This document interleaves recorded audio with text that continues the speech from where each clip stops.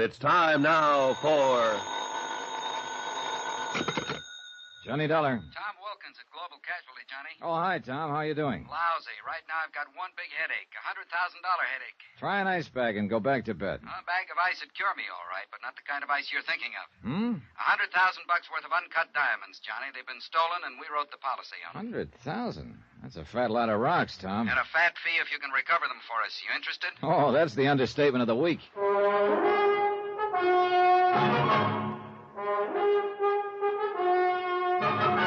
Tonight, and every weekday night, Bob Bailey in the transcribed adventures of the man with the action-packed expense account, America's fabulous freelance insurance investigator. Yours truly, Johnny Dollar.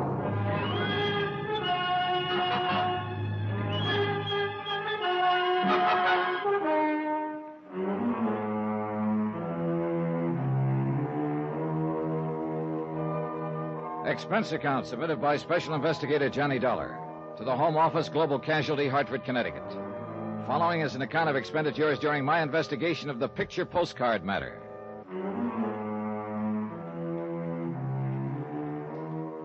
Expense account item 1, $1.25. Taxi to the office of Global Casualty, where Tom Wilkins was waiting for me.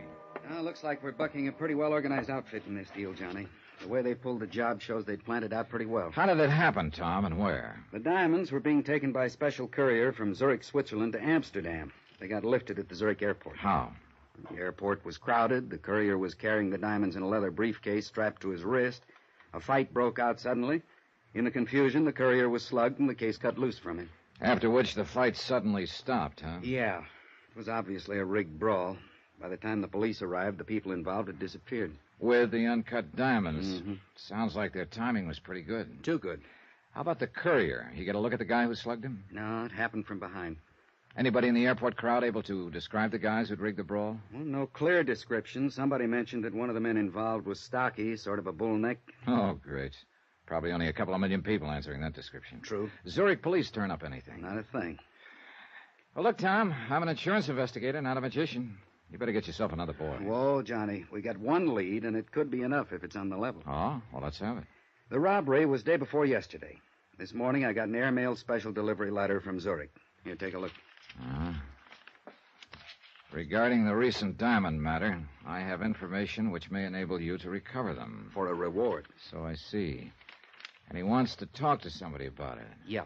And I nominate you. It's signed Sebastian. Any idea who he is? None at all. As you see, I was to reply to General Delivery in Zurich. I did. Told him you were the one. Uh-huh. How do I find him? Well, read on. You're to register at the Polo Hotel in Zurich. He or she will contact you there. You think it's on the level? I don't know. Could be a phony. Somebody trying to ace in and promote a fast buck. It's happened before. Sure, and this could be another one. But right now, it's the only lead we've got. We got to take a chance and go along with it. I can't say I care for the postscript here. Extreme caution necessary. Leads me to think there's one thing you'd better be real sure about, Johnny. What's that? That you don't get contacted by the wrong guy. And so, with the sun sinking slowly in the west and my morale slowly following suit, I said goodbye to my cheerful friend and set sail for distant shores. Item 2, $622 plane fare and incidentals to Zurich, Switzerland. It was a quiet, uneventful flight, and I had a lot of time to think. But I didn't much like what I was thinking. Whoever had lifted the uncut stones wouldn't exactly like the idea of an informant spilling the beans to me, and I had a slight hunch I'd be lucky if beans were the only thing that got spilled.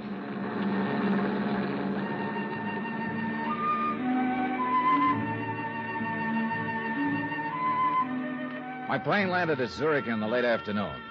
I hired a cab, that's item 3, $1, to take me to the Polo Hotel. The city looked bright, fresh, and clean. It gave me a lift. And the sight of a very pretty girl walking quickly to my cab as we were ready to pull away from the airport didn't hurt either. Oh, darling, Well, hello. I'm so sorry. I've made a mistake. Darn it. I thought you But were... I was somebody else. Yeah, that's the trouble with having an ordinary-looking face. Well, I wouldn't call it ordinary. But please... Well? Please, I wonder, could I share your cab into the city? Oh, by all means. I guess my friend was not on that plane after all. Oh, that's rough. Okay, driver. Well, this is very good of you. Well, I'm a real prince when you get to know me, Miss... Schaefer. Ilsa Schaefer. Johnny Dollar. And speaking of getting to know me... Driver, please pull up. Well, Hey, how come? Oh, I am so sorry, Mr. Dollar. I just remembered something I have to do. We were just beginning to get acquainted. I know. A pity, isn't it? Well, look, wait, Well, don't... perhaps this will make up for it. Well, offhand, I can't think of a better start. Now, if you'll only... Goodbye. Hey, Ilsa, wait! Well, if this is the customary Swiss hospitality driver, sign me up. Then I realized that Ilsa had forgotten her purse. I had the driver cruise around a few minutes, but we didn't see her anywhere. So I dropped her purse off at the Lost and Found office of the taxicab company, then went on to the Polo Hotel. It was in the newer quarter of Zurich, on the lower slopes of the Zurichberg. I went inside and started for the desk in the lobby, but I didn't quite make it. Turn here, please. Sorry, I'm heading for the desk. I said turn here, please. You know, I can't say I care for the way you keep nudging me in the ribs. That wouldn't be a gun, would it? Yes, it would. Now, if you will please come with me Okay, mister. Where to? to the side entrance. I'll say one thing. I sure didn't expect all the reception committees. The first one I like much better. Huh? Skip it, will you? Outside. That car over there. Hey, look, isn't it about time you told me what this is all about? There's no use pretending you do not know. The diamonds. Oh. You think I've got them, maybe? I do not think. I'm sure of it. Well, this may come as a nasty surprise to you, mister, but I have no time to waste. She entered your cab with a purse. She? And Ilsa? And left without it. And she was, shall we say, very friendly to you. Oh, that I remember. And I have no complaints, believe me, but she didn't give me any diamonds. I warn you. They weren't in her purse either. They checked the contents at Lost and Found. Get into the car. Hey, look, this routine won't get you anywhere. Into the car. Hey, take it easy, friend. You're trying to poke a hole in my ribs. Okay, relax. Take it Into the car. I jerked the door open suddenly and I knocked him off balance. I swung at him, but he ducked and lunged at me. I went sprawling into the street in front of an oncoming car. One of the fenders hit me a glancing blow, and I bounced against the curb. By the time I could get to my feet again, my friend with a gun had disappeared, and so had his car. I wasn't hurt, but it took several minutes to convince the very scared cab driver who'd accidentally hit me. He should be scared. Expense account item 4, $12.75. Telephone call to Tom Wilkins at Global Casualty Bank in the States. I'm glad you called, Johnny. Any luck so far? No luck, but sure a lot of action. Well, what do you mean? Well, first off, an attractive little doll shares my cab for a few blocks, plants a kiss on me, and scrambles out, leaving her purse behind. What? Then a strong arm collars me and tells me the girl must have passed the diamonds to me in the cab. Oh, but that doesn't make sense. Well, anyway, that's what happened so far, plus my almost getting run over in the process. Look, Johnny, I knew this wouldn't be an easy assignment, but... Yeah, I know. Yeah. Don't worry, Tom. I'm still all in one piece. But I'm beginning to realize what Sebastian meant in his letter about extreme caution being necessary. Has anyone contacted you yet? No, only the aforementioned pair. No sign of this Sebastian, whoever he or she is. Well, I still don't understand Neither do I. Either the boys who stole the diamonds have lost them, or there's another outfit trying to get their hands on them. In which case, I'm right in the middle. Johnny, Sebastian's still our only lead. You got to give him plenty of chance to contact you. Yeah, I know. Will do. But be careful. Look, I'm with you, believe me.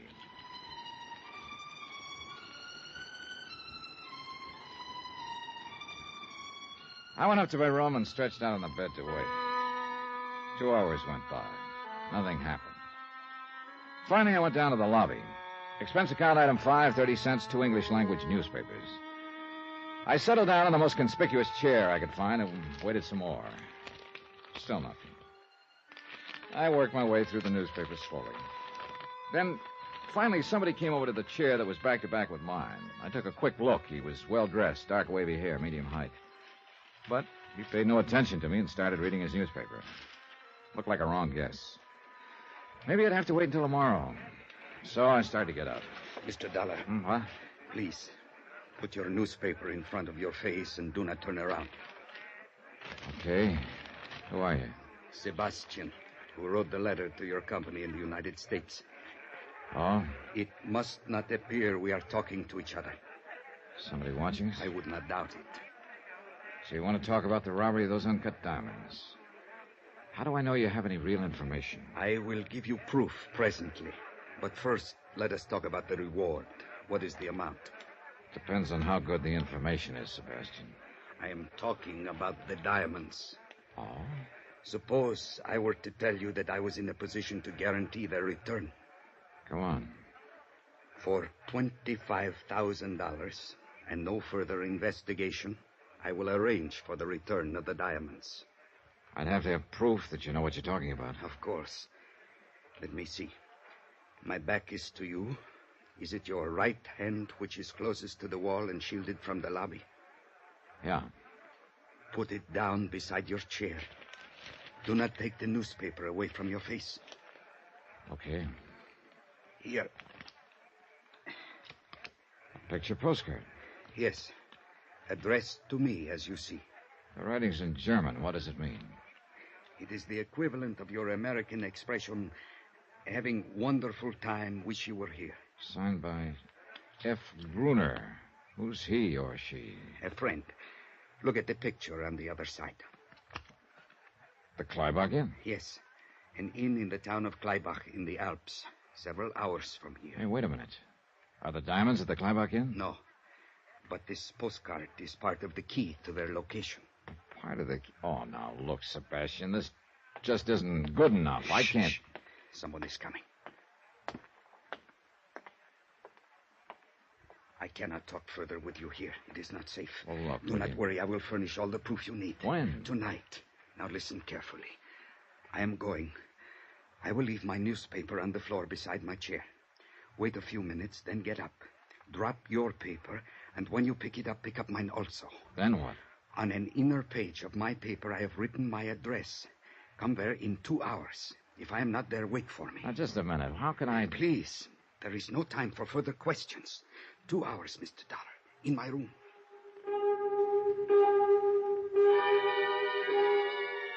Two hours later, I went to the address he'd given me. A small apartment in another part of the city.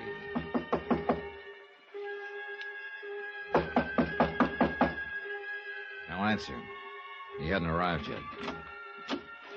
I went inside and waited. 15 minutes went by. No sign of Sebastian. And then something started picking away at my brain, a faint sound. I finally pegged it, a dripping faucet. It came from the bathroom.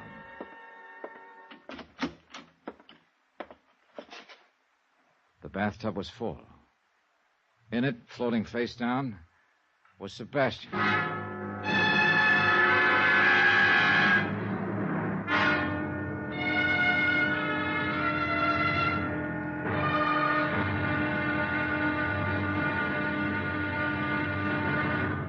Now, here's our star to tell you about tomorrow's episode of this week's story. Tomorrow, a perfect stranger wants to get acquainted, and a beautiful girl asks me to go skiing. Trouble is, either or both of them could be trying to kill me. Join us, won't you? Yours truly, Johnny Dollar.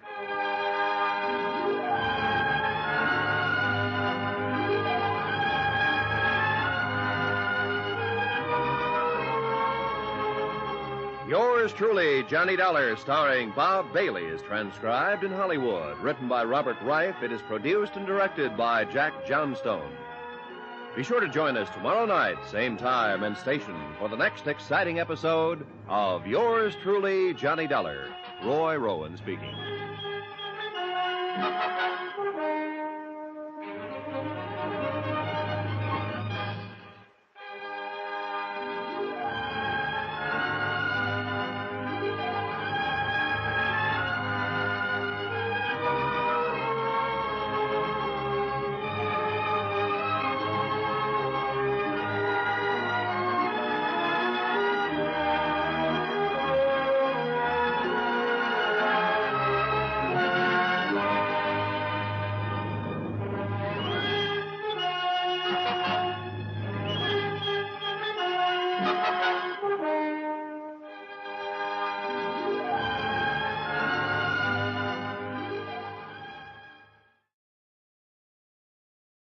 From Hollywood, it's time now for...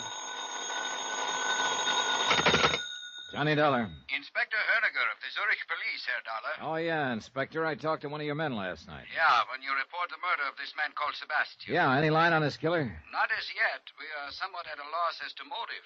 That I think I can supply. So? Sebastian apparently had information about the robbery of some uncut diamonds here in Zurich. So? Yeah, and he was willing to sell his information. But somebody called off the sale permanently. So find the man who lifted the stones, and we'll have Sebastian's killer. Perhaps. You don't sound convinced. It appears quite possible, Herr Dollar, that Sebastian was killed by a woman.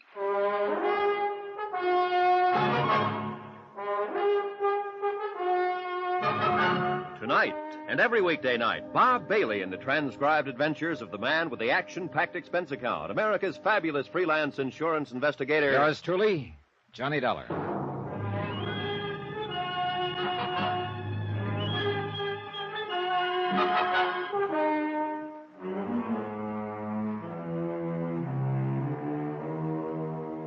Expense account submitted by Special Investigator Johnny Dollar to the Home Office, Global Casualty, Hartford, Connecticut.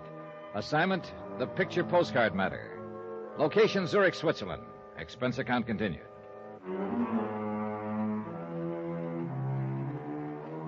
Item 6, $1 even, cab fare from the Polo Hotel to police headquarters. Inspector Herniger was a big man who moved and talked slowly. But one look at his very cold, slate-gray eyes told you his brain was moving a lot faster. Herr Dollar, I believe you told my lieutenant last evening that you were an insurance investigator. That's right, Inspector. And that you are in Zurich to investigate loss of 100,000 American dollars in diamonds at the airport a few days ago. Right. Well, perhaps you had better supply me with such background as you may have. Gladly. The robbery itself, of course, you know about. A fight broke out at the airport. We know that it was, as you say, rigged to create confusion. Yeah, and in the confusion, the courier who was carrying the stones was slugged. His briefcase was cut away from his wrist. Whereupon the assailants quickly melted away into the crowd. The exactness of their timing suggests that they were well organized and had planned the robbery in some detail. The next day, the company I'm representing got a letter from this man, Sebastian. He claimed to have information on the robbery and would help us recover the stones for a price. And you were sent to contact this Sebastian? Yeah. Or rather, I was sent here so that Sebastian could contact me. And did he? He did. But as it turned out, he practically had to stand in line. I am afraid I do not follow you. Well, first off, a very attractive young lady popped into my cab as I was leaving the airport for the hotel, asked to share the cab. Oh? 2 blocks later, she had the driver stop, planted a kiss on me, and jumped out. Indeed. You Americans seem to work fast, Herr Dollar. Yeah, I'm afraid I can't chalk up the incident to my personal charm, Inspector. She left her purse in the cab, and I gather the idea was to make somebody else think she'd passed the diamonds to me. And who would this somebody else be? A guy who jumped me in the lobby of the Polo Hotel. He was pretty convinced I had the stones. And how would the dead man Sebastian fit in? Well, it's my hunch Sebastian was a member of the outfit who stole them in the first place. He could have been trying to play both ends against the middle. How do you arrive at that conclusion? Well, look, we know there were several members of the group. Okay, so they're bound to take a big loss when they fence the diamonds. They'd be lucky to get half the value, which would be $50,000. True. Split 3 or 4 ways, that would cut the shares down considerably. But if Sebastian could engineer the return of the stones and collect a $25,000 reward for it, he'd be way ahead of the game. And Sebastian was secretly negotiating with you. Yeah, behind a newspaper in the hotel lobby. He wanted me to meet him in his room later so we could talk. I went there. I found him in the bathtub dead. And he had given you no specific information as to the location of the diamonds? Only this, Inspector. A picture postcard? Uh-huh. The Kleibach Inn. He told me Kleibach was a small resort village up in the Alps. I know the place. The card is addressed to Sebastian and signed by F. Gruner. He said Gruner was a friend of his. Perhaps the diamonds are at the Kleibach Inn? He said no, that this card was only part of the key to finding them. And he gave you no indication as to what the rest of the key to their location was? No, none at all. I gathered that's what we were going to talk about in his room later. But somebody else apparently had different ideas. Yeah. Say, look, you said over the phone that Sebastian's killer could have been a woman. Well, he was struck on the head from behind, but only hard enough to stun him. His death was due to drowning in the bathtub. Many times in our experience, women have chosen such a method. The woman, then, could be Ilse. Yeah. Or perhaps one of Sebastian's gang who learned of his plans. Very annoying, Herr Dollar. Many possibilities. But nothing tangible. Well, I'm heading for that place on the postcard, Inspector. The Kleibach Inn? Yeah. At this point, part of a key is better than none.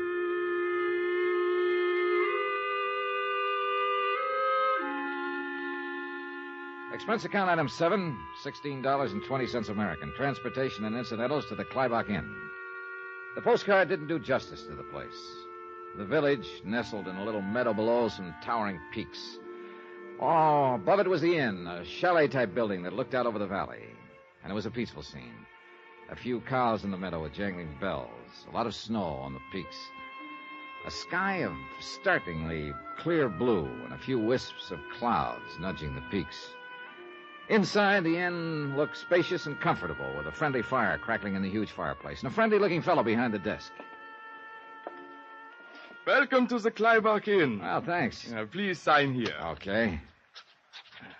Thank you, Herr Dollar, is it? Yeah. You the manager? Yeah, I am Otto Friedrich, your host. Well, maybe you could help me, Otto. I am at your service. All right. Take a look at this postcard. Oh, what's the matter? That is not the good picture of the inn. I had some new ones made. You see, the lighting is wrong in this picture. The entire north wing is in the shadows. Now, in the good picture... Yeah. Well, what I want to know is, do you sell these cards here? Not those cards, no.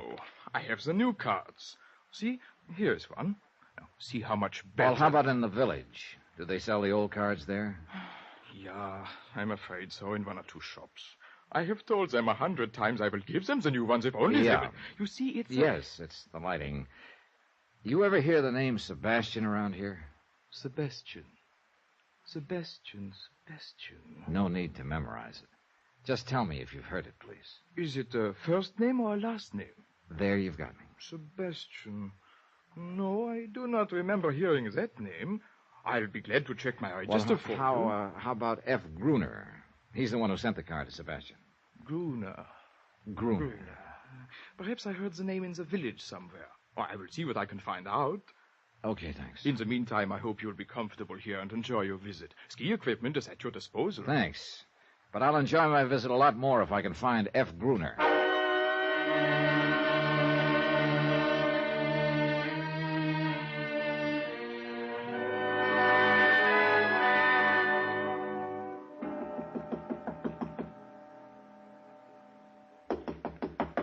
Okay, coming.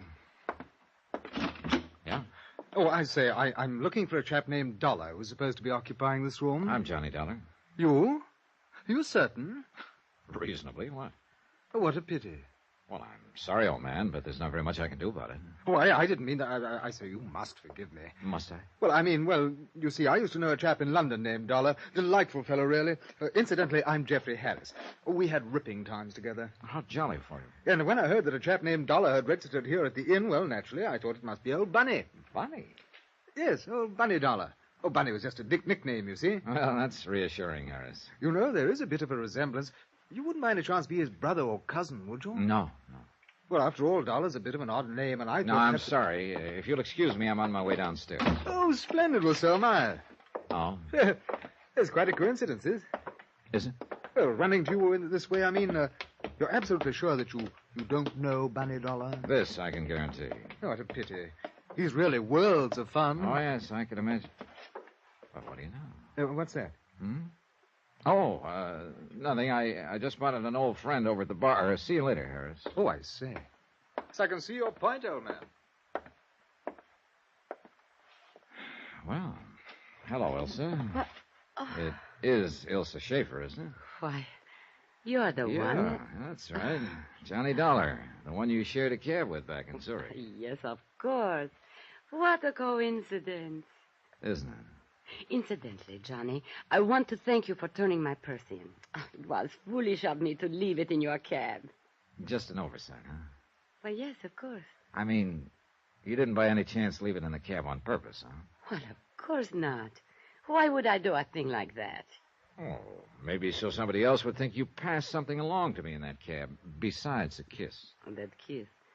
I suppose I shouldn't have been so impulsive. Oh, I didn't object to that. But I did object to a muzzle man jumping me and acting like you had given me something. Oh? What was I supposed to have given you? You don't have any idea? No, honestly, I don't. Okay, we'll let that ride for the time being. Mind if I ask what you're doing here at the Klybach Inn? Oh, this is a favorite spot of mine. I like to ski. Oh. You don't seem convinced. I really am quite a good skier, Johnny. Are you? As a matter of fact, I plan to go skiing in the morning. Would you like to come with me? Well, now, that might be pretty interesting. Just a minute. I'll go check with Otto, see if I can borrow some skis. Be right back. All right, Johnny. Ah, Herr Dollar. And how are you enjoying your stay so far? Just fine, Otto, fine. Look, about that girl over at the bar. Fräulein Schäfer. Oh, a most attractive young lady, no? A most attractive young lady, yes. This seems to be a favorite spot of hers. I am very happy to hear that, Herr Dollar. I suppose she comes here often, huh? This is her first visit to the Kleibach Inn. You're sure about that? Of course. I would certainly remember a young lady like her. Yes, this is her first visit, but I hope it will not be her last. Don't count on it, Otto.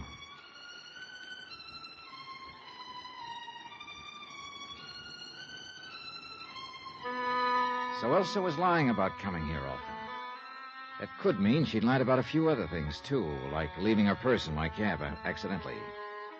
She might have been trying to make it look like she'd passed the stolen diamonds on to me and thus take the heat off herself and whoever she was working with. I remembered what Inspector Honegger had told me, that Sebastian's killer could be a woman. I went back to the bar. Did you arrange for the skis? Yeah, I guess I'm all set. Good. Tomorrow morning, then. All right, where? Well, I had in mind the North Slope, but perhaps you would not like that. Why not? Some people consider it too dangerous. Oh, I don't think I should worry about the danger, do you? After all, Elsa, I'll be in the best of hands. Thank you. I'm sure you'll take good care of me. I will certainly try to, Johnny.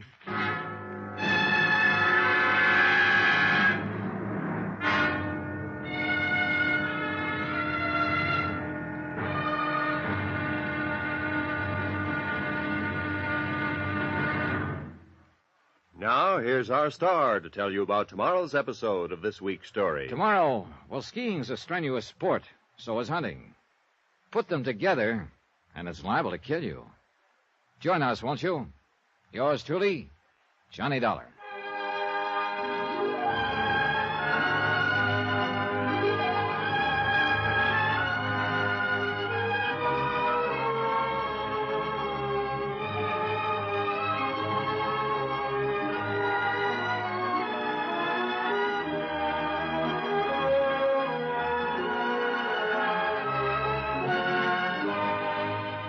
Yours truly, Johnny Dollar, starring Bob Bailey, is transcribed in Hollywood.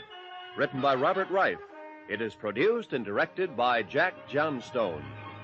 Be sure to join us tomorrow night, same time and station, for the next exciting episode of Yours truly, Johnny Dollar. Roy Rowan speaking.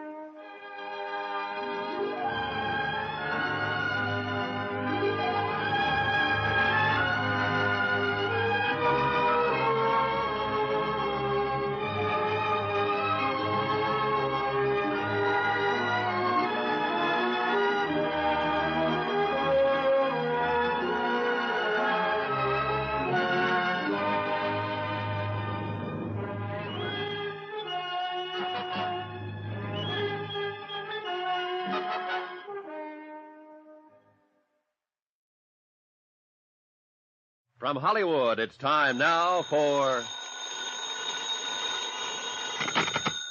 Johnny Dollar. This is Otto, the innkeeper. I have a telephone call for you from Police Inspector Honegger in Zurich. I will put him on. Go ahead. Hi, Inspector. Any line on Sebastian's killer? Not yet, Herr Dollar. That also means no line on the stolen diamonds, huh? I do not know. You recall the picture postcard Sebastian gave you before his death? The picture of the Kleibach Inn? Sure. He said it was part of a key to the location of the diamonds. That's why I came up here to the inn. But I haven't found any sign of them. We have been watching Sebastian's apartment. This morning, the second part of the key arrived in his mailbox. Another postcard? Yes. I am sending it on to you. See what you can make of it. Looks like we're in the middle of a game of some kind. Have you been able to locate locate the missing murder suspect, Ilse Schaefer? I've not only located her, in 5 minutes I'm going skiing with her. What? Herr Dollar, do you think that is wise for you? It's one way of finding out if she ties in. I just hope it doesn't turn out to be the hard way.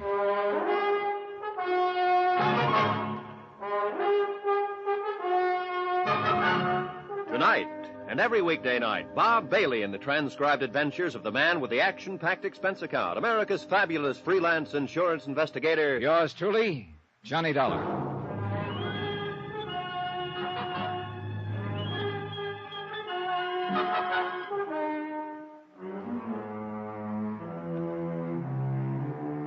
Expense account submitted by Special Investigator Johnny Dollar to the Home Office Global Casualty in Hartford, Connecticut. Assignment, the picture postcard matter. Location, Kleibach, Switzerland. Expense account continued. Item 7, $3 American, rental on ski equipment. Ilse Schaefer told me she'd come to Kleibach to go skiing, and I wanted to make sure that was her reason. There'd been too many coincidences about her to suit me. First, the way she'd popped into my cab in Zurich, then popped out 2 blocks later, leaving her purse behind. Right after that, I'd been jumped by a strong arm who was sure Ilse had passed the stolen diamonds to me. And now she turns up suddenly at the Kleibach Inn. I spotted her waiting for me at the ski lift.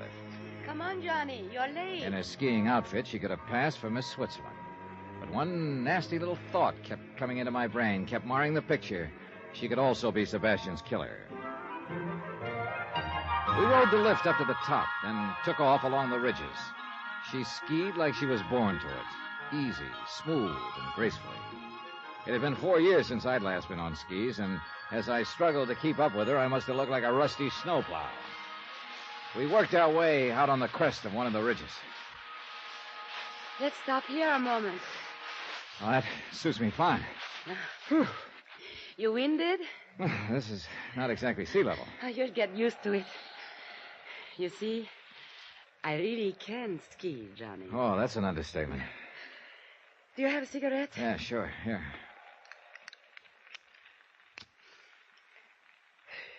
Thanks. Isn't it beautiful up here, Johnny? Yeah. You see that little dot way down there? That is the inn. A long way down. That's what I like about skiing. Everything is so remote, so far below. When you're up here, all that down there, it just doesn't exist anymore. It's always there when you get back, though. You are too practical, Johnny. But, you know, it's fun being with you. Thanks. I still can't get over it. What? Well, the coincidence that I should share your cab in Zurich and then run into you again at the Kleibach Inn. But I am glad. Aren't you? Can't say that I... Johnny! Hey! Must have come from that other ridge behind the rocks. Closer. We're sitting ducks on this ridge. Quick! Down the left side of it. There is a shortcut. Let's go. Keep low, Elsa.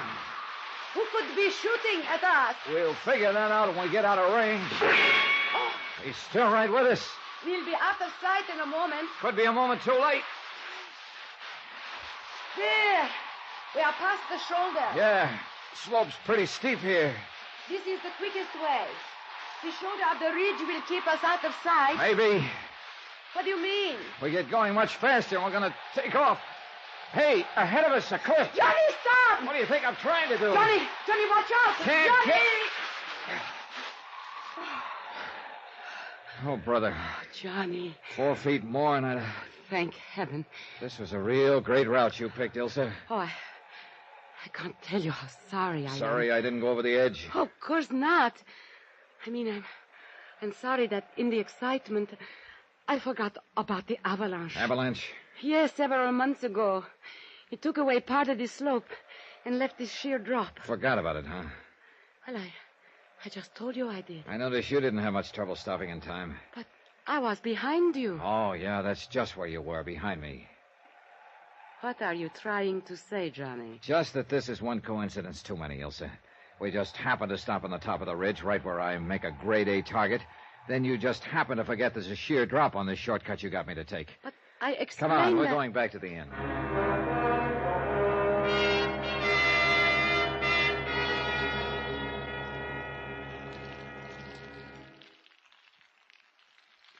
The fire feels good, doesn't it? Johnny, what is it?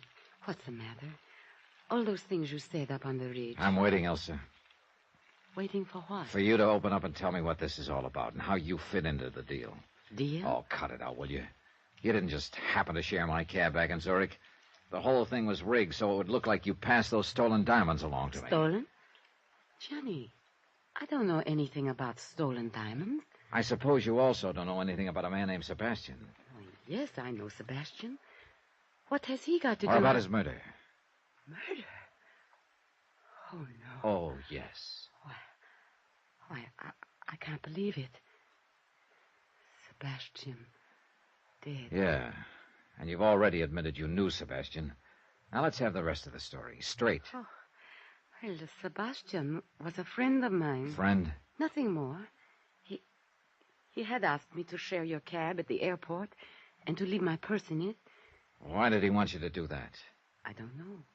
He said he was in some kind of trouble and needed help. He said if I would do that, it would help him. Ilsa, you'll have to do better than that. But I am telling you the truth. No, you... Hey, wait a minute. You claim you didn't know what kind of trouble Sebastian was in? No, he didn't tell me. You also claim you don't know anything about the diamonds? $100,000 worth? What? I read about that in the newspapers, but... Oh, wait a moment. Are you saying that Sebastian was involved in it? Up to his ears. I'm sorry to hear that, Johnny. But you must believe me. I did not know anything about it. You're either telling the truth or you're a whale of an actress, Ilsa. I'm telling you the truth. Okay. But about that taxi cab in Zurich, I don't understand. Sebastian was trying to double-cross the rest of the outfit by negotiating with me for the return of the diamonds. But apparently there was another outfit after the diamonds. He wanted to make it look to them like he'd passed the diamonds along to take the heat off. You said a man attacked you after I had left your cab. Yeah. He obviously thought you'd slip me the diamonds. Oh. So Sebastian was setting me up as a patsy on the one hand and negotiating with me on the other. Who could have killed him? Good question. Could be the outfit trying to grab the stones. Or Sebastian's own crowd found out he was trying to sell them out. And the person who shot at us up on the Same ridge? two possibilities. Which reminds me, you still haven't explained how you happened to come up here to the Kleibach Inn. Oh. Well, Sebastian told me he had unfinished business in Zurich, and he would meet me here in a few days, and we would go skiing. I see. Tell me, did you know any of Sebastian's friends? One or two, slightly. Was one of them big and powerful, thick features, almost bald? No. Why? Well, he's the one who jumped me in the hotel lobby after my cab ride with you. Oh, no. I am certain I would remember him the way you describe him. Oh, there was a man Sebastian spent a great deal of time with, but he was short and stocky with very thick neck. Well, that fits the description of one of the men in the robbery at the Zurich airport. Do you know his name? Why, Brunner, I think it was. Could it have been Gruner? Yes, Gruner. The man who sent the postcard to Sebastian. Yeah, that ties in all right. Postcard? Oh, well, skip that. Was one of Sebastian's friends an Englishman? Not that I know of. Why? Well, a fellow named Jeffrey Harris here at the hotel's been trying to strike up an acquaintance with me.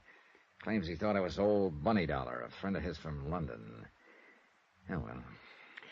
Johnny, if you'll excuse me, I'm very tired and upset about this news of Sebastian. I think I'll go to my room. Yeah, okay, Elsa. If there's anything more I can do... Don't to help worry. you... I'll let you know. All right, I'll see you later. Herr Dollar, Oh, Otto. did you enjoy your skiing? Well, let's say it was real interesting.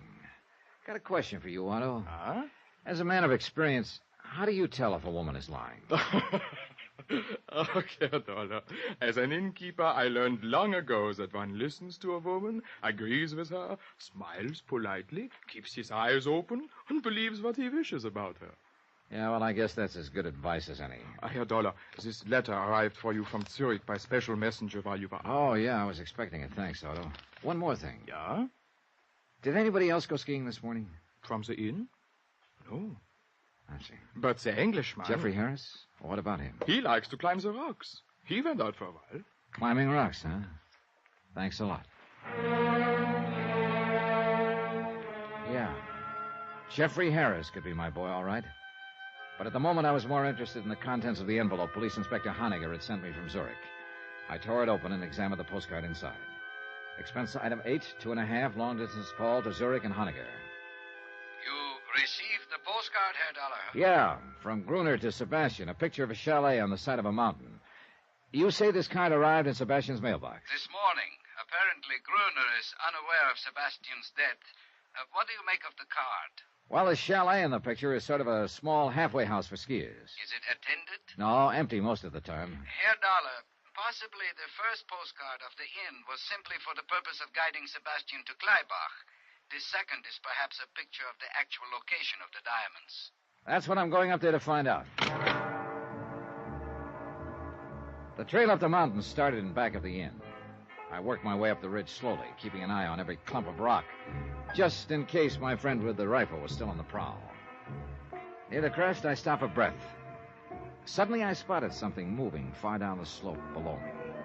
Someone was descending from rock to rock, almost down to the inn. It was too far to tell for sure, but it looked like the Englishman, Jeffrey Harris. I started my climb again. 10 minutes later, I reached the halfway house, the place on the postcard. It was small, just a shelter, and there was no sign of life. Inside, the place was in a shambles, completely torn about. If this had been the hiding place of the stolen diamonds, somebody had sure beat me to it.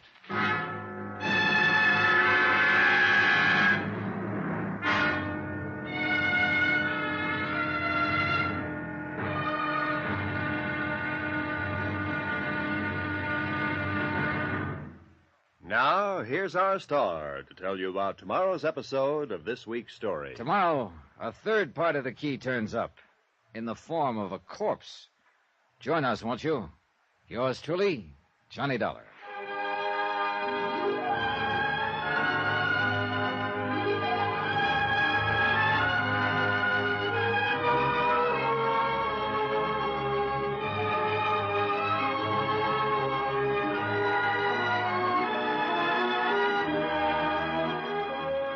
Yours truly, Johnny Dollar, starring Bob Bailey, is transcribed in Hollywood. Written by Robert Reif, it is produced and directed by Jack Johnstone. Be sure to join us tomorrow night, same time and station, for the next exciting episode of Yours truly, Johnny Dollar. Roy Rowan speaking.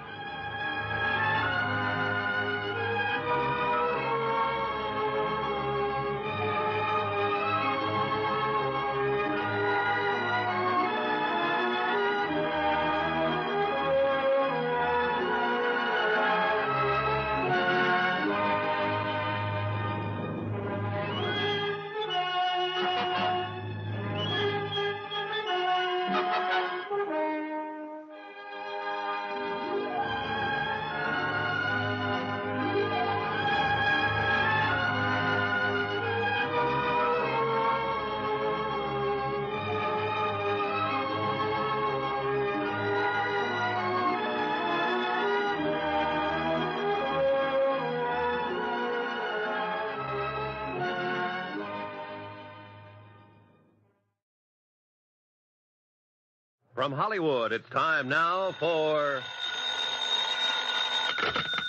Johnny Dollar. Inspector Honegger of the Zurich Police, Herr Dollar. Hi, Inspector. Where are you? Downstairs in the lobby of the inn. I came up from Zurich to see if that picture postcard I sent you was of help in locating the stolen diamonds. Afraid not, Inspector. I located the chalet on the postcard, all right. It's sort of a shelter for skiers up on a ridge. Well?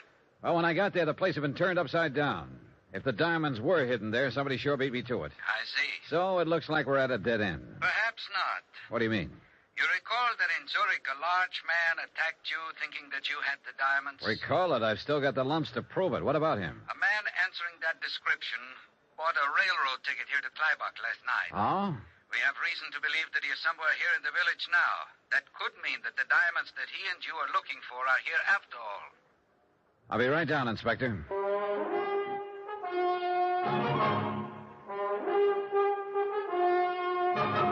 Tonight and every weekday night, Bob Bailey in the transcribed adventures of the man with the action-packed expense account, America's fabulous freelance insurance investigator. Yours truly, Johnny Dollar.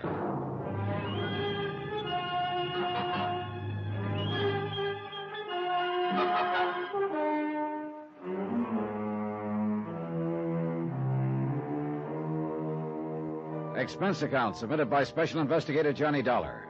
To the Home Office, Global Casualty in Hartford, Connecticut. Assignment, the picture postcard matter. Location, Kleibach, Switzerland. Expense account continued. Item 9, 70 cents. 1 pot of coffee for Inspector Honegger and myself at the Kleibach Inn. Ah, most perplexing case, Herr Dollar. A skillfully timed robbery of the uncut diamonds at the Zurich airport last week, and then these puzzling postcards supposedly giving the location of the diamonds. Yeah, they've got to be the key, Inspector. If we can only figure them out. Look, we know now that Sebastian was in on the robbery and was trying to negotiate secretly for the return of the stones. Yeah, and he told you before he was murdered that the postcard he gave you was a part of the key to the location of the diamonds. That's right. It was signed by a man named Gruner. And according to Ilse Schaefer, Gruner was a friend of Sebastian's. Her description of Gruner matches one of the men in the robbery at the airport. And what of this young lady, Ilse Schaefer? What do you make of her? Well, that's a good question, Inspector. I wish I knew the answer. I hope she's in the clear. Hope? Oh, I see. All right, so I'm normal. Yeah, she is a very attractive young lady. But there is also the chance that she is involved, that she killed Sebastian. I know. She could be involved, or she could be innocent. It's a 50-50 proposition, I guess. Pay your money and take your choice. More coffee, Inspector? Please. Thank you.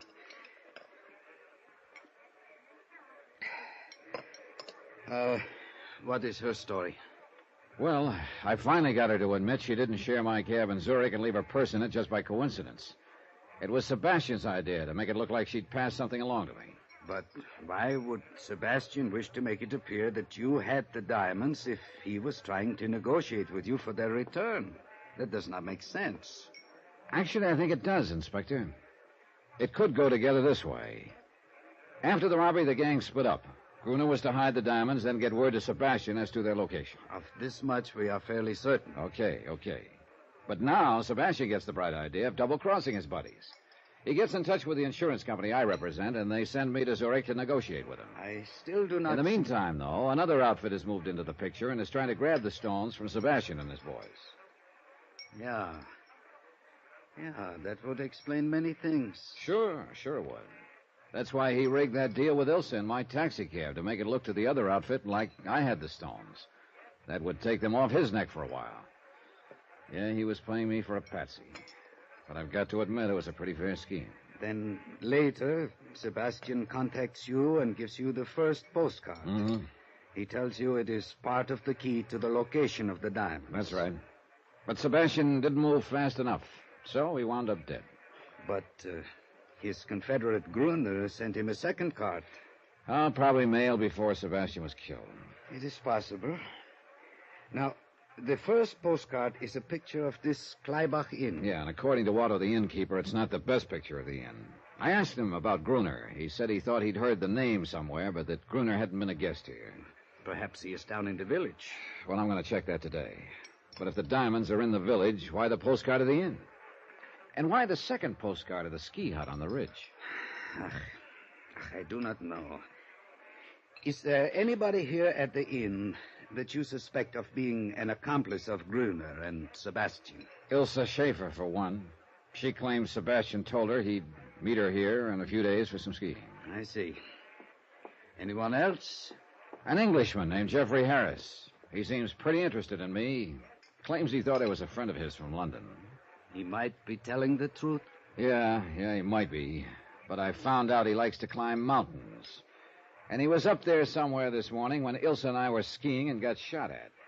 Do you think Fräulein Schaefer could have maneuvered you into that position? Well, if she did, she had a lot of confidence in the marksmanship of her buddy in the rocks.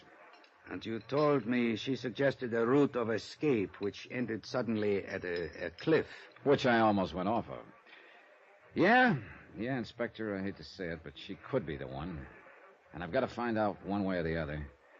Which means I'm going to stick pretty close to her for the time being. I gather that prospect is not entirely unpleasant to you.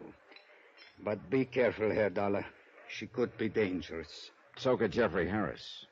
On my way to the ski hut this afternoon, I spotted him down the mountain from me. And the ski hut had been torn apart. Yeah. If the diamonds were there, they're gone now. And Harris could be the boy who beat me to them. If he or anybody attempts to leave Kleibach, one of my men at the railroad station will report it. Well, I must be getting back to Zurich, Herr Dollar. Who knows? Perhaps these postcards are just decoys. And the stones are still in Zurich? No. No, I'd bet my bottom dollar they're here in Kleibach somewhere. If I could only figure out the meaning of those postcards. Yeah. Otherwise, why would the man who attacked you in Zurich have come here? He must be hiding out in the village somewhere. Well, perhaps I can turn up something else of help in Zurich. Right now, Inspector, anything would be of help, believe me.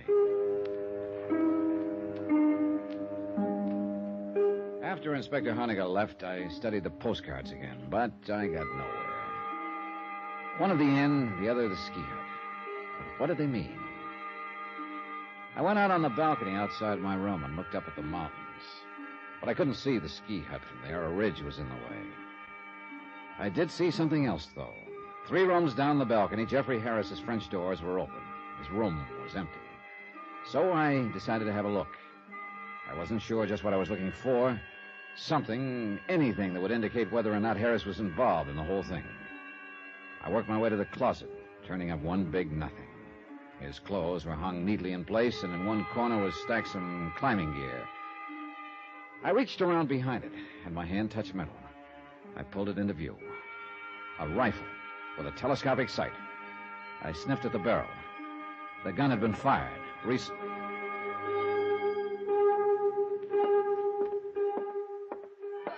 Good evening, Herr Dollar. Hello, Otto. Look, have you seen Jeffrey Harris lately? The Englishman? Not since late afternoon. All day long he was out climbing the mountain. Yeah, I know. He no sooner got back than he went out again. Before dinner. And it was a good dinner tonight, too. Any idea where he went? Nine. Could be in the village. Look, tell me something. When he arrived here at your inn, did he have a gun case in his luggage? He had a lot of climbing equipment, but I did not notice a gun case. Well, he could have taken it apart and packed it in his suitcase. Why do you ask, Herr Dollar? Oh, skip it. I'll see you later, Otto. Johnny, Oh, hello, Elsa. I've been looking for you. Yeah? Have you been able to find out who was shooting at us up on the ridge this morning?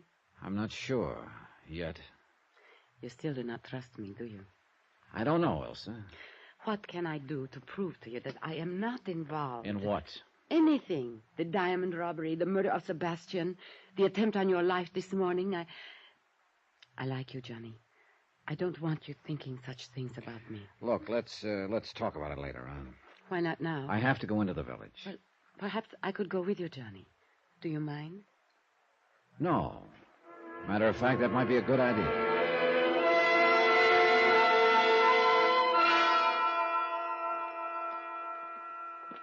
Nice in the village tonight, isn't it? Yeah, it is. Quiet, too. You seem to be looking for something, Johnny. For someone, Elsa. Who? The Englishman, Jeffrey Harris. Oh, You told me you'd never seen him before you came here to Kleibach. that is right. Then he wasn't a friend of Sebastian's. Well, not as far as I know. Well, an hour ago in Harris's room, I found a rifle with a telescopic sight. You mean that Harris is the one who shot at you this morning? Otto, the innkeeper, told me Harris went mountain climbing today. I saw him on his way down late this afternoon. But he isn't at the inn now. You think he's down here in the village? Maybe. That's why. What's the matter? Hold it, Elsa. Well. Looks like maybe the village isn't so quiet after all. What do you mean? I think somebody's following us. What? Come on, now, start walking. Yeah. Where? Across the street and back a ways in the shadows.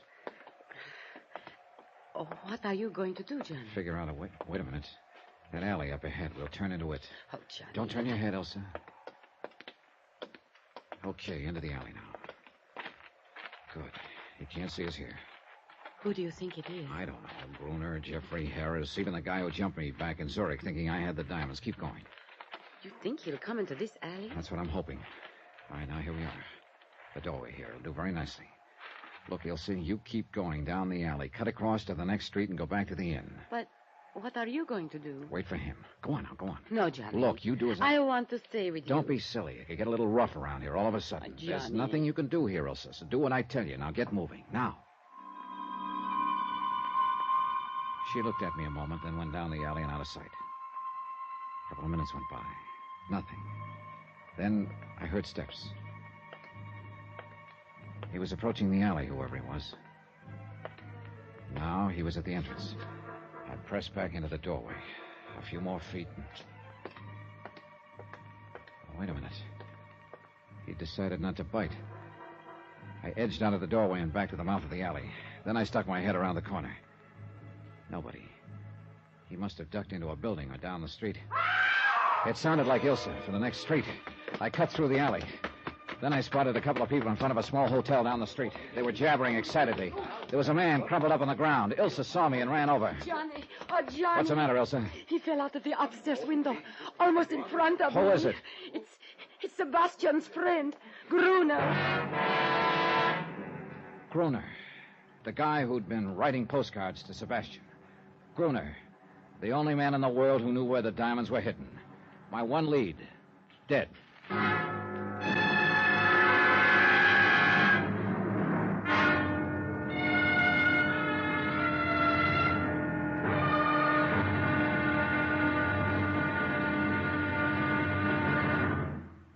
Now, here's our star to tell you about the final episode of this week's story. Tomorrow, the wind-up. I find out some people will not hesitate to kill anyone who gets in their way.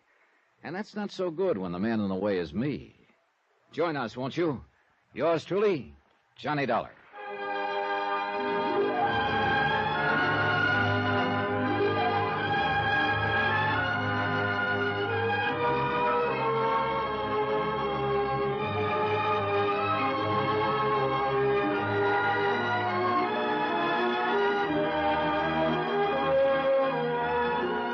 Truly, Johnny Dollar, starring Bob Bailey, is transcribed in Hollywood. Written by Robert Reif, it is produced and directed by Jack Johnstone. Be sure to join us tomorrow night, same time and station, for the next exciting episode of Yours Truly, Johnny Dollar. Roy Rowan speaking.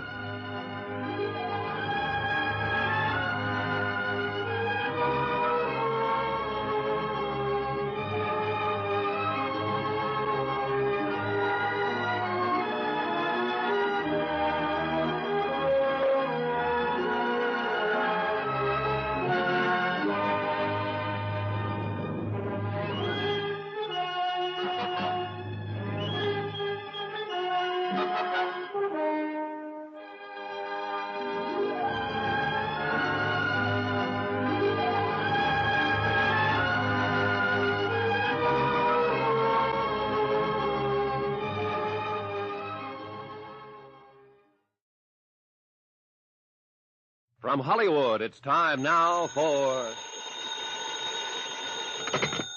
Johnny Dollar. This is Otto, the innkeeper, Herr Dollar. Oh, good. I was away from the desk for a few minutes and just received the message that you called. Look, Otto, I'm at the little hotel down in the village. You're not planning to move out of the Kleibach Inn, I hope. No, listen. I want you to do me a favor. Of course. Have you seen Jeffrey Harris? The English gentleman? No. Then keep a sharp eye out for him. Oh. Yeah, and the minute he gets back to the inn, call me. But don't let him know you're calling me. Whatever you say, Herr Dollar. But is something wrong? Plenty. This man named Gruner I've been looking for. You have found him? I've found him, all right. Dead. What? And it looks like his killer is here at this hotel.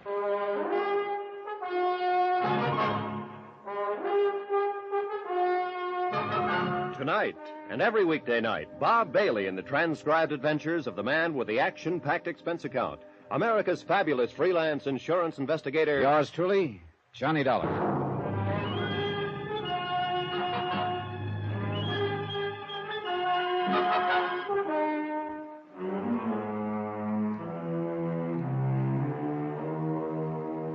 Expense account submitted by Special Investigator Johnny Dollar, location Kleibach, Switzerland. To the Home Office, Global Casualty, Hartford, Connecticut. Assignment, the picture postcard matter. Expense account continued. The murder of Gruner meant that I had lost the one solid lead I had on the whole case. Unless, of course, I could round up whoever put him away. Item 10, $1 to the desk clerk for watching the rear entrance of the hotel in case the killer should try to get out that way. Well, what are you going to do, Johnny? Go upstairs and take a look. I'm coming with you. No, stay here. I won't. I'm coming with you. All right, I don't have time to argue. Now, tell me again just what happened, Elsa. You realized we were being followed along the street. You decided to wait in that alley, and I was to cut through to this street and go back to the inn. Yeah. Go on. Well, when I got to the street, I heard a man cry out. Then I saw Gruner fall from an upstairs window. He was dead. He fell from a corner room? Yes. Well, that'd be this door over here. Okay. Get back against the wall, Elsa. All right. Be careful, Johnny. Yeah.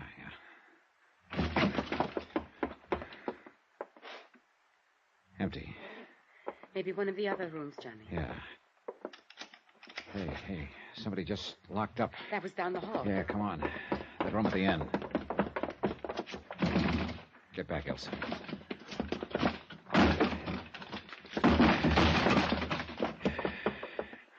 Gone. The window. Yeah. Oh, great. A fire escape. Uh-oh. You see someone, Just Johnny? a flash as he disappeared around the corner. Could you recognize There him? wasn't much light, but it looked like the big boy who jumped me back in Zurich. Then it was he who killed Gruner. Could be. And Gruner was my last lead to those stolen diamonds. You think that man who got away now has them? I don't know. If he does and tries to leave town, Inspector Honegger's man will pick him up at the railroad station. Well, let's go back to the inn.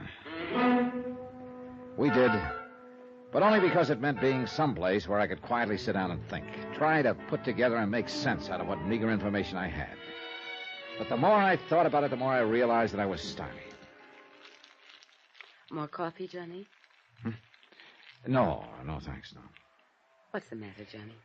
Oh, what's the matter is I'm beat. The stolen diamonds. The stolen diamonds.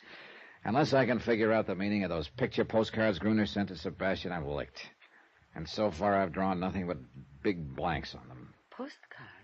You didn't say anything to me about postcards. I know, Elsa. Well, look, you may as well know it. Right now, you're about my last hope. You claim you weren't involved in any of this, that you want to help me. Oh, yes, Johnny, and I mean it. Okay, here's your chance to prove it. How? Take a look at these postcards. They're all addressed to your dead pal, Sebastian. Sent to him by Gruner. That's right.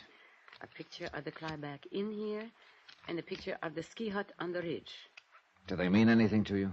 Well, we are staying here at the inn, and I have seen the ski hut on the ridge. Beyond that, nothing. You're sure? Yes. What is it all about, Johnny? The postcards, I mean. Sebastian and Gruner were together in the diamond robbery back in Zurich. Then they split up. Gruner hid the diamonds and sent these postcards to Sebastian. They're supposed to be the key to the location of the diamonds. And now both Sebastian and Gruner are dead. Which means that if I can't figure out this key, I'll probably never recover those stones. You told me this morning you thought there were others after the diamonds. Yeah, and they probably knocked off Sebastian and Gruner trying to get them. These postcards, the inn and the ski hut. Have you searched this inn? As well as I could. And the ski hut? When I got there, the place had been ransacked. Somebody beat me to it. I saw Jeffrey Harris in the vicinity on my way up to the hut. The Englishman? Yeah. He could be my boy. Maybe whoever knocked off Gruner in the village was working for him. Maybe Mr. Harris already has the diamonds then. I hope to find out, if and when he comes back here to the inn. I somehow doubt that he's found them, though. They went after Gruner after the ski hut was ransacked. And that would indicate they are still looking for them. Yes. The inn and the ski hut. Wait, Johnny. Perhaps the diamonds are somewhere on a line between the two places. I thought of that, but it doesn't work. You can't see the ski hut from here at the inn. A ridge cuts it off. And where on a line between the two? They're about 5 miles apart. I wonder if... Hold it, Elsa. What is it? Jeffrey Harris, just coming in. See you later, Elsa. Well, it's the dollar chap. Yeah, that's right, Harris. The dollar chap. Enjoying your stay at Clyback, old man? Well, let's say it's been interesting. Delightful place, really. I'm a bit of a mountain climber, you know. Yeah, I know. Oh, you do? Oh, I didn't think my reputation had spread that much. Oh, I'm really just an amateur, but it's great fun. You did some climbing today, I believe. Yes, matter of fact, I did. Splendid face of rock up there. It gave me quite a workout. And you were down in the village this evening? Oh, yes. I say, old chap, you seem to be rather an inquisitive sort. Why all the questions, huh? Well, this morning I got shot at up on the ridge. What's that? This evening a man was murdered in the village. Both times you were in the vicinity. Oh, now, look here, Dollar. Let's not be absurd, right? I'm sorry that someone was potting away at you this morning, but I assure you I had nothing to do with it, and I didn't even know about the murder in the village. Plus the fact you've been pretty interested in me ever since I arrived here at the inn. Yes, but I've explained all that. I thought at first that you might be my old friend Bunny Dollar from London. Look, let's quit talking about old Bunny Dollar and start talking about that rifle of yours with a telescopic sight. Oh, don't be ridiculous, old boy. I don't have any rifle. Well, I just happened to have found one in your closet today. I say, you are a snooper, aren't you? But you must have gotten to the wrong closet. I tell you, I don't own a rifle. It was there, all right, and it was your closet. Well, then somebody left it there by mistake. Now, look here, Dollar. I haven't the slightest idea what you're driving at, but I assure you I am in no way involved. And I must say I don't care for your attitude or behavior. To think I had you confused with old Bunny. Well, you're not in the least like him. You're prowling in my closet. I guess I drew a blank there. Elsa, where did you... Herr Dollar? Oh, Otto. Where did Elsa go? Why, I do not know. She was sitting there a few minutes ago. Perhaps she went up to her room. Yeah. Herr Dollar, this man you were looking for, Gruner. I'm not looking for him anymore, Otto. Like I told you over the phone, he got himself killed in the village this evening. I know. And that is what made me think you might be interested in this. Oh, hey, another postcard. Where'd you get it? It arrived today. It was addressed to the man called Sebastian in care of my inn. That means Gruner didn't know Sebastian was dead. Hey, this could be the missing part of the key. Key? A picture of the village square. Does that mean something to you, Herr Dollar? I'm sure it means something, all right. But I'm not sure what.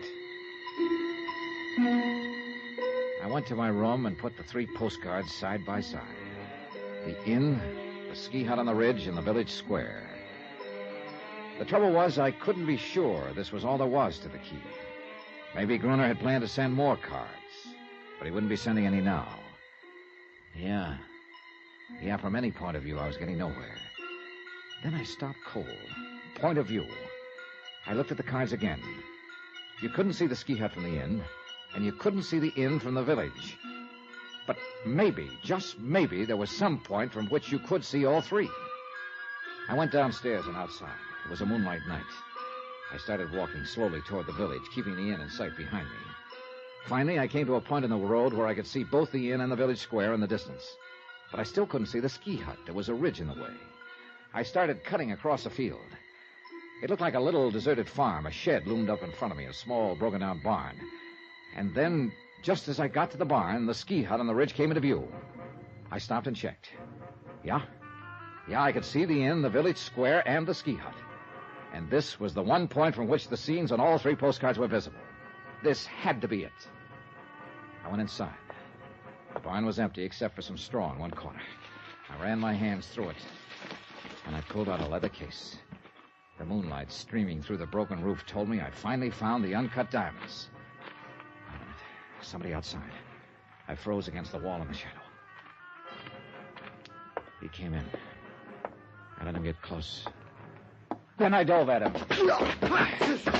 I gave him a couple to the midsection and he crumpled. I dragged him to his feet. No, let's go off. Well, my old friend who jumped me back in Zurich. Who are you? Come on. No, don't. No, I am Anton. Your outfit was trying to get the diamonds away from Sebastian's boys, huh? Yes. When you jumped me in Zurich, you thought I had them. Then you followed me here to Kleibach. And you killed Gruner trying to make him talk. Okay, who are you working for? Spell it. No, nobody. I am working alone. Don't give me that. You haven't the brains to mastermind a deal like this. Now, who's the boss? I can't tell you. Open up, Anton. Start talking. That is enough, Herr Dollar. What? Otto. Stand very still. Well, so the little innkeeper is Anton's boss. You stupid fool, Anton. Yeah, well, what could I do, Otto? I didn't know he had me approaching. One blunder after another. But I think I get it now, Otto. It was you who shot at me up at the ridge this morning. Then you planted the rifle in the Englishman's room. I realized after I had missed that perhaps it was just as well, Dollar. Sure. You realized I might be able to help you. You couldn't figure out the location of the stones, although you had one of the postcards. But you knew I had the other 2 and might be able to figure out the 3 of them. Why not? So you gave me the 3rd card, hoping I'd lead you to the diamonds. Which you very obligingly did. Give me the diamonds, Dollar. I will take them. Stand back, Anton. What? But Otto... Sure. You don't think he's really going to split with you, do you, Anton? What do you mean? Otto. Stay where you are, Anton. You have served your purpose. After all I have done for you, why, you stand back! Anton started for Otto, who took his eyes off for a second. That's what I was waiting for. I dove at him just as his gun went off. Anton crumpled, and after a fist in his face, Otto did likewise. I knelt down and picked up his gun. All right, Otto. Just hold it where you are. But my shoulder, I'm hurt. Don't worry, Anton. There's enough of you left to talk to the police. And you know, I got a hunch you're going to be a real cooperative witness.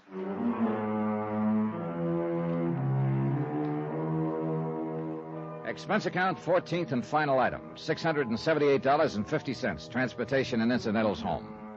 Total expenses, $1,723 even. Remarks? Otto and Anton were turned over to Police Inspector Honegger. The diamonds are in safekeeping. About Otto. Well, greed is one of the 7 deadly sins. It sure turned out to be the deadliest one for Otto. About Elsa? Well, please consider me available for any future assignments in Switzerland. End of report. Yours truly, Johnny Dollar.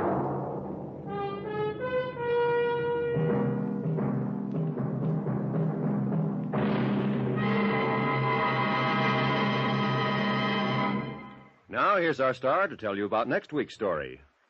Next week, there's uranium, they say, in the Arizona hills. There's also a killer with 3 victims behind him, and he's looking for another. Join us, won't you? Yours truly, Johnny Dollar. Yours truly, Johnny Dollar, starring Bob Bailey, is transcribed in Hollywood. Written by Robert Reif, it is produced and directed by Jack Johnstone. Heard in our cast were Lucille Meredith, Victor Perrin, Forrest Lewis, Stan Jones, and Ben Wright. Musical supervision by Amerigo Marino. Be sure to join us on Monday night, same time and station, for another exciting story of yours truly, Johnny Dollar. Roy Rowan speaking.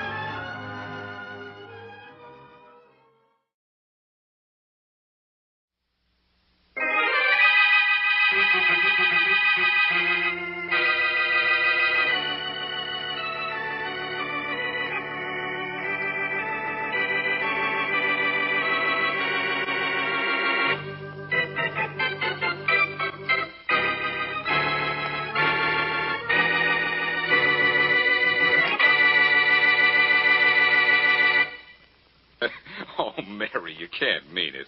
What could I do in a musical comedy? What everybody does in a musical comedy, Blackie. Act and dance and sing. Oh, now, darling, you just have to do it. Yes, you simply must do it, Blackie. The club is counting on you to do it. They're counting, are they, Mr. Merriweather? Well, you're director of the show. Direct them to start counting me out right now. But, Blackie, Miss Wesley says you can sing, and the dance routines are simple, Blackie, but terribly simple. And we're doing Gilbert and Sullivan's Mikado. The dances are hardly more than little toe, heel, toe, kick, toe, heel, toe. Ouch! Well, you know what I mean. Blackie, you mustn't forget the cause. We're staging the performance for the Orphans Foundation. And, Yes, what is it? Also, I have a confession to make. We have already advertised that you will be in the show. Oh, Mary, sometimes You'll do it then? Oh, this is wonderful, marvelous, simply superb, Blackie. Rehearsals start at 9 tomorrow morning. At 9 in the morning, sharp, but on the dot of 9. What time was that again? Well, never mind. I'll be there. Only I've got a hunch I'm going to wish I weren't.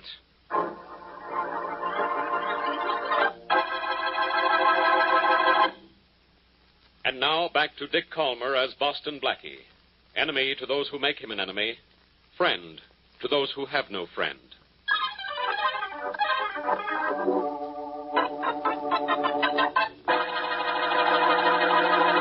Whose deal is it, Arnold? think it's Roger's. Yeah, it's mine, Lester. This will have to be the last hand. Oh? Why? Well, they're opening this broken-down theater for the first time in a year to do a benefit performance of the Mikado. You're just spoiled, Roger. Being superintendent of a closed theater must be pretty soft. Well, it looks as if you'll have to work for a while. Only for a few days. Rehearsal's called in an hour, so this is the last hand. All right, deal. Maybe I'll have better luck this time. I'll need more than luck from now on. I'll need money. What's the matter, Lester? Haven't you sold one of your statues yet? No. Too many lowbrows in the world. Well, go ahead. Will you deal, Roger? Oh, sure. Here we go. And give me something I can play with this time, Roger, will you? I'll try to, Arnold. Hey, wait a minute, Roger. What's the matter? Let me look at those cards. What are you talking about? You know what we're talking about. You've been cheating us, Roger. How long? Now, look, I'll explain later. I've got to get this theater ready for that Mikado. Now, wait a minute, Roger. I want to see those cards. Now, let him go, Lester. But he's been cheating. Yes, I know. I've been losing to him for 2 years, ever since the three of us started playing. So have I, Lester. Yeah, you're rich. You've got more to lose. I know, so I lost more. You know, I never thought a lifelong friend would do this to me. And I never thought I could be tempted to do what I'm thinking to a lifelong friend.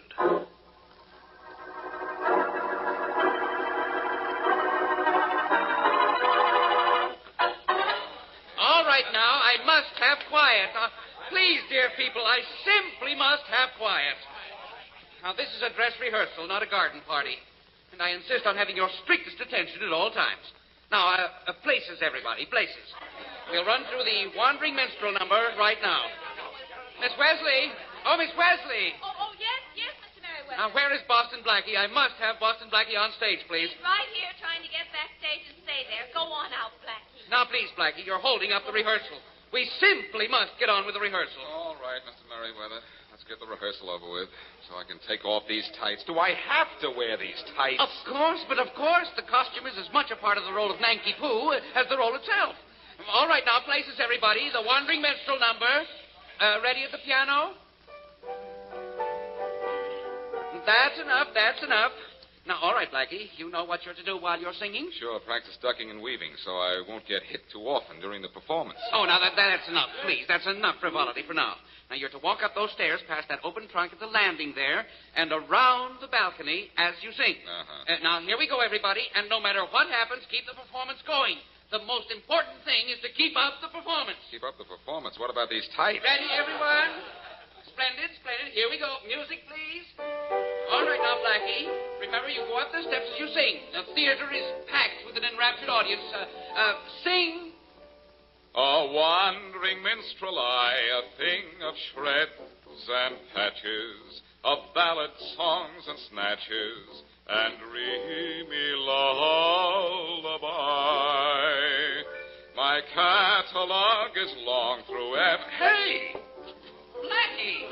I said to go straight through the scene, and I meant straight through the scene. I know, but you Nothing must interfere with the rehearsal. Now, you're at the top of the stairs. Now, continue past the trunk and go on with the song. But, Mr. Merriweather, no I just... excuses. Simply no excuses. Go on with the song. All right. You at the piano, pick up from the beginning. There is a body here, it's in the trunk and murdered. A knife is sticking in it, and so it had to die. What, a body, a murder? Oh, my goodness. Blackie, this is awful. Is somebody really dead, or is this just a joke? If this is a joke, Mary, that man in the trunk died laughing. Doesn't he look dead to you? Oh, my gosh. Wait till Faraday sees him in the trunk. And, oh, brother, wait till he sees me in these tights.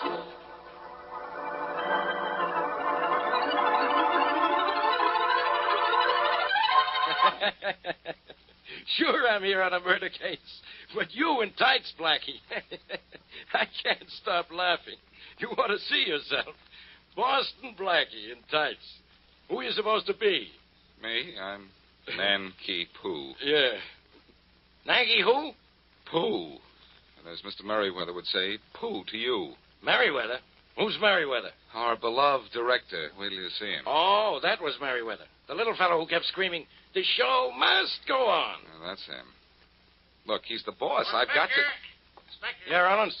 Here are the things we found on the dead man, Inspector. We just identified the body. Yeah? Whose is it? It's a man named Roger Knowlton. He's superintendent of this building. His wife identified the body. His wife, huh? Where's she? In her apartment. Down these steps, backstage toward the front. Thanks. I'll have a talk with her later. Now, let's see what you found on Knowlton's body. Put that in here on the table, huh? Yes, sir. Here you are. It's papers, coins, playing cards, and a lot of junk. Wonder why anyone would kill a theater superintendent. It's a funny thing to find in a man's pockets. A deck of playing cards. Let me look at those. Well. What do you mean, well? Well, for one thing, I can tell you that the reason Knowlton was a marked man is that these are marked cards.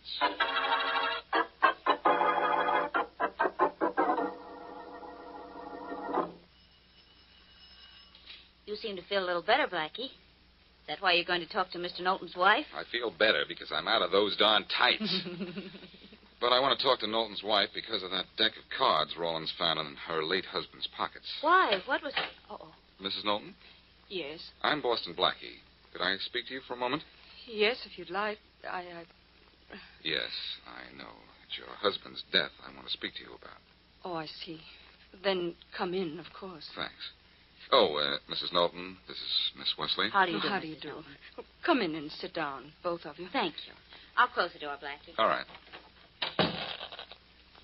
Oh, look what I've done. I tore the sleeve of my dress. Oh, it's a shame. Oh, I'm so sorry. I should have warned you about that nail on the door. I'll be glad to mend your dress for you. Oh, no, thank you. I'm afraid anyway, even mended, the tear will show. Oh, no, it won't, really. Look, see here on my dress, a tear is mended and it scarcely shows. Why, you sew beautifully, Mrs. Knowlton. Doesn't she, Blackie? Yes, she does. Mrs. Knowlton, the police found a deck of playing cards in your husband's pocket. Marked cards. Marked? They think my husband cheated at cards? That's impossible. People who cheat usually win, don't they? And if he had won, he'd have given me money. Yet he's never had money to give me, as you can see by my home, by my clothes. Then perhaps the cards weren't his. Perhaps he was being cheated, Mrs. Knowlton. Do you know with whom he played? Yes, I do. 2 men. Arnold Grimes and Lester Boswell. But I don't think either one of them would cheat my husband. They were his close friends. They were? Well, maybe one of his close friends got near enough to him to put a knife in his back.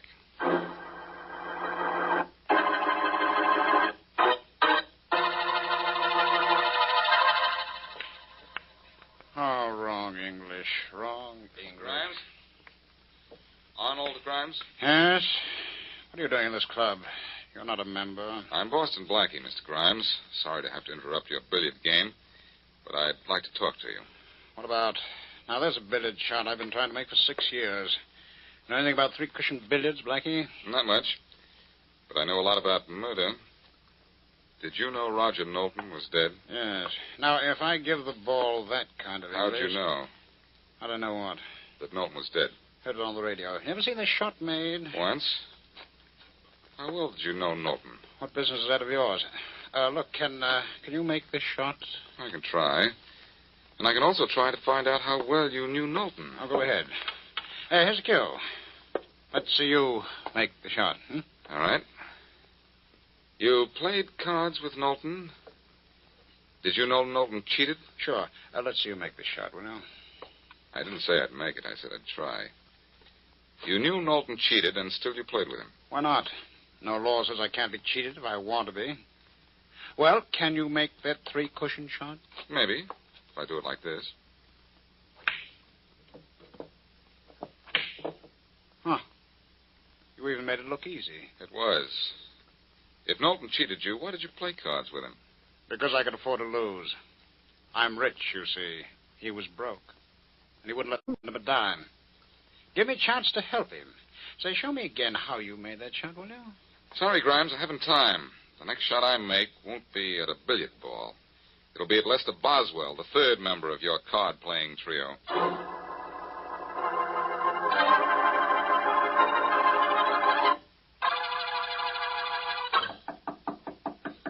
away. I told you I'd pay the rent next week. Go away, will you? I don't want you to pay me the rent, Boswell. I just want to pay you a visit. I'm Boston Blackie.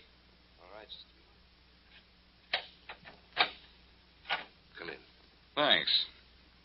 Say, what is this place anyhow? A stone quarry? A stone? I'm a sculptor. This is my workshop. I'm busy working. What do you want? Just a little information about Roger Knowlton. Look, Boswell, did you know Roger Knowlton was found dead this afternoon? What? You dropped your chisel. Now drop the act, Boswell. You knew he was dead when I came in here. He was murdered. Murdered? Yes, for cheating at cards. For cheating you at cards. Well, yes, he did cheat, but he cheated Arnold Grimes, too. Grimes had as much reason as I to kill him. Oh, no. Grimes had less reason because he has more money. You're handy with a chisel, Boswell. Maybe you were just as handy with a knife. And maybe your fondness for marble prompted you to leave Knowlton stone dead.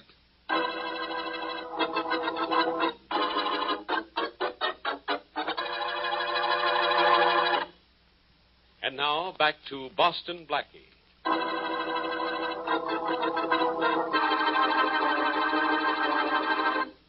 While rehearsing for a benefit performance of The Mikado, Blackie finds Roger Knowlton knifed to death in an open trunk. A deck of marked cards in the dead man's pocket indicates the dead man was cheating both wealthy Arnold Grimes and Lester Boswell, a poor sculptor. As we return to our story, Arnold Grimes, who allegedly lost money purposely to the dead man, comes to see Knowlton's widow. It's very nice of you to call, Mr. Grimes. I really didn't expect you to. What did you expect of your husband's lifelong friend, Mrs. Knowlton? Now, Mrs. Knowlton, let's not pretend with each other. Your husband died a rich man, you know, but before he died, he unfortunately made me a poor one.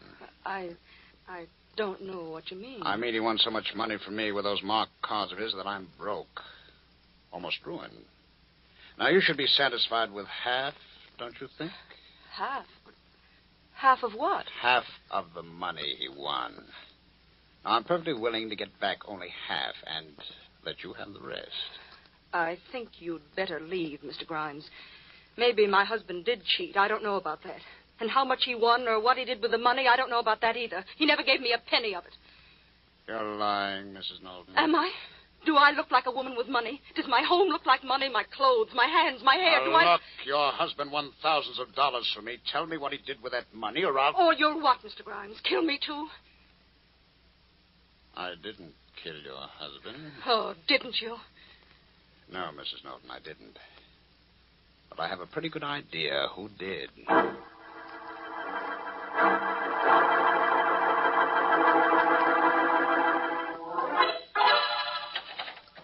This is Grimes, Arnold Grimes. Open the door, Lester, will you? All right. The door is open. What do you want, Grimes? I want to talk to you. About what? You know very well about what. Some other time. Right now, I'm busy. How come, Lester? Put down that hammer and chisel and quit making those stupid shapes out of that rock. You pig. You murderer. You're the murderer. You dare to accuse me? I could kill you for that. Put down that chisel, Lester. Won't do the job on me that a knife did on Knowlton. I said put it down. Oh, you're breaking my arm. I'll snap your arm in two if you don't drop that chisel. All right, all right. There. Now, you satisfied? No. No, Lester, I want to know what you did with the money you took from Knowlton after you killed him. I'm sorry I dropped that chisel. I'm sorry you did, too. I could kill you now and claim self-defense. Don't you come near me. No. I'm getting near enough to get my hands on you. No, you won't. Put down that statue, Lester. Sure, I'll put it down like this. You don't throw as fast as I can move, Lester. Don't try that again. You might have killed me. Don't give me any ideas about killing. Because it wasn't Knowlton I've always hated. It's you.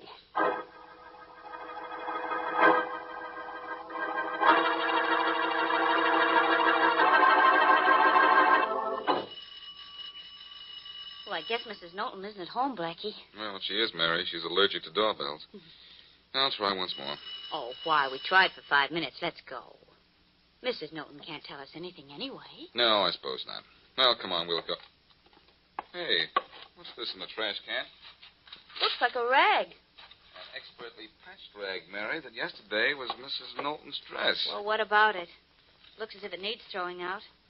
Look at that tear on the side of it. That's a new rip. Yes, and the dress in this trash can gives me a new angle on this case.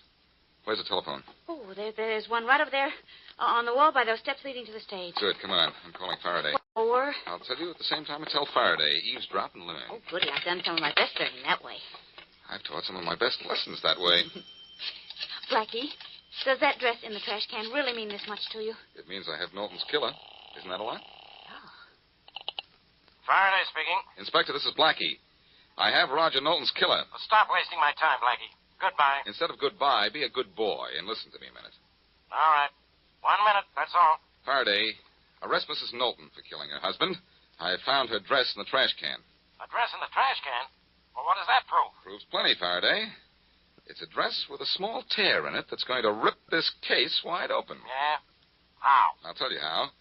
It's little things like a lost button, a paperclip, a speck of dust that spoil the most carefully worked-out murder plots in the world. This torn dress is another killer's little innocent mistake. What's a mistake about it? The dress was torn. Maybe it had to be thrown out. Oh, no, Faraday.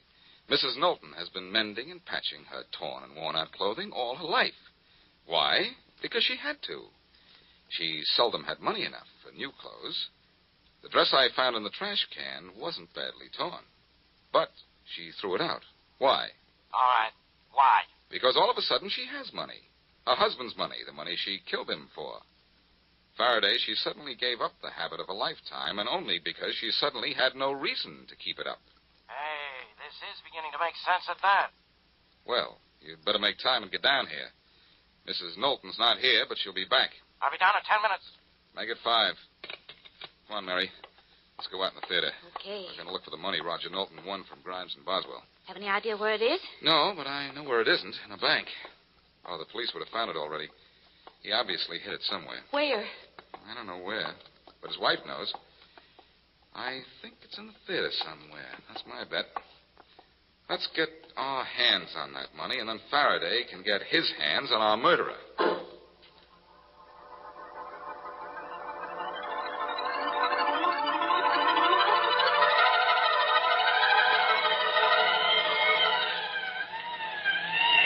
There's the theater, boys. Pull up in front of the place. Right, Inspector.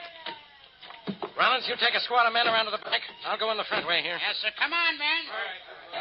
Hey, where'd those shots come from? Inside the theater, Inspector. I think they did, too. Get around back on the double, Rollins. I'll block this exit. Right, let's go, fella. Hey, what's going on in here? Faraday, is that you? Yeah. Who's that, Blackie? Yes. What's it so dark in here for? Somebody turned out the lights. Well, what's the idea of the target practice in the dark? Hey, what's the idea of shooting at me, Blackie? Turn off that flashlight, Faraday. I'm not shooting at you. Arnold Grimes is. Arnold Grimes? Well, what's he... Turn off that light. Turn it off. All right, it's off. Who screamed? Mary did. I told her to duck down behind a row of seats and keep quiet. And you better keep quiet, too, or keep moving around. I'm all right. Don't worry about me.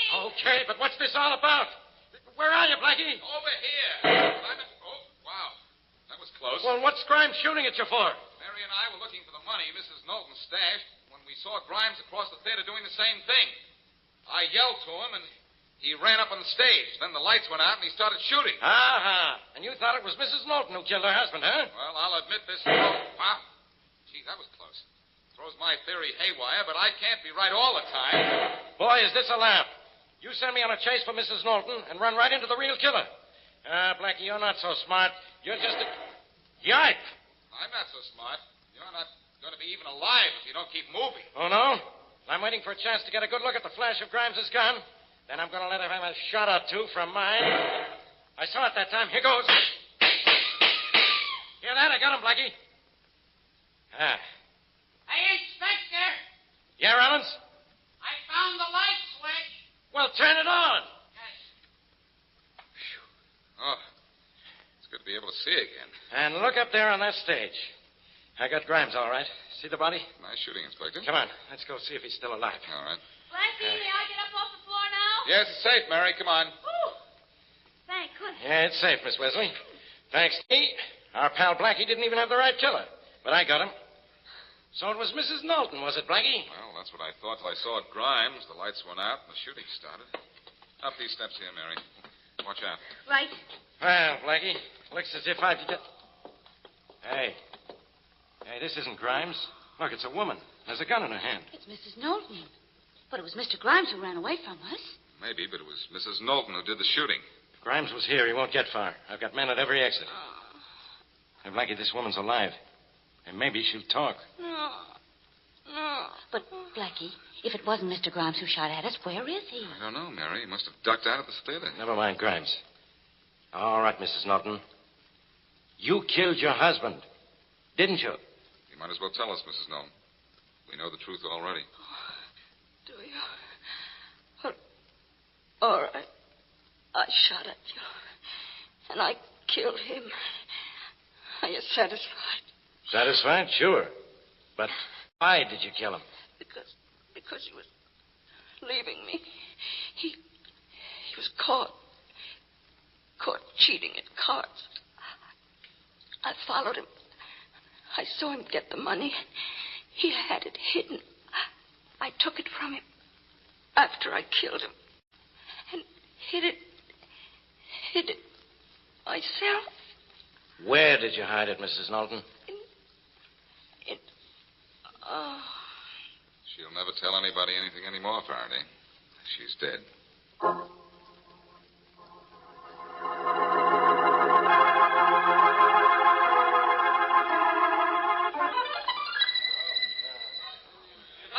Blackie, please come up to the stage. We simply must get on with the rehearsal. Sure, Merriweather, but we simply must find the money that Mrs. Knowlton hid in this theater, too. Blackie, I was just thinking of something. I know where that money is. Of course you do. What's the matter with you, Miss Wesley? Hanging around Blackie? You're faking your mind? No, Inspector. No, I don't think so. Unless you mean improving it. You know better. Well, I gotta get back to headquarters. Question that guy Grimes. Why must you? Just because Roland caught him running out of this theater? He was probably only looking for Knowlton's money, just as we were when he spotted us. We scared him off. If both of you would just stop for a minute, I'll get you that money. It's right here in this seat. Just like that, huh, Mary? Right here in this first seat in the last row. That's right. Oh, Blackie! In just a minute. Neither one of you believe me, do you? Well, all right then. Just watch what I find when I tear the seat cover off. There you are. Hey, Blackie, look what's falling on the floor. Money. Lots of it. I see it, but I don't believe it. Mary, how did you know it was there? Well, it was Mrs. Knowlton's seat, for one thing. You see, we gave her and her husband a pair of complimentary seats for the first performance. And then while we were standing here, I happened to see that the cover on this seat had been ripped and very neatly sewed up again. Of course. That's where Mrs. Knowlton would hide the money.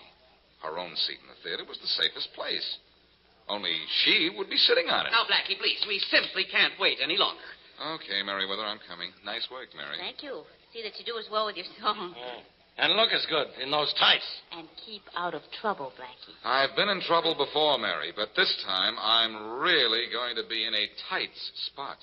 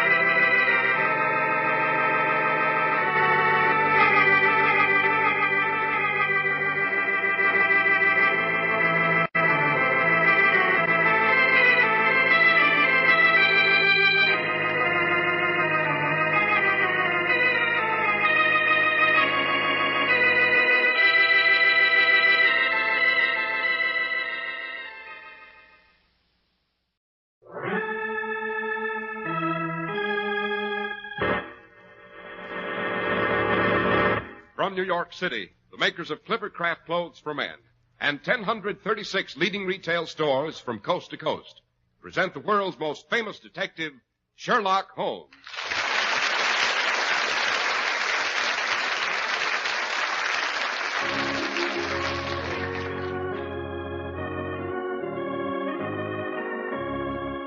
Tonight's adventure, Death is a Golden Arrow.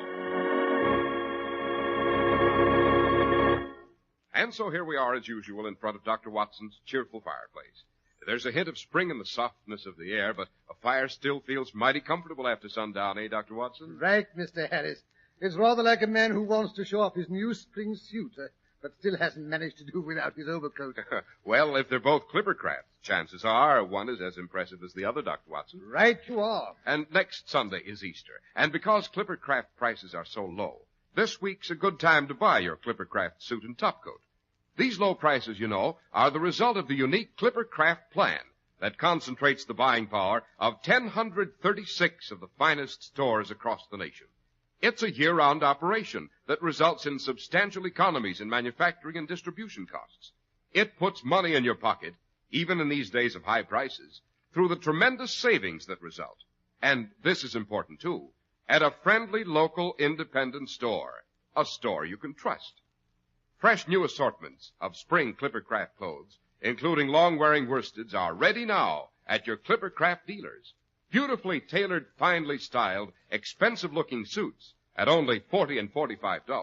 Top coats in fine coverts and worsted gabardine at only $40 and $45, and sport jackets at only $26.50. Seeing is believing. Simply compare Clippercraft with clothes selling for many dollars more.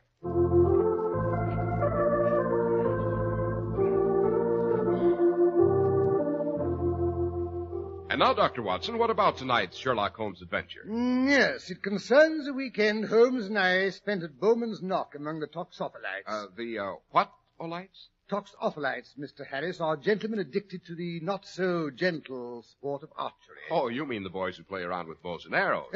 I suppose you might express it that way. Bowman's Knock was the country home of Sir Timothy Fletcher, who was at that time president of the Royal Toxophilites Society. The Prince of Wales, of course, was its patron. Oh, naturally. However, he wasn't present at this particular house party. Besides Holmes and myself, there were only 4 other guests. Major and Mrs. Cheltenham, Professor Philpotts, and a South American millionaire, Senor Juan Vendrigo. Oh, little did I think when I first made their acquaintance on Sir Timothy's shooting green that before the next sunrise I should see one of them dead as a doornail. Well, it sounds as if your Toxophi, whatever you call them, took their sport seriously, Dr. Watson. Yes, a bit too seriously, Mr. Harris. It was a beautiful sunny afternoon in early spring when Holmes and I alighted from our train at Helmsley-on-Wilton, which is the station for Bowman's Knock. Sir Timothy Fletcher had come to meet us in a dog cart drawn by a handsome cob. Doctor, I thought a cob was a male swan. In sporting circles, Mr. Harris, a cob generally refers to a small, stocky horse having a high, stylish leg action. Well, then, a dog cart is not drawn by dogs. Certainly not. A dog cart's a very, as you'd say, a snappy two-wheel conveyance with seats placed back to back. Doesn't sound particularly comfortable to me. Oh, this mechanized age. It wasn't supposed to be comfortable. It was dashing. Oh. Well, as I was saying before being certain interruptions, our host piled us and our somewhat battered assortment of luggage into the cart, and off we started. The birds were singing, the sun was warm and gentle, the trees were covered with tender green foliage. Only Sir Timothy seemed at odds with nature.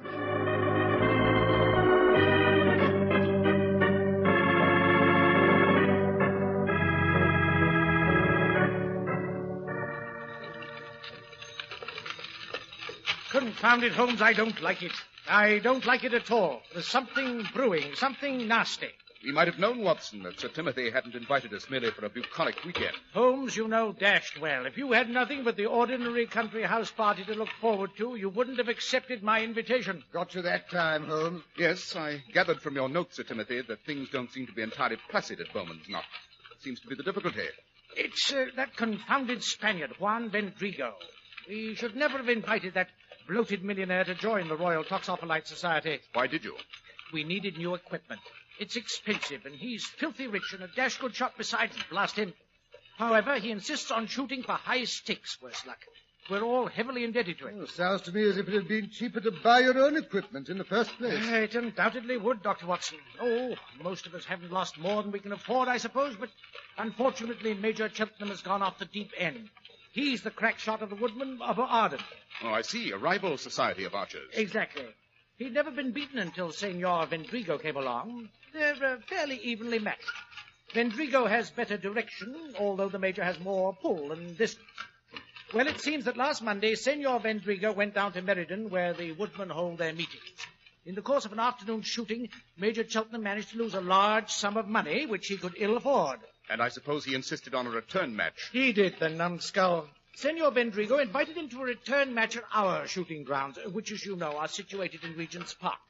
Professor Philpotts was invited to keep score. Oh, you don't mean Professor Winsgate Philpotts, the eminent physicist? I do indeed. He's an exceptionally fine shot. His aim is practically infallible. If it went for the poor fellow's hunched back and his consequent inability to draw to a point over 38 pounds, well, he'd be the greatest archer in Europe. Oh, hear, hear. You must forgive Watson if he looks slightly confused, Sir Timothy. His trusty service revolver is the only lethal weapon he understands. And you, I suppose, know what Sir Timothy is talking about. Quite. The power to draw an arrow to the point means the measure of pull necessary to draw the bowstring to the position from which the arrow is released is measured in pounds. The power required to draw an ordinary bow for a man ranges from 40 to 60 pounds. Women's bows, of course, can be drawn by a power of from 24 to 32 pounds. Oh, that means, I suppose, that the ladies can't shoot as great a distance as the men. Brilliant deduction, my dear Watson. You're coming along. Pretty soon I shall have to look to my laurels. Oh, go to blazes. As I was saying, Professor Philpotts was chosen as scorer for the match. As president of the club, I was naturally on hand to see that everything went off without a hitch. These grudge matches are often quite tricky, you know. Grudge match? Oh, yes. Didn't I mention that Senor Vendrigo had been rather obviously attentive to Mrs. Cheltenham? And the Major doesn't like it. Interesting, Watson. Well, that rather depends upon Mrs. Cheltenham, I should say. She's a charming little thing. I can't say I blame her for being flattered by the Senor. Her husband treats her abominably. But that's neither here nor there. It was agreed that the match should consist of a York round. Yes, for gentlemen, Watson, the York round consists of 6 dozen arrows at 100 yards, 4 dozen at 80 yards, and 2 dozen at 50 yards. By Jove, and each time the would-be Robin Hood shoots his silly little arrow, he has to use from 40 to 50 pounds pressure. I say, that's quite a bit of exercise. Contrary to the common belief, Watson, archery is a rather rugged sport. But go on with the story, Sir Timothy. It was a glorious afternoon for the match. Sun not too bright, the air as still as a millpot. Philpotts and I were arranging the arrows close to the south hedge, when suddenly from the other side of the bushes we heard 2 voices raised in a rather, nasty argument.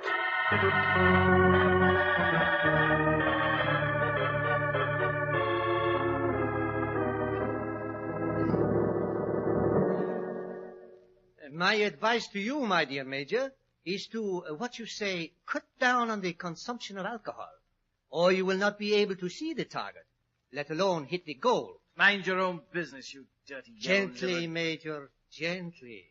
Do not make me to lose my temper, or I shall refuse to shoot the match. Go ahead. What's it to me? Only this. If you do not win back what you have lost to me, you must pay what you already owe. But that you cannot do. You would have to go into bankruptcy.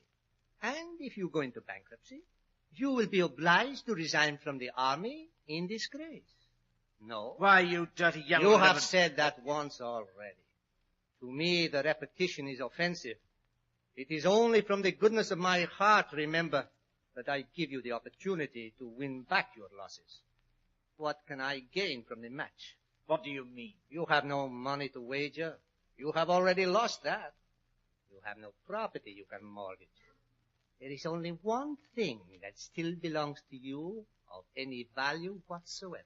What's that? Your charming wife, of course. Leave my wife out of this. Oh, do not be alarmed, my dear Major. I do not wish to marry the lady. In my country, we do not believe in divorce. No, we will make other arrangements. What are you getting at? I suggest, merely suggest, mind you, that should you lose the match... Which isn't likely. There's no wind today. I never miss when it's still. I say, should you lose, You will arrange to neglect your wife sometime this weekend, when we are all guests at Bowman's Knock. You think I'd stand by and see any man make advances to my wife? Oh, heaven forbid. I merely suggest I shall we say, visit Mrs. Cheltenham. Surely, if you have confidence in your wife and your ability as an archer, what can you possibly lose?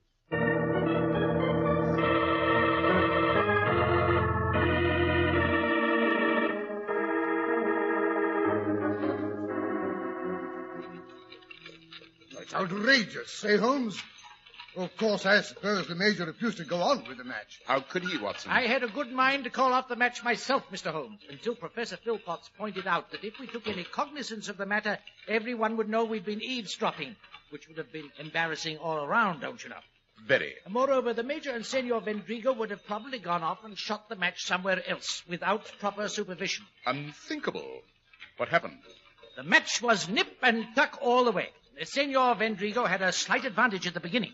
Due no doubt to the Major's use of spirituous liquors. Quite, but by and by, as he became more sober, his aim became absolutely deadly.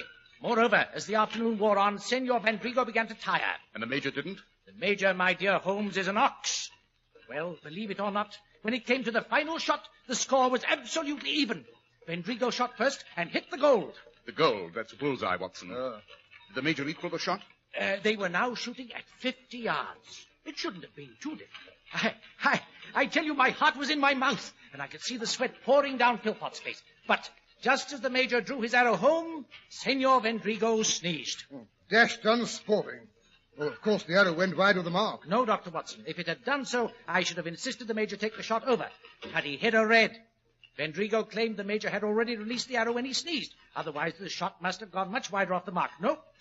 No, we were obliged to give Vendrigo the match. He won by a single point. Under doubtful circumstances.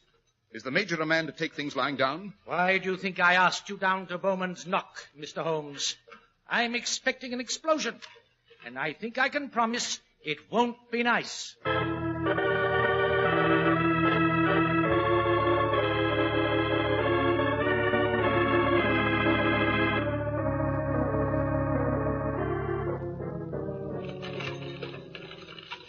Suppose we alight here, gentlemen, and let the gatekeeper drive the luggage up to the house.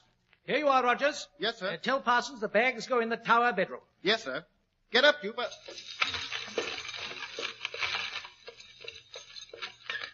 Now then, we'll walk across the park, Holmes. I want you and Dr. Watson to meet the rest of the house party. I left them clout shooting on the south green. Clout? What sort of bird or animal is a clout? It's neither, Watson. A clout is a small white target placed near the ground. Right. Clout shooting is an informal variety of archery. Don't hold with it myself, but it gives Major Cheltenham a chance to show off his confounded Norman bow. It's an atrocity, if you ask me. Nearly 6.5 feet long. And would you believe it? It takes over 70 pounds to draw the silly thing. It's been in the Cheltenham family for years. The Major claims it goes back to the Norman invasion and probably belonged to William the Conqueror. Yes, I believe he was supposed to have had a bow that no one else could draw. It couldn't be the same bow, Holmes, not after all these years. Quite. I beg you, don't say that to the Major. It would be sacrilege. Tell me, Sir Timothy, how is your party getting on? Any signs of violence so far? None whatever. They arrived in a group by the early morning train. Apparently the trip down had been completely amicable. Well, maybe the storm has blown over. I doubt it. The Major's neck is puffed up like a poisoned pup, and Senor Vendrigo keeps tapping incessantly with the fingers of his left hand. Both, I take it, danger signals. Right. We're nearly there. Just around the next hedge. Duck, Watson. But I say... Oh, confound it. Someone shot my hat off. Look, there it is. An arrow straight through it.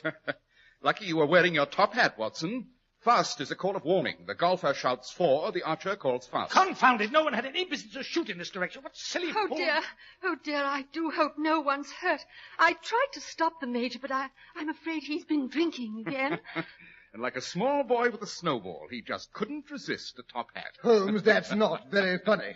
I might have been killed. Oh, no, I don't think so. My husband is really an excellent shot. Then you, I gather, are Mrs. Cheltenham. Yes. Sorry, where are my manners? Mrs. Cheltenham, may I present Mr. Holmes and Dr. Watson? How do you do? Oh, not Mr. Sherlock Holmes. I'm afraid so, Mrs. Cheltenham. But it's nothing to be alarmed about, madam. He's really quite harmless, you know. To anyone who stays on the right side of the law. Ah, here come the others. Good Lord. I made a hash of your hat, old man. Sorry. Yes. But you'll admit it did fly through the air like an eagle. A golden eagle. At least this time it is not the Latin exuberance which is to blame, Sir Timothy. No, British lack of judgment, I'm afraid. Gentlemen, this is Mr. Holmes and Dr. Watson. Major Cheltenham, Senor Vendrigo. How do you do? Yes, Professor Philpott. As usual, I am the postscript. Which so frequently carries the gist of the communication, Professor. Thank you, Mr. Holmes. My ego could do with a bit of bolstering. These two have been putting it over me all afternoon. I can't hope to equal their archery scores, you know. Why don't you give up, Philpotts, and shoot with the women? Arthur. Major, really? Do not feel badly, Professor. Even I cannot draw that great hulking bow he so brags about. It is fit for nothing but to kill cows. That's about enough. Hush, Arthur, please. Huh? Oh, well. I can't blame you chaps for being jealous, I suppose. Here, have a look at this bow, Mr. Holmes. Ever seen its equal? It is rather remarkable, Major Cheltenham. I've certainly never seen a self-bow this size. Yes. It consists of a single piece of yew, as flexible as the day it was made. If you have the strength to draw it, of course. Which you apparently have, Major. That's right, I have. What's more, I'm the only one that has. Oh, but here, I'd best retrieve my arrow out of the doctor's hat. Here, I say, you've torn my hat to shreds. I'm sorry, but these arrows are valuable, you know. Can't use ordinary arrows with this bow. As you can see, these arrows are painted gold. The shaft is extra long and tipped with eagle feathers, and the cock feather is from a golden eagle. Oh, well, we best return to our mutton, Vendrigo, or we shall never finish our round by tea time. Absolutely. It gives me not much time to prove, my dear Major, that there is more to archery than brute strength. Come along, Philpott. At least you can keep accurate score. Holmes, I don't like those people. Not even Mrs. Cheltenham and the Professor? Oh, I dare say they're harmless enough. I wonder, Watson. I wonder.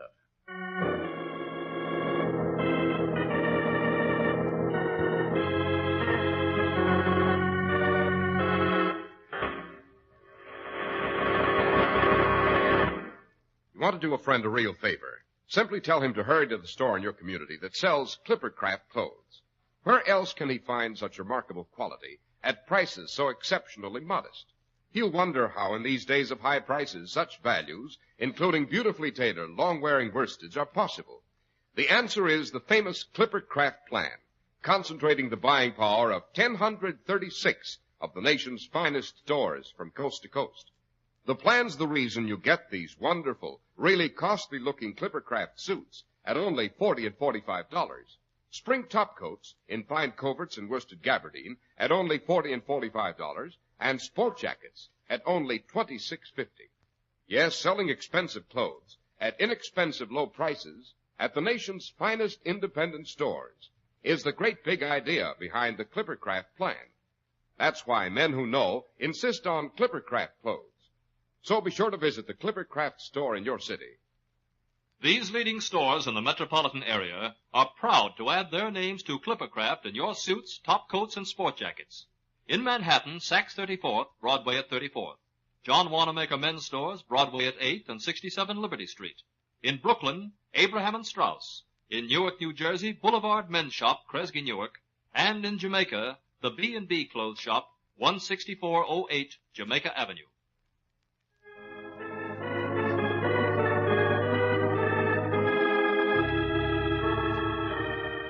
And now back to our story.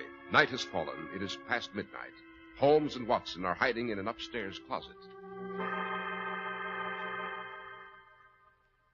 I say, Holmes, why are we sitting here in this darkened linen closet? It's past midnight and my legs are getting cramped.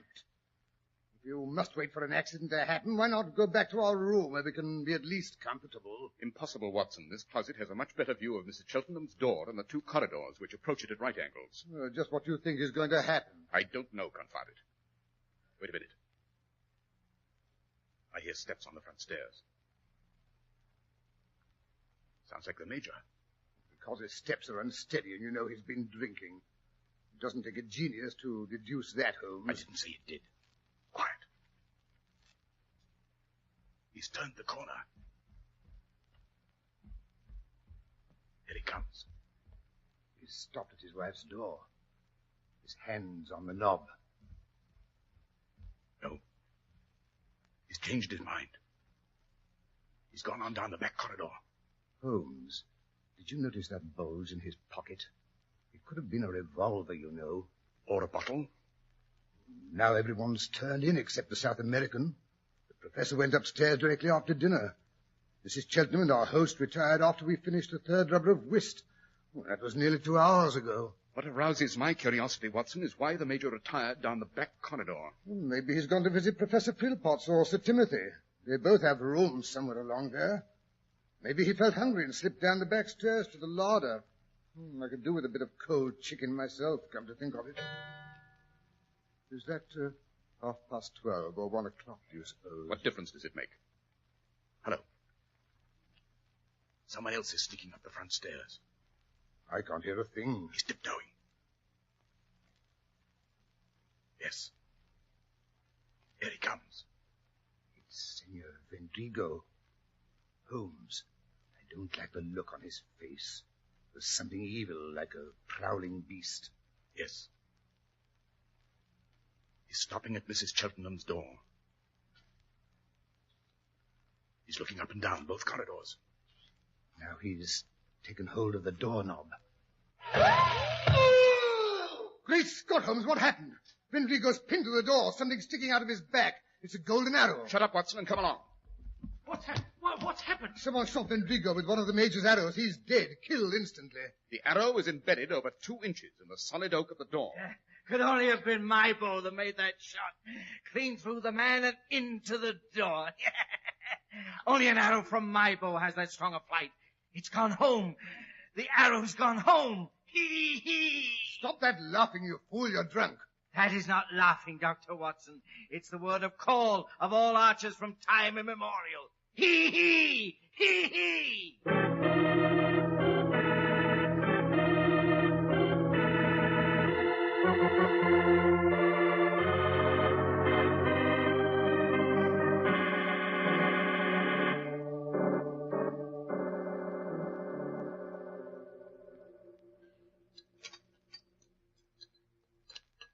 Better let Dr. Watson give you another cup of coffee, Mrs. Cheltenham. I don't need it, thank you, Mr. Holmes.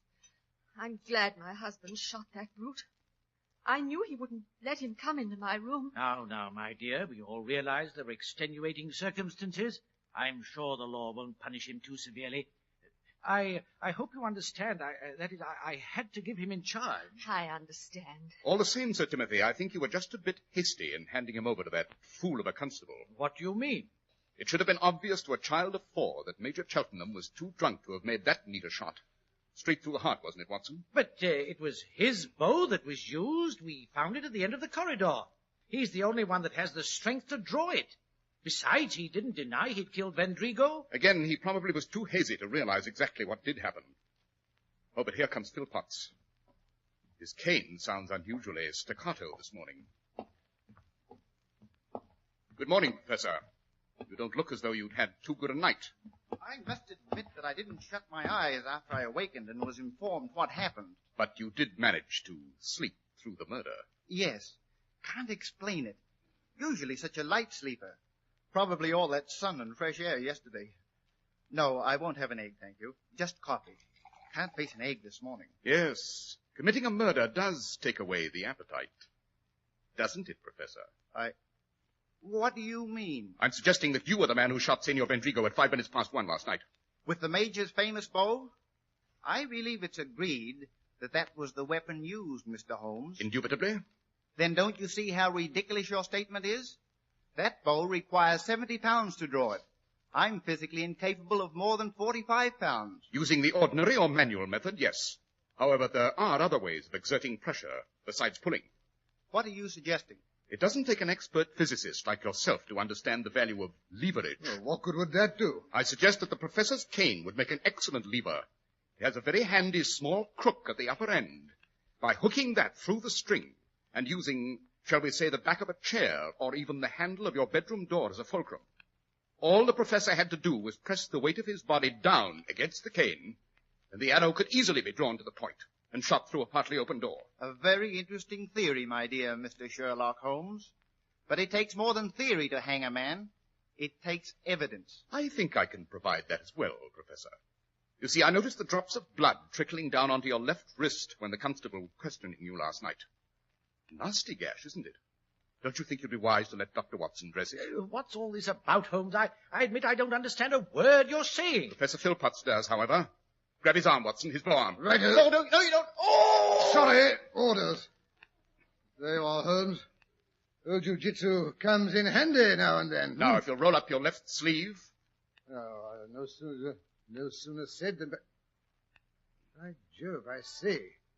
That is a nasty gash. Yes. Professor Philpotts made only one mistake in his little plan to get rid of the two men he hated most in the world. The senior, to whom he owed money, and the major, who was always bully-ragging him.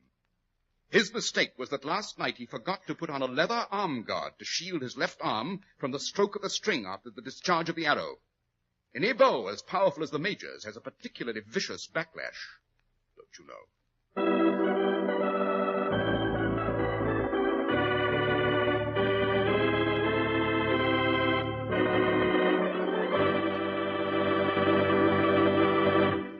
Well, Dr. Watson, that was certainly an exciting and instructive adventure. You know, I feel I know almost as much about archery as Robin Hood. Well, that's not so vital, Mr. Harris. The important thing is you know all about Clippercraft clothes. Well, thank you, Dr. Watson. I hope you profit as much from my dissertations on that subject as I do from yours. Wait till you see me next week in my new Easter suit. I think you'll agree I'm your prize pupil. And now, Dr. Watson, how about a word about next week's story? With pleasure, Mr. Harris. Next week I'm going to tell you how I chased all over Europe trying to find a wealthy and lovely lady who had mysteriously disappeared, and how Holmes stepped in at the last moment and prevented a double funeral. We always call the story The Disappearance of Lady Frances Carfax.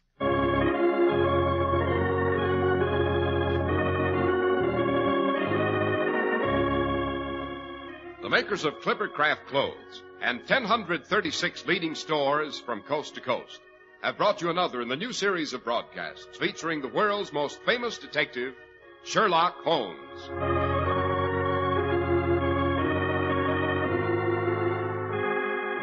Our stories are based upon the character of Sherlock Holmes created by Sir Arthur Conan Doyle. Sherlock Holmes is played by John Stanley, Dr. Watson by Alfred Shirley. The dramatizations are by Edith Meiser. Sherlock Holmes is produced and directed by Basil Lochran, with special music by Albert Berman.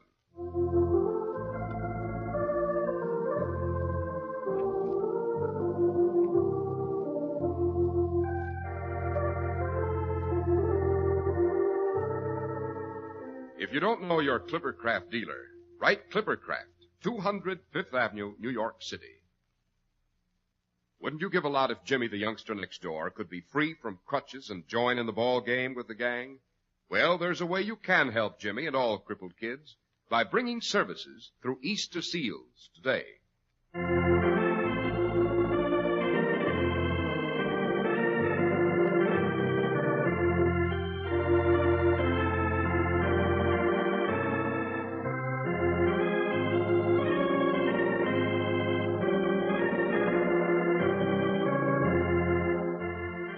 Be sure to listen next Sunday to Sherlock Holmes in The Disappearance of Lady Frances Carfax.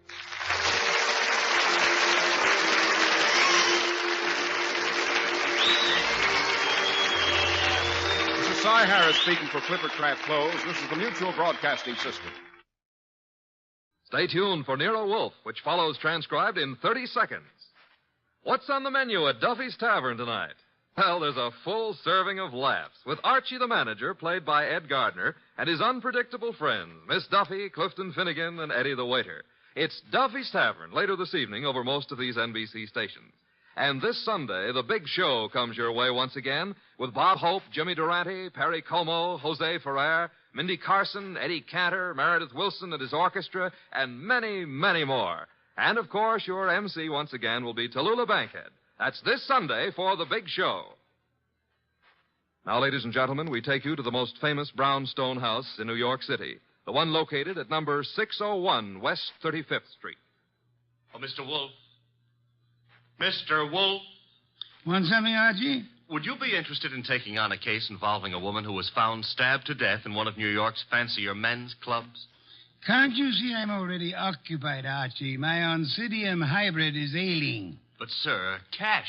C-A-S-H. Remember, you need it to live on. Well, you're actually learning to spell. You'd better learn to count. We're broke. Thank you, Mr. Goodwin. Now, if you'll just go away and stop interfering. Oh, just a minute. Yes, sir? On your way out, switch on the fan.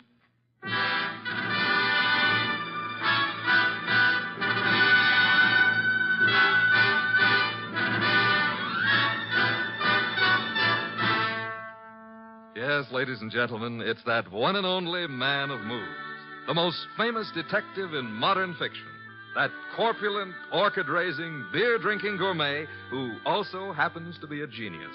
Rex Stuff's incomparable Nero Wolfe, starring Mr. Sidney Greenstreet. Tonight, Nero Wolfe's long-suffering assistant, Archie Goodwin, tells us of the case of the careless cleaner.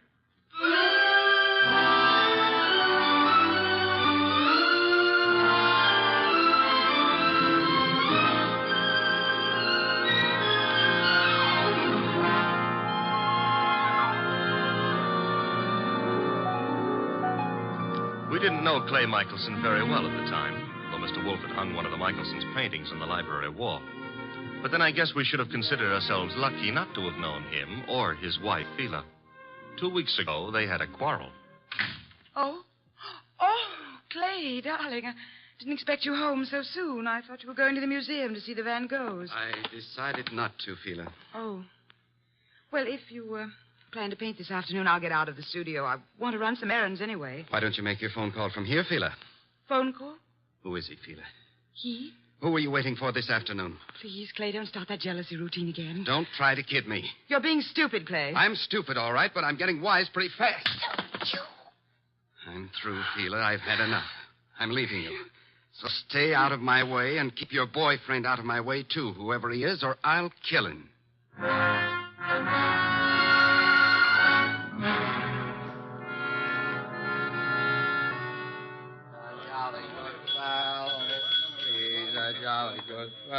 Yes?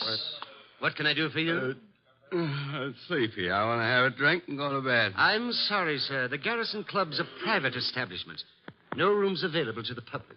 You think I'm drunk? Oh, no, sir. Why do you suppose I came here? And I'm sure I wouldn't know, sir. I'll tell you why. I came here to see my old pal Lou Saunders. That's why. You know Mr. Saunders? Do I know? Look, I paint him. Lou sells them. Mr. Saunders is your agent? I'm Clay Michelson. Just call Mr. Saunders. Clay, what in the world?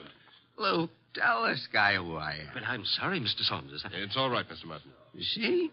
Let's go have a drink. Yeah, sure, Clay. Yeah. You know what, Lou? I left Phila. I walked out on her. Is there something I can do, Mr. Saunders? Yeah, have someone fix a bed in the other room of my suite. Mr. Michelson will be staying with me. At least for tonight.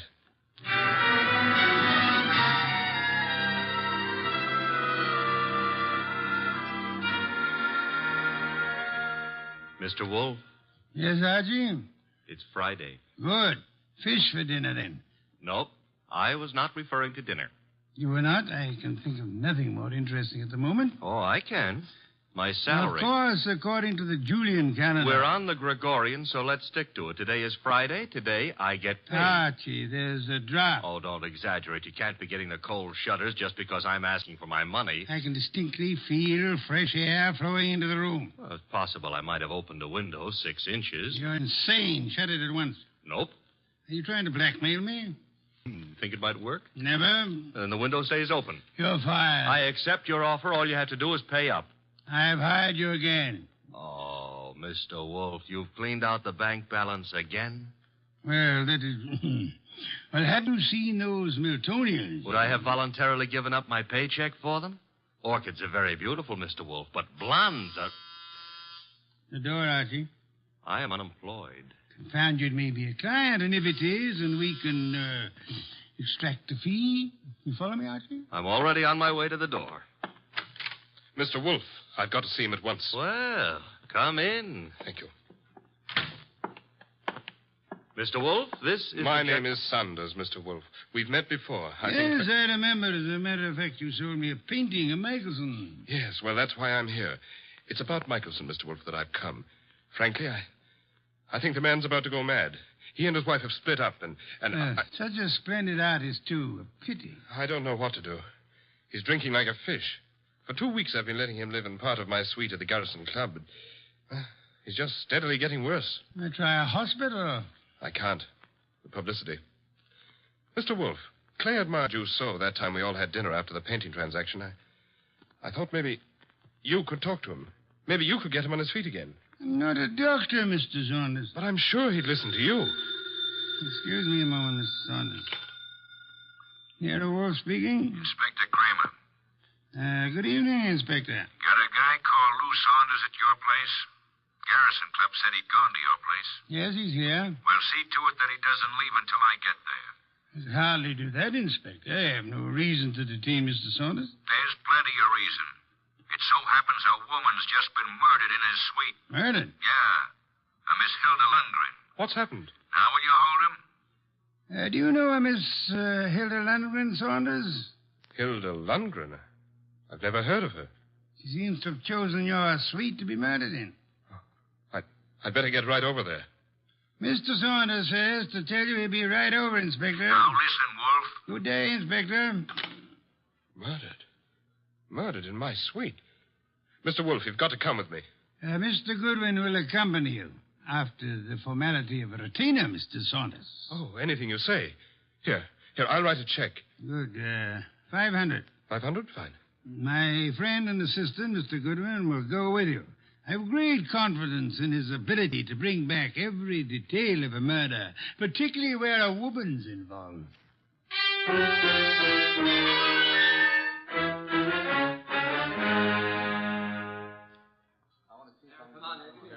Okay, you photographers, picnic's over for tonight. Pick up your stuff and get out of here.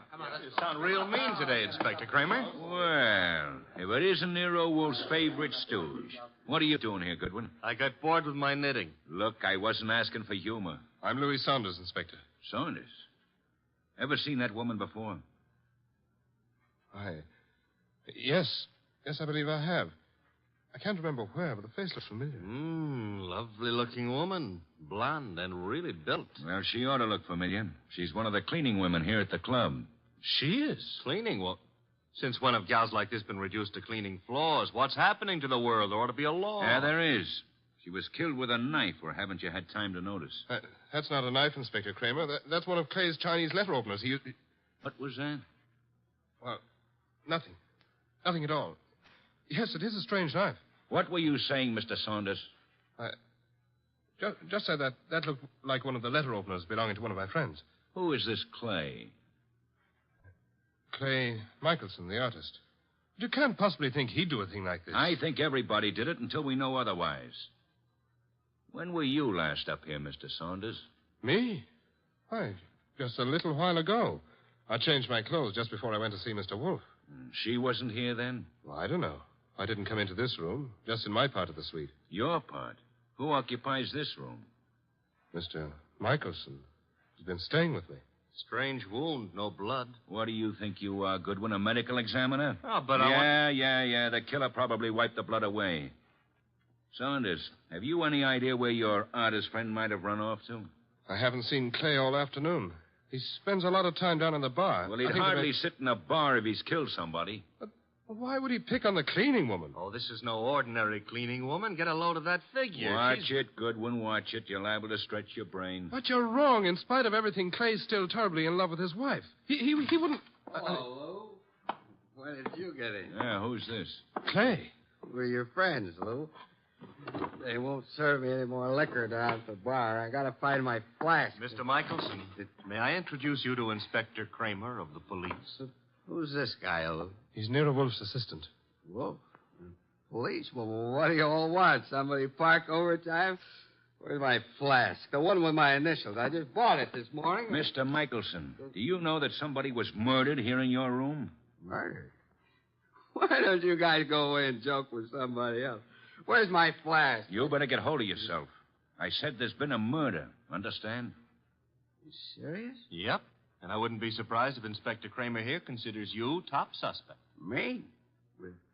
They think I did it? You better pull yourself together, Clay. Yeah, because I got a lot of questions. Excuse me, the phone. Sit down, Mr. Saunders. I'll answer it.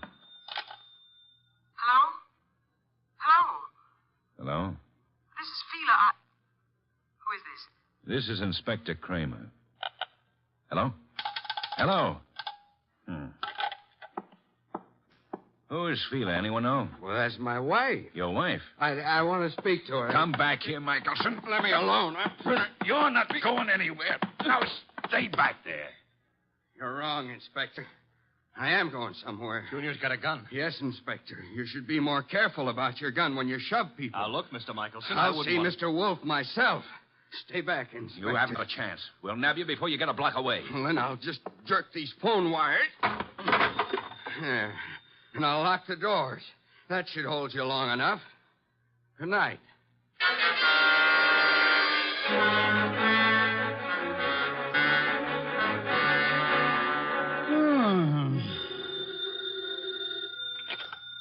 Here, Wolf speaking. Wolf Kramer. Indeed. Clay Michelson may be on his way over there. Hold him until I get there. Hold him, why? Not more than 10 minutes ago, he held me up at the point of a gun. He carries a gun? It was my gun. Careless of you, Inspector. Goodbye. Come in. Mr. Wolf? Yes? My name is Clay Michelson. Yes, I was rather expecting you. You've got to help me. They think I murdered someone. You shouldn't have run away from the police. I've been drinking a lot, but I wouldn't murder anyone. Fela'd tell you that. Your wife. Was she the model in that painting of yours I purchased? What difference does that make? I tell you, they're after me for murder. You obviously loved your wife deeply at the time you painted her. Oh, here you are, Mr. Wolf. Michelson. Clay. Good Lord, man. The police are on their way over here. He came for my help, Mr. Saunders. Oh, I'm glad he did, Mr. Wolf. But we left Inspector Kramer talking from a phone booth. He'll be here any minute. And we have only a minute to decide why anyone would want to kill a cleaning woman. I didn't kill anybody. She was a beautiful woman, Mr. Wolf. I gathered that, Archie, from your unusual interest in the case. She was stabbed with a letter opener from Mr. Michelson's house. Which might add Mrs. Michelson to our suspect list. Fila? You can't suspect Fila. You're very gallant, Michelson. Just how was this beautiful young cleaning woman, this Miss Lundgren, stabbed? In the heart. Her eyes were wide open, pupils dilated with shock. Details later, Archie. Kramer will be here shortly. The moment I would like to know where everyone was. Well, Mr. Saunders was here with us, you remember? I don't know where Mrs. Michelson was, but I could go see her and find out. No, it won't be necessary, Archie. Mr. Michelson, where were you? Me? Why, I'm not sure. I can't seem to remember. It's hardly what we would call helpful. I was drunk. Maybe I went to Fila's. I've been over there lots this week trying to talk to her. Yet I must have gone over there. Have you ever seen the murdered woman before? No, I never saw her before in my life. I've seen her before, Mr. Wolf. Indeed, Mr. Saunders. I seem to remember your earlier statement to the contrary. Well, I didn't know her name, but when I saw her, I remembered her. I understand she was quite an alcoholic. Unfortunate woman. Beautiful and... Well, look who's here, Inspector Kramer. Oh, here you are, Michelson. And as usual, you didn't have the courtesy to ring the bell, Inspector. And give you a chance to get this guy out of here? Nothing doing, Wolf. Now, come on. We're going to headquarters. Mr. Wolf, you can't let him take me. I didn't do it. I'm afraid there's not much I can do about it, Mr. Michelson. Come on. You come along too, Saunders. I got to get a statement from you. Of course. This way. Come on. Very well. All right. I just got an angle. Really, Archie? Sure, it's simple. Saunders been going for this beautiful cleaning babe. Clay worms in. Saunders kills her. Perhaps there was jealousy somewhere in this case, Archie. Yeah, Wolf speaking. Mr. Wolf, this is Fila Michelson. You don't know me, but you once bought a painting from my husband. I've got to see you, Mr. Wolf. You've got to help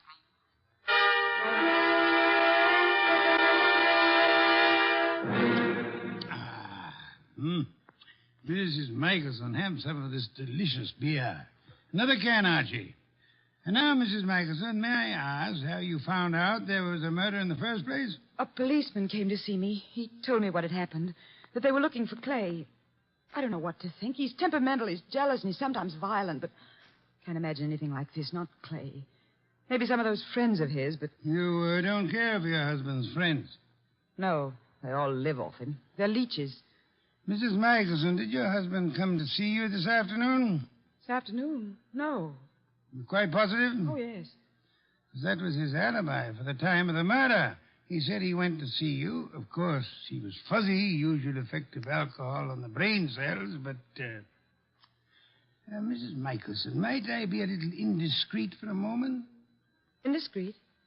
Have you been seeing some other man? I don't know what you're talking about. Please, Mrs. Michelson, I'm afraid your face gives away more than you tell. I thought we were here to talk about a murder, Mr. Wolfe. Indeed, but your husband's jealousy might well fit into that category. Clay, imagine things. You're a very beautiful woman, Mrs. Michelson. Now, if you will try telling me the truth, perhaps we can accomplish something. But I tell you... All right. So I thought I was in love with another man. Your husband suspected but didn't know. Huh? No. Clay didn't know. He wouldn't have given me a divorce anyway. You sound as though you want your husband back. I did, but I didn't even know where he went. Indeed, Mrs. Michelson. Archie informs me that the murdered woman was quite lovely. What are you trying to suggest? You said yourself you wanted your husband back. Yeah, one woman jealous of another, that's always murder. Why, that's stupid. Clay wouldn't play around with a maid. That's stupid. Clay loves me. I'm not jealous of anyone. No one, do you understand? Archie, if you'll see Mrs. Michelson home... Yes, sir. Thank you. I can find my own way. I'd prefer Archie took you, Mrs. Michelson. You wanted my help, didn't you? Thank you. Thank you, Mrs. Michelson. If you will just wait outside for a moment, please. What have you got in mind, Mr. Wolfe?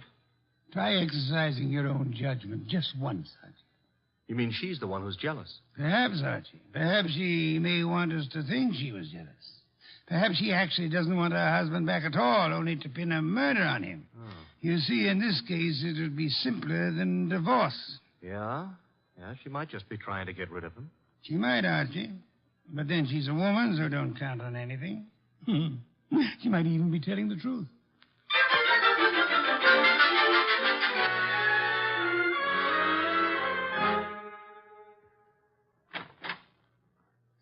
This is where I live, Mr. Goodwin. Nice. Very nice.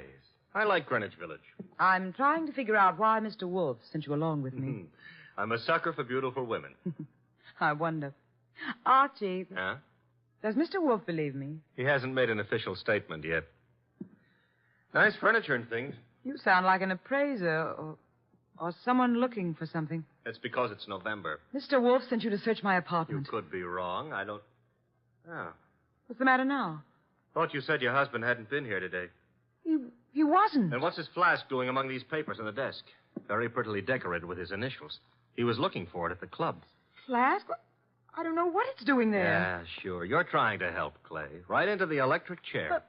His only alibi was his being here this afternoon, and you said he wasn't. Then what is his flask doing here? He said he just bought it this morning, so he must have been here today. I don't know what you're talking about. Where's your phone? Well, you've got things wrong. I don't know anything about that flask. Hey, the lights... Who switched off those lights? Fila, put those lights on.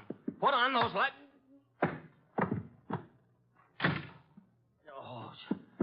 Oh, the lights are...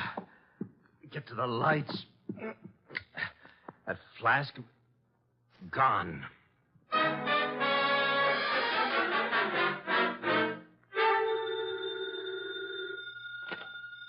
Nero Wolf speaking. Wolf, where's Fila Michelson? Fila, perhaps you might try the lost and found, Inspector. Now, look, I know she was over at your place. I thought you were interested in Clay Michelson. Well, I let him and Saunders go, for the present. They're clean until I get the medical examiner's report. Oh, when will it be ready, by the way? An autopsy takes time, you know that. Where's the Michelson woman? I believe she had a date with Archie. Why do you want her? I'm sure it never dawned on you, Wolf, but this cleaning woman who was killed was some dish. Maybe Mrs. Michelson was the jealous one.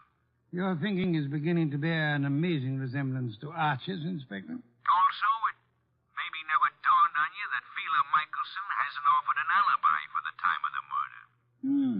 You're right, Inspector. Yeah, you are. Come on, Wolf, quit stalling. Where's Fela Michelson? What? Oh, I really don't know, Inspector, but perhaps as a last resort, of course, you might try her home. Good night, Inspector.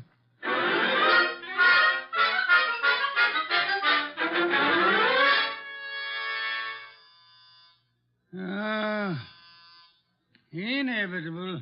The moment I'm comfortable. Come in. Mr. Wolf. Oh, thank heavens you're here. I always am. Where's Mr. Goodwin? I don't understand how it happened. I swear I don't. What happened? I haven't got any idea how it got there. Got where? Calm down, Mrs. Michelson.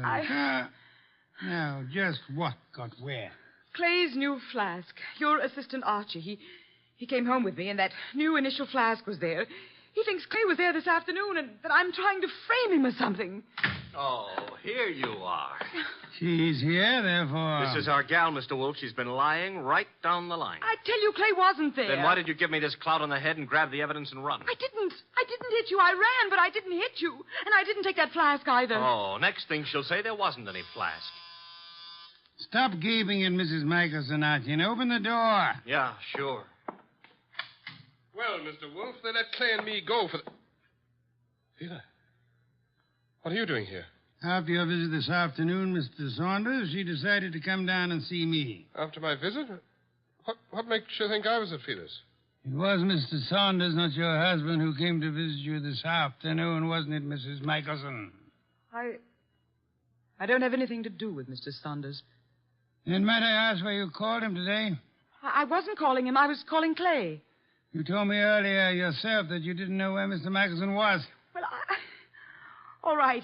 So what if it was Mr. Saunders who came this afternoon? As he has for many afternoons. What are you trying to get at, Mr. Wolf? Saunders? He and Fela? Yes, Archie. Mr. Saunders, the artist's friend and agent, happens to be the one who was making a fool of the artist. But that's all over. I told him. That's what I was talking to Mr. Saunders about this afternoon. I didn't want Clay to know. Clay would never have come back. All right, so it was Fela and me. I admit it, but that's not murder. I suggest that it is, Mr. Saunders. I suggest that one of you two murdered the cleaning woman. Whichever one of you carelessly left the whiskey flask in Fela's apartment. This is murder, Mr. Wolf. Not a joke. Not at all a joke. You see, our cleaning woman was not murdered by the knife found in her body.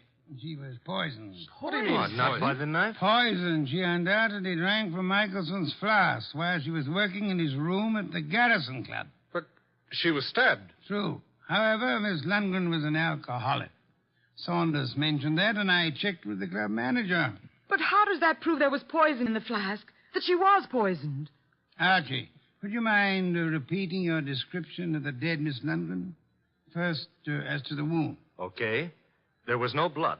Someone advanced a fantastic theory about wiping the blood away. And now, Archie, the description of the body of Miss Lundgren. I mentioned the fact that her eyes were wide open, the pupils were dilated. Hey, dilated pupils? Yes, Archie. The lack of blood had already made me wonder about the entire affair. When you added the dilated pupils... What's special about dilated pupils? In death, that is a common symptom of poison by a certain vegetable drug of considerable potency. But what was the point of stabbing her? The poison did the job. However, the killer later used the letter knife in an effort to deceive the police. However, he unhappily forgot that the dead don't bleed. I think you're guessing, Mr. Wolf. Am I? All I can say is that I was at the pool in the early afternoon. You're very certain you were at the club pool when the murder was committed, Mr. Saunders? Certainly. From 1 until 3.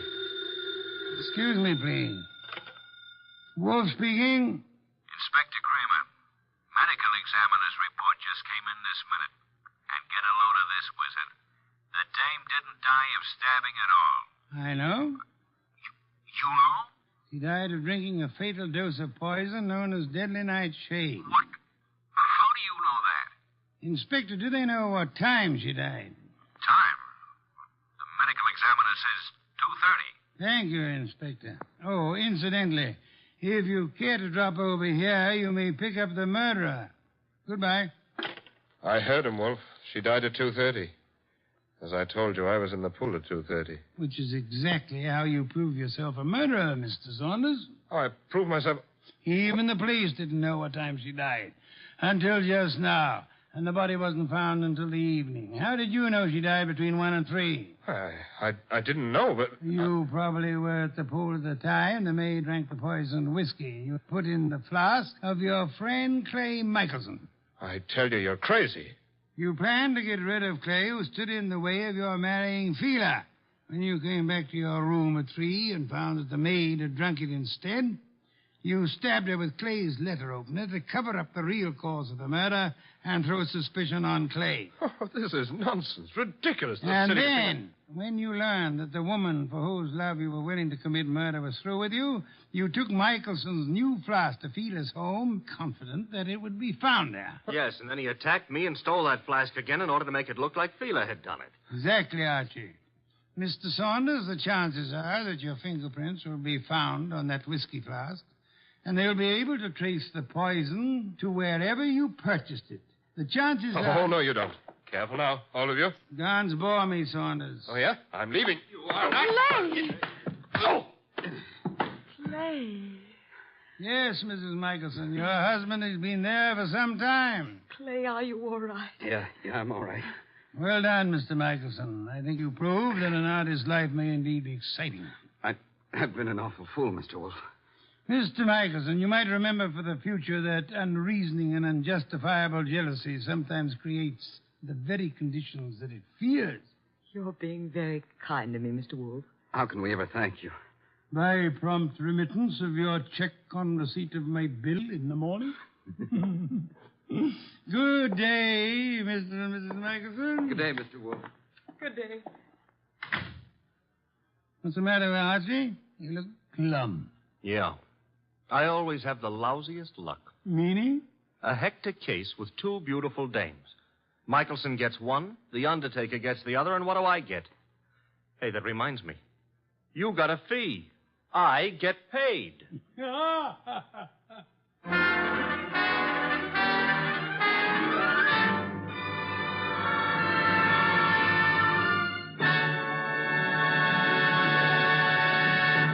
You have been listening to The New Adventures of Nero Wolfe, starring Sidney Greenstreet.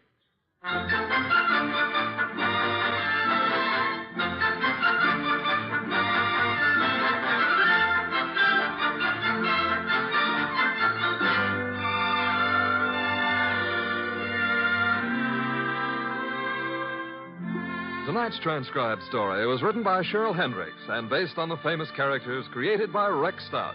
This is an Edwin Fadiman program, produced and directed by J. Donald Wilson. In the cast were Larry Dobkin as Archie Goodwin, and Betty Lou Gerson, Howard McNear, Dan O'Hurley, Vic Perrin, and Bill Johnstone. Next week at this same time, Nero Wolfe and Archie will bring you The Case of the Beautiful Archer. Don Stanley speaking.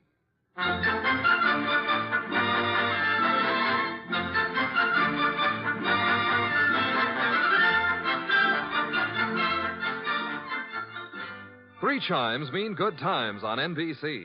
There's fun and laughs with the chimes later this evening when Ed Gardner stars in Duffy's Tavern. As usual, Duffy won't be there, but Archie the manager will definitely be on hand to spread his whimsical advice where it'll do the most damage. Tomorrow night, there's action on NBC with Herbert Marshall starring as the man called X in another exciting battle against the forces of international intrigue. Next, Sam Spade. Later, William Bendix on NBC.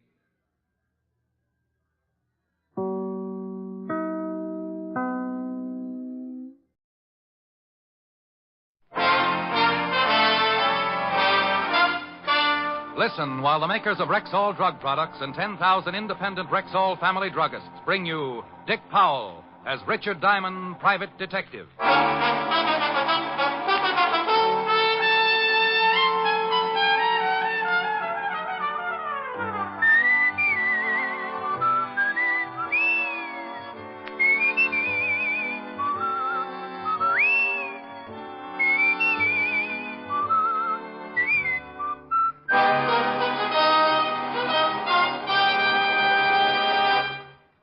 Good evening.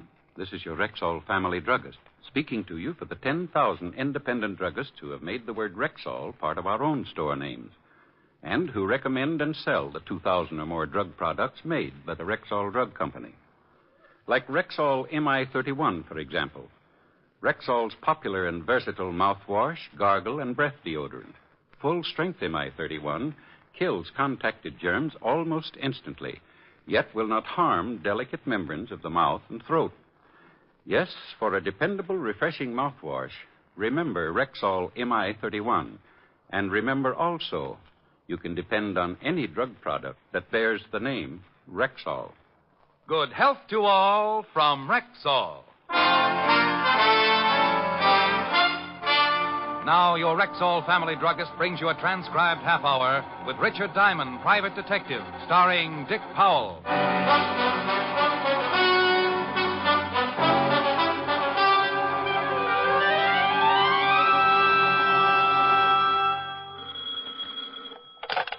Diamond Detective Agency, we never say die. Mr. Diamond, That's right. how would you like to make $1,200? Do I have to name the mystery melody?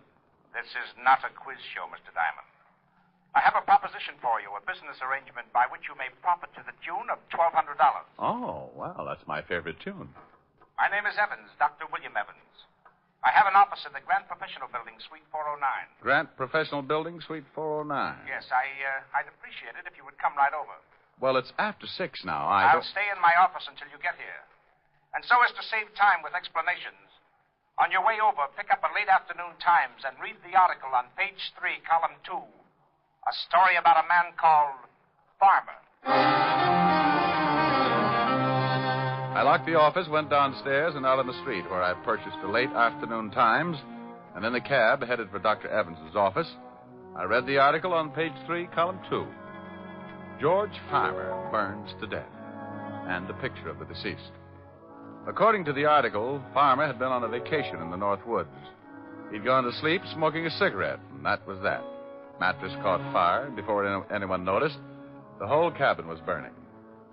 My cab led me out in front of Dr. Evans's building, and one look at the large crowd, plus the very familiar black sedan in the passenger loading zone, tied my stomach in a knot. All right, now, get back, you. You? Evening, Sergeant Otis. Lieutenant, what are you yelling about, Melonhead? Oh. Evening, Lieutenant Levinson. Oh, no. I hope you were just passing by, Mr. Diamond. I saw the crowd, Lieutenant Levinson, and came over to find out if you and Otis were playing hopscotch or possibly kick the can. This is a swell time to make with the jokes. Some guy took a dive out of the 4th floor window. 4th floor? Dead? Very. Name was Evans. Had offices in the building. Dr. William Evans. Guy named Evans. Offices on the 4th floor. Doctor. Some guy. Just 20 minutes before, he'd called me with a $1,200 proposition.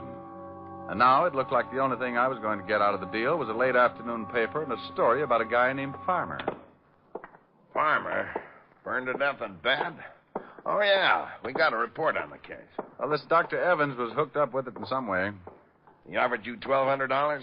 He asked me if I was interested. Silly boy. There's the doctor's office. And there's the window he went out of. Who saw him jump? Bill Mitchell, cop on the beat, saw the body come out of the window feet first. Said at least it looked like he jumped. No sign of a struggle? I'll have the boys give the room a good going over.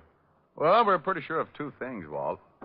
First, there's a strong possibility that Dr. Evans didn't commit suicide. Also, that he knew something about George Farmer, the guy who got burned to death. Might have been Farmer's doctor. Well, there's one way to find out. This Times article says that Farmer left a widow. While you're checking things here, I think I'll go see what Mrs. Farmer's views are on dead husbands and dead doctors.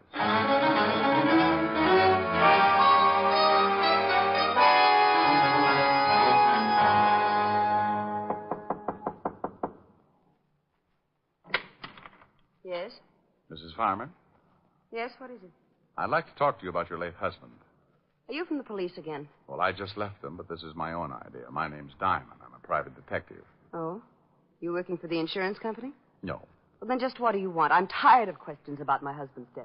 I've told the police and insurance company everything I know. Well, I know it's been difficult, but I won't take long, and there are a few things I'd really like to find out. Well, what are they? Do you know a Dr. Evans? Dr. Evans? No. No, I don't know any Dr. Evans. Your husband never mentioned him, said he knew him? No, he didn't. Besides, what has this doctor to do with my husband? I don't know yet. You mentioned an insurance company. Was your husband insured, Mrs. Farmer? Yes, with the National Mutual. But if you're not working for the insurance company or the police, who are you working for? Me. You. Look, would you mind telling me what possible interest you could have in the death of my husband? Tell you the truth, I really don't know. But there's $1,200 mixed up in it somewhere, and that's enough to keep me well interested until I find some answers. Thank you, Mrs. Farmer.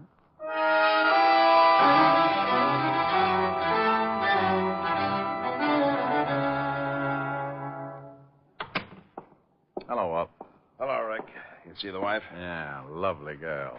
Type you'd like to bring home to Mom. You find out anything? Nothing in the room to indicate the doctor was pushed out of the window. Mrs. Farmer didn't know the doctor. Said her late husband didn't either. But she thought at first I was from an insurance company. Well, what company? Oh, a National Mutual. Otis. Yeah, Lieutenant. Got the names of the officials in National Mutual? Yeah. Bring them in. Right. Why all the action? We checked with the dead doctor's nurse. She said aside from his regular practice, he worked for 2 or 3 big insurance firms. National Mutual was one of them. I didn't think of a connection then, but I made the check just in case. Well, George Farmer was burned to death. Dr. Evans knew something about Farmer. Farmer was insured with the National Mutual, and the doctor worked for National Mutual. Might be a tie-up. The vice president of National Mutual is Arthur Peterson. It's not too late. Let's take a run over to his house and see if he knows anything about it.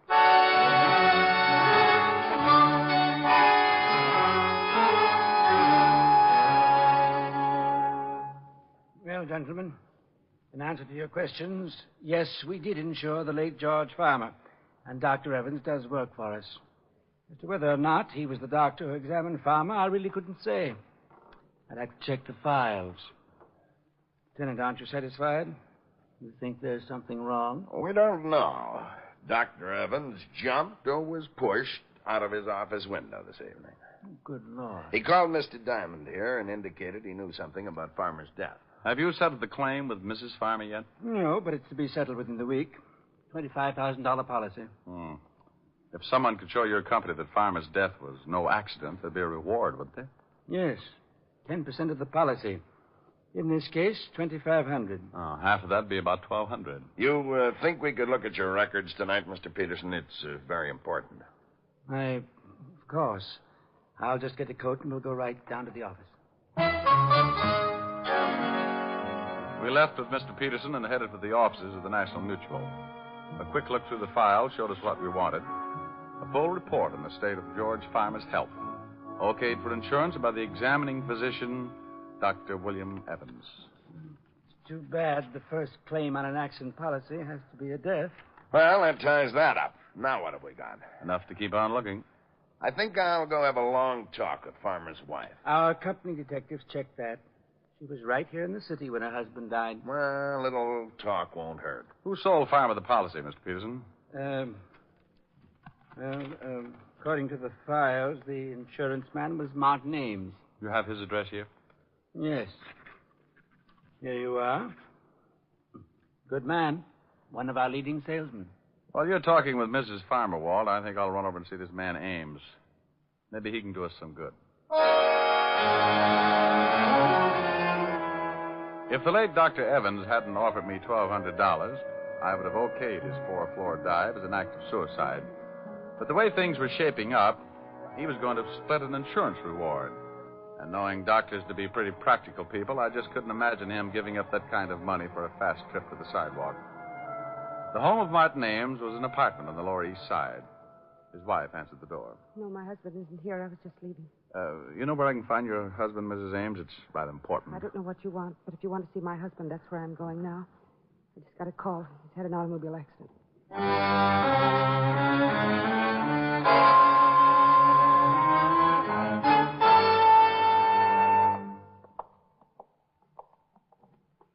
Miss?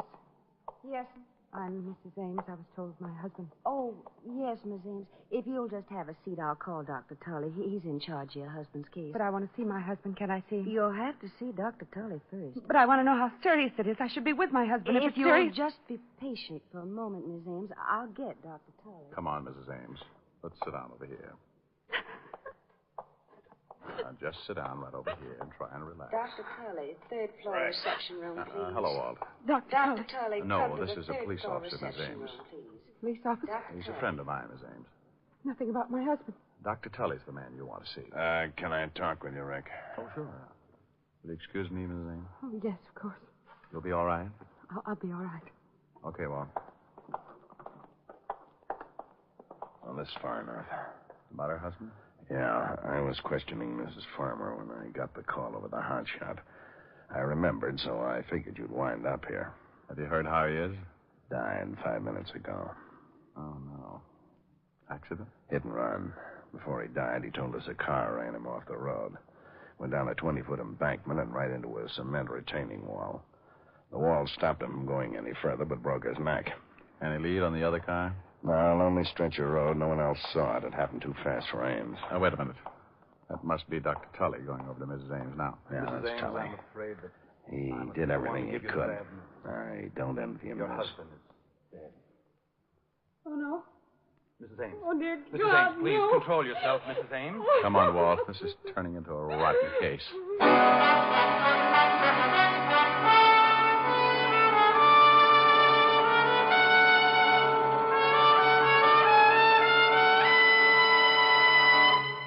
Before we continue with the adventures of Richard Diamond, Private Detective, here's your Rexall family druggist. I often think that perhaps the most common under-the-weather complaint in the average family is either acid stomach or plain old sluggishness. Well, you certainly hit the nail on the head as far as my family is concerned. And I'm also sure that's why there are literally millions of bottles of Rexall milk of magnesia on hand right now in family medicine cabinets. Why, that sounds almost unbelievable. No, ma'am. Not when you know that Rexall milk of magnesia is both a quick-acting antacid and a thoroughly effective yet gentle laxative. What's more, Rexall milk of magnesia has none of that unpleasant, earthy, gritty taste. Say, my family would really appreciate that. Then why not let them see for themselves just how creamy smooth and actually pleasant-tasting Rexall milk of magnesia really is? Ask for it at Rexall drugstores everywhere. And remember, you can depend on any drug product that bears the name Rexall. And now back to tonight's adventure with Richard Diamond, Private Detective, starring Dick Powell. A little after 6, I got a phone call, and by 6:30, the man who called was lying on a sidewalk, broken in two from a 4-story drop. 2 hours later, an insurance salesman named Ames was run off the road and ended up with a broken neck. Coincidence? Not a bit. Walt found the location of the place where George Farmer had burned to death. Then we climbed in the squad car and started the long drive for the Catskills. Around 7 in the morning, we turned off the main highway and onto a dirt road. A sign reading Sportsman's Retreat, 2 miles, pointed the way, and 20 minutes later, we were pulling up in front of the lodge.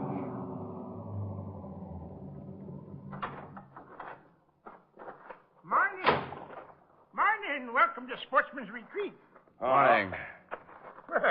Police car, ain't it? I'm Lieutenant Levinson, 5th Precinct, New York Police. This is Mr. Diamond. Oh, howdy. Oh, yeah. You up here about Mr. Farmer's death? Unofficially.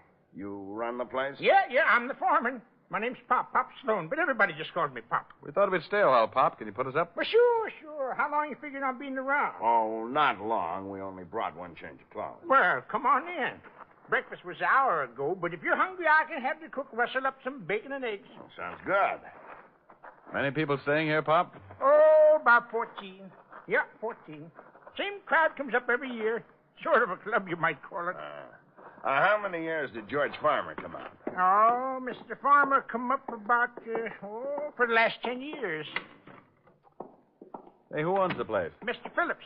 He ain't here now, but he phoned and says he'll be in sometime this afternoon. Say, how come you fellas are interested in Mr. Farmer's death?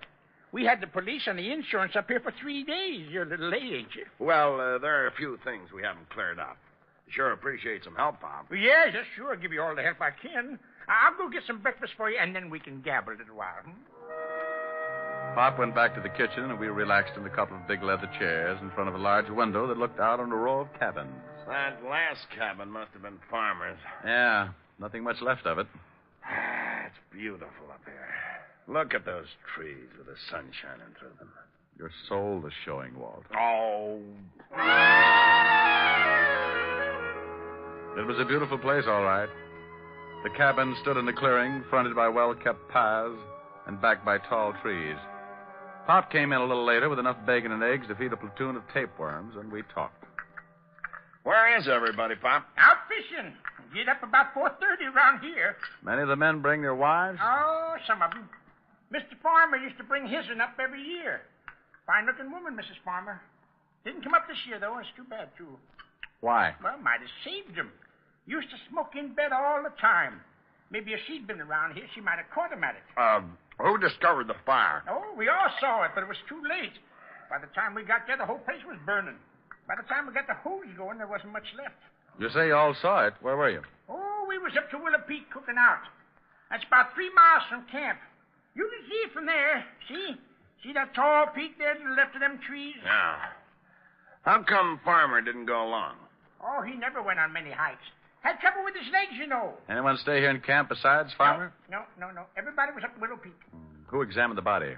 Doc Combs from Evanston come up and looked at the body. Where's Evanston? About 50 miles east. But if you want to talk to the doc, you'll have to wait till everybody comes in from fishing. Oh, good. Is he up here now? Yeah, come up last night. Gonna stay a week for the fishing. Oh, Pop. Morning, Mr. Phillips. Good morning. I didn't expect you till this afternoon. This is Mr. Phillips, the owner. Oh, I have some bags out in the car. Will you get them, please? Good morning, gentlemen. Good morning. There's some more police fellas, Mr. Phillips. Oh? About Mr. Farmer's death? Yeah, I gotta clear up a few things. Would you please get those bags for me, Pop? Bags? Oh, yes, bags, sure. We just wanted to ask a couple of questions, Mr. Phillips. I'm Lieutenant Levinson. This is Mr. Diamond. Well, how do you do? How do you do? Do you mind if I sit down? Well, not at all. I thought the authorities were satisfied. No, I guess they are.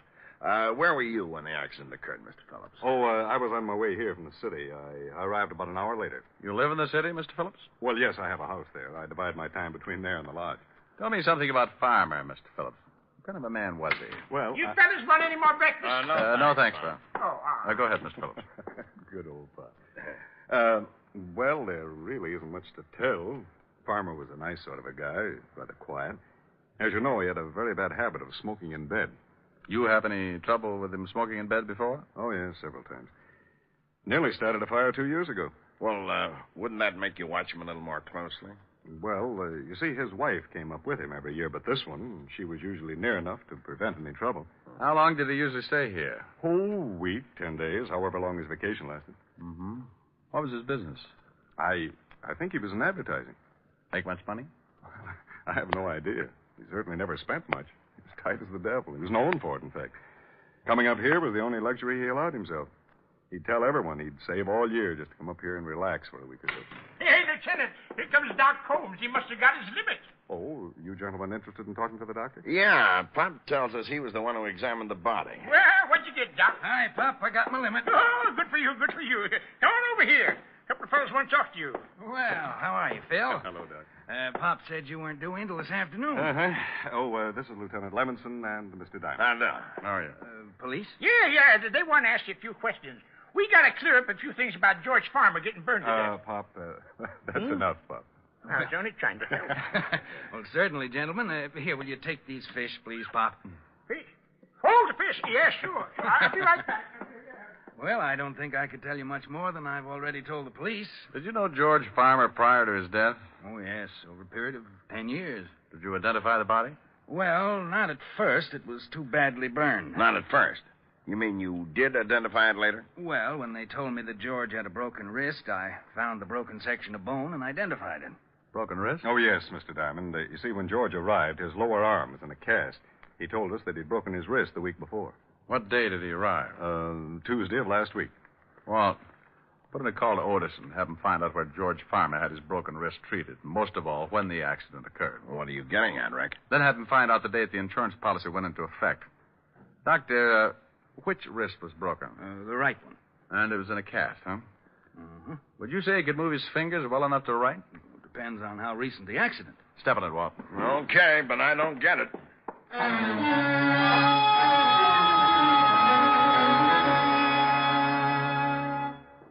I talked to Otis. He'll get the information. Call us back.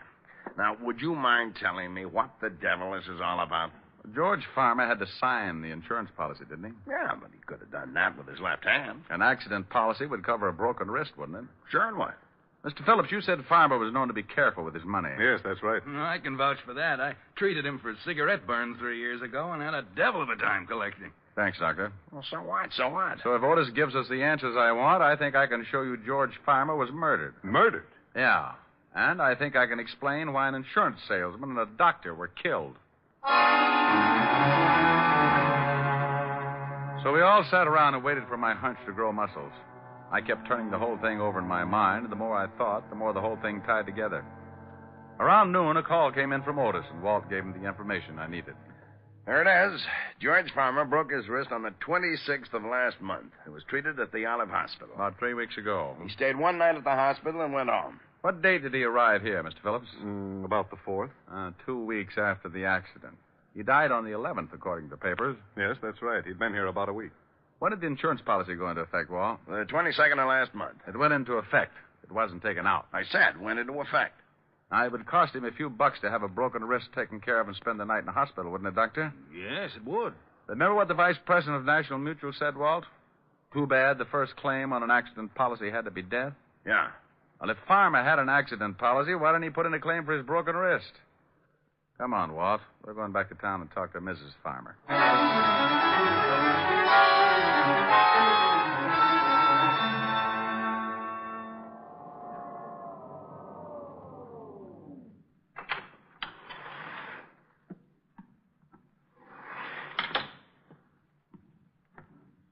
You got your men spotted around the building? Whole block surrounded.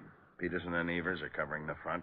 Cars at every corner. Isn't Otis going to play? Well, there's been some complaints about noisy cats in the neighborhood, so I stuck Otis in back in the alley. He'll drive every cat right into the river. You might have made a mistake. One yell out of Otis, and he'll end up with all the shoes in the block. Here it is. Yeah? Oh. Mind if we come in, Mrs. Farmer? No, I guess not. Well, what is it this time, Lieutenant? We think your husband was murdered. Well, that's ridiculous. Now, we know you didn't do it, but you were in on it. You know who did. Are you serious? Very. We just had the lab make a check on the insurance policy. The signature and the fingerprints were from the right hand. Well, of course they were. So your husband didn't have a broken wrist at the time? Well, no, he did that sometime later. And you'll swear that it's his signature on the policy? Certainly. I went to the doctor with him. I thought you said you didn't know a Dr. Evans. Well, I don't. He was the insurance doctor. Well, I'd never seen him before or since. How could you expect me to Your remember... husband didn't turn in a claim for his broken wrist. He didn't? Well, that was his business, wasn't it? Don't you think it's rather strange to take out an accident policy and not turn in a claim on your first accident? I don't know. I didn't bother with my husband's affairs. Is this your husband's driver's license? Where did you get that? Motor Vehicle Department. Is it your husband's license? Yes, I guess so. The signature on this license is not the same as the one on the insurance policy. What do you mean? He means that the signature on the insurance policy is a very clever forgery. Who forged it, Mrs. Farmer? I don't know. I don't know what you're talking about. Who went to that doctor's office representing your husband? No one. Why in the world would I do that? Why would I have someone represent my husband? Probably because you wanted your husband out of the way. That's horrible. Get out of here. That's not true. Who was in on it with you? Who killed your husband up at his cabin at the lodge? Get out. Get out. It had to be someone at the lodge who knew what cabin he was in. No. Did you give the papers your husband's picture? Yes. You're lying. The newspapers told us you claimed not to have it. Well, I don't remember. I don't remember. Oh, sure you do. You didn't want to give the papers a picture of your husband because you knew the insurance salesman and the doctor would identify it as not being the man who took out the accident policy. No. You knew your husband was going to take his trip, so you planned his death and stayed home for an alibi. The picture came out, and the insurance man and the doctor had to be killed. A man killed them, Mrs. Farmer. Someone strong enough to run a car off the road and lift an unconscious man out of a window, feet first. Who killed them, Mrs. Farmer? Hey, you, stop! Stop! Lieutenant! Otis has got something. Well, let's get out on the fire escape. Stop, or I'll shoot. There's a new line. Somebody halfway up the fire escape. Look out, Otis! Move over, Walt. Otis going to hit a herd of elephants in the broom closet. I got him, Lieutenant. He got him. No, make him happy, Walt. Climb out there and see what we got. Okay. Now, just take it easy, honey. Rick! Yeah? That guy Phillips, the one who owned the lodge, and he's dead. Well, Mrs. Farmer, that's it. Want to tell me about it? Oh, yes, it doesn't make any difference now. Phillips killed your husband and the other two men? Yes. We fell in love 3 summers ago. But he planted the whole thing was his idea. Oh, sure, I know. But the state is pretty narrow-minded about those things, honey.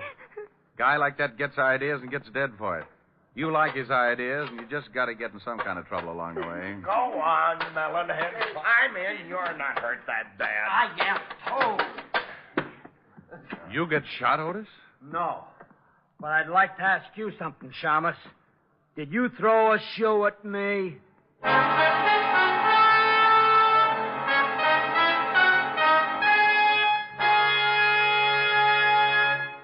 Again, here's your Rexall family druggist. Whenever you're suffering the pain of a headache, remember, there's no faster-acting aspirin made than Rexall aspirin. When swallowed with water, the 5 full grains of pure aspirin in every Rexall tablet are ready to go to work for you even before they reach your stomach. Ask for Rexall aspirin at Rexall drugstores everywhere. There's no faster-acting aspirin made. And remember, you can depend on any drug product that bears the name Rexall. Good health to all from Rexall.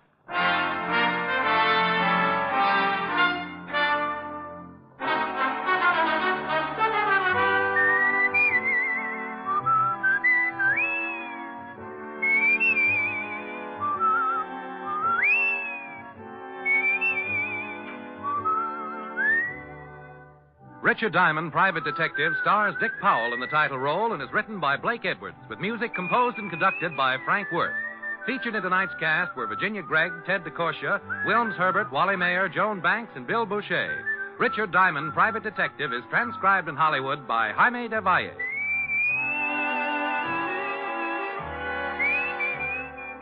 This is Bill Foreman inviting you to be with us next Wednesday at this time when we will again bring you Dick Powell as Richard Diamond, Private Detective.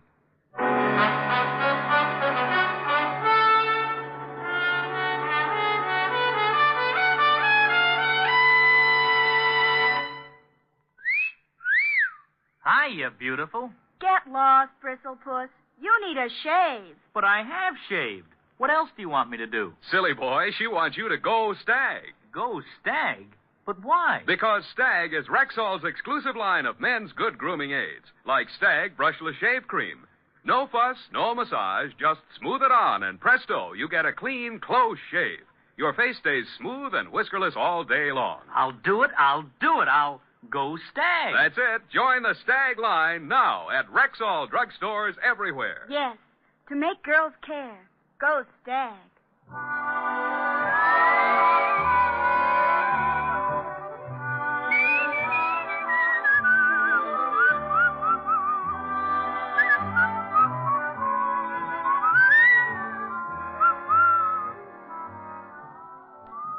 Wednesdays this fall, hear Groucho, Gildy, and the Halls of Ivy on NBC.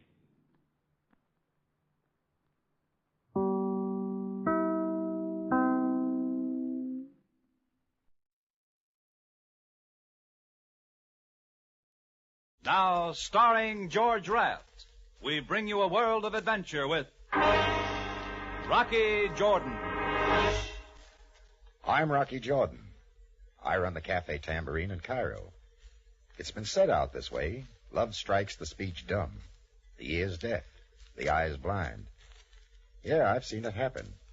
It's what you might call really losing your head over a dame.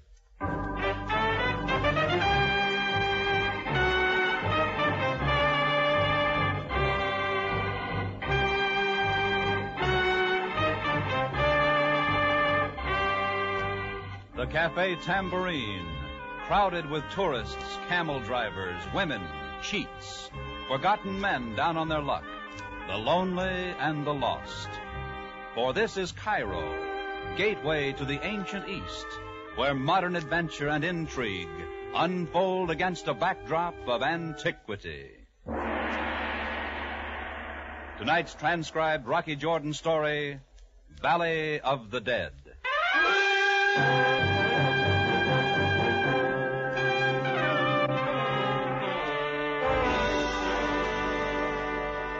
Hiya. Remember me? Chris, the barkeep at the Tambourine. Also the general dispenser of information. Yeah, Rocky Jordan and me have been buddies for years. And usually things go kind of smooth between us. Not always, though. I'm thinking of that Valley of the Dead deal when the blow-up between us sounded like the echo of an A-bomb. And, well, listen. It was one of those quiet evenings around the cafe when it began. The crowd had thinned out, and a sad-faced legionnaire sat at the bar, staring into his half-empty glass of wine. A few locals were scattered around, lapping up some arak, and in the back booth, one of the more handsome young guides around Cairo was whispering into the ear of a sweet-faced tourist, and she was giggling. Then Rocky came in. Pour me one, Chris. Anything wrong? Pour me one. Yeah, sure thing, right? You, been for a walk? Yeah, I've been for a walk. Well, was wondering. Yeah. Rock, you drink? Oh, yeah. Thanks. Yeah. Things been kind of slow tonight. I was thinking maybe we could close up early. Julie's coming by. You two getting sort of serious? Yeah, A couple of cops just come in, heading this way. Good evening, Jordan Bay. Oh, hello, boys. We are looking for someone. A man wearing a dark suit. We thought perhaps he might have come in here a few moments ago. Haven't seen him. Sorry. No, nobody come in the last few minutes except... What's happened, boys? There was a shooting at a small hotel several blocks from here. Oh, shooting, huh? Anybody get hurt? We are certain the man in the dark suit was wounded. We picked up his trail. Lost him near here in the native quarter. Oh, that's too bad. Yes. Thank you, Jordan Bay. Come along, Ahmed. I'm going back to the office. Close up whenever you want. Yeah, sure. I watched Rocky as he walked to his office. He opened the door, took just one step inside, and then fell flat on his face. I got over there on the double, locked the office door, and hauled Rocky to the couch. And that's when I saw it. The blood trickling down his hand. I put in a fast call to a doc who would keep his mouth shut, and while he was patching up the rock shoulder, I went out and closed up the cafe. A half hour later, when I got back to the office, the doc was gone, and Rocky was all business. Chris, you know a gent named Breezak? Breezak? No. How about a guy named Fabian? Risto Fabian.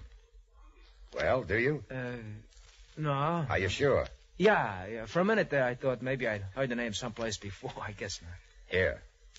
Take a look at this. Check, huh? 20,000 pounds, boy, that's... Hey, Rocky, this check is... It's made out to you.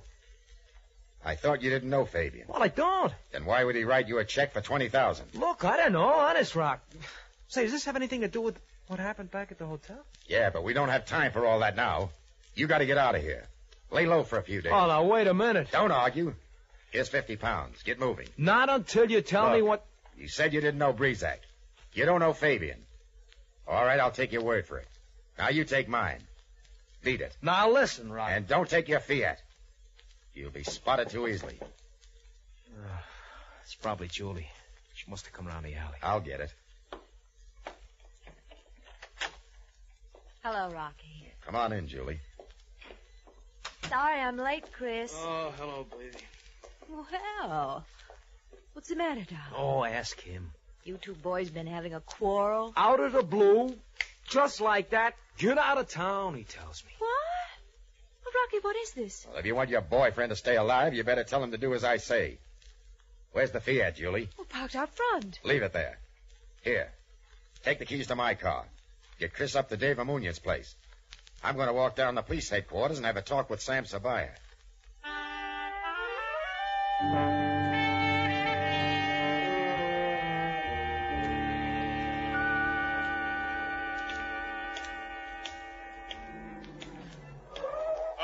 Jordan. What's on your mind? I'd like to have a little chat with you. Sorry, I have an appointment. My name is Fabian. Mr. Fabian. Fabian? That changes things. I thought it would. Get in. Okay. I've been sightseeing before, so don't knock yourself out. Mr. Jordan, why did you go to that hotel tonight? Brizak's invitation was extended only to your bartender. I know, but Chris wasn't around when Brizak's messenger showed up. So I was asked to pass along the invitation. Which you did not do. That's right. Knowing Brizak as I do, I couldn't resist going myself. The fact that the messenger mentioned 20,000 pounds, that had something to do with it, too? You think I'm trying to cut in? That is exactly what I think. Suit yourself. Fabian, what is this all about? All I got from Brizak was double talk. And a bullet in the shoulder. He resented the fact that I took the check from him. I shall only have to write another one. Really, Mr. Jordan, it is a simple business deal. I wish to pay Chris for information which he has acquired. I'm not convinced. If you ask me, that check was just a come-on to get Chris and Brizak together so that killer of yours could do his work quietly. Mr. Jordan, if you are as concerned over Chris' welfare as you seem to be, you will do as I say. For the police would like to know more of a certain death which occurred here in Cairo a month ago. A man named Griswold was murdered, a geologist. I read about it. The killer got away in a small car, a yellow Fiat. That wasn't in the papers. Neither was this. Brizak arrived a few moments after the killing. He heard someone running out the back door, saw the yellow Fiat race away into the night. Brizak fired after the car, succeeded in breaking one of the tail lights. That's quite a story, Fabian. It happened. You can ask your friend Chris, but I doubt if he would admit that he was the one who murdered Griswold. Oh, we seem to have driven right back to your cafe. You can let me off here. But I thought you had an appointment. I've changed my mind. Yes, I can appreciate your dilemma. Oh, there is the yellow Fiat. I suggest you examine the tail light closely. Good night, Mr. Jordan.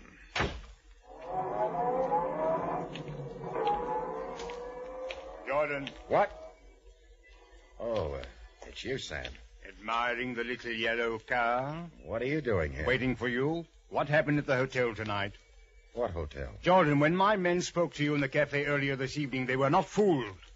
However, they thought it wise to confer with me before taking any steps. I don't know what you're talking about, Sam. Brizak, the shooting in the hotel room. What were you doing there, Jordan?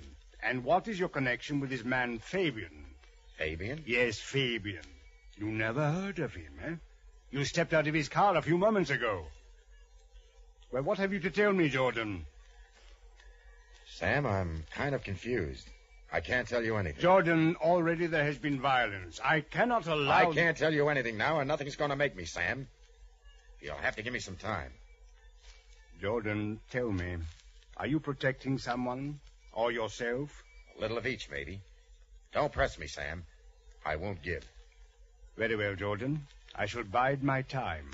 But if there is any further violence, I shall hold you personally responsible. Sure.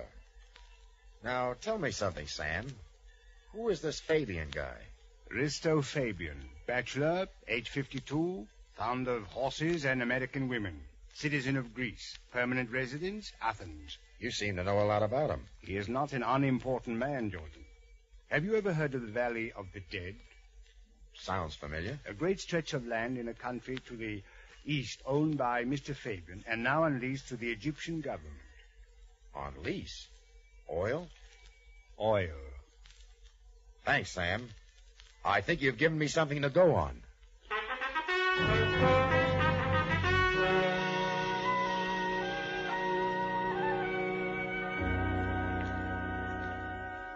Jordan, after all, I am only a government clerk, and this is all I know about the matter. Griswold was hired by the government to do a survey on the Valley of the Dead to determine if the land had further oil potential. According to his report, it did not. So the government has decided not to renew the lease, which expires in a few months. And Griswold expired, too, after he made the survey. Why? Do not ask me. I have lived long enough to know the value of minding my own business. The wills are played out and the lease is dropped. Fabian is left with a lot of worthless land and no income. Yes, What's missing, Allie? You don't go gunning for a guy who's supposed to have some information if what he's got isn't worth anything. What? Gunning? Allie, how can I get my hands on a copy of Griswold's report? Griswold's house, perhaps, if there is anything left of his belongings. Or perhaps the girl who worked for him, Miss Ware, Julie Ware. Julie? You know her? Yeah. Thanks, Allie. Night. Good night. Rocky, look out! Look out! Rocky!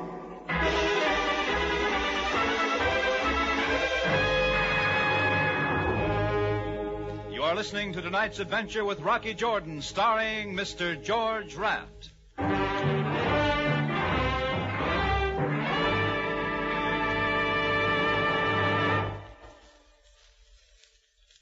Dr. Christian's unique success with his patients is due as much to his keen understanding of people as to medicine. Every Wednesday evening on CBS, Gene Herschel stars as kindly Dr. Christian of River's End, bringing you stories full of warm understanding.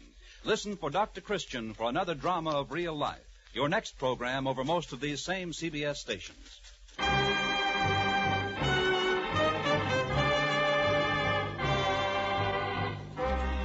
Now we take you back to Cairo in tonight's Rocky Jordan story, The Valley of the Dead.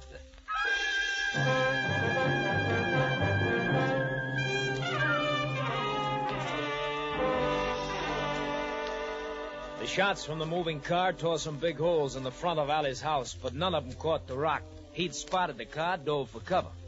Well, he picked himself up knowing full well it had been Fabian and Brizac. And 10 minutes later, he walked into a low-slung apartment building not far from the tambourine. First thing he caught was the low wail of a sax. He listened for a minute, and it took him back. But then it stopped, and he walked down to room 212 and knocked. He tried again, and a door came open. But it was the one at the next apartment. And standing framed in the archway was a redhead with a neckline that looked like it was diving for pearls. Hello. Hello. Looking for Julie? Yeah, Friend of hers? in a way. Want to come in and wait? She might be back soon. Well, thanks. Maybe I will. Mona Clark, USA. You're an American, too, aren't you? Uh-huh. Rocky Jordan. Shake. It's not that I don't like far-off places. You just want to see something familiar once in a while. Yeah, I know the feeling. I've got a pot of coffee fixed. Want some? If you got enough. Plenty. I'll get right away. Where are you from, Rocky? I mean in the beginning. St. Louis. Good town. New Orleans myself. Been there? Well, lots of times. Oh, do they still serve coffee and donuts in the French market? They did when I left.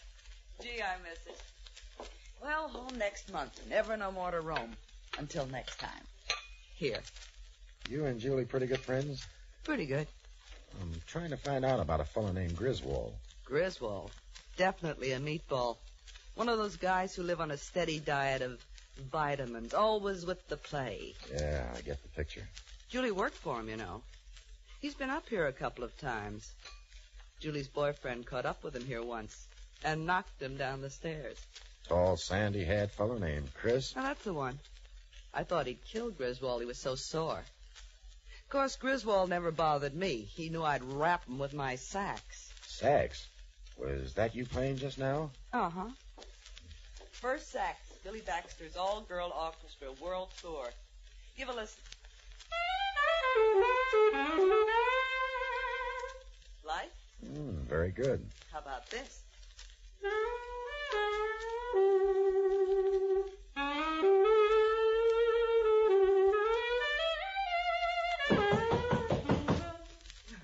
Neighbors. Mona, tell me something. What kind of work was Julie doing for Griswold? He did an oil survey on a place called the Valley of the Dead or something. She typed up all the reports for him. I see. Julie uses Chris Yella Fiat quite a bit, doesn't she? Uh-huh. Why? Just wondering. Thanks, Mona. Leaving? I'd like to finish that song for you sometime. Don't worry, baby. You'll get a chance to.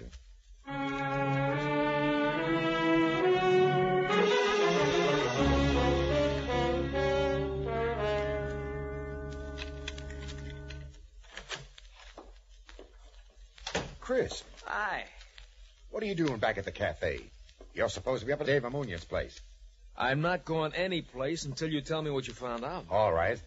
As near as I can make out, it goes like this. Risto Fabian thinks you killed Griswold for information about the Valley of the Dead. Oh, Rocky, you don't believe that, do you? No, but Fabian does, and that's why Breezak's gunning for you. Chris, where's Julie? Well, staying with a friend at the Island House in Bullock. Is she in trouble, too? More than she knows. What do you mean? Chris, how did the tail light get broken on your Fiat? What's that got to do with it? Answer me. Well, I did... Oh, yeah, I remember. Julie had the car that day. She said some kids broke it throwing stones. Sure. Chris, I'm going to tell you something you're not going to like. But I wouldn't say it unless I thought it was true. Well, go ahead. I'm listening. I think Julie's the one who killed Griswold. Rocky. It's lousy, I know, but it all fits. She typed Griswold's report on the Valley of the Dead. She's in the know. She drove your car that night. Not you. Don't you see you're playing a fall guy for a double-crossing, two-timing... Rocky, I'm sorry. I didn't mean to hit you. Forget it. But that doesn't change what I think. I'm going over to Bullock to see Julie. No, you're not. You go wandering around, you'll pick up a bullet. I'm going, Rock. You're not going to stop me. I guess I'll have to.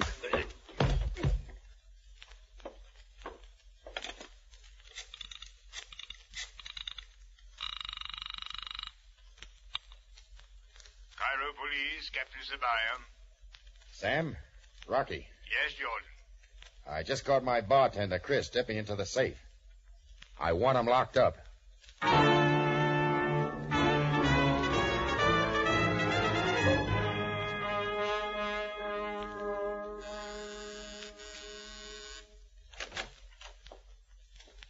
Hello, Julie.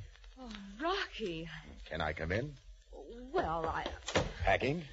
Yes, vacation. I thought I'd go up to Karnak for a few days. Kind of sudden, isn't it? What's that big envelope in your suitcase? Well, nothing. Just something I'm going to mail. Oh, let me see. Rocky! Oh, addressed to Julie Ware. American Express. Athens, Greece. Oh, I thought you said you were going to Karnak. Well, Fabian lives in Athens, doesn't he? What's inside of this, Julie? Leave it alone. You have no right to open it. Yeah, I know I haven't. Well, Griswold's report on the Valley of the Dead. This report any different from the one the government got? No. Give that to me. Take it easy. The other report said there was no oil in the Valley of the Dead. This one says there is. Give it to me. This is the correct one, isn't it? This is why you killed Griswold. Rocky. Yeah. Don't be angry with me. You don't understand how big this is. I don't. All right. Let's work it out. Griswold did the survey on the land, found oil, and prepared this report. He was about to send it in, and I got smart, Rocky. I stopped him. What good would it do him to have the government pick up the options on Fabian's land? But if Griswold made a deal with Fabian to turn in a false report... The government would drop the option. Fabian would get his land back. Yes. Oil's worth a lot these days to a lot of different people and countries. Price is high. Fabian could make a fortune. So Griswold went for your idea. Yes. Fabian went for the idea, too, because he'd already been approached by a representative of a foreign power. But that's when Griswold began to act like an idiot. He said he'd settle for 20,000 pounds. 20,000 pounds. That's less than $50,000. Fabian stood to make millions. So you and Griswold talked it over, and he ended up with a letter opener in his back. You waltzed off with the right report. Then you contact Fabian yourself and make a new deal. Yes, Rocky. And it can still be done. You and me, we can hit Fabian hard. A partnership in a billion-dollar business. Where's Chris? A nice, safe place. Why don't you get him out where it's not so safe? Fabian thinks he's the one who killed Griswold and knows about the oil. They'll be over in a minute. Fabian will go back to Athens satisfied. And then what? The day before the option comes due, you and I take a trip to Athens to see Fabian. We'll have partnership papers all drawn up. Fabian will have to sign them. It'll be too late for anything else. What do you say, Rocky? Lady, you're a louse. Rocky, what are you doing? Phoning the police. Oh, no, you're not. Put down that poker. That shoulder hurts, doesn't it? Oh. So long, stupid. What? Do not let my gun startle you, my dear. Fabian. Hey, may I come in? I have been following you, Mr. Jordan, for at length I have devised a method for bringing Chris, shall I say, into the range of Brizak's gun. Chris is out of reach, Fabian. He is in jail, I know. You will telephone Captain Sabaya and tell him you made a mistake. Tell him to release Chris. So Brizak can be picked off coming out of the station? Yes. He's standing across the street from police headquarters now, waiting. Let him wait. Mr. Jordan, you will take the phone and do as I say. Sure, I'll take it. There. But you pulled it out of the wall. That's right, and you can't find much use for it now. Mr. Jordan. Go on, pull the trigger. That'll get you nothing. Mr. Fabian, Yes, my dear. I know how to get Chris out of jail. If it would be any help to you. And why should you want to help me? Because I'm afraid you'll be angry with me. Through no fault of my own. All this and no music? Why should I be angry with you, my dear? Because I have this. Look, I believe this is something you want. Griswold's original report on the value of the debt. Where did you get this? Chris gave it to me to hold for him. She's lying, Fabian. Silence. My dear, have you read this document? Oh, good heavens, no. It's full of such technical language I wouldn't understand it for a minute. Fabian, you're not going to go for this, are you? Chris doesn't know anything about this report. He didn't kill Griswold. She did. Oh, how can you say that, Mr. Jordan? Oh, he's lying, Mr. Fabian, to protect his friend. Yes, my dear, I understand. Tell me, how would you get Chris out of jail? Well, Chris and I have been quite friendly. It would be a simple matter for me to bail him out. Excellent. My car is downstairs. Mr. Jordan, you will drive. I shall sit by you with my gun in your side. Come, let's get started.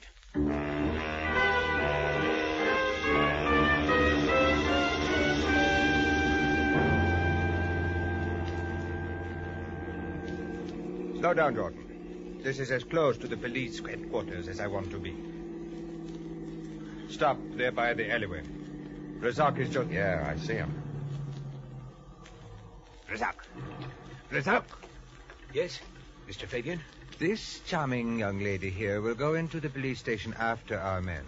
They will come out together, but she is not to be harmed. I understand, Mr. Fabian. She will not be harmed. Oh, Mr. Fabian, I think it might be better if I came out of the police station a few moments before Chris. So Mr. Brizak doesn't shoot me by mistake. An excellent precaution, my dear. Everything is clear then. Yes, quite clear. Razak. I know. She is to die also. Correct. Now take up your position across the street. We will time it to pick you up as soon as you have fired. Well, as you can see, a lot was going on while I cooled off in the Cairo jail. The first thing I knew about anything was when Julie suddenly showed up and bailed me out. Then, while I was picking up my wallet and things at the desk, she waltzed out the front door ahead of me. Well, that struck me kind of odd.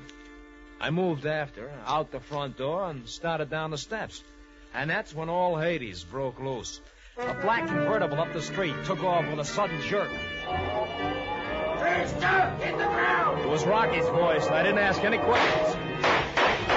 Slugs from across the street sailed over my head, and then I saw Rocky behind the wheel of the car, and the joker beside him almost went through the windshield as Rocky grabbed the back of his neck and shoved. With his other hand, he yanked the wheel, and the car headed right for the spot where the gunman stood frozen in his tracks. Chris, grab Julie. Don't let her get away.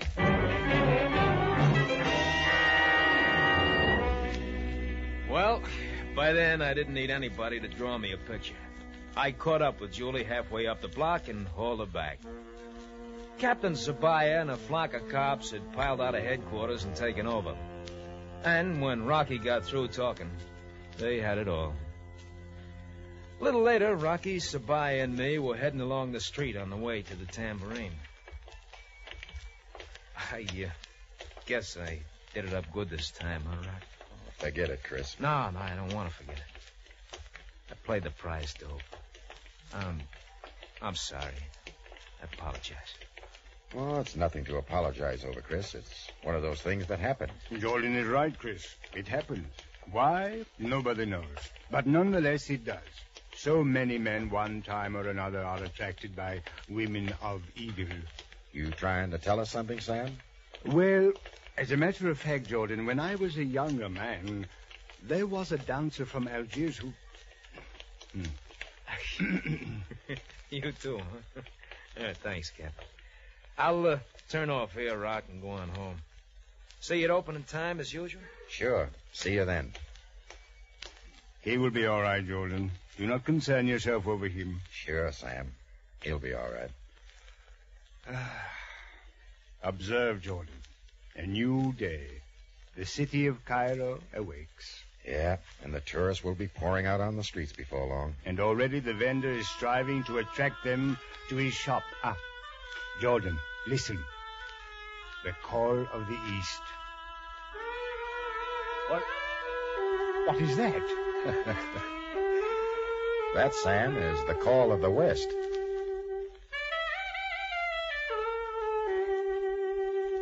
Excuse me, Sam. I'll see you around.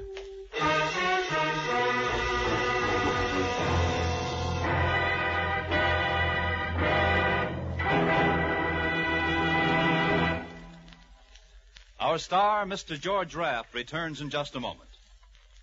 The flood victims of Kansas, Missouri, Oklahoma, and Illinois are depending on you. Those whose lives have been jeopardized, whose homes have been destroyed, urgently need your assistance. The President of the United States has asked the American public to contribute at least $5 million through the local chapters of your American Red Cross for the relief of these citizens. So it's up to you. Give generously through your local Red Cross chapter. Help the flood victims. They need you. Now, here again is the star of our show, Mr. George Raft. Thank you. Well, Julie was quite a doll. Tall, big brown eyes, honey-colored hair. As far as Chris was concerned, she was out of this world. The law being what it is, she soon will be. Well, see you next week at the Tambourine. Until then, Saida.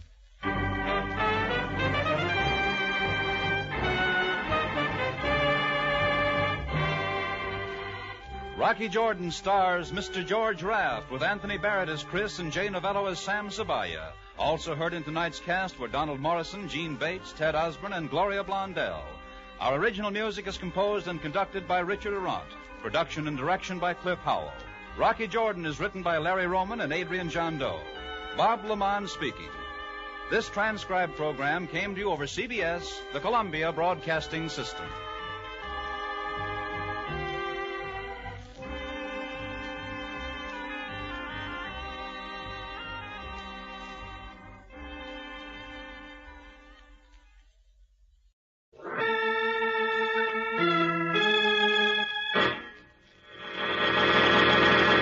From New York City, the makers of Clipper Craft Clothes for Men and 1,036 leading retail stores from coast to coast present the world's most famous detective, Sherlock Holmes.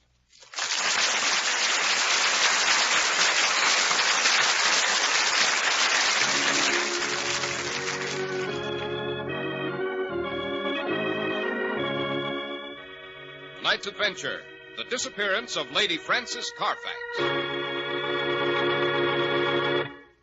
Well, here it is, Easter, and we find Dr. Watson all decked out in his new Easter suit. Oh, thanks to Clippercraft, of course. And wearing a flower in his buttonhole. I hear you were the hit of the Easter parade, Dr. Watson.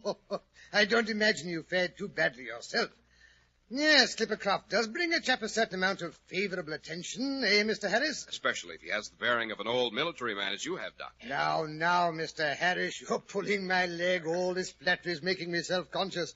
You'd better pay our respects to our sponsor and then let me get on with the story about a lady I chased all over Europe. And how Holmes stepped in at the last moment and rescued her from a horrible death. Oh, all right. Here we go, Doctor. Whether it was Fifth Avenue or Main Street, California or Vermont, millions of men wore Clipper Craft clothes in the Easter parade today and paid remarkably modest prices for such unusually fine quality. For the millions who insist upon Clipper Craft do so with very good reason. They are amazed at the values brought to them today by Clipper Craft. These values are the result of the sensational Clipper Craft plan, concentrating the buying power of 1,036 of the nation's finest stores from coast to coast, resulting in year-round economies in manufacturing and distribution costs, and putting money in your pocket. Now, you not only pay less for Clipper Craft, you buy them at a local independent store, a store you can trust. Think of it, expensive-looking new spring Clipper Craft suits, beautifully tailored, at only $40 and $45. Top coats in fine coverts and worsted gabardine at only $40 and $45, and sport jackets at only $26.50. Compare them with clothes selling for many dollars more.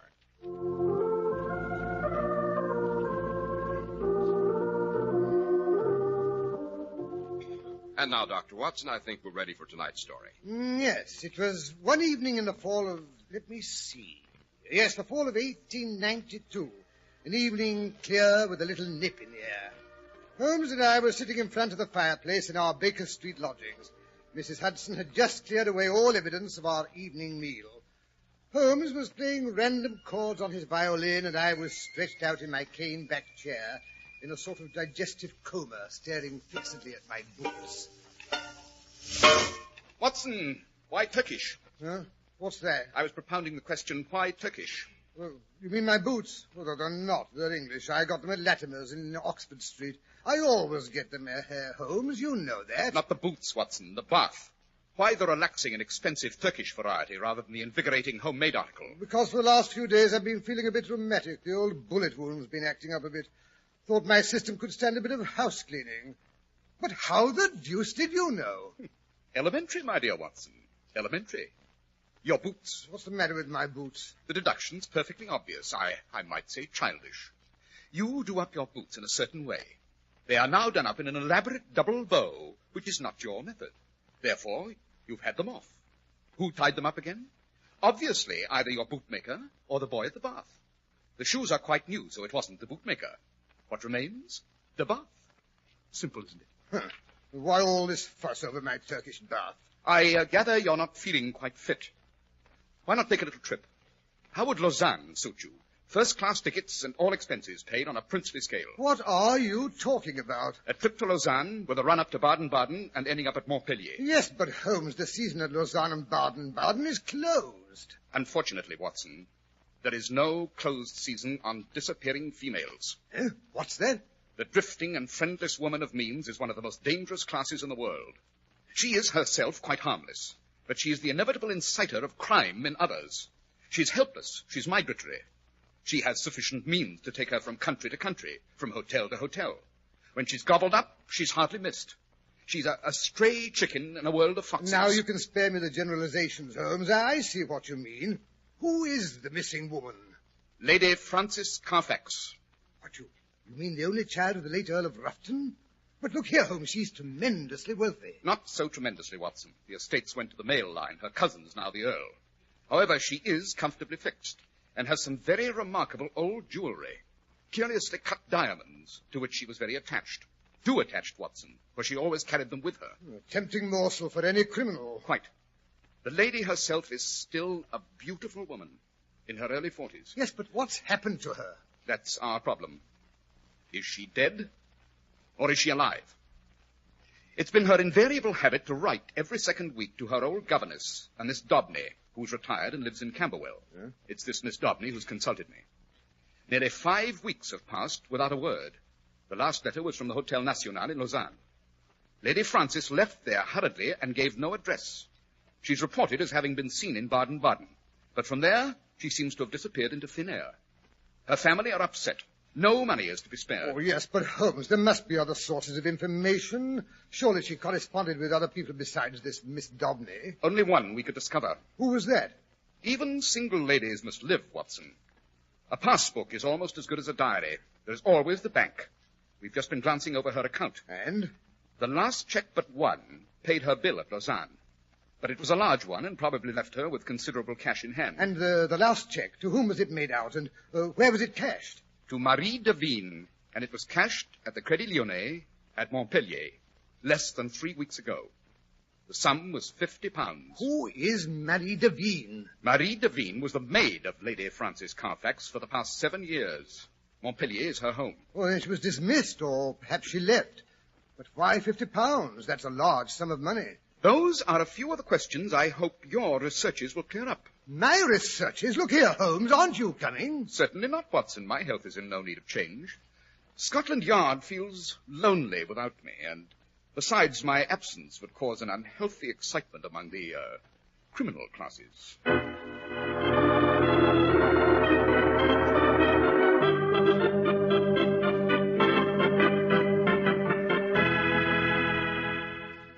Pardon me, gendarme.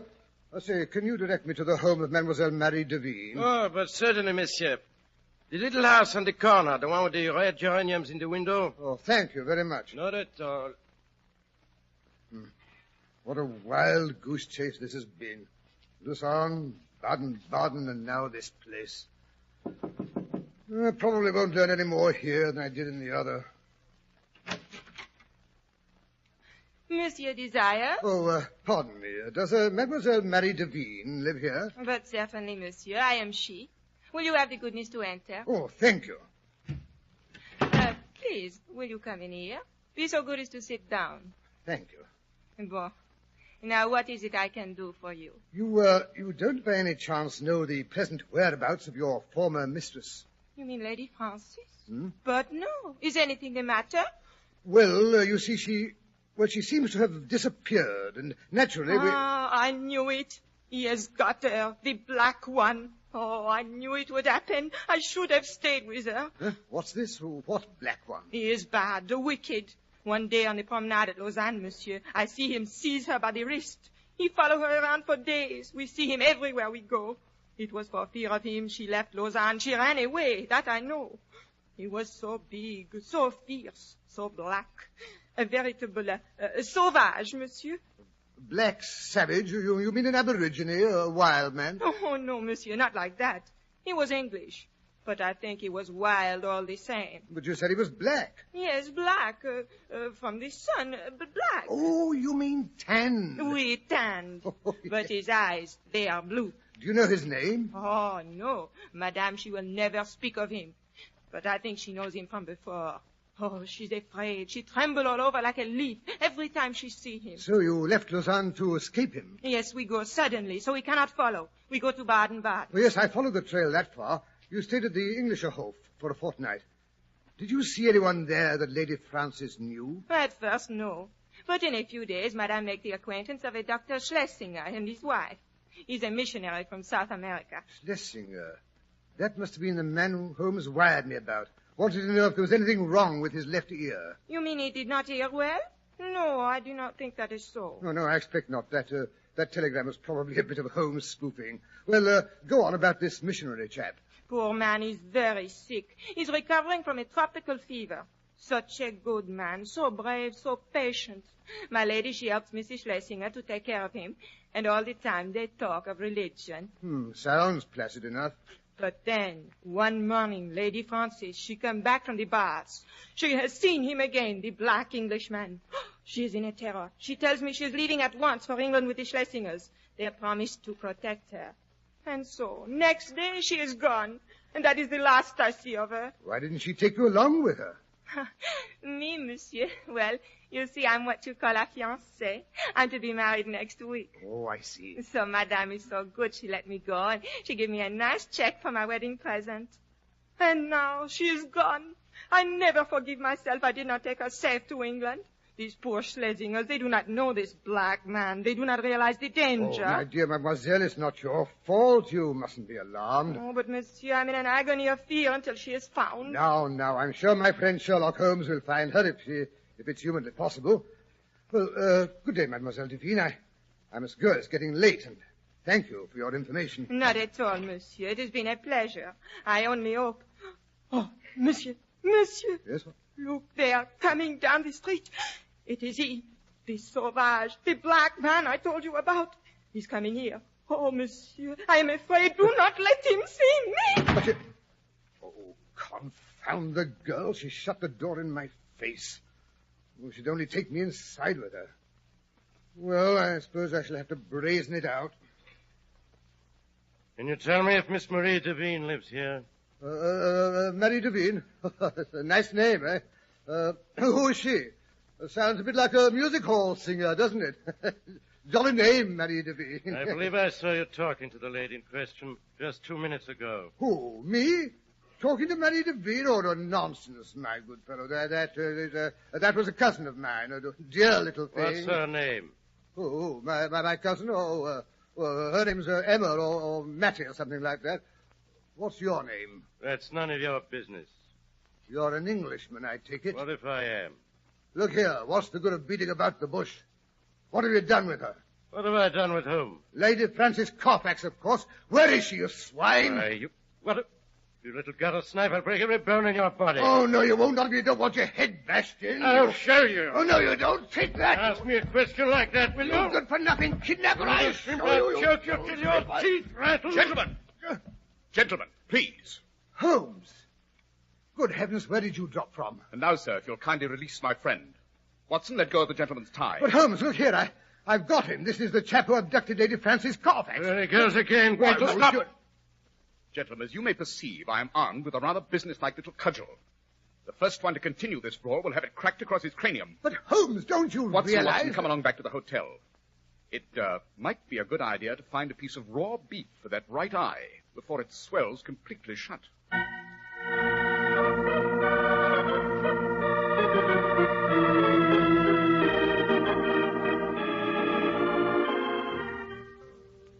Well, Watson, how does it feel to get back to Baker Street after your little, vacation? Well, I must say, Holmes, I don't see why you had to go butting in and drag me back to London just as I was just about to clear up the whole case. As you were about to have your head bashed in, you mean? But, Holmes, Steady, Watson, steady, or you'll lose the compress over your eye.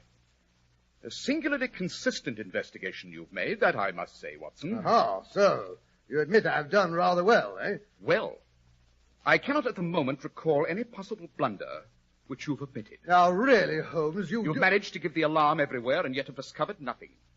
Perhaps you think you could have done better. I have done better, my dear Watson. I have done better. What do you mean? From the hotel keeper in Baden-Baden, I discovered the interesting fact that our missionary friend's left ear was jagged or torn. Oh, rubbish. What can the shape of a man's ear have to do with a lady's disappearance? My dear Watson, that mutilated ear is the crux of the whole case. Well, what does it prove? It proves that we're dealing with an especially astute and dangerous criminal. The Reverend Dr. Schlesinger from South America is none other than a character known internationally as Holy Peters. His particular specialty is preying upon lonely ladies by appealing to their religious feeling, and his so-called wife is a worthy helpmate. They're an infernal couple who'll stick at nothing. I see. But then Lady Frances Carfax, she may be dead by now. Dead or worse. She may never have reached London. On the other hand, they may have her confined in some house in this very city. Why not abroad? No, I think not. The continental system of registration is too strict. All my instincts tell me she's in London. But how can we locate her? Patience, my dear Watson, patience. We must wait until the police spot Peters, or until he tries to market some of the jewels. Scotland Yard is working on that phase of the problem. Scotland Yard may not be any too lively, Watson, but they are thorough. Yes, but in the meantime, Schlesinger may have killed the poor lady. That's the Yard's responsibility, not mine. But the black-haired Englishman, you let him slide through your fingers. Surely he must have had something to do with the disappearance. Right again, Watson. Then why let him escape? Escape, Watson? Escape?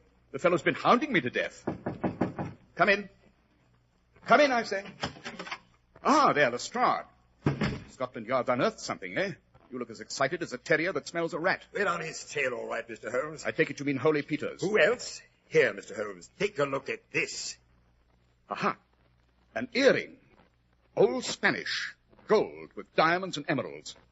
Yes, that belongs to Lady Frances. Where did you find it? Pawned yesterday afternoon in a shop in Westminster Road by a stout man with the piece out of his left ear. Excellent, Lestrade, excellent. Yes, but how does that help? I don't imagine he left his address. No, but he will return to pawn the other jewels, mark my word. Come along, Watson. Suppose we keep an eye on that shop.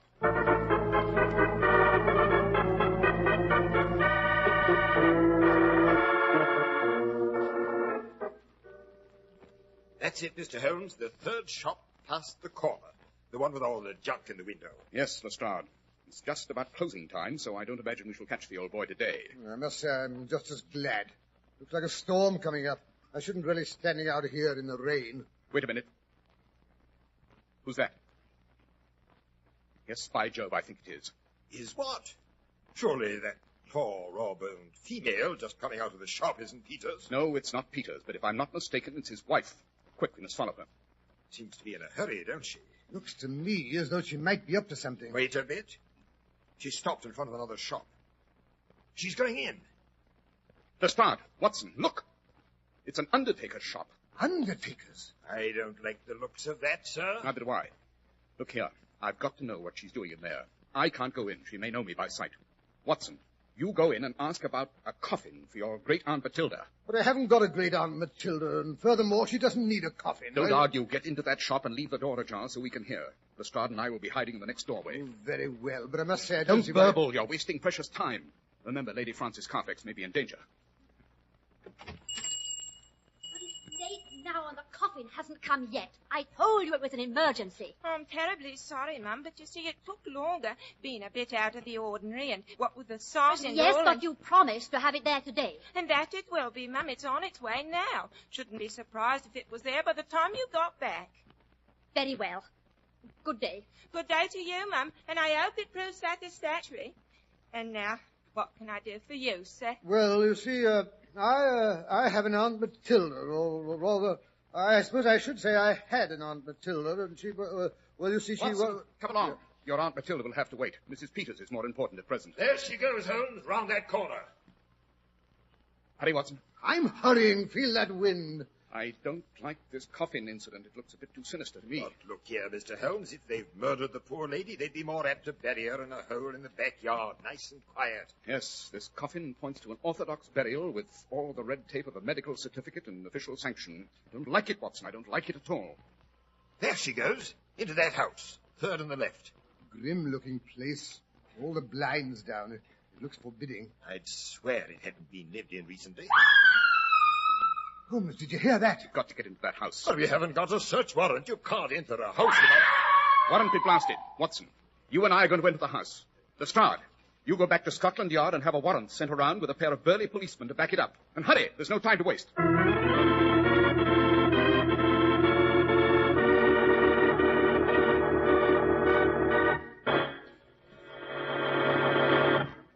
When you buy your first Clippercraft, perhaps you'll wonder how truly fine clothes can be made today at such modest prices. Trying on a new spring Clippercraft suit, however, is a convincing experience. You know that rich-looking worsted will give you long service. You feel the comfort only skilled designing makes possible. You're obviously dressed in the best of taste. Yes, it's difficult to believe that such handsome, expensive-looking Clippercraft suits are only $40 and $45.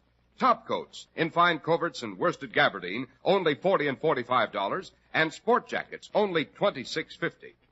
Clippercraft values are made possible only by the great Clippercraft plant, which concentrates the buying power of 1,036 fine stores across the nation.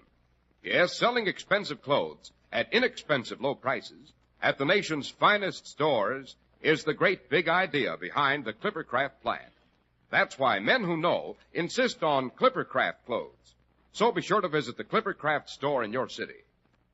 These leading stores in the metropolitan area are proud to add their names to Clippercraft in your suits, top coats, and sport jackets. In Manhattan, John Wanamaker Men's Stores, Broadway at 8th and 67 Liberty Street. Saks 34th, Broadway at 34th. In Brooklyn, Abraham and Strauss. In Newark, New Jersey, Boulevard Men's Shop, Kresge Newark. And in Jamaica, the B&B Clothes Shop, 16408 Jamaica Avenue.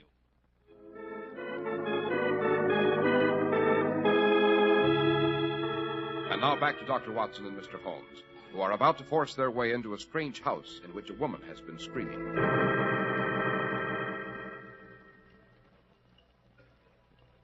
But look here, Holmes. You're not going to ring the front door bell. Why not? Well, Always try the easiest method first, Watson. Yes, someone's coming. Well, what do you want? I want to speak to Dr. Schlesinger. There's no such person here. Take your foot out of the doorway. Not until I've seen the man who lives here, whatever he may call himself. Very well, then. Come in. You're letting in the rain standing here. And let me tell you this. My husband is not afraid of any man alive. I'll call him. The place hasn't been lived in for some time. Notice the dust on the chandelier, Watson. Yes, and they intend leaving again shortly. Muslin covers haven't been removed from the furniture. dreary old hole. So you listen to the wind in the chimney. Ooh, it's cold and clammy. Smells like a crypt. Shh, shh. Someone's coming. Ah, gentlemen. Oh, there must be some mistake. I fancy you've been misdirected. Perhaps if you try further down the street... That will do. We've no time to waste. You are Henry Peters, the late Reverend Dr. Schlesinger of Baden-Baden and South America. And you are Mr. Sherlock Holmes, if I'm not mistaken. Quite. Your name does not frighten me, Mr. Holmes. When a man's conscience is clear, you can't rattle him. What have you done with Lady Frances Carfax? Well, I should be very glad if you could inform me of her whereabouts. She gave us the slip, owing me £100. I'd nothing to show for it but a couple of cheap ornaments she left in my possession. I have reason to believe she's in this house, and I mean to find her. Where is your warrant? This efficient little revolver will serve until a better one comes. Annie! Annie, get a policeman! I'll have you thrown out. Quick, Watson, our time's limited. Peters, where's the coffin that was sent to this house? It's in use. There's a body in it. I must see that body. No, you don't. Stand aside, I warn you, you'll be hurt. Now then, Watson, first the dining room. Open that door. Holmes, there's the coffin on the table. I don't like the looks of this. Turn up the gas, I can't see. It's better. Why, it's a little dried-up old woman. Yes. It's not Lady Carfax. Not possibly. This poor old thing is she's over 80. She's almost lost in that coffin. You blundered badly for once, Mr. Sherlock Holmes. If you really must know, that is an old nurse of my wife's. We located her in Brixton Workhouse Infirmary a few days ago. We brought her here. Unfortunately, the doctor we called in couldn't save her. Day before yesterday, she died. Certificate says senile decay. Pick a hole in that, Mr. Sherlock Holmes. You hear that, Holmes? It's a woman in pain. Nonsense, just the wind of the chimney. It behaves that way on bad nights. Mr. Peters, I'm going through your house. Oh, no, you're not. Put up your hands, both of you. Annie, I thought I told you to go for the police. I think this shotgun will be as good an argument as any policeman. Come along. Out you go and be quick about it. Look here, you can't bully-rag us. Easy, Watson, easy. I'm afraid we shall have to do as the lady suggests. She's so persuasive.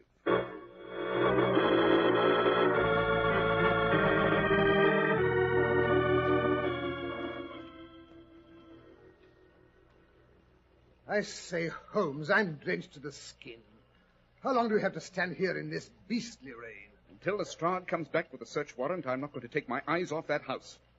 Confound it, why does Scotland Yard always have to be so slow? I say, look, Holmes.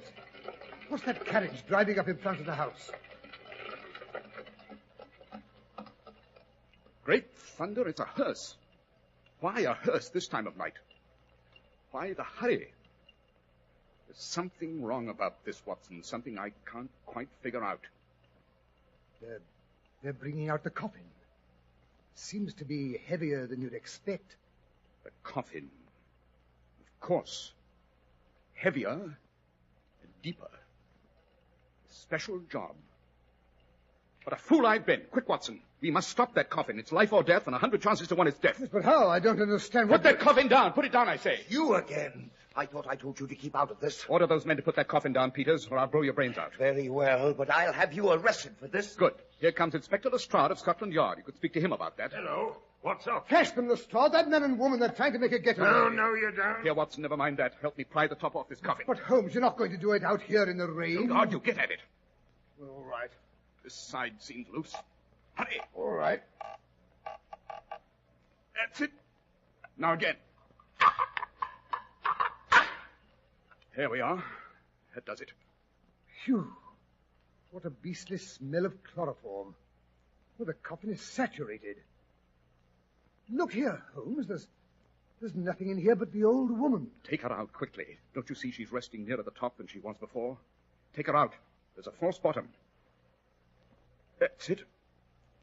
It should lift out. By Jove, it does lift out. Look, there's another compartment underneath. And in it is Lady Frances Carfax. Watson, tell me quickly. Are we too late? Is she gone? No. No, there's still a faint pulse. We'll be able to bring her round in time. Phew, but it was a close call. Yes, thank heaven we were in time to prevent a double funeral.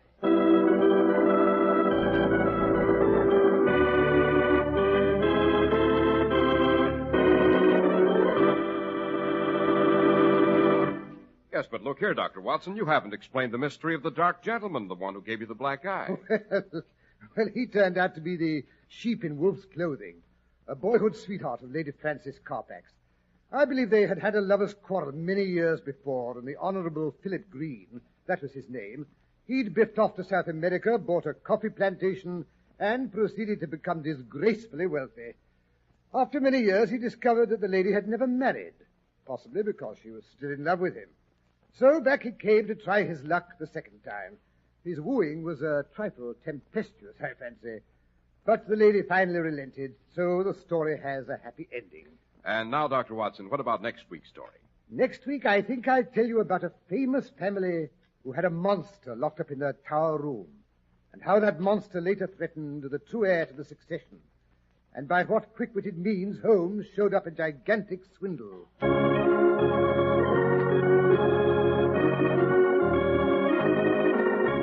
The makers of Clipper Craft Clothes and 1,036 leading stores from coast to coast have brought you another in the new series of broadcasts featuring the world's most famous detective, Sherlock Holmes. Our stories are based upon the character of Sherlock Holmes, created by Sir Arthur Conan Doyle. Sherlock Holmes is played by John Stanley, Dr. Watson by Alfred Shirley, and the dramatizations are by Edith Miser. Sherlock Holmes is produced and directed by Basil Lochran, with special music by Albert Berman.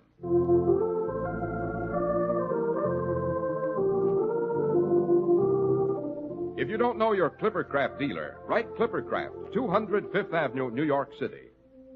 Be sure to listen next Sunday to Sherlock Holmes in The Return of the Monster.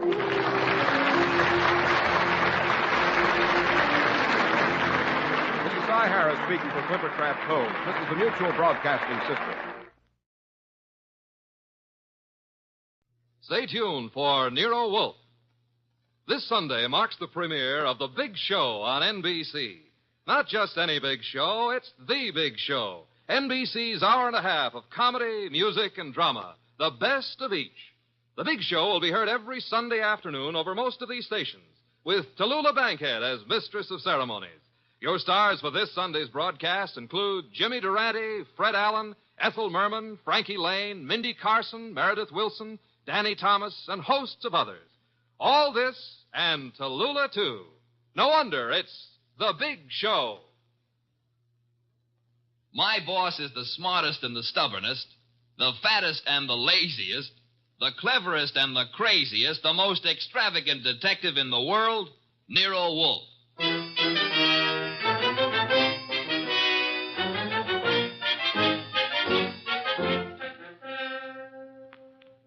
It's the adventure of The Case of the Dear Dead Lady, with that brilliant, eccentric private detective, orchid fancier, and gargantuan gourmet, Nero Wolfe, starring Sidney Greenstreet.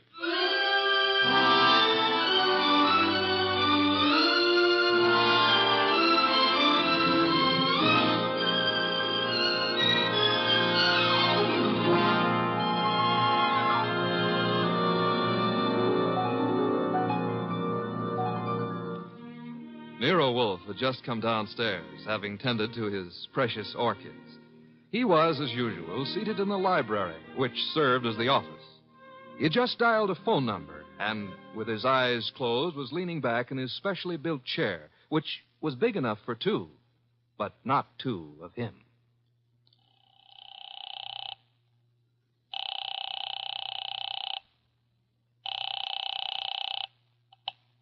Halsbecker's Market, domestic and imported delicacies. Mr. Halsbrecker, this is Nero Wolf. Oh, yeah, Mr. Wolf. I was just about to ring you. Well, I have need of 2 pounds of duck liver.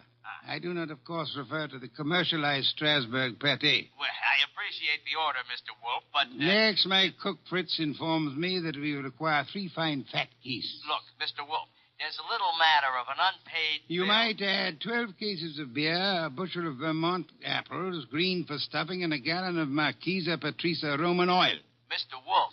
In addition, Fritz has listed 6 dozen eggs, 4 braces of Sussex woodcock, and a few pounds of Westphalian ham.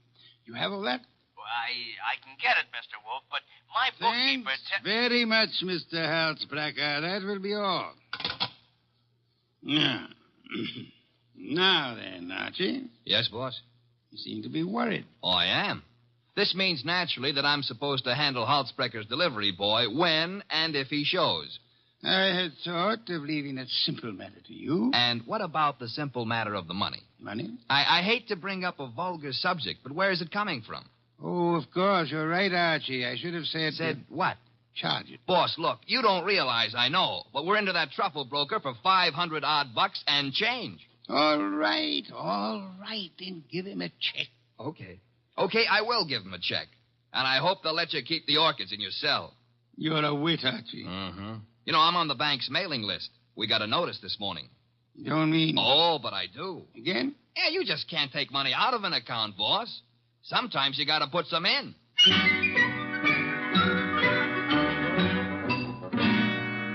This is the only way to deal with the man I work for, and if I hadn't thrown him that scare, he wouldn't have been willing to listen when the door buzzer rang, and a prosperous-looking young guy in the kind of clothes that don't grow on trees came in and stood in front of the boss's chair, fiddling with the brim of his pork pie. My name is Oliphant, Mr. Wolf. Oliphant? Yes, sir, Oliphant. I am the spiritual leader and guiding head of a small religious group known as the Seekers of the Inner Power. I see. Also a man addicted to marrying neither wisely nor well, but often. You read the papers? I do.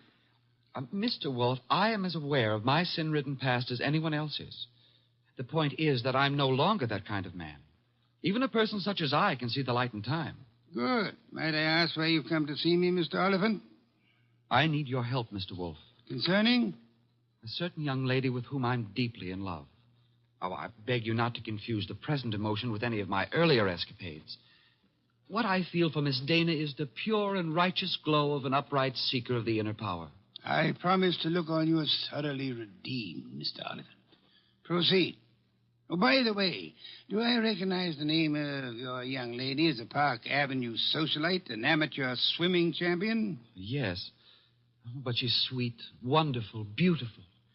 I've asked her to marry me, and she's given me some hope. In time, I fully expect to make her my wife. Well, then where's the problem? The problem is the presence of another man in her life. I'm sorry, sir. I'm a detective, not a matchmaker. This isn't a question of making a match, Mr. Wolf. I have much too much respect for your talents to think of offering you such an assignment. Exactly. What do you want me to do?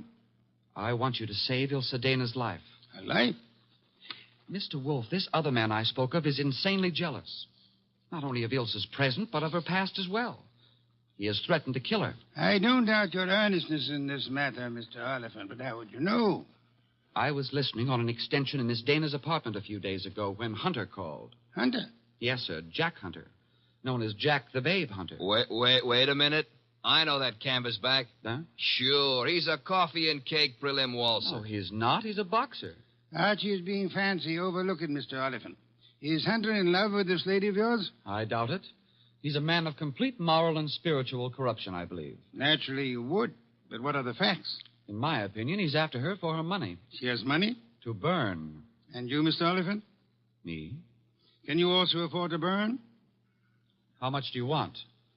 The answer to that would be astronomical. However, if you leave a check for, say, $7,000, I shall look into your matter the very moment I have completed a little research into the nutrition of the Polynesian orchid.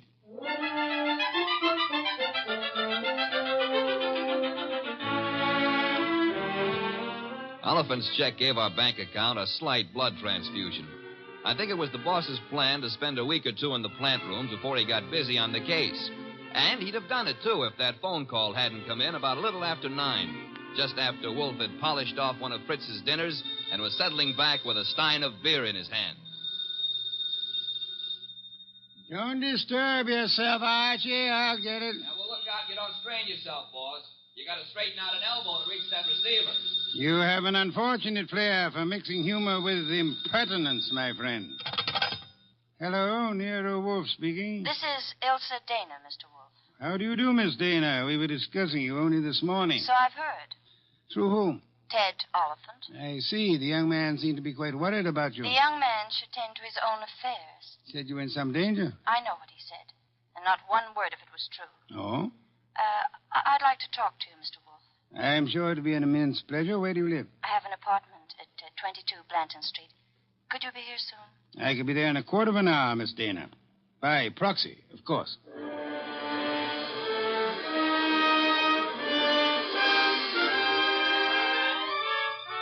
The proxy, naturally, was yours truly. 10 minutes later, at 20 past 9, I walked up to Elsa Dana's door with a nosy elevator boy giving me the 00. The reason for his interest was that her door was open and the room inside was empty except for a little twisted pile of pale pink satin, which at close range turned out to be a woman. Which woman turned out to be Elsa Dana. And Elsa Dana was dead. She used to be pretty. She isn't now. Yeah, strangulation doesn't help any girl's looks, son. Make anything of it? Well, the position of her body and the bloodstains on her pointed fingernails tells me that she put up a tough struggle before somebody succeeded in smothering her with a pillow from the sofa over there. Yeah, that figures. When did it happen, I wonder? Yeah, the last 15 minutes, I'd guess. Say, who's been up in the elevator this evening? Nobody for her. Well, somebody came up. Well, who says not? They could have used the stairs, you know. Yeah. How well do you know Miss Dana? I know exactly zero about Miss Dana. How could you ride her up and down every day and know nothing about her? It's a rule of the house to keep your mouth shut. The rule also goes when being questioned by a cop. A cop? Who's a cop? Oh, I guess you're a cello player from the Philharmonic. Look, I happen to work for a guy named Nero Wolf. Oh. Heard of him? Maybe. Well, if your memory comes alive, son, I might see my way clear to spend a few dollars with you. Understand? I'll keep you in mind. Going down, mister?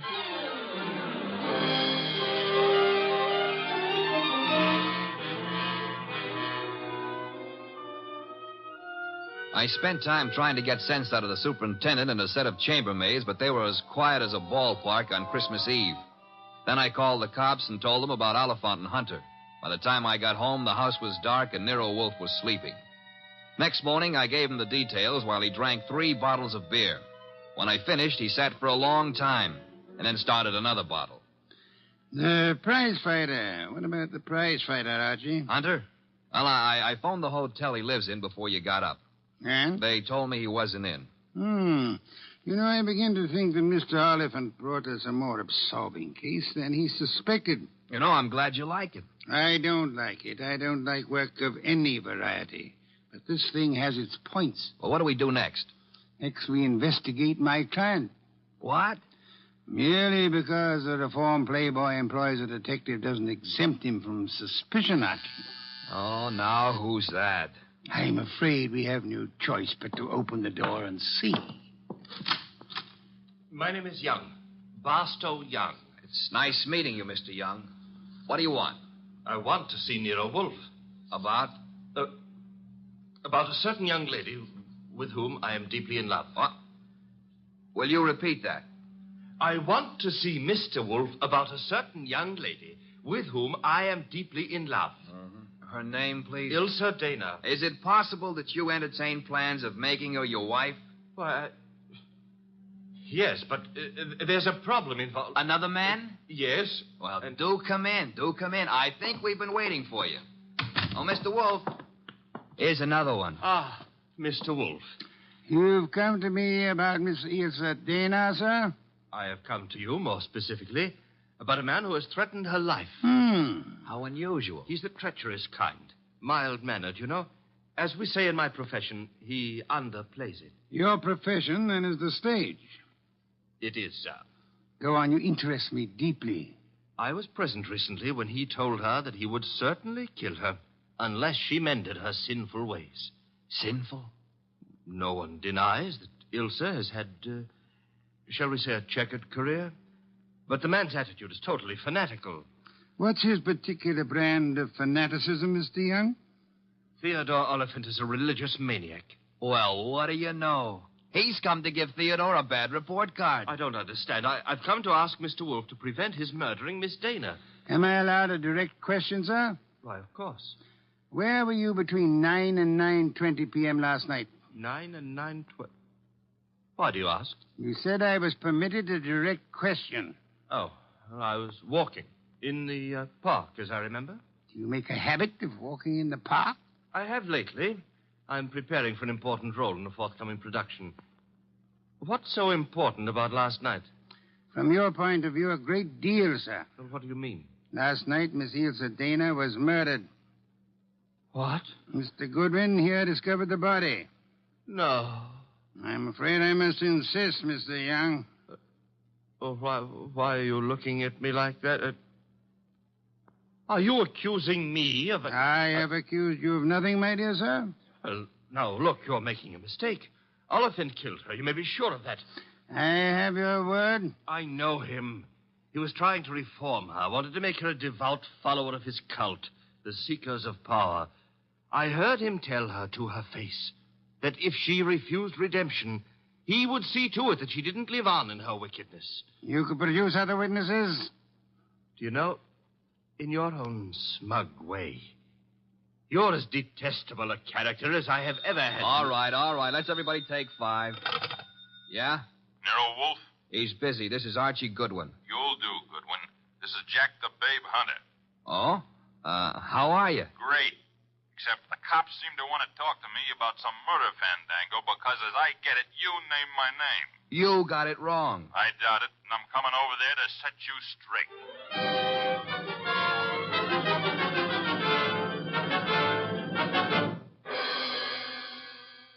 Why'd you ring me in on this mess, Wolf?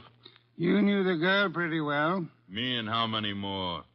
Besides, what time was she murdered? Last night between 9 and 9:20. I see. So if you would inform the police where you were at the time, that should be that. Yeah. By the way, Mr. Hunter, where were you at the time? I don't see your badge, Wolf. I was only wondering.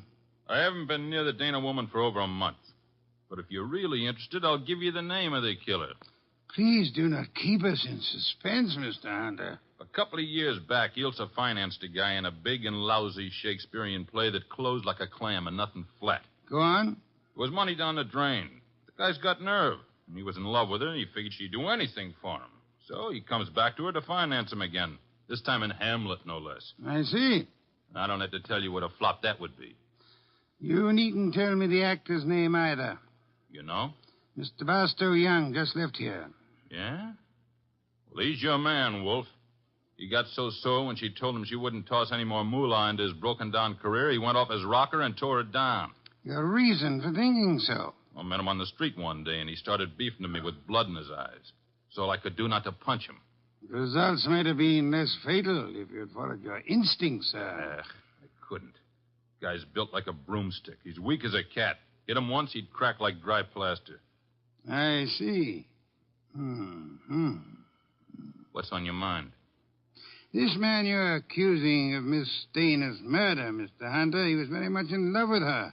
She was thinking about marrying him, he said. He said? Yes, he did. I heard him, too. He was talking through his skull cap. Ilse wasn't going to marry anybody. No? No, she couldn't. Why couldn't she? Well, but she just couldn't, that's all. So long.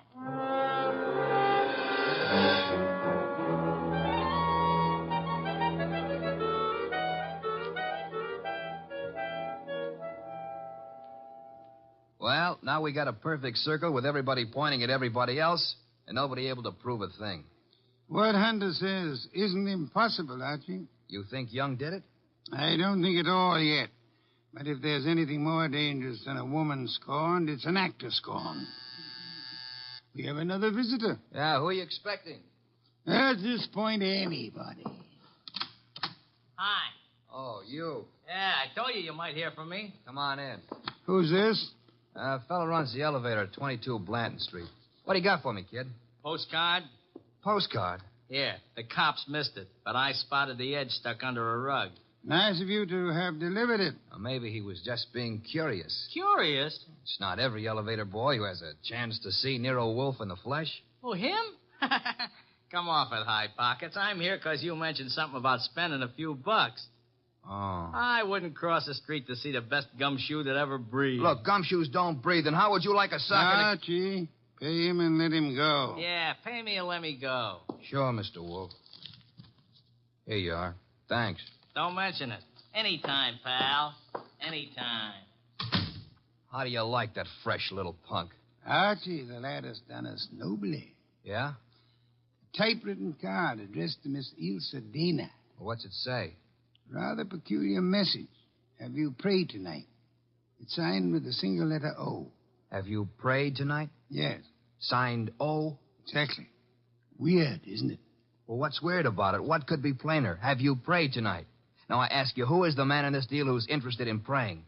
All of us, I hope, are God-fearing. All right. But I ask you again, what does O stand for? It could stand for O'Brien, Obituary, Omaha. What about Oliphant? Oliphant, too. Look, what's with this indifference? The case is cracking and you slough it off. You remember what Young said? Oliphant threatened to kill her because she wouldn't join that cockeyed movement of his. Don't exhaust yourself, Archie. We have a hard night ahead. Yes, but I don't understand. But I don't mean to stifle your imagination, my friend. But if you'd reserve your deductions for a little while, you could lend me some much-needed assistance. What do you want? I want you to become a burglar.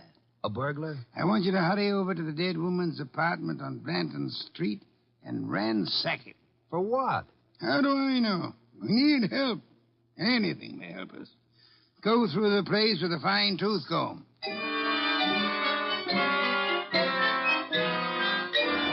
I tore the late Miss Dana's apartment to shreds, but I saw nothing. Then, just as I was about to give it up as a bum job, I noticed a little writing desk in the living room. Pried loose the lock and spotted something among a pile of papers that belonged to no well-to-do flat. It was a pawn ticket, lot 8N046, and the address was a pawn shop around the corner on 6th Avenue. It wasn't more than 90 seconds later that I walked into the joint and tossed the ticket across the counter. Oh, yeah, this, want to redeem it. And fast, huh, Pops? That's nothing that's worth much, mister. No? No. Oh, what is it? This? Small steel filing box. Oh. Anything in it? I don't know. Come to me locked, never been able to get it open.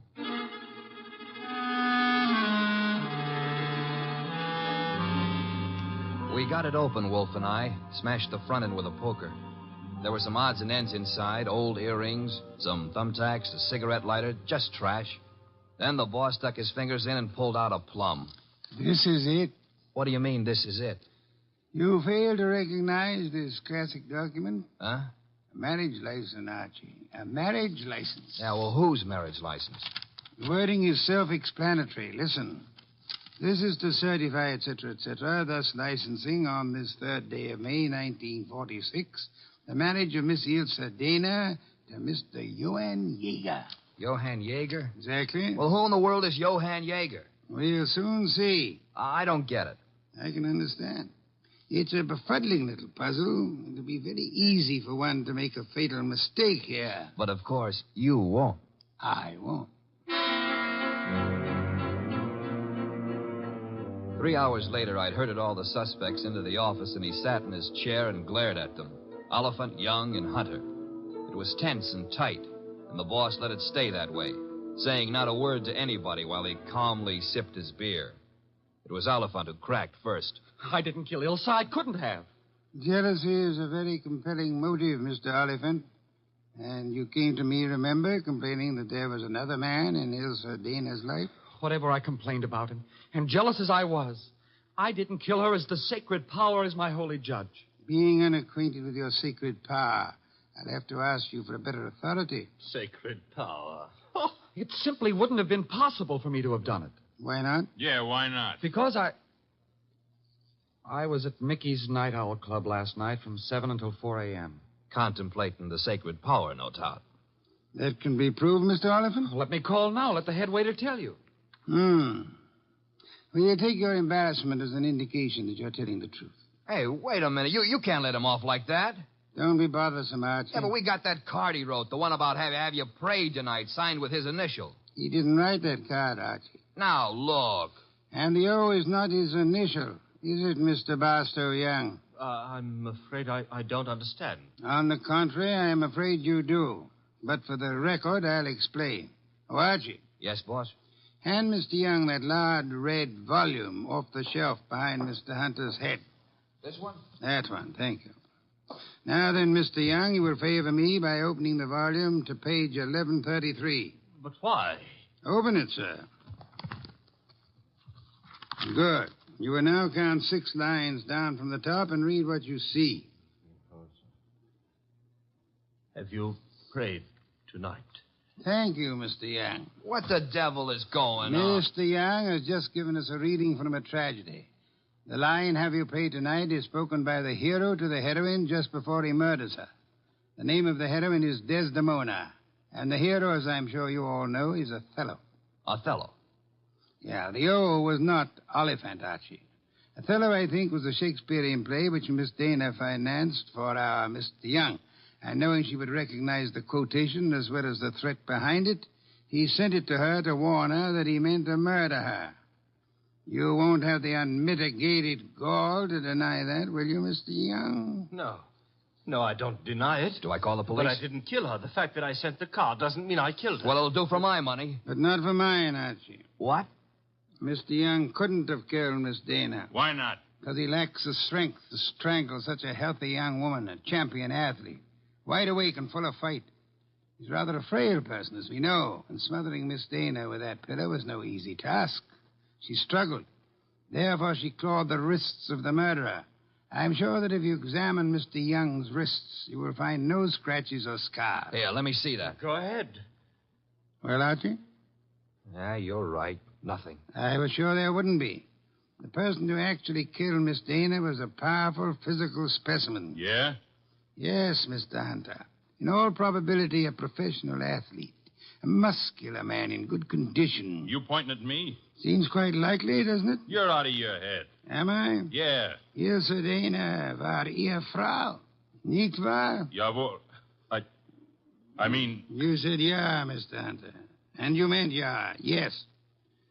I asked you in German if Ilse Dana was your wife, and you, in the heat of emotion, answered me yes in your mother tongue. Look, what's going on here? Allow me to present Mr. Johann Jaeger, Archie.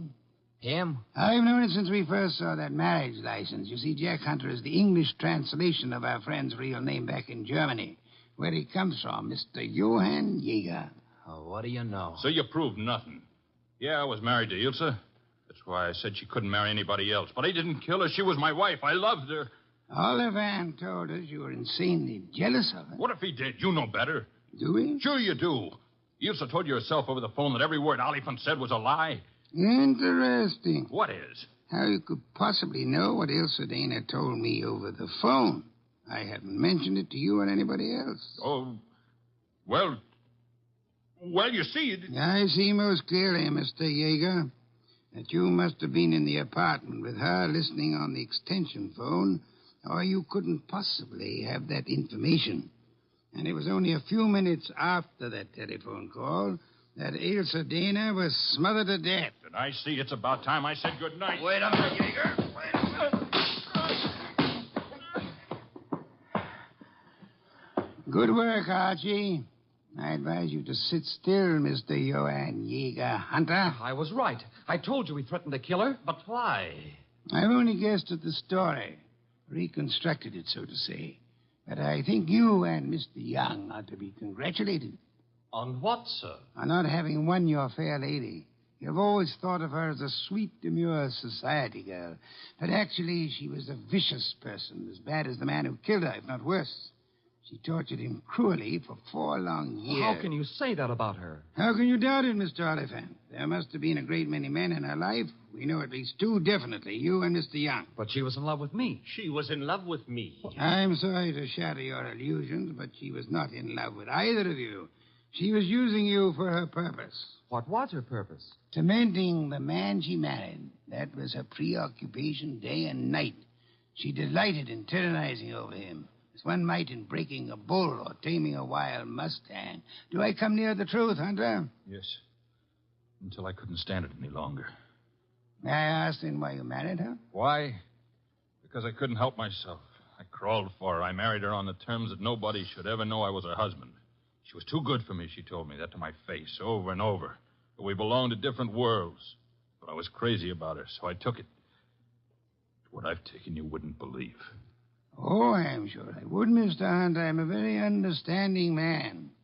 The question is, will a jury believe you? And that we must begin to learn immediately. Archie. Yes, sir? Phone for Inspector Kramer.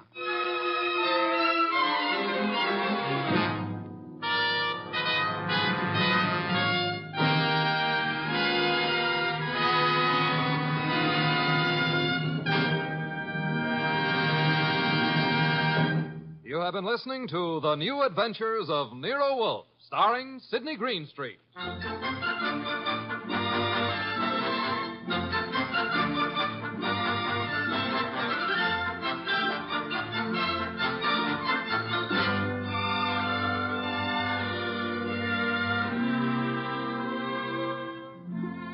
Tonight's transcribed story by Peter Berry was based on the famous characters created by Rex Stout.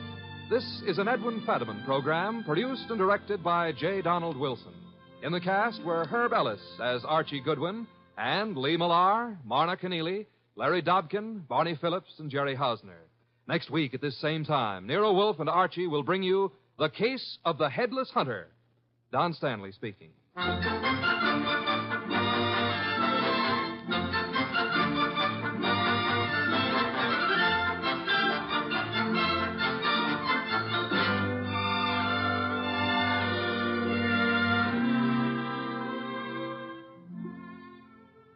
And don't forget, this Sunday marks the premiere of The Big Show on NBC.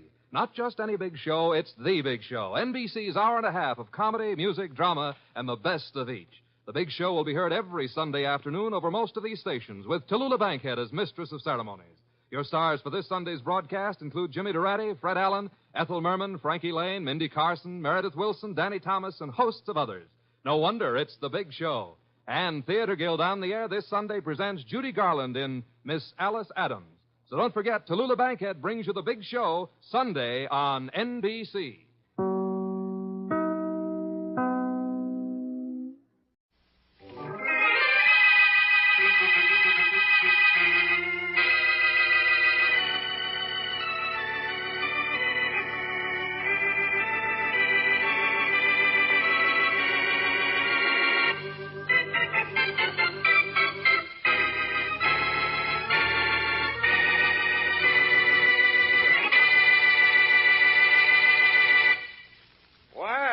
So the great Boston Blackie condescends to visit the lonely Henry Rice.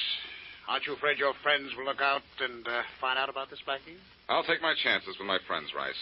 But I'm not going to take a kicking around from you. I'm kicking you around? You know what you're doing. You're framing a murder on my friend Shorty. Oh, terribly unfair of me, isn't it? You know what it is. An out-and-out frame. The police are looking for evidence on the murder of that fellow Ashley. And you have phony evidence that makes it look as if Shorty killed him. So I do. A cigarette lighter, I think, with Shorty's initials on it. And Shorty's fingerprints on it, too. And it was found at the scene of Ashley's murder. I know. I made sure it would be found there. I've got it, you know. Yes, for now. But I'm getting it back. Shorty has a record. If the police connect him with Ashley's death, Shorty's as good as dead himself. Yes, he will be, won't he? It looks as if your friend Shorty will go to the chair for murder, and you, the great Boston Blackie, won't be able to do anything about it. I might. I doubt it. Unpleasant position you're in, Blackie, but very pleasant for me. Look, I'll give you $10,000 for that lighter. Not interested. Making you miserable is worth 10 times 10,000. Then what will you take for the lighter? Nothing. You see, I have everything, Blackie. Everything. Even you in a jam. Look, you're an art collector, aren't you? Yes, of a sort. Of the sort who'd like the Abbott painting in his collection? Well, now you're getting interesting. But the Abbott is not for sale, Blackie. It's in the City Art Gallery and under heavy guard. I know. But if you promise to give me Shorty's lighter, I'll get that Abbott for you. You will? How? I'll steal it. That's absolutely impossible. You let me worry about that. You can't do it, Blackie. You can't do it. Can't I? It's 4 o'clock in the afternoon now. By 9 o'clock tonight, I'll have stolen that painting.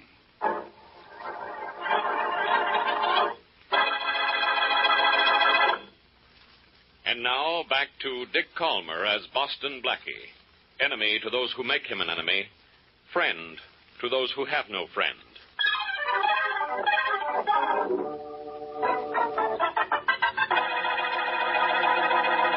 Look in the left-hand top drawer of my bureau, will you, Mary? I think you'll find a razor blade with a handle. All right. Should be right in the front of the drawer. See it? Yeah, I have it.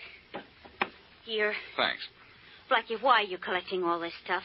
I can't tell you, Mary. Why not? Because in the first place, you wouldn't like it, and in the place to tie us for first, you wouldn't believe it. Now, let's see if I have everything in this bag. Well, you have a razor blade with a handle. You have a knife, rubber gloves, and adhesive tape. That's everything you asked for so far. Then I guess I have everything I need. Now, all I have to do is close the case. There. And be on my way. So long. Blackie, what are you going to do? Is it something wrong? Who, me? Do something wrong? Mary. Yes, you do something wrong, Blackie. Mary, you've hurt my feelings. All I'm going to do is get Shorty out of a jam. With a knife, a razor blade, adhesive tape, and a pair of rubber gloves? Yes. What have they got to do with getting Shorty out of a jam? A lot. And you're asking a lot of questions. I'm not getting any answers. Oh, Blackie, please tell me where you're going. I'll worry myself sick. Oh, all right. I'm going to the City Art Galleries. With a knife? And a razor blade, adhesive tape, and a pair of rubber gloves. I'm going to steal the Abbott painting. You are going to do what? Steal the Abbott painting and give it to Henry Rice. Oh, Blackie, you're not. But I am. And don't worry. As soon as he gives me Shorty's cigarette lighter, I'm going to see that the painting goes right back to the galleries. Well, I should think so, but that's not what worries me. It's how you're going to steal it. There are steel doors and steel shutters on the windows of that gallery, and there are men with guns everywhere. Oh, darling, I don't know how you can possibly steal the Abbott. Don't you, Mary? Well, don't feel too badly about it. Ask a million people, and they'll tell you it can't be done. But ask me, and I'll say it can.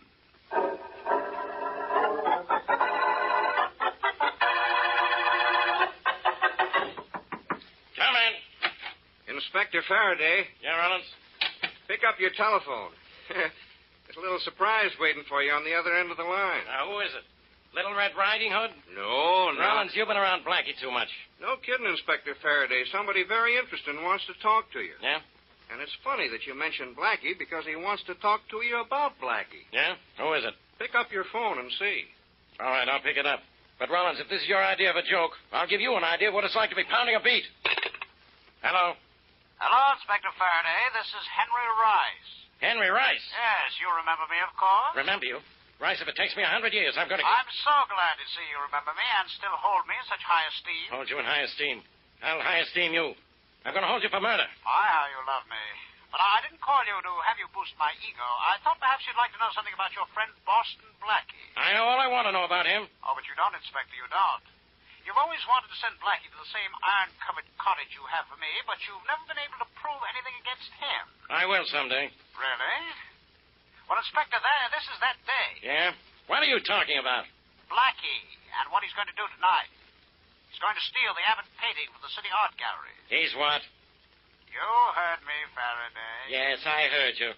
But I don't believe you. I'm not asking you to believe me. I just wanted you to know that the painting was to be stolen. And yet you couldn't keep Blackie from getting it. Have a pleasant night, Inspector. Listen, Rice, he hung up. Now, wasn't that sort of a surprise, Inspector? Oh, you still here, Rollins? Yeah, it was a big surprise. And guess what he wanted? What? to tell me Blackie is trying to steal the Abbott painting from the City Art Gallery tonight. Trying to steal the Abbott? No. Get that, Rollins. Christ thinks I'm dumb enough to fall for that. Yeah, you'd have to be dumb to fall for it. Not even Blackie could break into the City Gallery, much less break out of it with the Abbott painting. Yeah, not even Blackie. Why, that painting is so heavily guarded that... Rollins, stop laughing and get me a squad car. If Blackie's going to steal the Abbott, what are we laughing about?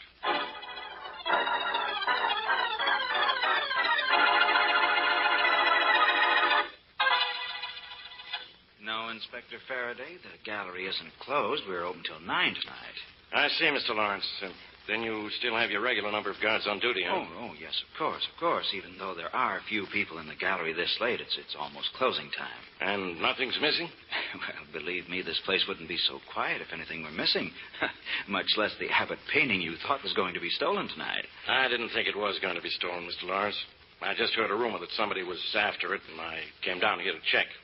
Just routine. Well, I certainly appreciate your interest in my gallery, Inspector. Oh, may I show you around? No, thanks. I have to get back to headquarters. Sorry if I had you worried about your Abbott painting, Mr. Lawrence. Oh, I don't ever worry about it, Inspector. It's the most heavily guarded painting in my gallery. Not even... Well, what was that? Sounds like someone broke a window on the front part of the gallery. Yes, and there was a scream in that gallery there, too. Come on. I think we better have a look over there. Yes, I think we'd better. Here, what happened here? What happened? I don't know, Mr. Lawrence. I was just standing here, and all of a sudden the window behind me broke. Someone must have thrown a stone in from the outside. No, sir. Nothing fell in here. I'd say someone in here threw something out the window. Well, did you see anyone throw anything? No, sir. None of these people here threw anything. Must have been thrown by someone standing where I couldn't see them, sir. Mr. Lawrence! Mr. Lawrence! Here comes another one of your guards, Mr. Lawrence. Yes, and from the Abbott Gallery, too. Mr. Lawrence! All of a sudden the lights went out. When I turned them on, the Abbott painting was missing. Well, turn in the alarm quickly. Tom's gone to turn it on already. Well, throw the switch that locks the doors and the window shutters. All taken care of, Mr. Lawrence. Yeah, there goes the alarm. Oh, dear, the Abbott's stolen. I can't believe it. I can, Mr. Lawrence. Round up everybody in the place. Don't let anybody out. I want to question everybody. Even though I know the guy who stole your painting.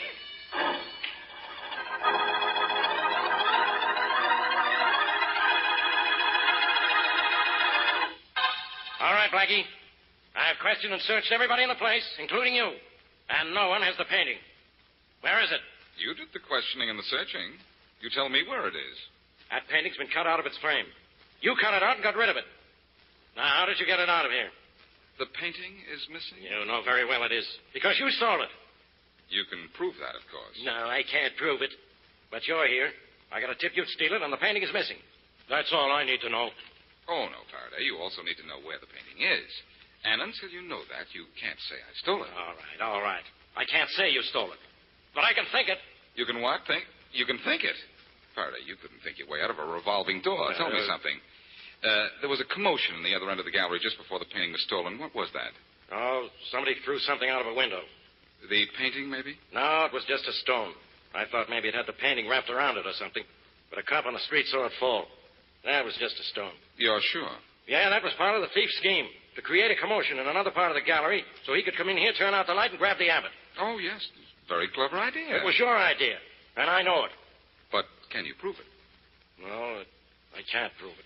Then, of course, I can go. Yes, you can go. But when I find that painting, Blackie, your friends will find you in jail.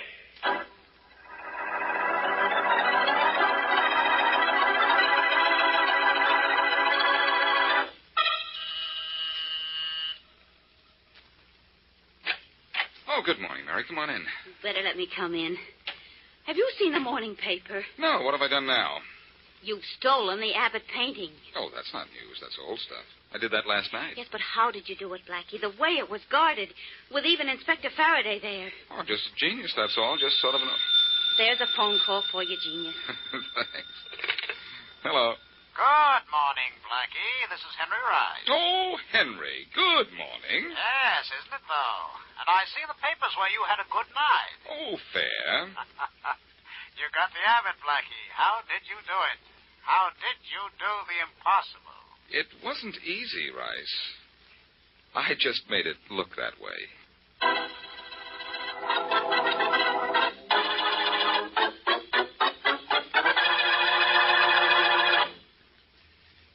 back to Boston Blackie.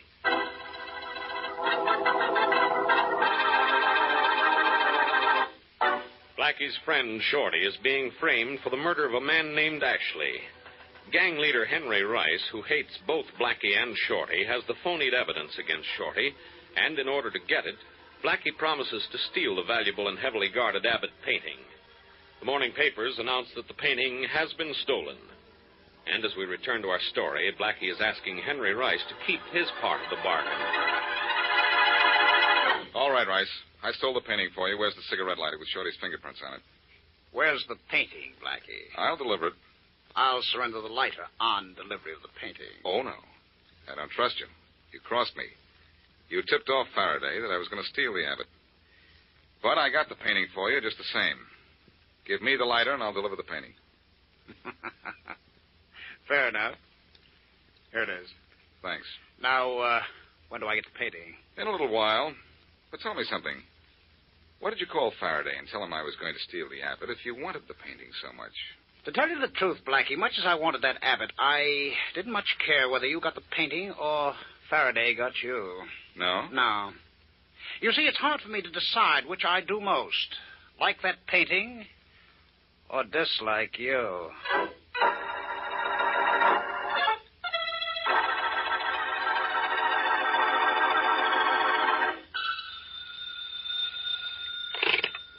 Faraday speaking. Hello, Inspector. This is your old pal, Blackie. Listen, you. I don't want to talk to you until you're ready to tell me what you did with that painting. And then I'm going to talk to you through bars. You mean they're putting you in a cage? I'll cage you, Blackie. What do you want? I want you to meet me at the City Art Gallery so I can give you the Abbott painting.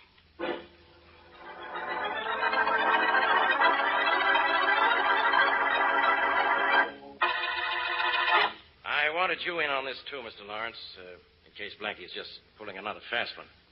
I don't know too much about pictures. Well, I'm glad you called me in, Inspector Faraday. The Abbott was stolen from this room.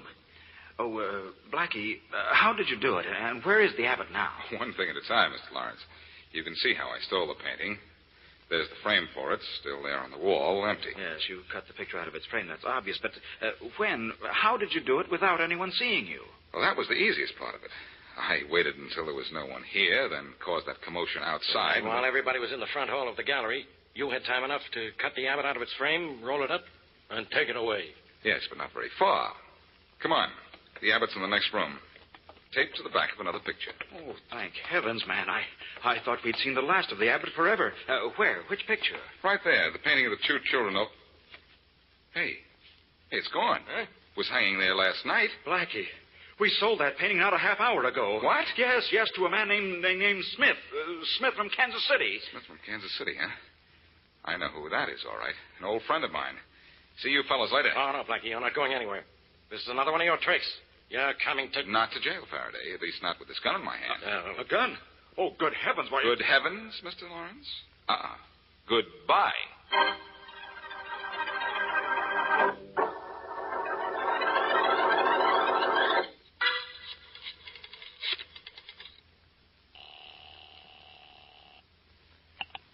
Hello? Mary, this is Blackie. Oh, hello, Blackie.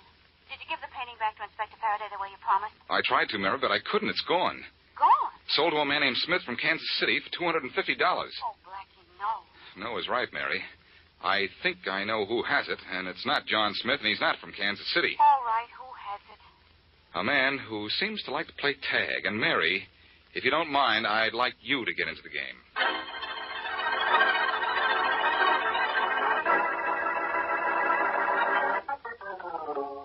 I don't see any reason for this call of yours, Blackie.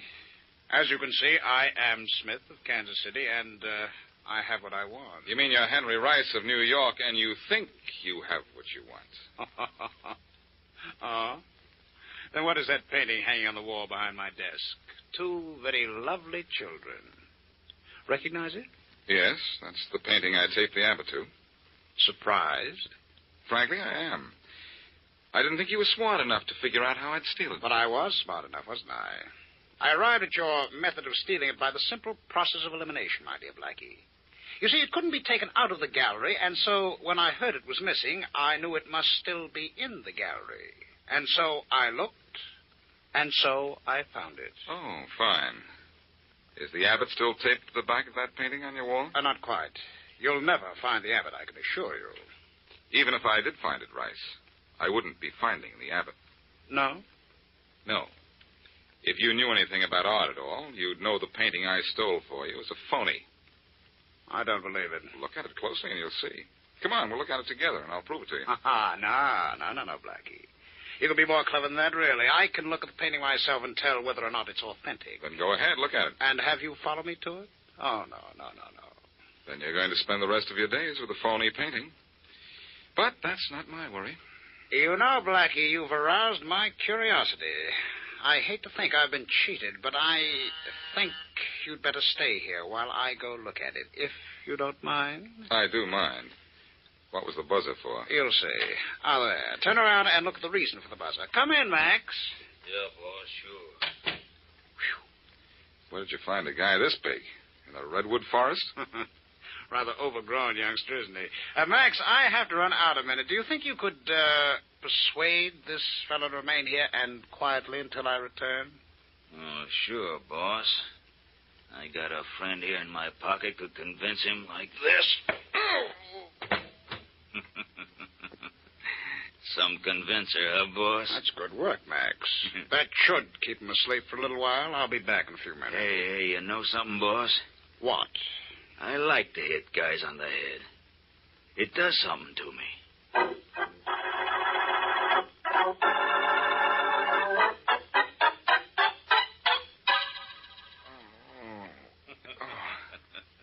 Oh, you come to now, huh? Good. I'll let you get up, and then I'll hit you again with my blackjack. Oh, hi, boss. You're back, huh? Yeah. Oh. Hello, Rice. You see the painting? Yes, and it's authentic, all right. Huh? Never mind, you wouldn't understand, Max. Blackie, your trick, alas, didn't work.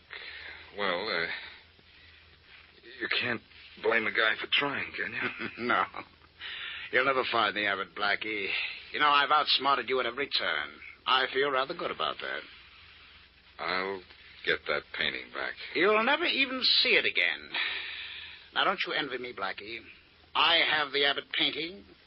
I'm free and clear of any suspicion. But the police are looking for you, and you don't even know where I've hidden the painting.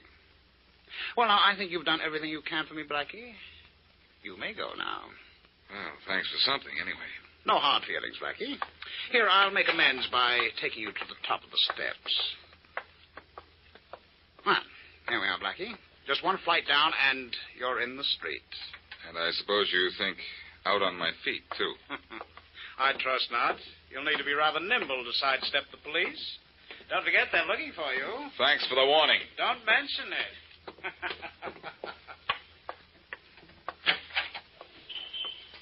Blackie. Good girl, Mary. You're here right on time. Did everything work all right? Perfectly.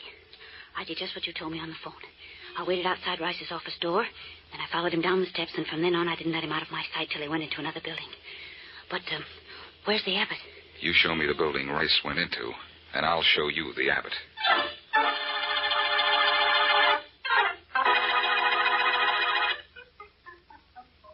This is the door he went into when you followed him, Mary? Yes, Blackie. This is a warehouse. But warehouse or palace, this is where Rice hid the abbot. Yeah, but it's such a big warehouse. We'll find it. Come on, let's go in. Say, the door's unlocked. That's good. No, that's bad. Means there's probably a guard around here somewhere. Shh. Well, this seems to be nothing but an anteroom. There's another door there. Shall we try that one? Come on. But quietly. Don't worry. Now. Shh.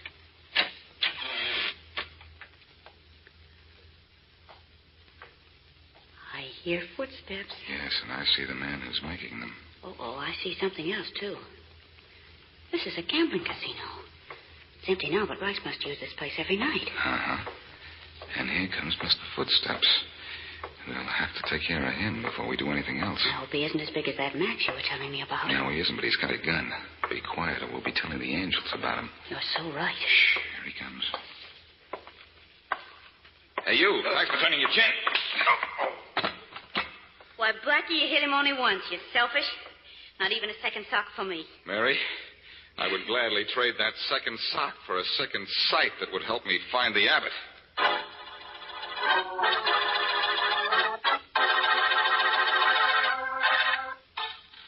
Oh. Any luck in finding the painting over there, Blackie? No, Mary. But I may find it under this tabletop. Well, I have torn things apart till I'm exhausted. It's the last place I'm going to look. Well, look over the old places again. We may have missed something. Oh, dear. Well, it's not here.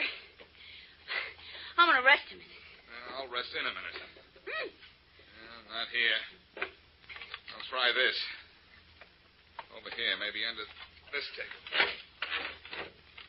Nope, nothing here. I'll try over there. Mind if I play a little roulette while you look? No, go ahead. I love roulette when it's for fun. I love looking for things when I can find them. Uh-oh. Red and even. The situation here is black and odd. Oh, gosh, I guess Rice has us fooled completely. Oh, no, Blackie, you'll find it. Want to quit for a while and, say a little roulette? No, I stranger? gotta start thinking again. I'm sure if Rice came here, the painting is in here. Red and even. Let's see where the little ball stops this time. I wish it would stop on the painting if I... That's it. What? Stand back, Mary. That roulette wheel is turned for the last time. What are you going to do? Take that table leg here and smash the roulette wheel. Oh, golly. In a million pieces. And I was just about to spin it and make a fortune. Mary, we found a fortune. Look under what's left of the wheel. Well, looks like a roll of canvas. Here, look at it. When I take it out and unroll it, look. The painting. Yes, the painting, Mary, and suddenly the whole picture is changed.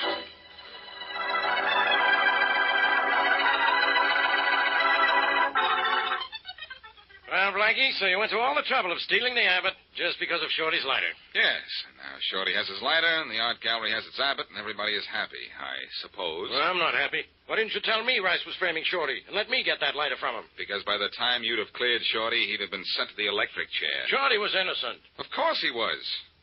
But if you're unhappy because I didn't let you help clear Shorty, I'm unhappy because Henry Rice was the cause of all this, and he's going free. Oh, no, he isn't. You've arrested him? Well, what for? Running a gambling joint? No, we couldn't prove that. But the DA has a great case against him, Blackie. And all because Rice made you steal that painting. But you can't say Rice stole the painting. I did. Yes, you stole it, Blackie. But who got it after you stole it? Well, Rice did. Oh-ho. I'm beginning to see a little flaw in Rice's master plan. And what a flaw. You didn't actually steal the abbot. Technically, all you did was move it from one room to another. So that clears you. I'm sorry to say. But the painting was taken out of the gallery, so Rice goes to jail for receiving stolen property. Good work, Faraday. This all started with Shorty's cigarette lighter. But it looks like Rice met his match.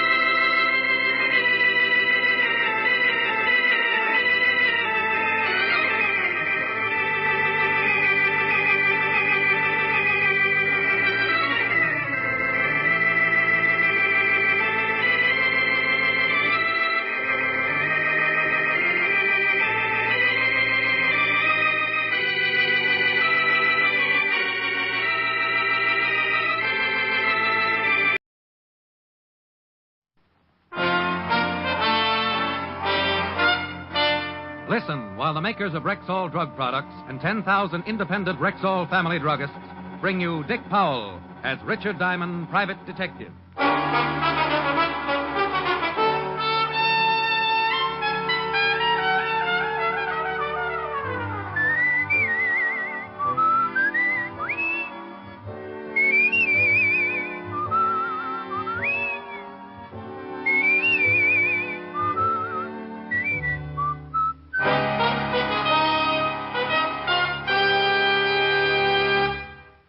Good evening.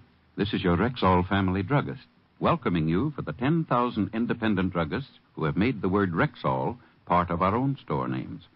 We've done that because we believe in the 2,000 or more drug products made by the Rexall Drug Company and confidently recommend them to our customers. A good example is Plenamins, Rexall's famous multivitamin capsules. Handy, economical Plenamins give you more than your daily minimum requirement of every vitamin for which such requirements have been established, plus valuable liver concentrate and iron. Ask for Plenamins at Rexall drug stores everywhere. And remember, you can depend on any drug product that bears the name Rexall. Good health to all from Rexall. Now, your Rexall family druggist brings you a half hour with Richard Diamond, private detective, starring Dick Powell.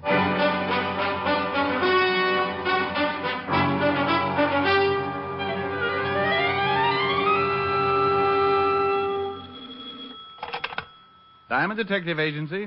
Guard against throat scratch. Enjoys smoother strangling. Oh, that's terrible. Yeah, I'm disgusting. No, only when you're too busy to stop by and see me. Well, I was just going to call you, Helen, baby. Oh, I'll bet. Cross my heart. Hope to lose my skate key. You mean New York's gift to the detective world was really thinking about rural me? Rural you is a mighty interesting subject for rural me to think about. Well, why don't you stop being so spiritual and give your thoughts the benefit of some action? And just what exactly do you suggest? Spend the bottle? Post office? A romantic ride through Central Park in a hansom? Yes. How'd you like to go to the theater tomorrow night? Inside, or are we going to stand out in front and get a between-acts descriptions from the usher? I only made you do that once, and from all reports, it was a pretty bad play. What's the one we're seeing? Very bad, but I was given 2 tickets. I refuse to sit in the back of the balcony again. I keep getting the bends. Oh, 4th row center. Must be a bad play. I got a couple of friends working at it. Going to close in 2 days. Mr. Diamond? Hold it, Helen. People are running in. My name is Diana Campbell. Client? Well, Rick? It was hard to say. That's a wonderful thought. I'll see you tonight. I'll bet it's an attractive girl. You win, hands down. Bye. Now, Miss Campbell, what can I do for you? Mr. Diamond, you've got to help me. Something terrible has happened. I don't know if I'm doing the right thing by coming here, but I had to do something. I'm sorry, Miss Campbell. Now, if you'll put the symptoms in alphabetical order. You must promise not to go to the police after I've told you. Oh, one of those. It's for her sake, not mine. Whose sake? Promise me first. I promise to say goodbye if I'm not interested. Mr. Diamond, my aunt is Mrs. Martha Campbell. You've probably heard of her. Martha Campbell? Oh, isn't she the old gal who sells all that silver to Fort Knox? Yes, that's right. Martha Campbell is my aunt. Well, goody for you. She's been kidnapped. Why didn't you go to the police? Well, no, we can't do that. They threatened to kill her. I received the ransom note early this morning. They want $50,000 left at a location in Central Park tonight. Why'd you come see me? My fiancée, Ira Stewart, has offered to deliver the ransom. Oh, I see. You're afraid that Ira might try to get his name in the papers and wind up under obituaries. Is that it? Yes, I'm afraid. He has a gun permit, and, well, I've never seen a man get as furious as Ira did when this happened. I want you to go with him and see that he comes back safely. Yeah. But tell me, why is this Ira so concerned over Aunt Martha's welfare? Well, you don't understand. Ira loves Aunt Martha as much as I do. And now that he's practically part of the family, will you go with Ira and see that he does nothing foolish? No, the truth is, the whole thing is a little foolish. Miss Campbell, if you told all this to the police, they'd reserve a few cells in Sing Sing, and the rest would be routine. I'm not interested in the money or catching the kidnappers, Mr. Diamond. Can't you understand? I just want Ira and my aunt safe and alive. I'm sort of shy around people who aren't interested in money. In fact, when she dropped 5 new $100 bills on my desk, I positively blushed. She briefed me. I was to be at her aunt's home by midnight, ready to squire Ira Stewart around Central Park. Then she explained exactly where the payoff was to be made. Of course, I had to promise all over again not to tell the police. I promised.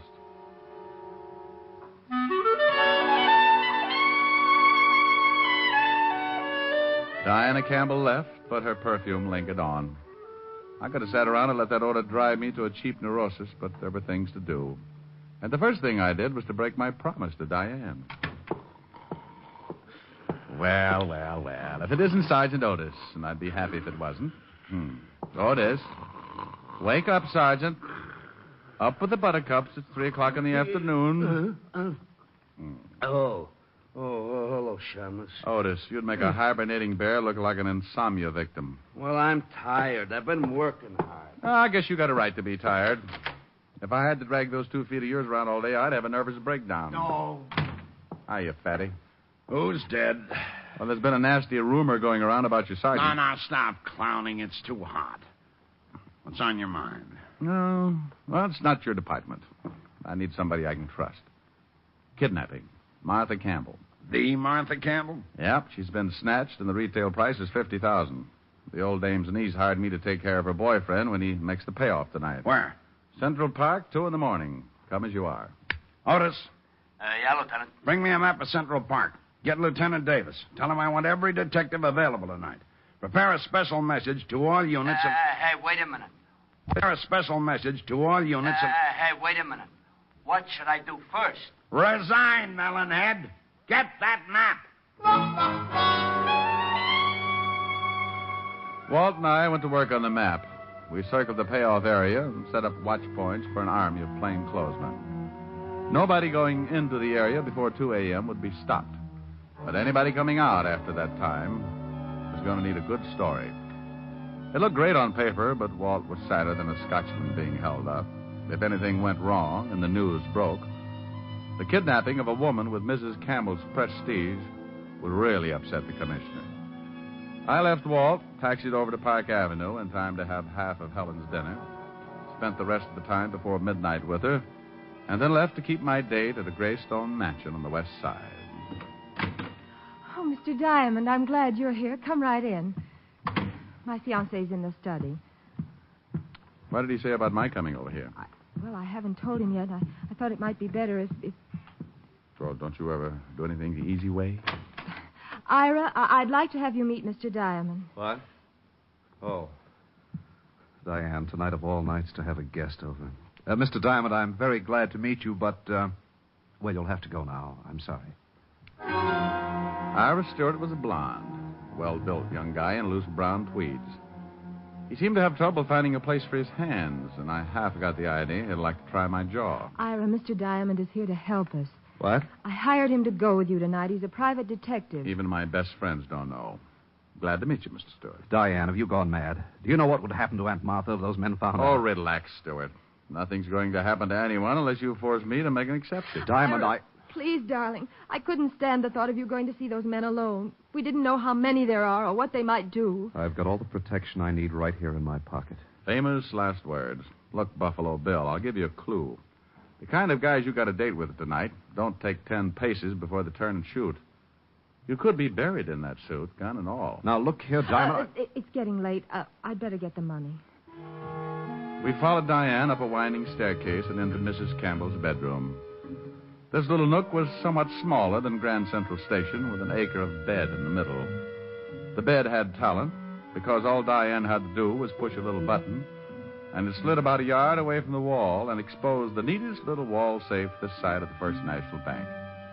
Diane fingered the combination, and a minute later, I found out whose picture is on a $1,000 bill. There were 50 prints. Here, Diane. Put the money in this bag. It's $130, Stewart. I'm ready. Ira, please be careful. Please, both of you. Glad I made the team. Let's go.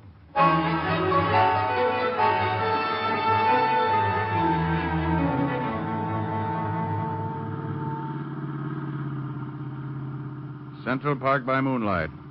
Bad night to be stag. Well, we're almost there. I'll have to park here. Must be among that clump of trees up ahead. Now, keep close, Stewart. And don't get any ideas about shooting anybody.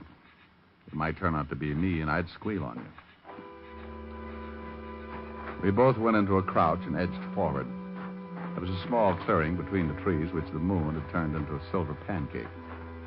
I might have enjoyed it, except that Stewart was as nervous as an old maid looking at a calendar. Did you hear anything? Oh, sounds like a revolution in the insect world. You stay here. I'll go through this hedge and have a look. Maybe I'd better come with you. No. You stay here. Diamond! Ooh!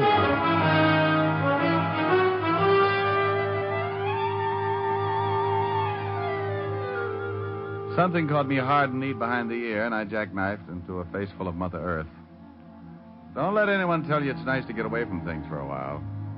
I didn't like it a bit. I was far, far away.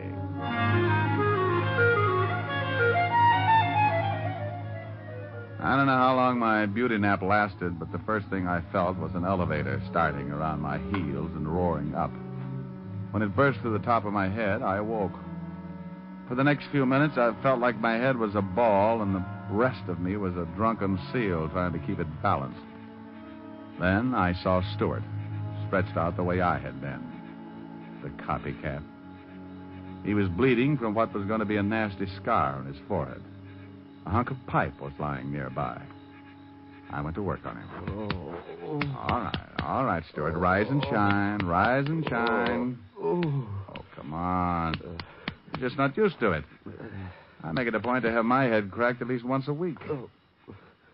What happened? Oh. Last one out talks first, and that's you. Yeah. Now I remember. There were two of them. One started for you, and I yelled. Check. Then I heard one of them say, "Get him, Bob." And then you were shaking me. Diamond. The bag. The money's gone. So it was. It was time to give Walt part of my headache. Stewart and I stumbled back to the car. There was someone in the front seat. I pulled the door open and found myself face to face with the kidnapped Mrs. Martha Campbell. She was dead.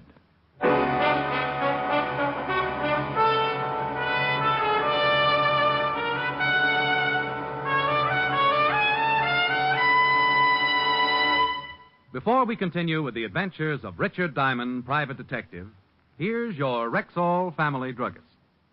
There are two important facts I'd like you listeners to remember about Rexall aspirin. First, each Rexall aspirin tablet contains 5 full grains of pure aspirin. And second, there's no faster-acting aspirin made.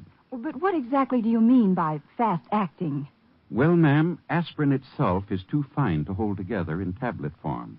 So it has to be bound with an ingredient that will quickly disintegrate. That is, break up the tablet.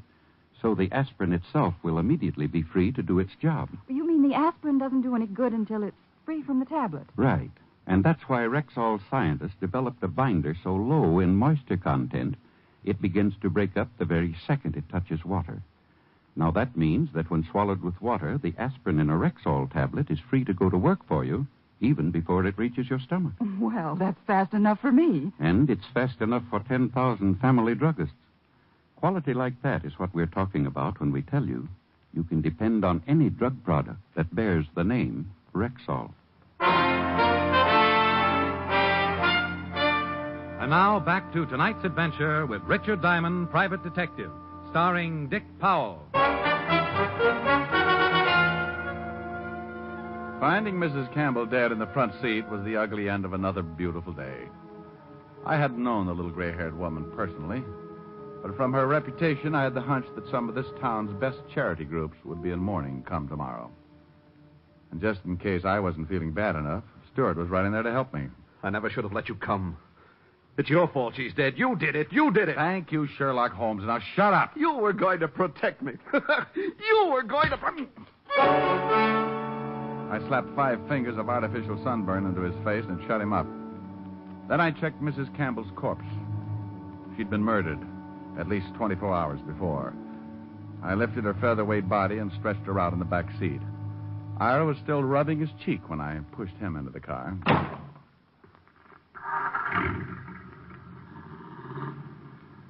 Now, what about those 2 guys, Stewart? Oh, now I slapped you back there for your own good. Did you get a look at those guys? It was too dark. One was big and heavy, the other was thin. Could you identify them if you saw them again? Yes, I think so. What's that on the road ahead? Someone's waving a light. That's the police. Just step from that car quietly, you. Otis, it's me, Diamond. Rick, that's you? No sign of any kidnappers yet. Not kidnappers, Walt. Murderers. Huh? Exhibit A is on the back seat. Come on, Otis. Open the door. Oh, vicious. Head bashed in. What are the police doing here, Diamond? I thought... Don't brag. You didn't think. Otherwise, you'd have gone straight to the police in the first place. What about the money? I don't care about the money. Mrs. Campbell is dead, and that's all that matters. Well, I'm sorry about that, Mr. Stewart. Look, it might be a good idea for you to be with your fiancée, Miss Campbell, before she hears the news on the radio. We'll take care of things here. Oh. Yes, of course, Diane. Yeah, I'm sorry, Lieutenant, about my behavior. You understand. And Mr. Diamond... Oh, forget it. I've got a head that knows just how you feel. Once Stewart was gone, I gave Walt the lowdown, and we settled down to work. We gave the two killers an hour to try a break, and then Walt passed a signal along to his men, and the ring began to close in. We beat the bushes, turned lights on the trees, and kicked over rocks, even the small ones. But by the time we reached the payoff spot, we'd found nothing out but each other. Now, that's impossible. Are you men sure you didn't miss anything? Double-checked all down the line, Lieutenant. They couldn't have gotten through. Take it easy, Walt. Time now for cool heads and dull little dragnets. Otis, I want you to start picking up mugs wholesale. Right, Lieutenant. Anybody who even thinks twice before he answers, bring him in. I want this town covered from the Harlem River to the Battery. Now do it. Otis waddled away, and I drove back to police headquarters with Walt. Soon, Manhattan Island was tucked under a blanket of blue as the biggest police force in the world went to work. The next day, I took a stroll through Central Park for another look at the spot where Stewart and I had been slugged. I found one possible witness, but he wouldn't talk. Probably because he didn't know how. He happened to be an English sparrow. Late in the afternoon, I dropped back to see Walt. He was in his shirt sleeves, hunched over a desk piled high with notes, reports, and cigarette butts. Neither of us had gotten any sleep the night before, but he was advertising it. Oh, Rick, I could kick myself. I ought to turn in my badge. We should have had those guys. Nothing in the lineup? No, I've been looking at drunks, ex-cons, and two-bit hoodlums all day, and they're all clean. If someone tried to sell me an invisible man routine, I'd be willing to listen. Walt, as you keep banging your head against a stone wall, your eyes are going to register tilt. You need a breather on this case. Look, I got 2 tickets for play tonight. What about it? Are you kidding? I've got work to do. Oh, but Walt, the play is a musical murder mystery. The cop on stage is bound to have more troubles than you. Yeah, I bet. Well, maybe you're right. Sure, I'll go. Thanks, Rick. I'm glad Walt didn't ask any more questions because my supply of answers was down to one sorry shrug.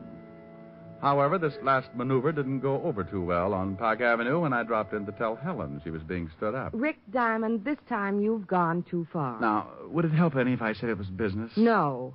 Well, I suppose there's nothing I can do. I spent all day buying a new dress and getting my hair done, and then you walk in at the last minute and tell me you... Helen, baby. Now, you stay away from me, Rick. Rick, let go of me. No, in a minute. Rick. You dog.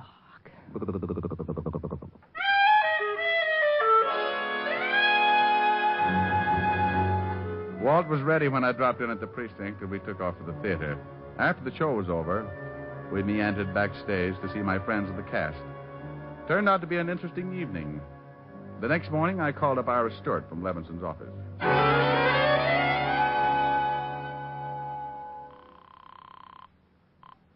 Yes?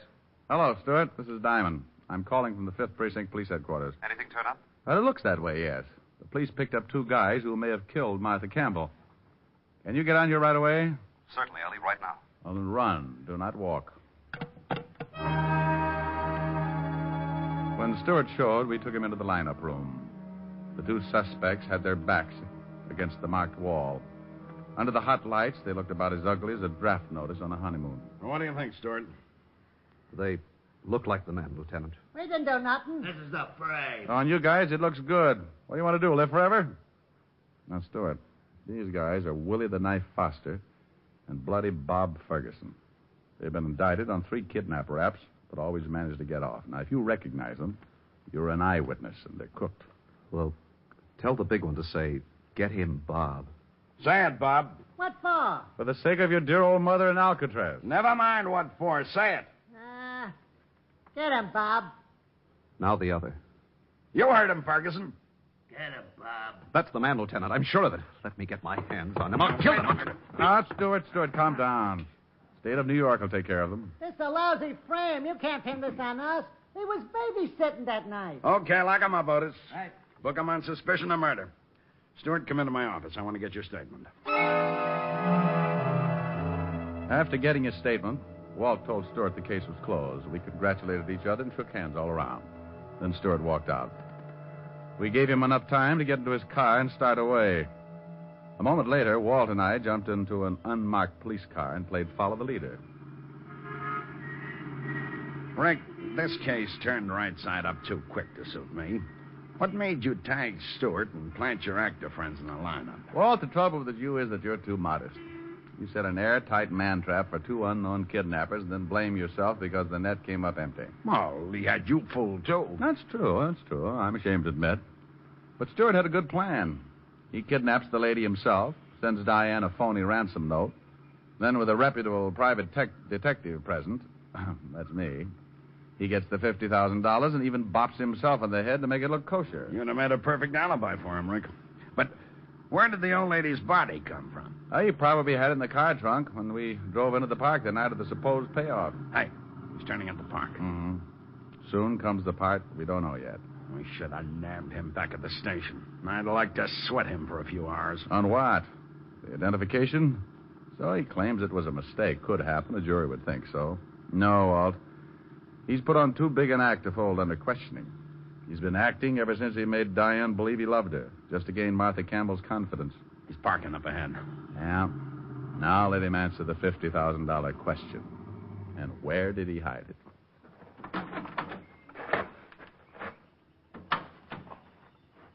He's heading toward that same grove of trees. We took off at a fast trot until we reached a hedge not too far from where we expected to find Stewart. We saw him all right. He was standing around right under the same tree he'd led me to a couple of nights back. A family of picnickers were close by, so he was acting like a guy out for some air.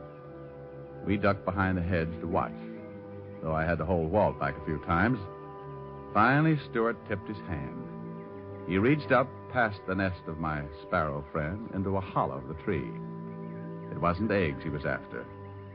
The stuff he pulled out had that fascinating color known as currency green. That's enough for me, Rick. Okay, Stewart. Duck, Walt. Oh, Are you hurt, Walt? yeah. One of his shots creased my shin. Hurts like blazes, though. Let's get that guy. He's running for the zoo. I'll get him, Walt. Put a tourniquet around your neck and sit tight. Oh, watch out for the crowd, Rick.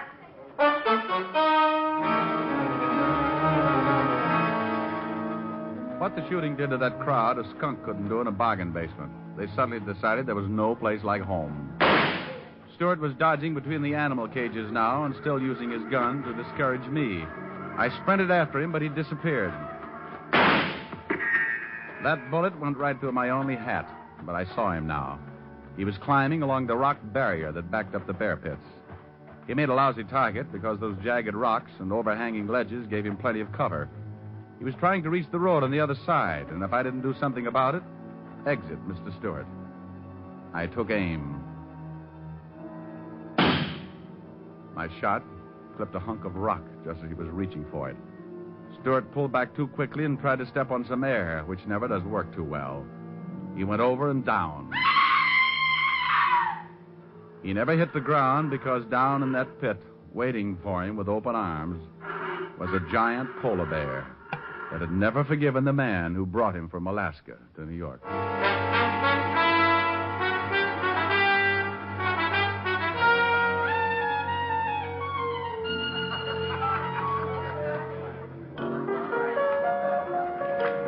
Rick, I'm glad you and Helen could make it to the cast party. Thanks, Bob.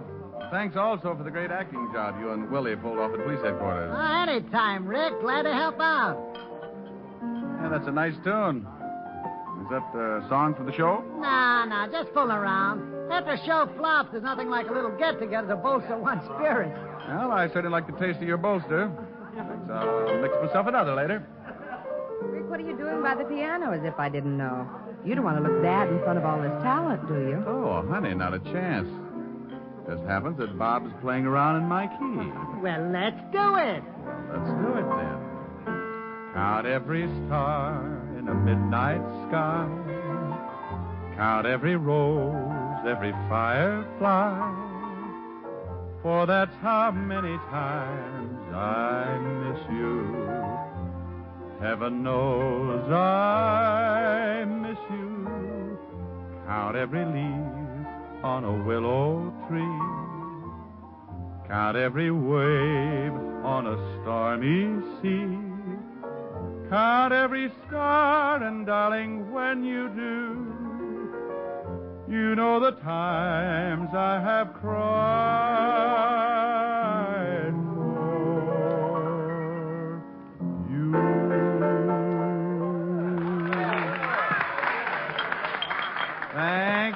Thank you. I'm sorry, but due to previous commitments, I'm only available for stage, screen, radio, television, and parade. Rick, you are becoming a ham. Me becoming a ham? Oh, my dear, really?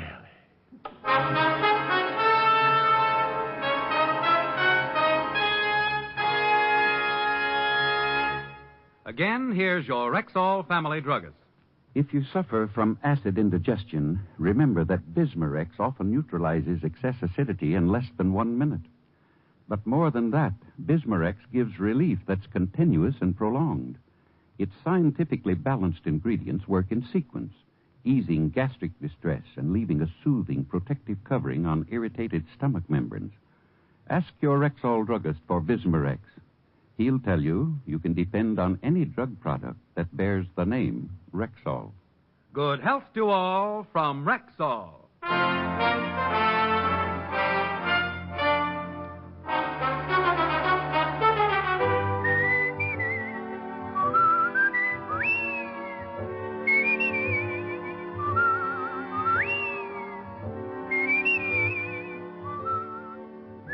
Richard Diamond, Private Detective, stars Dick Powell in the title role and is written by Joe Morheim and Hal Bloom, with music composed and conducted by Frank Worth. Featured in tonight's cast were Virginia Gregg, Ted DeCorsia, Wilms Herbert, Mary Shipp, Dick Ryan, and Hy Averback. Richard Diamond, Private Detective is produced and directed by Jaime Del Valle.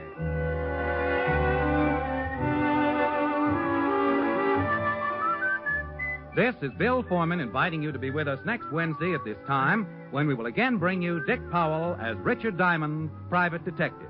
Incidentally, Dick's turned writer this week. Pick up a copy of the August issue of Radio Mirror from your dealer tomorrow. Read The Adoption Racket by Dick Powell.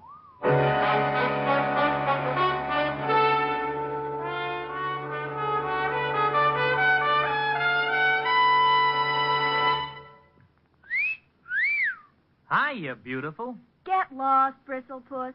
You need a shave. But I have shaved. What else do you want me to do? Silly boy, she wants you to go Stag. Go Stag?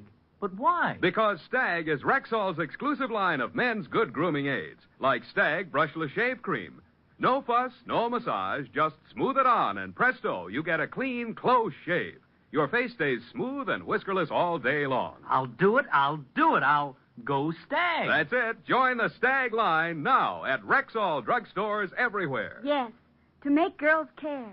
Go Stag. Sarah Berner will delight you with Sarah's Private Caper tomorrow on NBC.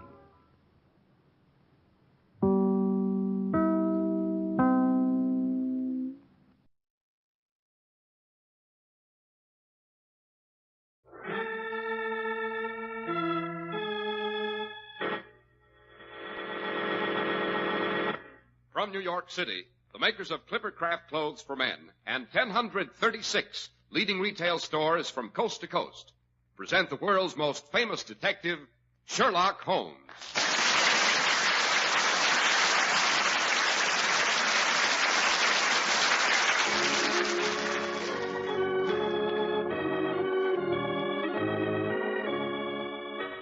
tonight's story, The Adventure of the Empty House. Well, here we are, as usual, in Dr. Watson's hospitable study, all ready and waiting for our weekly treat. What's it to be tonight, Dr. Watson? Well, tonight, I think I'll tell you how Holmes made an unexpected and, I may say, dramatic return after many years' absence. Yes, it was so dramatic I came dash close to fainting. Well, well. But before we go into that, suppose you tell us about a happy surprise that's in store for the chaps who buy their first Clippercraft clothes. A surprise that won't shock their pocketbooks. How right you are, Dr. Watson. New spring Clippercraft clothes are arriving constantly at fine stores everywhere. That's an important announcement for men who have always worn Clippercraft, and for those who will wear them for the first time this spring, because Clippercraft values are even more sensational today than ever before. And that's saying plenty. The Clippercraft plan concentrates the buying power of 1,036 of the nation's finest stores from coast to coast, making possible steady year-round operation, resulting in tremendous savings in manufacturing and distribution costs, and putting those savings, even in the face of today's high prices, where they belong, in your pocket. And don't forget that your Clippercraft dealer is a friendly local independent store, a store you can trust. Handsome new Clippercraft suits are only $40 and $45. Top coats in fine coverts and worsted gabardine are only $40 and $45. Sport jackets but $26.50, and superb tropicals but $33.75 to $40. Compare Clippercraft with clothes selling for many dollars more.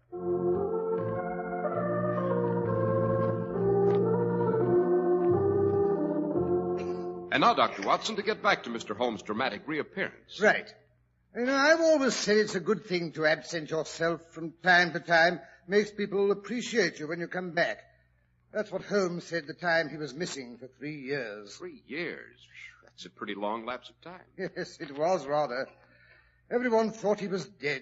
What a horrible time that was. I couldn't bear to live in our old lodgings in Baker Street.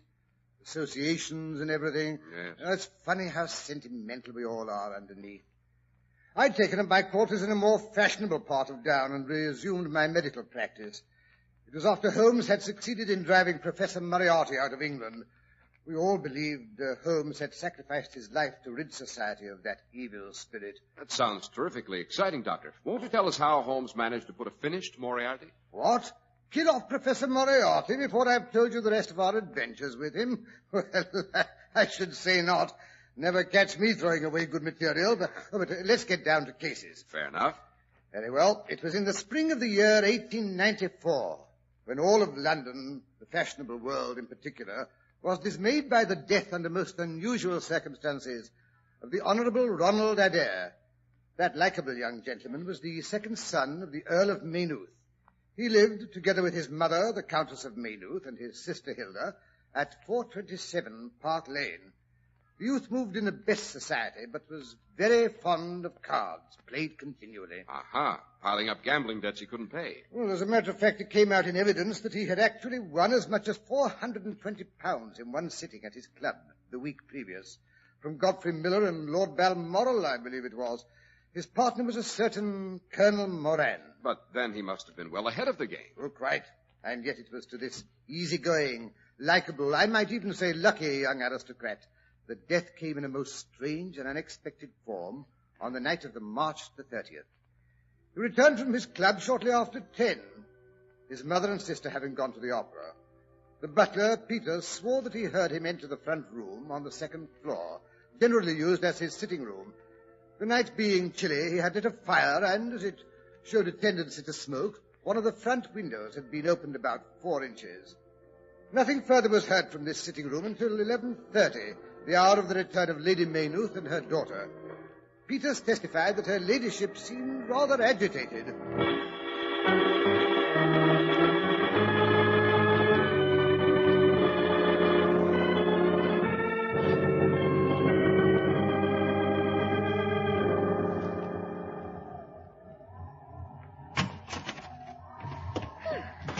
Gracious, Hilda. I declare I'm chilled to the bone. I'm sorry, Mama. Oh, Peters, will you help me with my carriage boots? Certainly, milady. You've returned so early.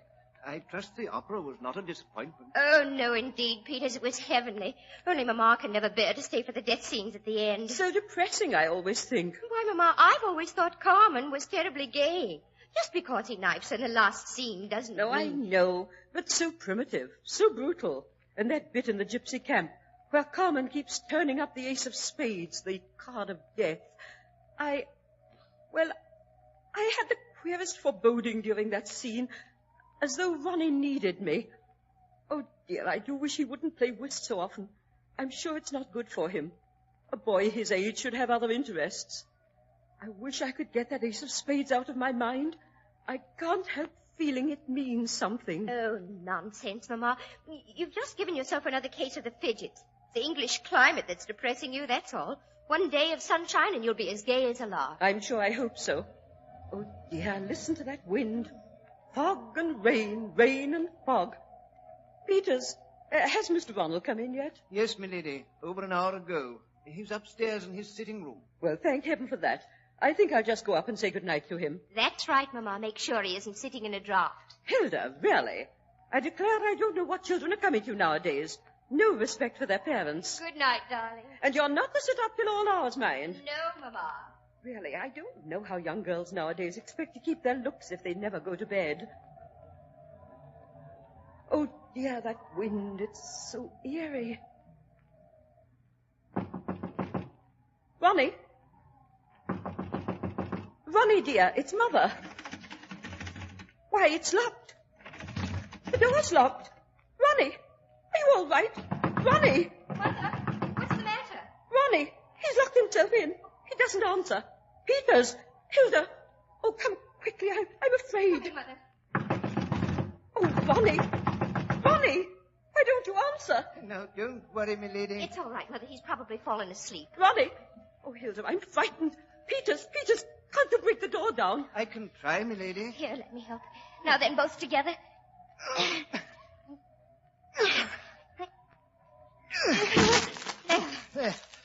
There he is, milady. Fallen asleep at the desk. But he looked so strange. Cards scattered everywhere, and look there. The ace of spades. There's blood on it. Blood dripping onto the carpet. Ronnie! Oh, Peters, quick, help me. She's fainted. Oh, dear, oh, dear. Here, put her on the couch. No, poor Lady Maynooth. Oh, dear, Mother. Shall I call the doctor, miss? Oh, never mind, Mother. It's Ronnie we have to worry about. Maybe it's not too late. Oh, Ronnie. Oh, his head. How horrible. Shot with a soft bullet. Better not look, miss.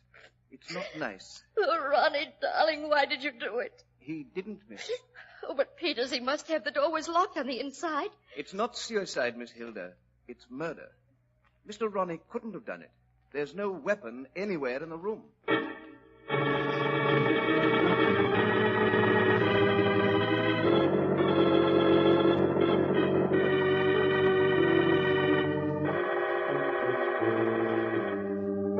But look here, Dr. Watson. Ronald Adair was in the second-story sitting room with the door locked on the inside. Exactly, Mr. Harris. Furthermore, he was in the room alone. Yes, but if someone else shot him, how is that possible? That's what puzzled the authorities. No one could have climbed up to the open window without leaving traces of some sort.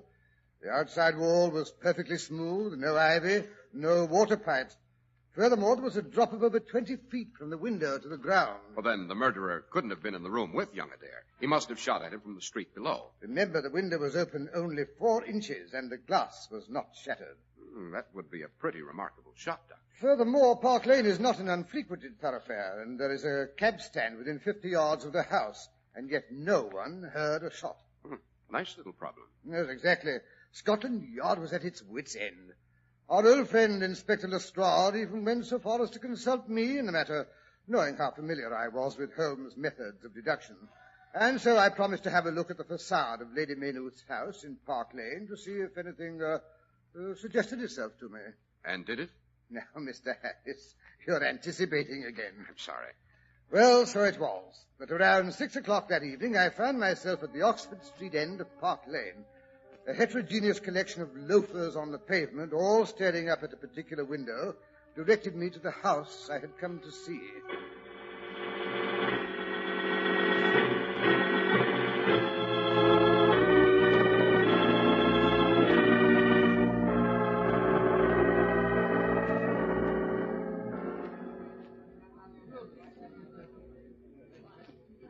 Good evening, Constable. Good evening, Dr. Watson, sir.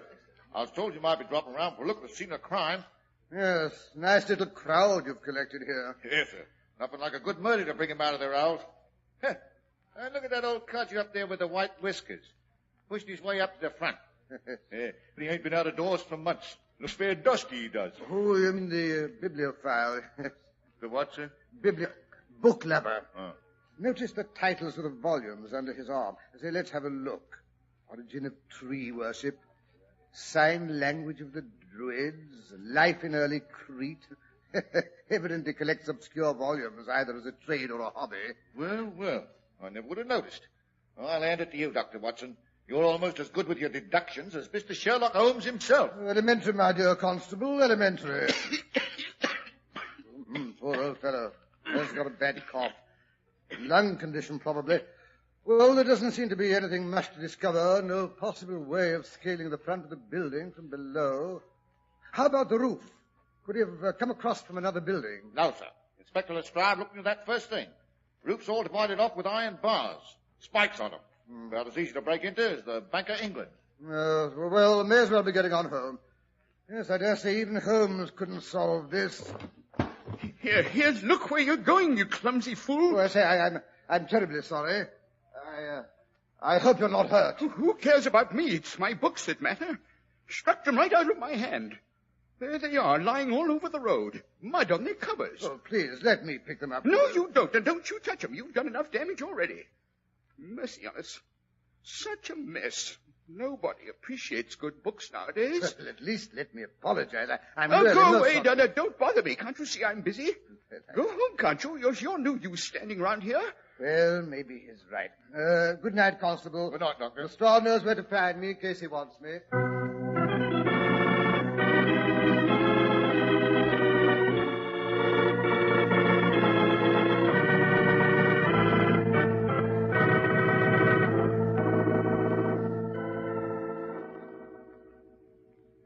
Any calls while I was out, Rosie? No, sir. Oh, good. Maybe my luck is in tonight. It's about time I had a peaceful evening at home. Oh, I spoke too soon. See what it is this time, Rosie. Croup or measles. Yes, sir, right away. No more privacy than a Siamese twin. Dr. Codcall is soul his own. And as for ever Oh, yes, Rosie, who is it, and what does he think he has? It ain't a patient, sir. No? What then? I don't rightly know, sir. He's an old fellow with white whiskers, like a billy goat.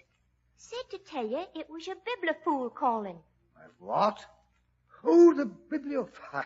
You're surprised to see me so soon, eh? Well, how do you do? Come in. Thank you. That's all, Rosie. Oh, yes, sir. Well, please sit down. I hope you're recovered from the bump I gave you. Well, that's what I came to see you about, Dr. Watson. Oh, yes? I've got a conscience, sir, and when I chanced to see you come into this house, I came hobbling after you because I said to myself, I'll just step in and see that kind gentleman and tell him I'm sorry I was a bit gruff a while back and no harm meant.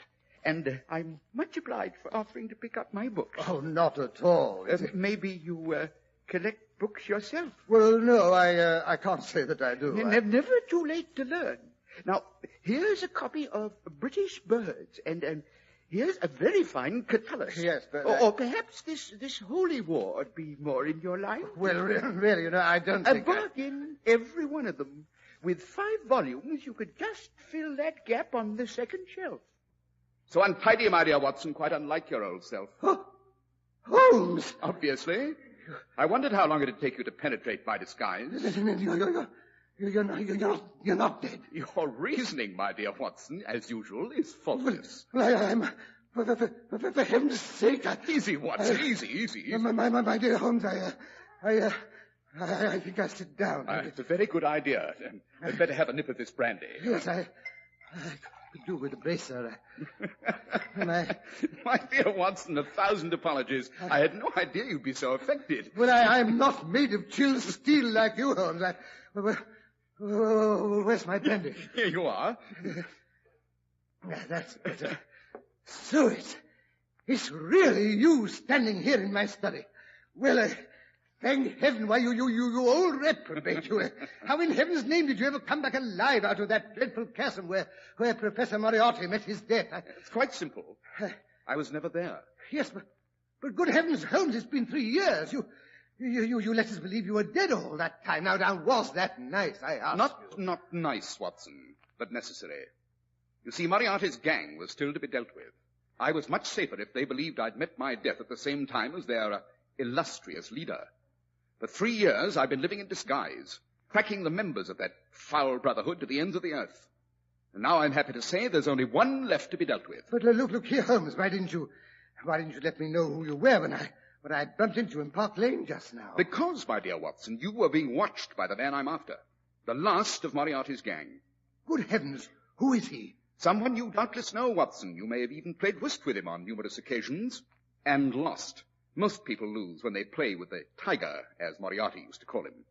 A clever man, Watson. Very clever. He not only suspects that I'm alive, he even guesses I've returned to London. Good Lord. Yes, but I mean to take advantage of this cleverness. I've set a trap for him. I expect to catch my tiger tonight. Tonight? Exactly. I, don't suppose you'd care to come along? You just try to prevent me, that's all I have to say. Just wait till I get my hat and stick. I think you'll find your old army revolver a little more appropriate, Watson.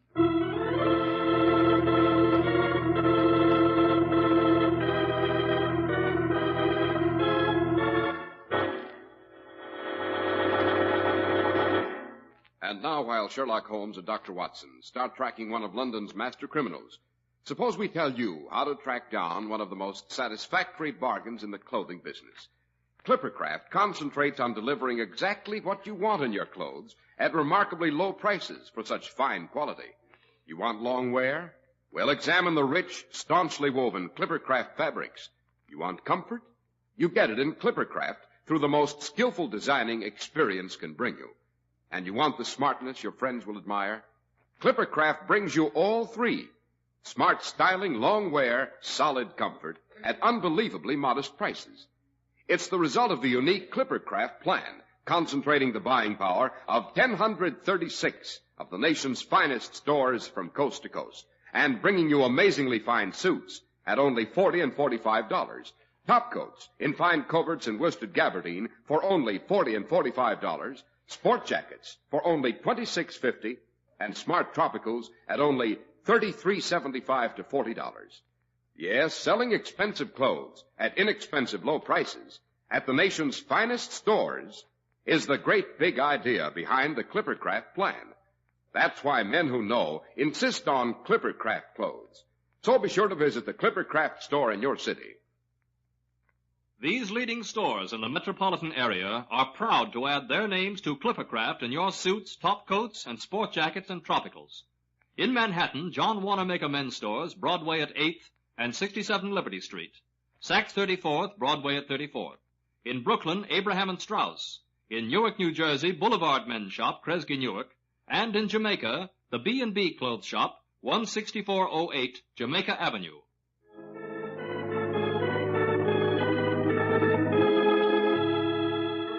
Now back to Holmes and Watson. We find them slinking down a dark and sinister little alleyway.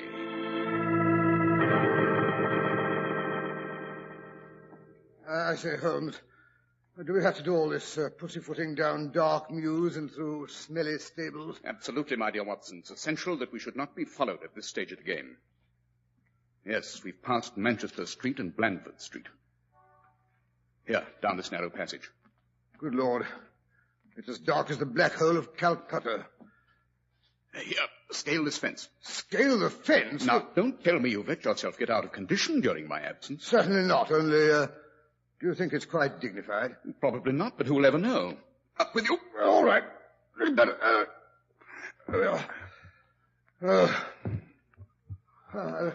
I've ruined the knees of my trousers. Oh, stop burbling, Watson, and come along. We've got to get into this house. Yes, but look here, it's an empty house. Quite. That's why I selected it. Now, where did I put that key? Well, don't tell me you're not going to pick the lock. Holmes, you're losing your grip. Quiet.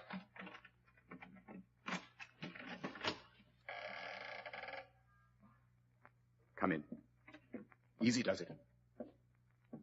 Shut the door after you. Gently, my dear Watson. Well, I'm doing my best. It was a draft. Well, now what? Come along upstairs.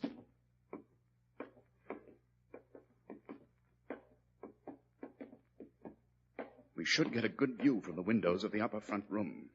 You know, Holmes, there's something spooky about an empty house. Strange noises, boards squeaking. Easy. We turn a corner here. Are you with me? Oh, absolutely. Ah, this is the room. Excellent. The light from the street lamps, all the illumination we shall need. Look here, Holmes. There's something familiar about this street out there. Why, of course, it's Baker Street. Exactly. We're in Camden House, which stands opposite our old quarters. Jove, no wonder it looked familiar. But why station ourselves here? Because it commands an excellent view of our historic dwelling. Might I trouble you, my dear Watson, to draw a little nearer to the window, taking every precaution not to show yourself. Right. And then look up at our old rooms. We'll see if 3 years of absence have entirely taken away my power to surprise you. Well, the windows of our sitting room are lighted. I say there's a man sitting in front of one. Well, look here, it's you. Well, that is, at least it's your silhouette. It's a bust of me, to be exact. Anything else of interest in Baker Street? Let's see. There's two disreputable-looking fellows leaning against a lamp-post. Excellent, Watson. I expected them. Holmes, good heavens, your head. I mean the dummy. It moved. Of course, our old friend Mrs. Hudson has orders to move it from below from time to time. Listen, what was that? Sounded like a door closing. Yes. I felt a draft. By all that's holy, he's going to operate from inside this building. I expected he'd work from the street as he did before. Quick, Watson, we've got to get out of here. He'll probably want this window. You mean whoever we're after, he's coming in here? Of course. Quick, Watson, into the next room. Here. Stand in the shadow where we can watch him without being seen. I hear footsteps. He's coming. Quiet if you value your life. Standing in the doorway. His face is in the shadow of his hat. Great Scott, his eyes blaze in the dark like a cat's. Like a tiger's, Watson. He's crossing to the window.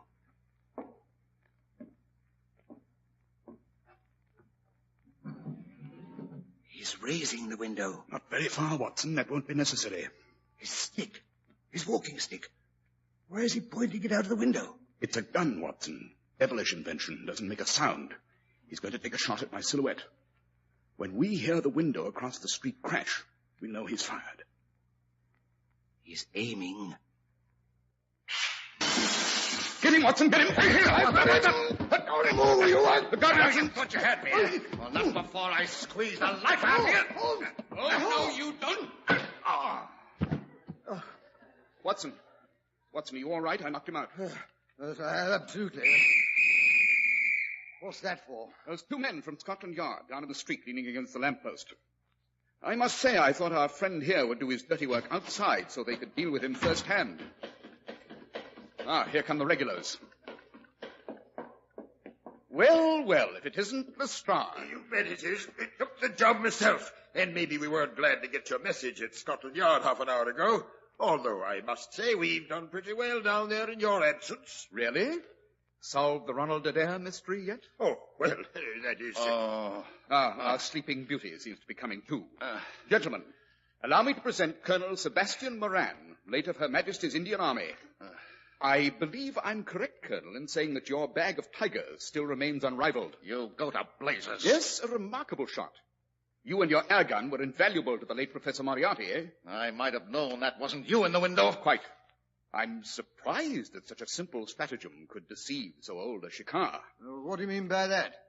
How often, Colonel, have you tethered a goat to a tree, lain above it with your rifle, and waited for the bait to attract your tiger? This empty house is my tree. You are my tiger. The only difference being that I did not care to be the goat myself. Take him away, Lestrade. Just a moment. You can't arrest me for taking a shot at a dummy, not even if it's the dummy of Sherlock Holmes. Yes, quite right. I arrest you for the murder of the Honorable Ronald Adair, because you are the only man alive capable of shooting a man through the slightly opened window from the street below without being heard. A truly remarkable shot, Colonel. A bit too remarkable. That's how I knew you were the murderer.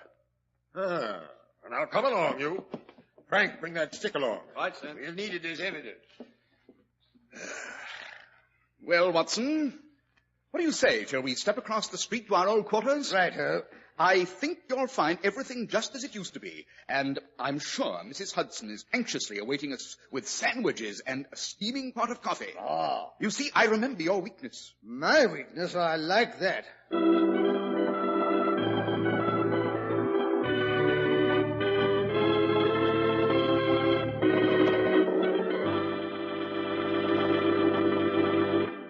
And that, Mr. Harris, is the story of how I went to live in Baker Street again and started another series of incredible and amazing adventures, which I shall tell you about, if it won't bore you. Well, what do you think, Dr. Watson? You know, there's just one thing I don't understand about tonight's story, though. Why did Colonel Moran kill Ronald Adair? Because Adair had discovered Moran was cheating at cards and threatened to expose him. You remember that I said Adair had won £400 at whist the week before with Moran as his partner. Yes. That amount made Adair suspicious. He discovered the cards were marked. The very cards, by the way, which were found beside the dead body. He was examining them again to be sure he'd made no mistake. That's why the door was locked on the inside. He didn't want anyone to interrupt him. I see. Well, what about next week's story, Dr. Watson? Let me think. Next week, suppose I tell you about a rather curious dinner that Holmes and I attended in order to see if we could discover if a world-famous violinist was trying to poison his wife. Did you succeed? In a way, yes. Of course, there was a death. But I'll tell you all about it next week.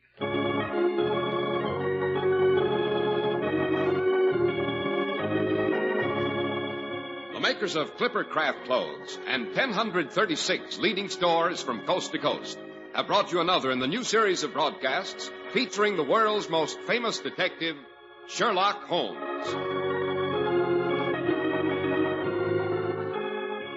Our stories are based upon the character of Sherlock Holmes, created by Sir Arthur Conan Doyle. Sherlock Holmes is played by John Stanley, Dr. Watson by Alfred Shirley, and the dramatizations are by Edith Meiser. Sherlock Holmes is produced and directed by Basil Lochran, with special music by Albert Berman.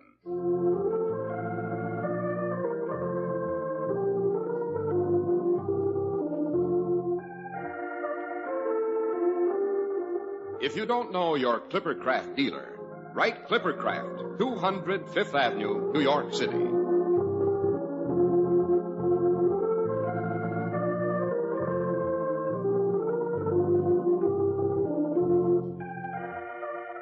Be sure to listen next Sunday to Sherlock Holmes in The Case of the Very Best Butter.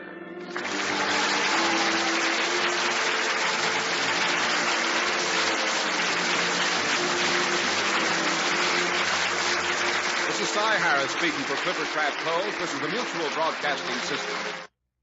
Following station identification, you'll hear Melvin Elliott with a 15-minute summary of the latest news.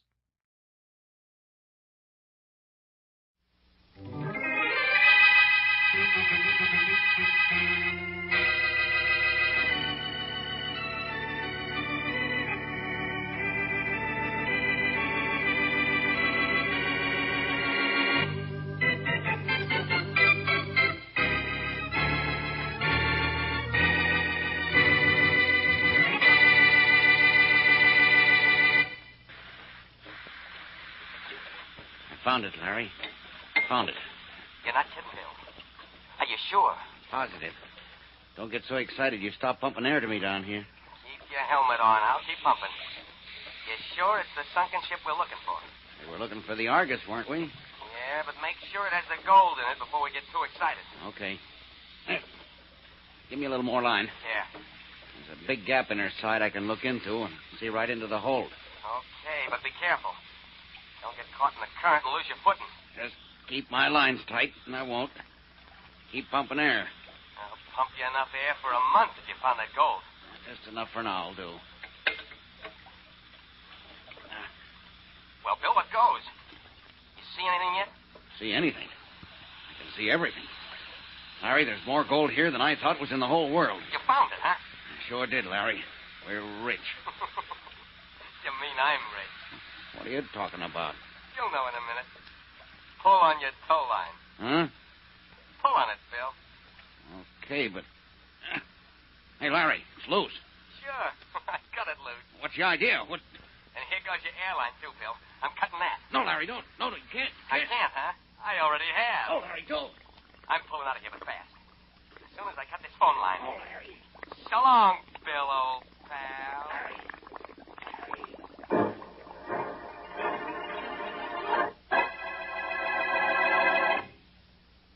And now, on to Dick Calmer as Boston Blackie. Enemy to those who make him an enemy. Friend to those who have no friend.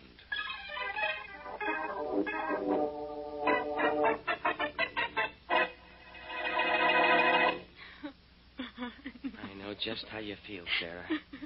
Your brother was a swell guy.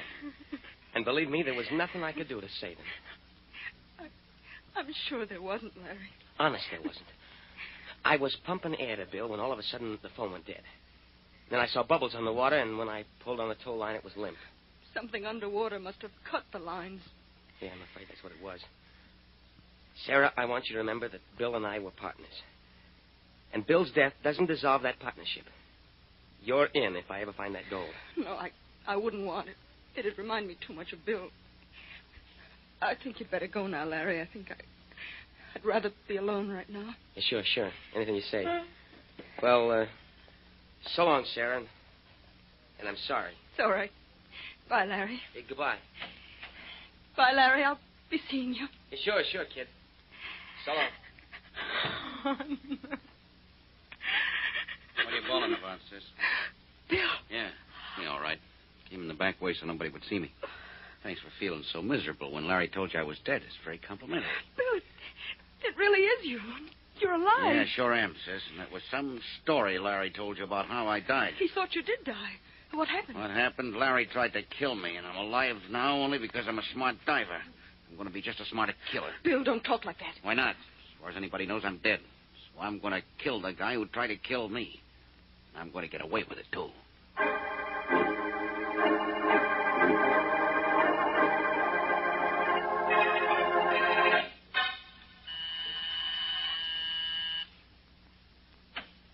Yes? Boston Blackie? Yes, again. May I come in? Yes, with a capital why not? Thank you. Blackie, I... Don't tell me. You're in trouble. Oh, you know someone who's in trouble, and you've come to me for help. Yes, Blackie. It's my brother. Well, what's he done? Swindled, embezzled, or murdered? He hasn't done anything yet. But he's going to kill a man. He is? When? As soon as he finds him. And he's going to get away with it, too. That's a popular misconception, Miss... Bronson. Sarah Bronson. My brother's name is Bill. Bill Bronson, the diver? Yes. Oh, now, wait a minute, Miss Bronson. Your brother died this morning. I heard it over the radio not an hour ago. My brother's very much alive, Blackie. And it's because everyone thinks he's dead that he thinks he can get away with murder. Well, I have a hunch he's right, up to a point. Who was he going to kill? Larry Matthews, his partner. That wasn't an accident under the water this morning. Larry tried to kill Bill by cutting his lines. Uh-huh. So Bill wants to stay dead and get his revenge. I think you'd better go to the police, Miss Bronson. No, I don't dare. Why not? Bill's gone almost crazy after that experience this morning. He said he'd kill me if I went to the police. But he didn't say anything about going to you. I see. Well, I'll see what I can do for you. Whatever it is, you'll have to do it fast. Bill is... Excuse me. Hello. Hello, Blackie. This is Charlie Kingston. Oh, hello, Charlie. I'll call you back in just a minute. This is nothing serious, Blackie. I'm just keeping a promise I made to you. What promise? You know about never jumping into a new business deal without telling you what I've done. Well, tell me about this one some other time, Charlie, will you? I've got to keep a man named Larry Matthews from being killed. Did you say Larry Matthews? Yes. He's going to be killed? Good heavens, no. I won't have anyone murdered in any of my offices. What? He's downtown in my manager's office right now, and they just closed a deal for $100,000. What kind of a deal? A salvage job. I bought half interest in $2 million worth of gold Matthews and Bronson, that dead diver, found. I saw the chart myself. Look, Charlie, phone your manager and tell him to hold Matthews there. Bronson isn't dead. Matthews tried to kill him, and now the diver is out to kill Matthews. What? Well, I don't understand. Never mind what you don't understand. Phone your manager, tell him the whole story, and tell him to hold Matthews there. I'll get there myself as soon as I can.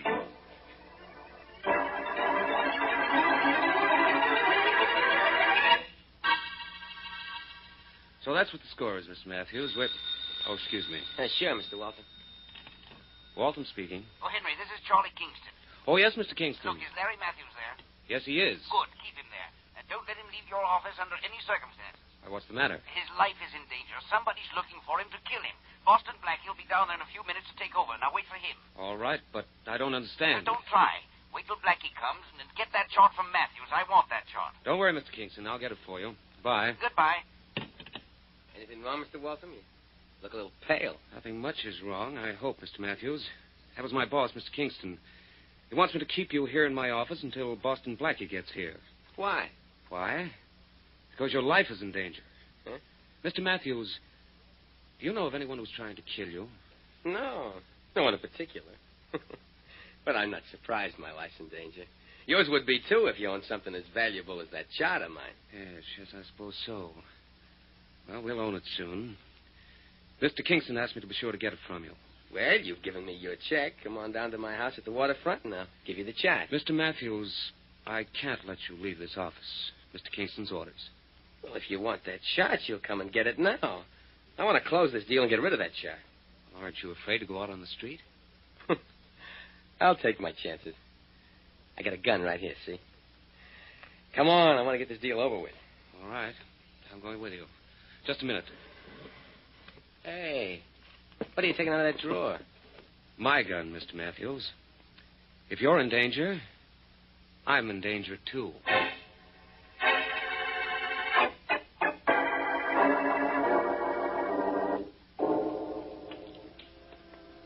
Here's my house. Wait till I unlock the door, Walter. Sure.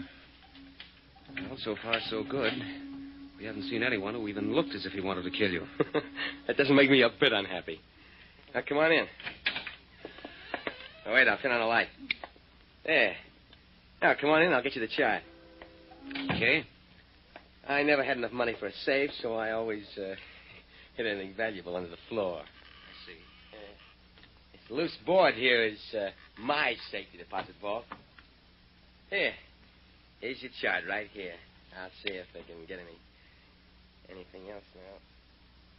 Let's see how do you turn out the light.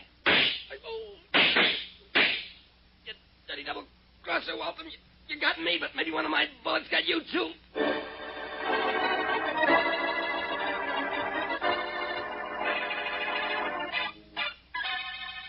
Hi, Blackie. Hello, Mary.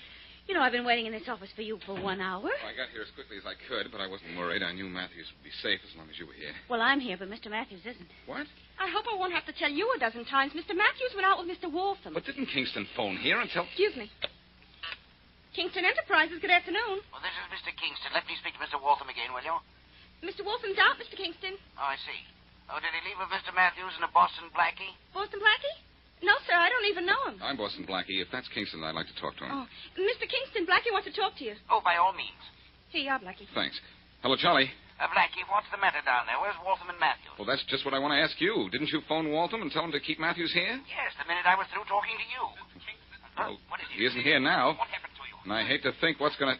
Wait a minute, Blackie. Here's Waltham now. Good.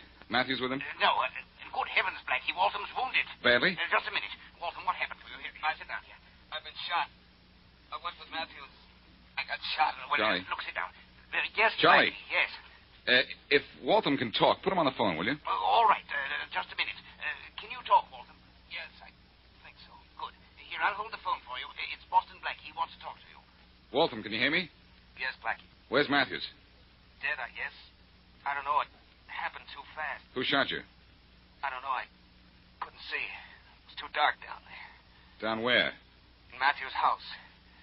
We went there to get the chart showing where the gold ship was located. We were in the house when the lights went out. There were shots from the darkness. Matthews fell. I was hit, but I got away. Where's Matthews' house?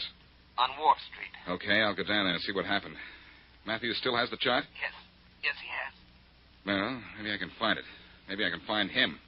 One thing, I promise you, I'll find something.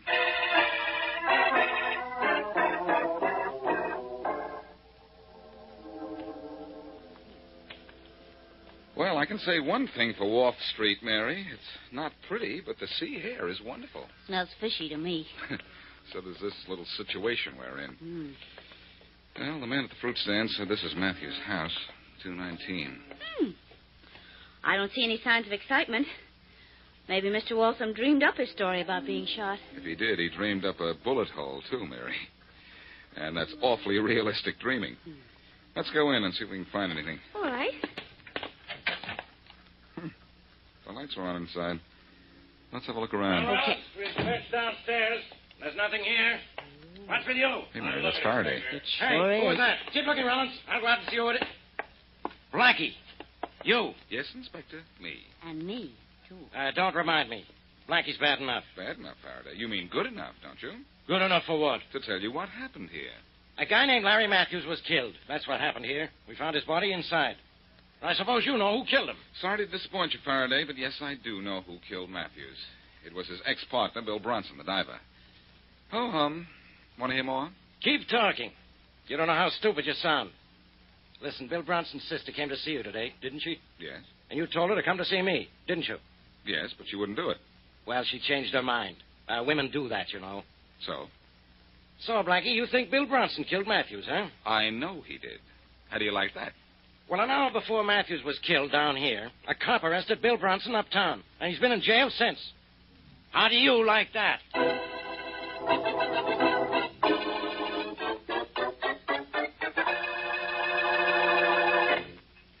And now back to Boston Blackie.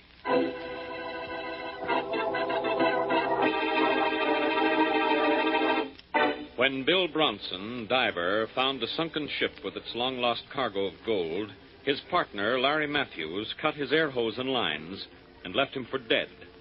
But Bronson miraculously lived and swore vengeance on Matthews.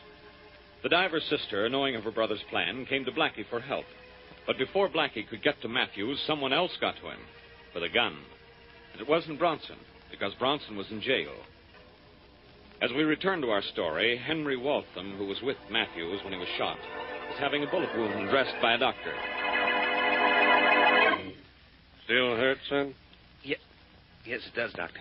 You're lucky you're still alive. That bullet just missed puncturing your lung. Yeah? Yep. You'll have to take it easy for a while. Yeah.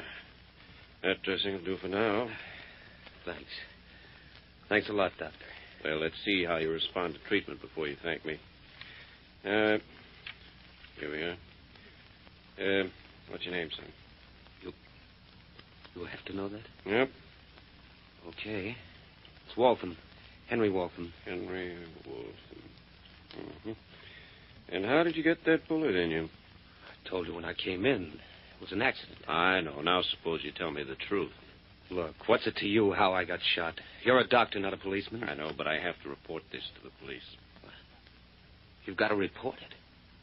Oh, no. But it's the law. I'd lose my right to practice if I didn't. Well, you're going to lose a patient if you do. Lie down, son. You're still too weak. I'm not too weak to get out of here. Oh, no, you don't. Oh, yes, I do. Here's something. Instead of your feet. Come back here, you. Come back. Oh, no. Operator, get me the police.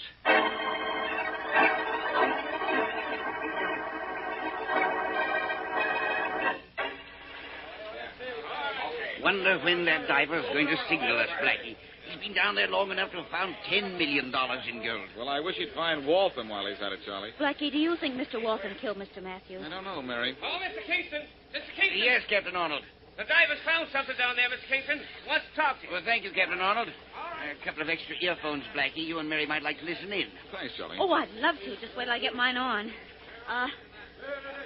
Okay. This will be a great moment if he's found that gold.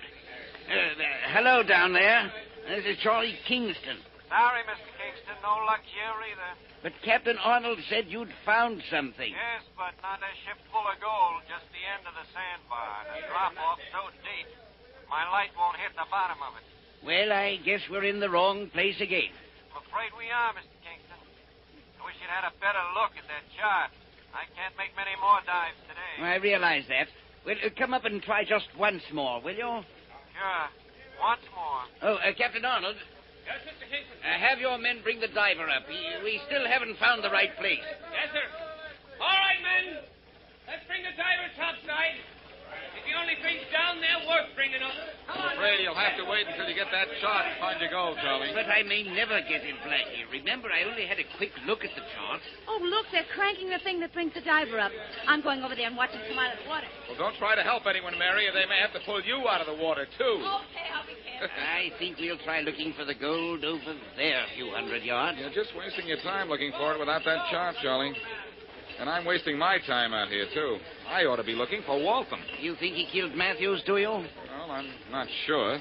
I'd hate to think that Waltham killed Matthews. You know, he said a third person entered the room just as the shooting started. I don't believe that story completely. That's why I want to find Waltham. All right, men. The diver's broken the surface. Pull him aboard. Come on, you better step aside, lady. Oh, I'm sorry, all right. Better come over here by us, Mary. Oh, shucks. I wanted to watch him take the diver's helmet off. He's going to go down again in another spot, Mary. Maybe you can watch then. Well, you can see him from right here now, Mary. Well, it isn't as good as being close, but... Oh, look. He's up on deck now. He looks like the man from Mars, doesn't he? Yes, he does. All right, men. Stop the pump. They got his helmet off. Well, Mary, you saw them take the helmet off.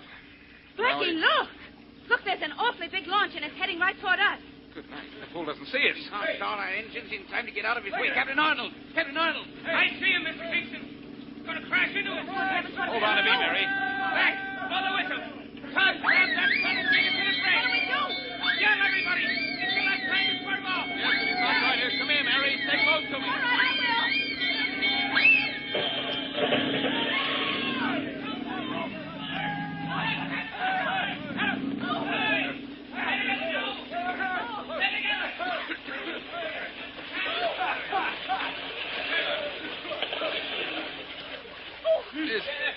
Is everybody all right? Well, I'm all wet.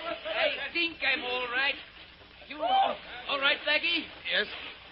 I'm okay, but look, we're 5 or 6 miles from shore. I don't like this. See if anybody can grab a plank or something from the boat. Good idea. All your men all right, Arnold? Yes. Yes, Mr. Kingston. And here comes a launch. It looks like a police boat, too. Say, it is a boat. Hello there. Hello. Save your breath, Charlie. They see us. Oh, thank goodness. They're swinging around to pick us up. Here they are. Here come the lifelines. Now ready to grab them. Okay. Here, Mary. You take this one. Oh, thanks. Well, look who's playing paupers. If it isn't Boston Blackie. Faraday. Haul him in, boys. All but that good-looking one there. He looks undersized to me. Haul me up, Faraday, or I'll haul you in here with me. What? When you know I can't swim? That's why I'd like to have you in here. Here, Blackie. I'm aboard now. Take this rope of mine. Thanks, Charlie. You ready? Ready. Come on. Up you go. Come on. There you are. There. Oh, wow. Thanks, Charlie. You all right, Mary? Oh, sure. Just dripping a little, that's all. Well, there's some blankets in the cabin there, Miss Wesley. Better get into one right away. All right, I guess I better, thanks. I don't know what brought you out here, Faraday, but I'm glad something did. Well, I came out here just in time to see that guy Waltham ram your boat. Well, how did you know it was Waltham, Faraday? Well, because the doctor reported treating his wound and told how Waltham slugged him and skipped out. Then the next report I got on Waltham was that he was seen getting into a power boat in the harbor. Oh, Inspector Faraday. Yeah, Rollins, what is it? Just got a radio message from shore, Inspector. Yeah? So what? So we don't have to look for Waltham anymore. He walked into the 18th Precinct station and gave himself up. So you think Waltham rammed us, do you, Inspector? Okay. I was wrong. I suppose you know who rammed you. I have a rough idea, and I think if I see Bill Bronson, I can smooth it out. Bill Bronson? What could he have to do with this? He's still in jail. Good. Let's go down and see him before he's released. What makes you think he's going to be released? You're going to release him.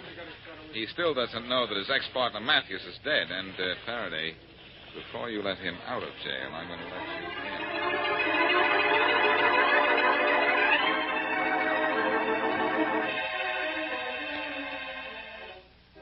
I have some bad news for you, Bronson.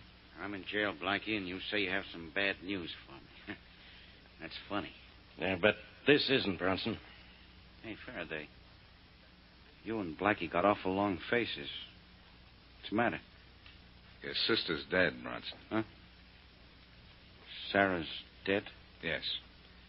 Killed by the man who tried to kill you. Wait, dirty Matthews out. Wait a minute. That won't do any good, Bronson. All we want you to do is give us all the information you can. We found your sister's bodies in Matthews' house. Do you know any reason why she would be down there? Yeah, I know a reason, Blackie. I guess I'm it. What do you mean, you're it? Well, what am I in jail for? Because I said I was going out to kill Matthews for trying to kill me. Well, I guess this went down there to kill him just to keep me from doing it. Only Matthews shot first. Yeah, the low-down... And that's enough of that, Bronson. Now, look, your sister's dead just because you wanted to take the law into your own hands.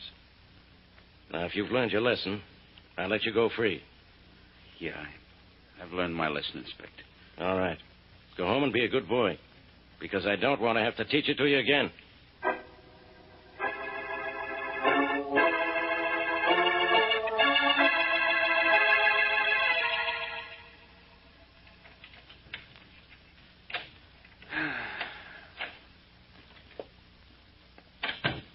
Who is it? Who's that? It's me, Sarah. What's the idea? Bill, they let you out. Sarah. They told me you were dead. What? Yeah. Said Matthews killed you. I told him you went down there to kill him for me. You idiot, you stupid... Now, look, you don't have to get sore. I had no way of knowing that... I didn't have to get sore. I ought to kill you for what you've done to me. What have I done? What have you done? Because of you, you stupid fool, the police are going to be after me for murder. And why did I kill Matthews? For you. You did not. It was your idea to kill him for the money in the charge. All right, it was my idea. And it was also my idea not to get caught. But you aren't caught yet, and I was tricked into saying that... Saying enough to send me to the electric chair. And everything was perfect, absolutely perfect, till you had opened your stupid mouth. Now, look, don't blame me all for this. Your plan wasn't perfect. Oh, wasn't it? Who'd ever guess I killed Matthews? Didn't I go to Blackie and warn him that you were going to kill Matthews? Didn't I go to the police and have them arrest you to keep Matthews alive? I know all that. You know all that. Well, I know a lot more. After I took Matthews' shot, I risked my neck to keep Charlie Kingston from finding that gold. I rented a launch and rammed his boat. I did all that for us. And what did you do for me? Fall for a stupid trick. Now, look, I'll go back to the police and tell them I was lying about you wanting to kill Matthews. Why don't you tell us now, Bronson? We're right here. Come on in, Blackie. Police. Stand where you are, Bronson. Rollins, go revive Miss Bronson. She's fainted. Yes, sir. Well, Faraday, happy now? Yeah, I'm happy, Blackie. I've got my killers. Sure you have. I made sure you would. Well, Inspector, you might as well take Bill Bronson downtown. He's so used to being underwater. Let's see if he's getting used to being under arrest.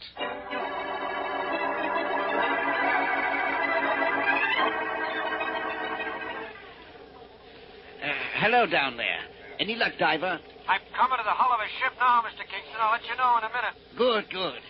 Well, we'll know in a minute, Blackie, if Inspector Faraday got the right shot from Miss Bronson. Right. Waltham feeling okay, Charlie? Yes, fine. But he feels like a fool for losing his head and running out on that doctor. He doesn't know what made him do it. Oh, I suppose he was afraid the police wouldn't believe his story about how Matthews was shot. Hello there, Mr. Kingston. Oh, it's the diver. Yes, Diver? I found it, Mr. Kingston. There's plenty of it. Oh, you found the gold? You bet I have. Congratulations. Well, thank you. Blackie, Mary, he found the gold. Wonderful. That's fine, Charlie. Well, aren't you excited? It's $2 million in gold. I'm a rich man. You've been a rich man for years, Charlie. Just how rich can you get? After all, what difference does $2 million make to a man who already has 20 or 30? Do you know something, Blackie? What is it, Charlie? I never thought of that.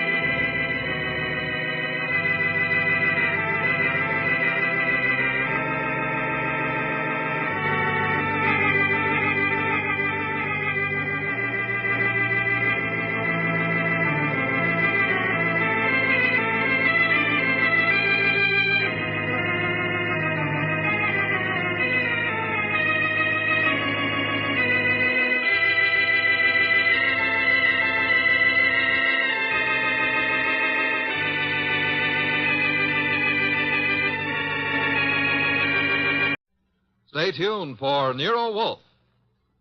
Saturday night chimes on NBC mean a full hour of fun with Dennis Day and Judy Canova. Dennis always appears perplexed and bewildered. But one thing that doesn't perplex him is how to make a popular ballad come to life in his thrilling tenor voice. And there's music also on the Judy Canova Show, plus comedy in the mischievous Canova manner. That's Judy Canova and Dennis Day, tomorrow night over most NBC stations. My boss is the smartest and the stubbornest, the fattest and the laziest, the cleverest and the craziest, the most extravagant detective in the world, Nero Wolfe.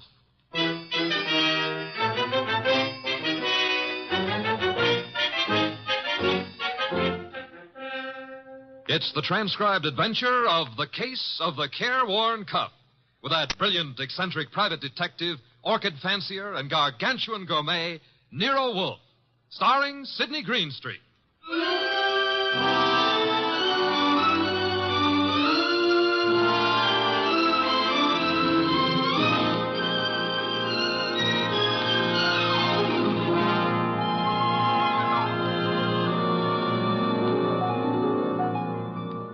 The place is Nero Wolfe's office. At the moment, the world's greatest motionless detective is sitting in the chair which was built especially to support his 300 pounds. His eyes are closed, and he's making sounds through his nose.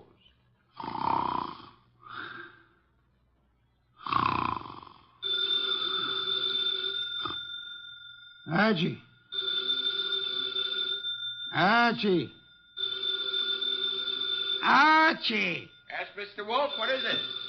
The phone, if you please, Mr. Goodwin.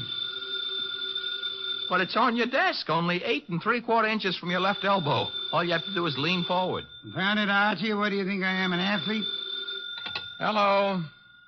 No, wrong number, mister.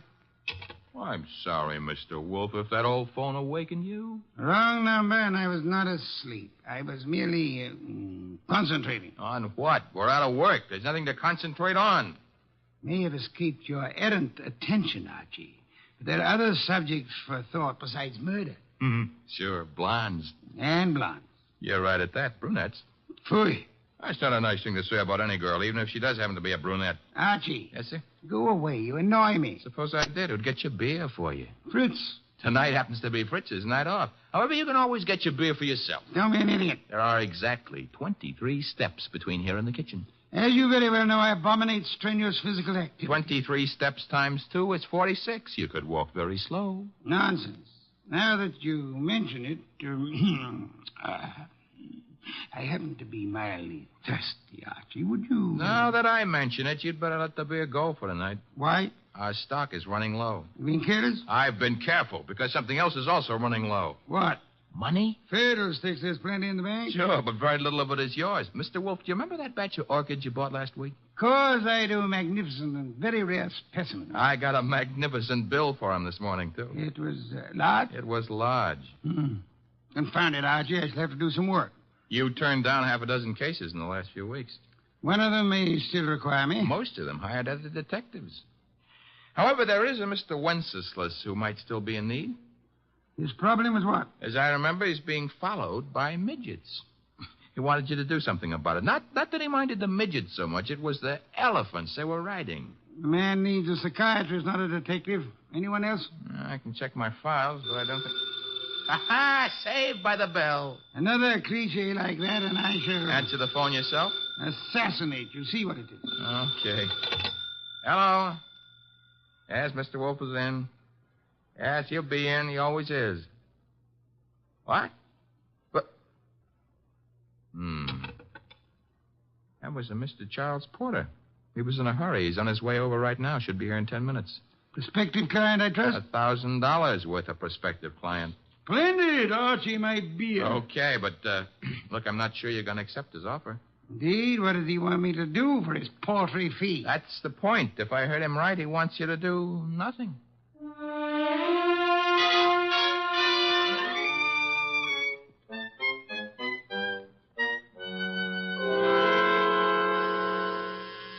The door, Archie. Yes, sir. I hear it. Mr. Porter? Naturally, I'm Charles Porter. Who else would I be? It's a large field. Never mind. Come on in. I'm Archie Goodwin. Where is Wolf? Mr. Wolf is in here. Mr. Wolf, this is Mr. Porter. Good evening. Fat, aren't you? It's moderately noticeable. Archie, a chair for Mr. Porter. Don't bother. I'm too impatient to sit. When I've business to take care of, I take care of it quickly. Very well. Send him out of the room. Mr. Goodwin, nonsense. He's my assistant. He remains. I don't like it. Archie, show Mr. Porter out. Now, wait. There's no need to get temperamental. Perhaps I'm a little abrupt. Rude. I'm a worried man. And impatient. You're wasting time, Mr. Porter. I suppose I am. The reason I came to you... Young man, what are you doing with that notebook? Getting ready to make marks in it. But... Oh, never mind. Mr. Wolf, you have a client named Dorothy Spencer. Have I? There's no need to be coy about it. I happen to know. Then you know. I want you to drop her. Drop her? Refuse to handle her case. Close the books on her. You know what I mean. Why should I? The girl has no money. I have. That doesn't answer my question. Perhaps this will. Appear to be a small package of dollar bills. It happens to be $1,000. Archie, will you? I will. It is $1,000. Thank you. Mr. Porter. Yes? You're paying me $1,000 in order that I refuse to act for Miss Spencer. Nothing more. That's right. What does she suspect you of? I said nothing about... Well, that is... You must know that as well as I do. Possibly, and nevertheless, what does she suspect you of? Being a blackmailer. Whereas your occupation really is? I'm a musician. Pianist. I'm appearing nightly at the Windsor Hotel. Archie, have you made out a receipt for Mr. Porter? Yep. Give it to him and show him to the door. Okay. Mr. Porter? Mr. Wolf, I want your assurance that the entire affair is definitely finished. My association with Miss Spencer, you mean? You have my assurance that it is. You will forgive a classical allusion. The carver. Thank you. Good night. Mr. Wolf, I have a secret about Mr. Porter. He smells. Some perfume or other. More important, his right coat cuff is more worn than his left cuff. And a carver happens to be a musical term, meaning start again from the beginning. Oh? Porter thought it'd been finished. Therefore, Mr. Porter is a liar. His ignorance of common musical term indicates that he's not a musician. The worn right coat cuff, that he is an office worker. That's kind of leaping to a deduction. But even if Porter's a liar, Mr. Wolf, there is something else. He paid you $1,000 to drop a client named Dorothy Spencer. Mr. Wolf, you never had a client with that name.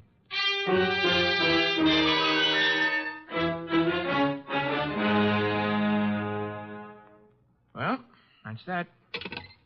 Dorothy Spencer is not in. Anyway, she's not answering her phone. Mr. Wolf, I said... I know what you said. That a comment? I'm worried. Mr. Porter may have assumed erroneously that Dorothy Spencer had employed or was intending to employ me.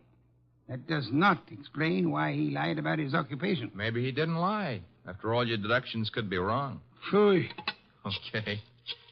Take care of that right now. I'm phoning her. Hello? Windsor Hotel? Get me the manager's office. Thanks.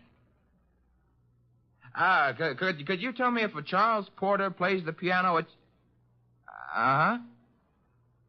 She sounds blonde. I see. Thanks a lot. What do you do after work? Oh, so long. She goes home and beats her husband. About Porter, Archie.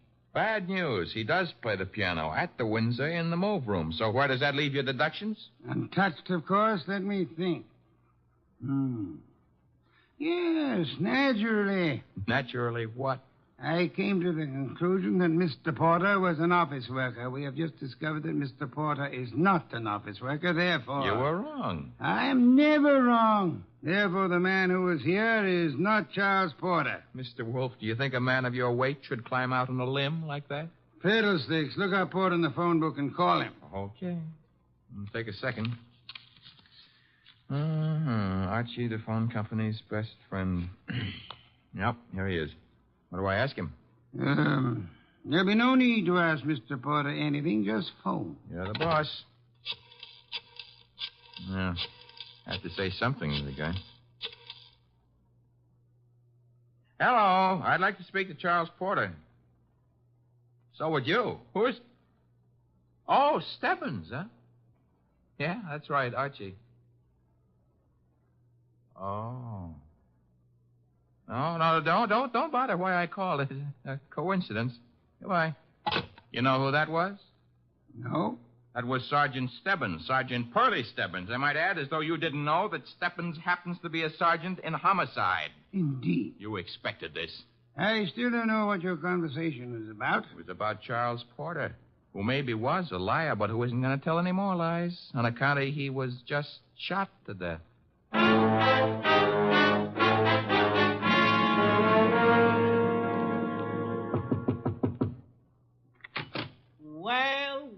Well, if it ain't Archie Goodwin. Come in, Goodwin. Thank you, Sergeant Stebbins. I've been expecting you. Oh, that's sweet of you to say that, Pearlie.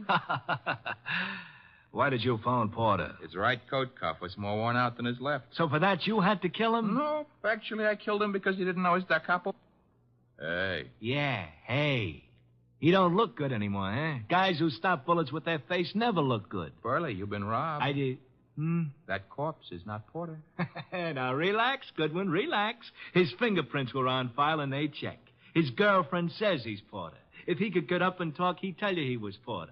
And what makes you think he isn't? Well, because when he visited us earlier tonight, he looked different. Not much, but... You said girlfriend? Yes, I said girlfriend. She's in the next room mopping up. She kind of broke down when we brought her here. You brought her here? Now, don't tell me what her name is. Why shouldn't I? It's Spencer. Dorothy Spencer. Ooh, that's what I was afraid of. Sergeant, Oh. Ignore him. He comes with the woodwork. His name is Goodwin, Miss Spencer. Archie Goodwin. Find what you were looking for? What I was looking... Somebody's gone through this place like a minor league hurricane. You? What business is it of mine? None, maybe. On the other hand, Nero Wolfe might have other ideas. Matter of fact, I'm sure he'd have. Miss Spencer, why don't you go see him? The address is 601 West 35th Street. I don't see why. You want your boyfriend's murderer found, don't you? Now listen, Goodwin, the police are working on this. Sure, they'll see to it nobody harms a corpse. Goodbye, Miss Spencer. Don't forget that address, 601 West 35th Street. Believe it or not, you used to be a client of ours.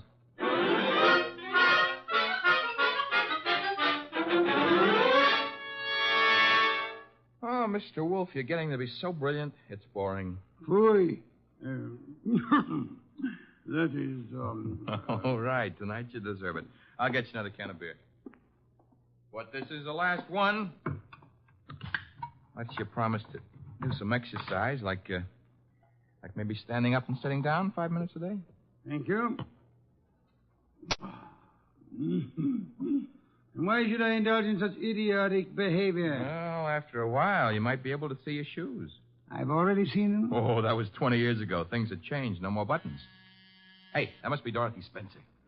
She's undoubtedly young and beautiful. You deduced that from the way she pressed the buzzer? I deduced that from the gleam in your eye, Bah. Bah, all you want. I'm going to keep that gleam shining. Hello, Miss Spencer. Come in. Thank you. Mr. Wolfe. Is the large sitting-down gentleman behind the desk. This is Dorothy Spencer, Mr. Wolfe. You will forgive me not rising. It is due to a necessary conservation of energy rather than rudeness. Archie, a chair. Sure. Here you are, Miss Spencer. Thanks.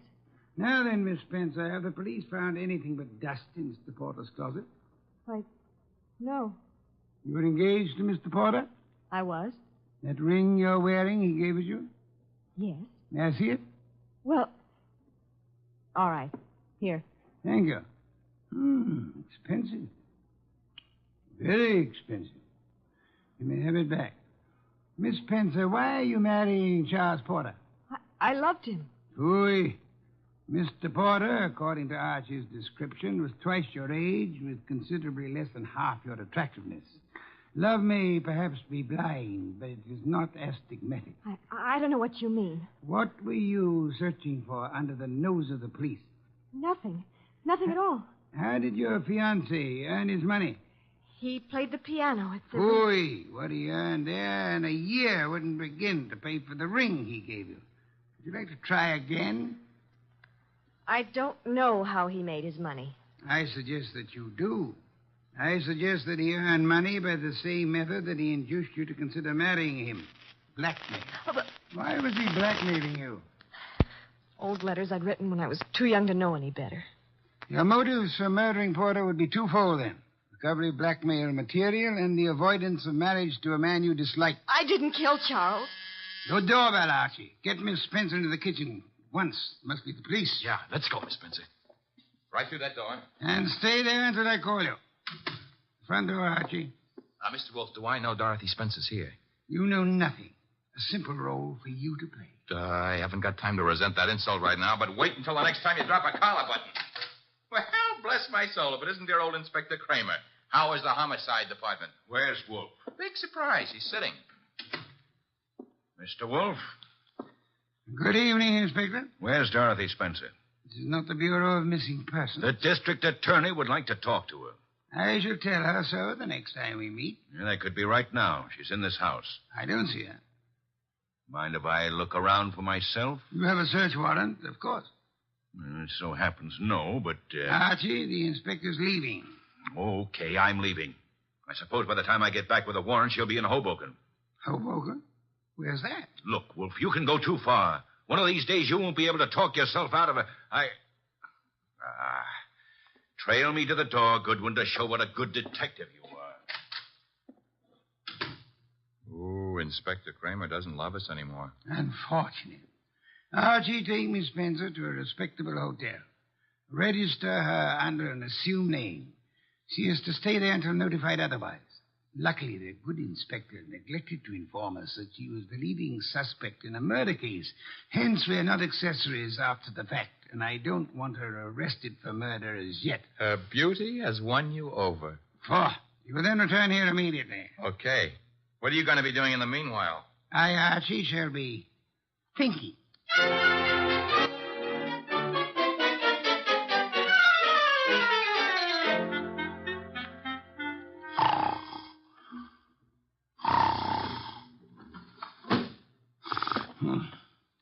Archie? No. No, not Archie.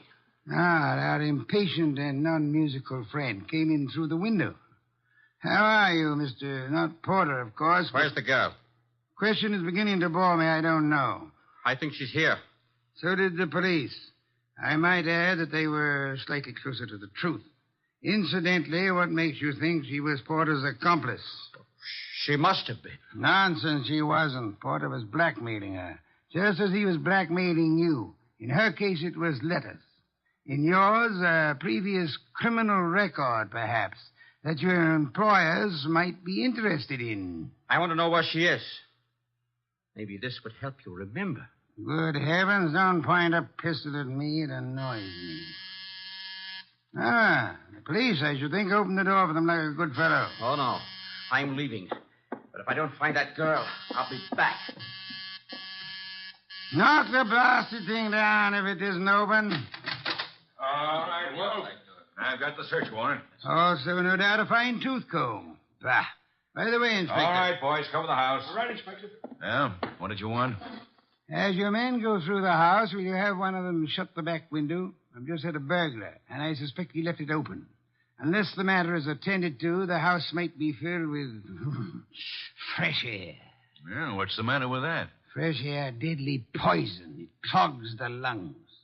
And may I point out that the warrant you're clutching in your hot little hand is not a lease on the house.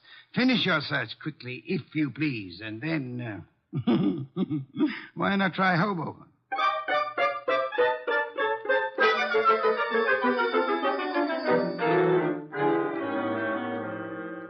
So I just missed the inspector, huh? You did? That I can stand. I'm sorry about the burglar, though. Perhaps we can arrange to have you meet him in the morning. He left his calling card with name and address on it? He dropped his handkerchief here on my desk. Oh. It's a handkerchief. It smells. So it does. But, all of our unknown friends' clothes carry the odor. Therefore... Yeah? You will go out immediately to the nearest drugstore, buy a specimen of every cake of soap manufactured in this country.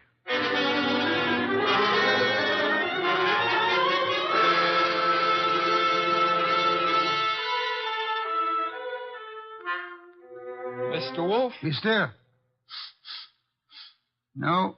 I never realized just how many different brands of soap are made in this country. You should listen to the radio more often. So far, we've sniffed at 37 cakes. None of them smell like porter. Let's see. 38. Hey. Let me have it, Archie. Yes, the soap. It's labeled Orchid Ovals. I should say basically mislabeled. Orchids have no odor. Our task for the evening is finished. Why? All we know is the guy washes with a basely mislabeled soap. No, the odor would not have been so persistent in that case. Unquestionably, our visitor works for a soap company that makes Orchid Ovals. Every employee of a plant in which perfume in large quantities is used inevitably carries the odor on his clothes. Oh. And you already deduced he works in an office. Uh-huh. I go see him in the morning? You do? You know, Mr. Wolf, what with hiring rooms for girls and paying visits to a perfume factory, I'm beginning to feel like a maiden aunt. No one would ever mistake you for a maiden aunt, Archie. Thanks. Is that another deduction? Maiden aunts rarely need a shave.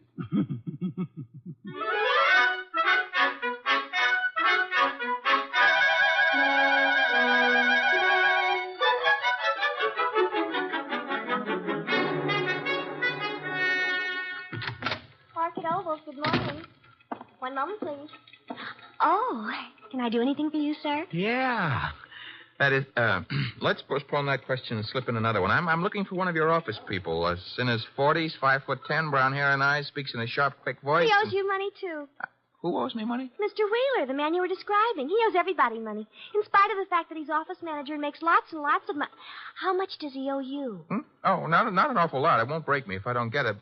Is he in yet? Well, he was, but he went home. He was sort of sick. Sort of? He got a phone call from somebody and rushed out.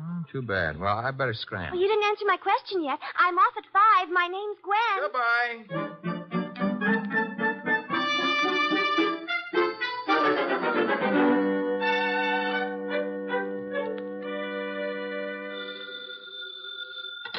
Wolf speaking. Archie here. Unknown's name is Wheeler. He left the office this morning sick after he got a mysterious phone call. Bad, probably. Get to Dorothy Spencer at once and bring her here. Right. I'm at Wheeler's house now. Thought I'd better check. His wife's here, too. Blonde? Uh-huh. How could you tell?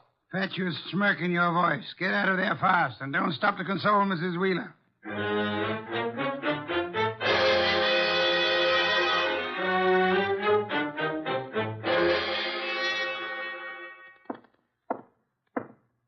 (908) Room 909. Miss Dorothy Spencer.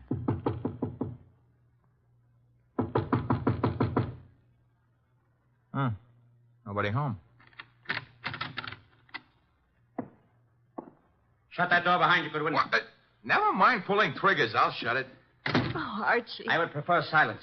Keep your hands high, Goodwin. It's unhealthy. All the blood had run into my head. Archie, he murdered Charles. He did. Tut, Mr. Wheeler. You really shouldn't have. It's against the law. Get into the bathroom, both of you. I already shaved. I phoned him. I thought maybe he had my letters. Porter couldn't keep his mouth shut about his other He victims. was going to force Dorothy to marry him. Did you find his material, Wheeler? Yes, in an office. He read it as a front. It's all burned. And why all the melodrama? You know about me, so does she. I can't trust anyone. Get into the bathroom, I said. Look, let's not lose our heads about this. Get moving, Goodwin. I like it here. All right, then. Here is where you'll get it. Hey,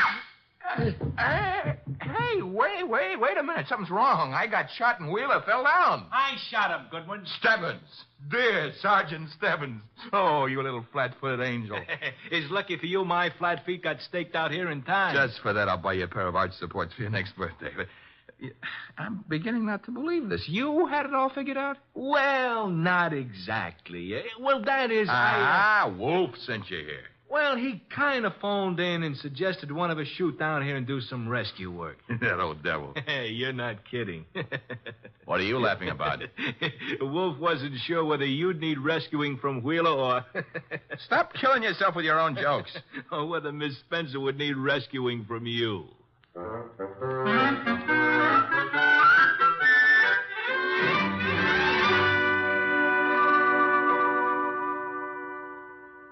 You've been a very foolish foolish young woman, Miss Spencer. I suggest that in the future you exercise more care in your correspondence. Oh, I shall, Mr. Wolf, but how can I ever thank you? Well, one way would be to listen wide-eyed while he explains how he solved the case. I have no intention. Oh, come on, Mr. Wolf. Stop stalling. Please, Mr. Wolf. Well, I'd be very happy to. As a matter of fact, I'd like to see anyone try to stop me. A man came to me, offered me $1,000 to drop a client I didn't have. Why? Because obviously he wished to direct my attention to that client. Me? You, Miss Spencer. Now then, he identified himself as Charles Porter, a musician. But I tested him and discovered that he knew nothing of music. Ah, the da capo routine. Precisely. Therefore, he was an imposter. His purpose? Yeah? To indicate by no means subtly that enmity existed between Porter and Dorothy Spencer. Huh? Thus, when Porter was found murdered, I would presumably be convinced that Dorothy Spencer, balked in her effort to enlist my aid against Porter, had resorted to most foul and bloody murder. Most foul and bloody murder is very fancy, Dorothy. Shows he likes you. I thereupon asked myself, why should an unknown seek to convince me that Dorothy Spencer was Porter's murderer? And you answered yourself? One reason only, because he himself intended to murder Porter, as he did. For which peccadillo he has, thanks to Sergeant Stebbins' accuracy with a revolver, already paid with his own life. Quodirat demonstrandum. Latin for that's what you wanted to know. I think you're wonderful, Mr. Wolf, and I'm going to... Be careful. Kiss you. Archie, Miss Spencer is a very dangerous young woman. Today I feel brave. Do you, Archie? Very brave. What are you doing tonight? Nothing. Let's do it together. Bah. Oh, is that Mr. Wolf? I said bah. Would you very much mind conducting your romance elsewhere? I would not. And do so at once. I have a very important matter to attend to. Goodbye, Mr. Wolf. Goodbye. Night, sir. Very important. Very important.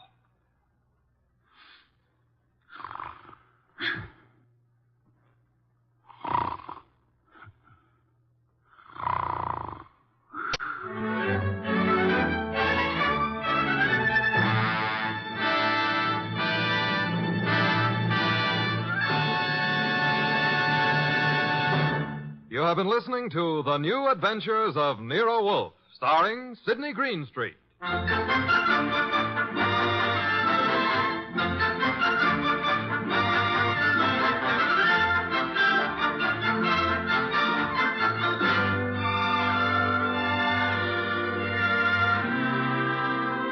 Tonight's transcribed story was based on the characters created by Rex Stout, produced and directed by J. Donald Wilson.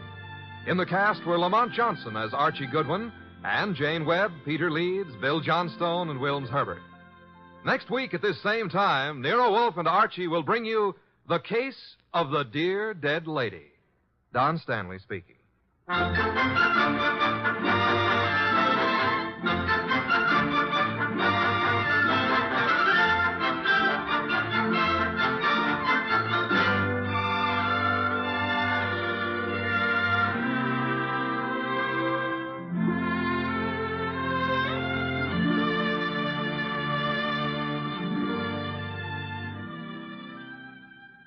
Three chimes mean good times on NBC. The NBC chimes are excited about the big show, an hour and a half every Sunday night with Tallulah Bankhead as Femme C. Comedy with stars like Jimmy Durante, Fred Allen, Jack Carson, Groucho Marx, and a host of others. Music with Meredith Wilson, Mindy Carson, and many more. It presents drama with Mr. Jose Ferrer and many more leading stars of Broadway and Hollywood. It's The Big Show. Starts Sunday, November 5th on NBC. This is Chester William Bendix Riley. The Man Called X follows on NBC.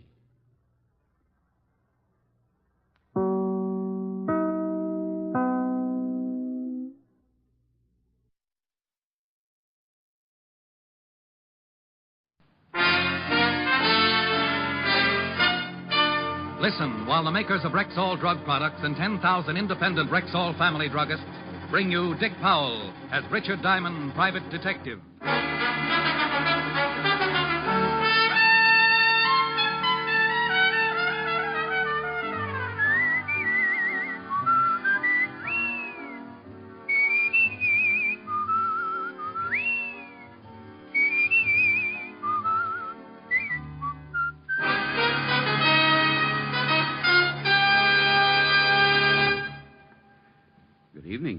This is your Rexall family druggist with a welcome from the 10,000 independent druggists who have made the word Rexall part of our own store names.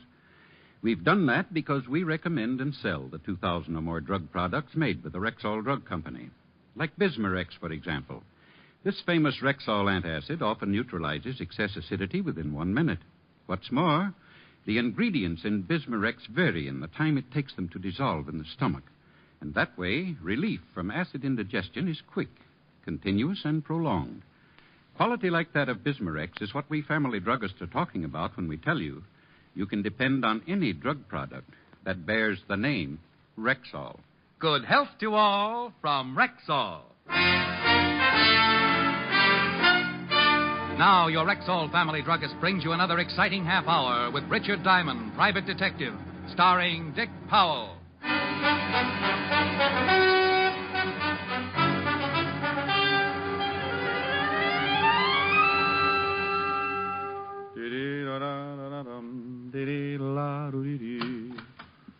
Mr. Diamond?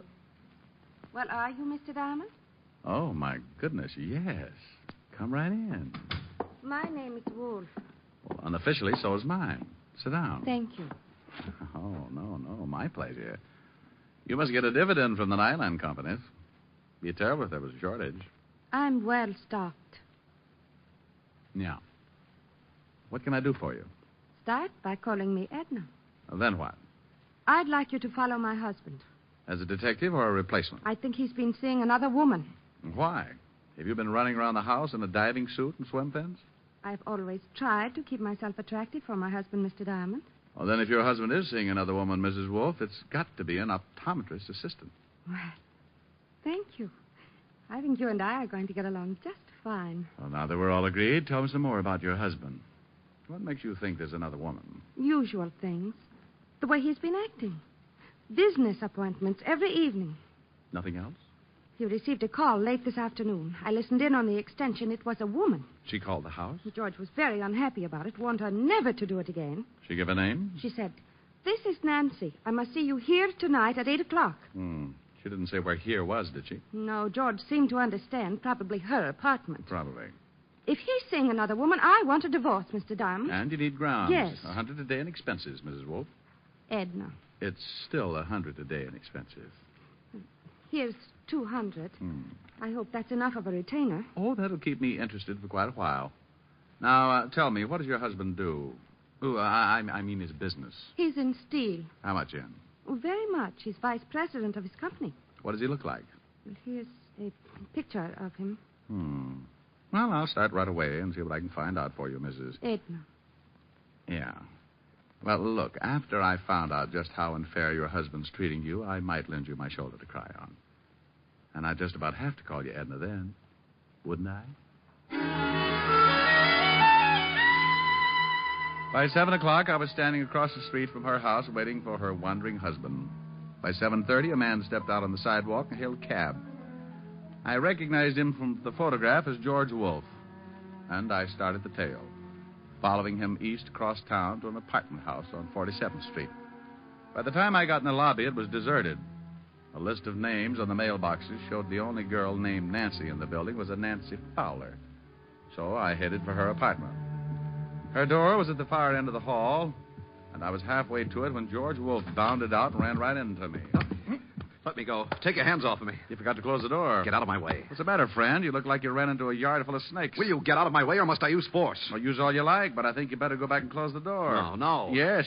Stop it. You can't do this to me. Well, I hope you aren't always this wrong. No, please. Now get in the room. Oh, swell. No wonder you took off like that. I didn't kill her. I swear I didn't kill her. Nancy Fowler? Yes, I guess so. You guess so? Well, this is Miss Fowler's apartment, but I've never seen Nancy Fowler before in my life. There was the .38 revolver lying next to the dead girl, so I took out my own gun and covered Wolf while I called Lieutenant Levinson of homicide to get right over. Wolf yelled, screamed, and pleaded, and even offered me a nice fat bribe. But we waited for Fatty Levinson and his squad of New York's finest. He finally arrived, but New York's finest was poorly represented. Hello, Shamus. In trouble again, huh? Walt, did you have to bring Otis? I promised he hasn't used the siren in 4 days. Who's this guy? George Wolf. Caught him running out of the door. Well, Mr. Wolf, what about it? I had nothing to do with it, but I'm not saying any more until I see my lawyer. He was crying all over the place before you got here, Walt. Claimed he got a call from a Nancy Fowler who asked him to come up here. That's the truth, Lieutenant. She said she had something important to tell me. Says he never even heard of Nancy Fowler before the call. That also is the truth. When I came to the apartment, I found her lying just as you see her. How'd you get in the door? She told me she'd leave it open for me to walk right in. Bullet came out the back just below the shoulder blades, Lieutenant. You on the gun, Mr. Wolf? I refuse to answer any more questions. Okay, take him down to the car, Otis. Come on, you. Rick, just how did you happen to be in this building at this particular time? Well, I was hired by that guy's wife to tail him. He was supposed to be playing illegal footsies with a female named Nancy. The dead girl? Well, the wife just knew the first name was Nancy. The girl who's supposed to live here is named Nancy. Nancy Fowler. I've never seen her before. Maybe the dead girl is one and the same. Well, I'll get an identification and have the gun checked by ballistics. In the meantime, I'm going to give this apartment a good going over. Mind if I help? Now, what kind of an answer do you expect to that? You will anyway. He was so right. We started going over the apartment room by room. Closets, drawers, everything. In 10 minutes, the coroner and the boys from the lab arrived. And in the bedroom, Walt found something. Take a look at this. Ah, a jewelry box. Hey. Pretty expensive. Regal Jewelers. Very classy establishment. There's a card in the box. For my darling love, George. And the guy said he never saw her before. If this is his handwriting, he's as good as strapped in the chair. Well, it looked as if my client, Mrs. Wolf, had a killer for a husband. But a couple of small items still worried me. So I left Walt and went downstairs to find the switchboard operator. Oh, are you with the police? I just left them. Tell me, dear, do you keep a list of the calls that are made through the switchboard? Sure, it costs the tenants 10 cents a call. May I see the list? Yeah, I guess so. Here, handsome. Gee, nobody's called me that since I had long blonde curls and a gold yo-yo. I looked over the list of telephone calls and found the ones made by Nancy Fowler during the past 3 or 4 days. The last call listed from her apartment had been made at 7:45 that evening to a familiar telephone number. The same number Mrs. Wolf had given me when she left my office earlier. I left for the home of Mrs. Edna Wolf. Yes? Oh, Mr. Diamond, you shouldn't come here. What if my husband... Your husband's spending the night out. What? In a cell, all alone. Oh, you'd better come in. Now, what in the world are you talking about? And it looks as if your husband killed a girl this evening. Oh, no. That's the way it looks. Oh, please, sit down, Mr. Diamond. Thanks. I caught him running out of the girl's apartment, forced him back, and found the girl shot to death on the floor. Nancy Fowler? Yes, I think so. It was her apartment. The police are making identification now. Oh, it's just terrible. I wonder why he did it. Were you here in the house at 7:30 this evening? Well, no, I was with a friend until about 8:30. Well, a call was made to your house from Nancy Fowler's apartment. She was charged for it, so the call was completed. Well, she probably talked to George. Your husband swears he didn't know the girl. Claims he got a phone call, and she asked him to come right over. That she had something to tell him. He knew her all right. You remember, I told you I overheard them talking. Your husband own a gun? Well, yes, I believe so. You know what caliber? No. I don't know anything about guns. A bracelet was found in the dead girl's apartment. The card with it was signed Love, George. Oh, it looks pretty bad, doesn't it? If it's his handwriting, it does. Well, I guess he deserves it, but I'll call our lawyer and see what can be done. I'll keep in touch, Mrs. Wolf. I hope you will. Just because the case is finished. Well, there are still a few things that bother me, so I'll just kind of keep looking around until I'm satisfied. You mean you think maybe my husband didn't kill the girl? There's an awful lot of evidence that he did, but there's still a motive to be found. You've got the grounds you wanted, so from here on in, anything I do for you or your husband will be on my own time. Anything you do for my husband, I'll be glad to pay for. Oh, well, now, that's real nice. Well, I'll take a run down at the precinct and let you know what the lieutenant has found out. Good night, Mrs. Wolf. Still can't get used to Edna? It'll take a while.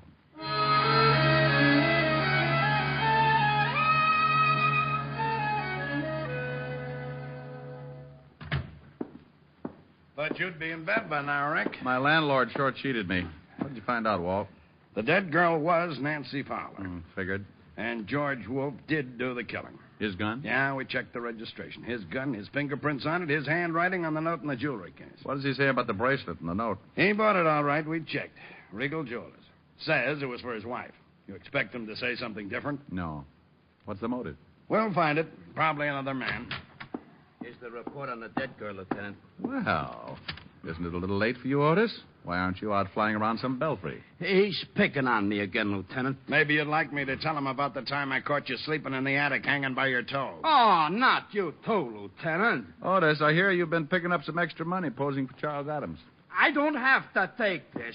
I know my rights, and I ain't no bat. Here's something on the dead girl.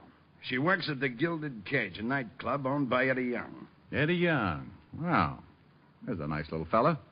He'd set fire to his grandmother if he thought it was too cold in the room. We'll have a talk with him tomorrow. Well, I guess I better be going. Sure. See you later. Yeah, I could sure use some sleep. Yeah. And, Rick, when you get over to Eddie Young's club, give him my best. Smarty.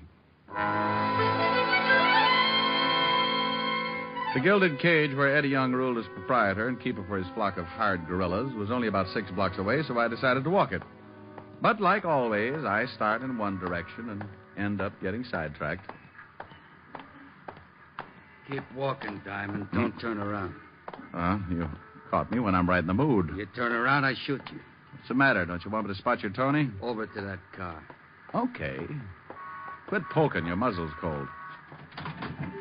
You drive. I'll get in the back. Oh, I forgot my glasses. Can't see 3 feet without them. Get in. But I have a restricted driver's license. You want it right here? I can wait. Where to? Just start driving and don't turn around.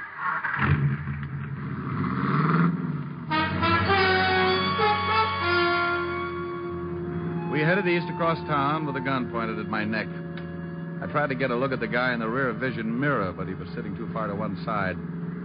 I didn't know where we were headed, but I had a pretty good hunch why we were going there. Turn right. And take it a little slower. I don't want to have to shoot a cop.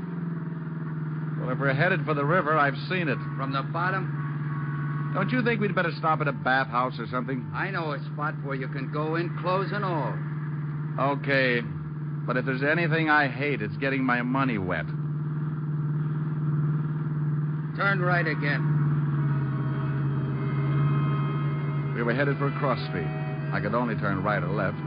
A big warehouse was dead ahead. I eased down on the gas, and we picked up speed as we neared the intersection. As I started to make the turn, I stamped down on the gas hard, and at the same time threw myself toward the floorboard. His gun went off so close to my ear, I felt like my head had split wide open. Then we hit the building.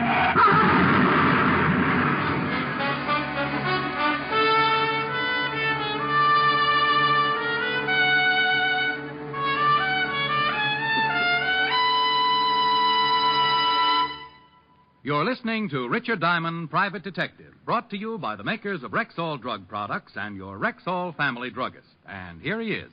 Last week, a customer said to me, I wish I knew some way to be sure I'm getting enough vitamins. Some way that's easy. Yes, and inexpensive, too. well, ma'am, millions of people have found the easy way to do that. They take Rexall Plenamins. Plenamins? Rexall's popular multivitamin capsules. Just 2 Plenamins a day give you more than your minimum daily requirement of every vitamin for which such requirements have been established. Well, you can't expect much more than that. Yet Plenamins do give you more than that, for they also contain valuable liver concentrate and iron, plus other factors of the vitamin B complex. Say, they sound expensive. On the contrary, Rexall Plenamins cost you only a few pennies per day. Ask for Plenamins at Rexall drugstores everywhere, and remember, you can depend on any drug product that bears the name Rexall. And now back to tonight's adventure with Richard Diamond, Private Detective, starring Dick Powell.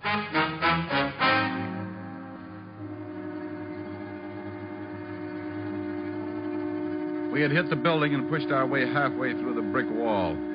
I was still on the floor, and the motor had been shoved through the firewall and was jammed into the front seat where I'd been sitting a minute before. My friend with the gun was stretched out over the top of the seat, his legs resting on the horn and his shoulders through the windshield. I sat up, rolled him off the horn. He was very dead. Before a crowd could collect, I climbed out and got to a phone, called Walt. Are you sure you're all right, Rick? Yeah, I can hear things better now. They just say the other guy's dead. Very, I recognized him, too. Gus Winkler. Holy cow. You know who he's working for now? No? Eddie Young. Oh, that's it. Well, don't pick Young up, Walt. I know a few things I haven't told you about, and this almost puts a cinch on it. I want to talk to Young, and then I'll be down to see you. But if Young tried to have you killed... Oh, if he did, you can't prove it. Not yet, anyway, so sit tight, and when I get there, I'll show you how to catch a killer.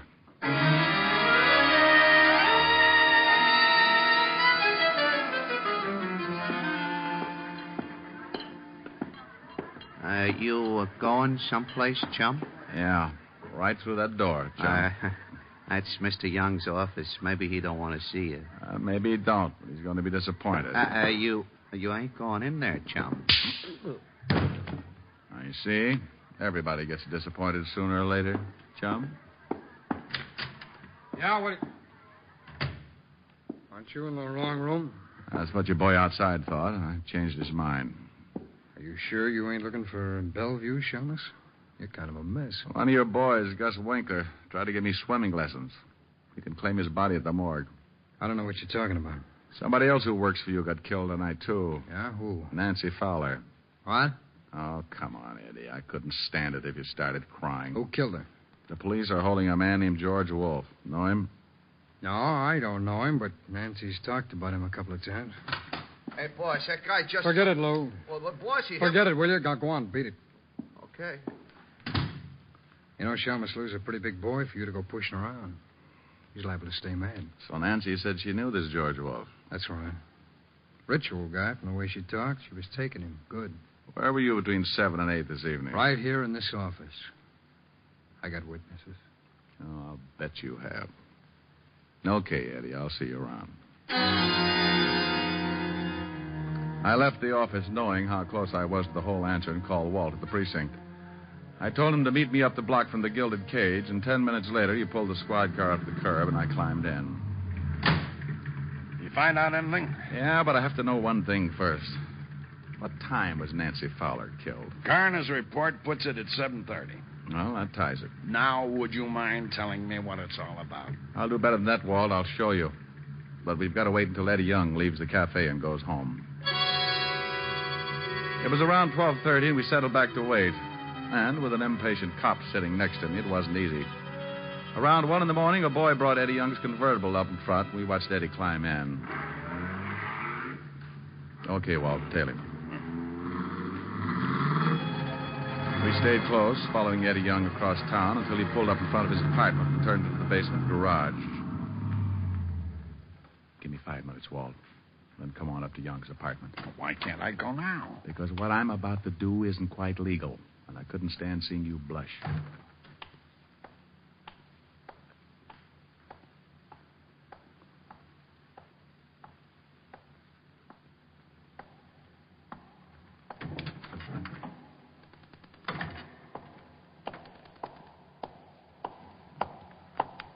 Hold it, Eddie.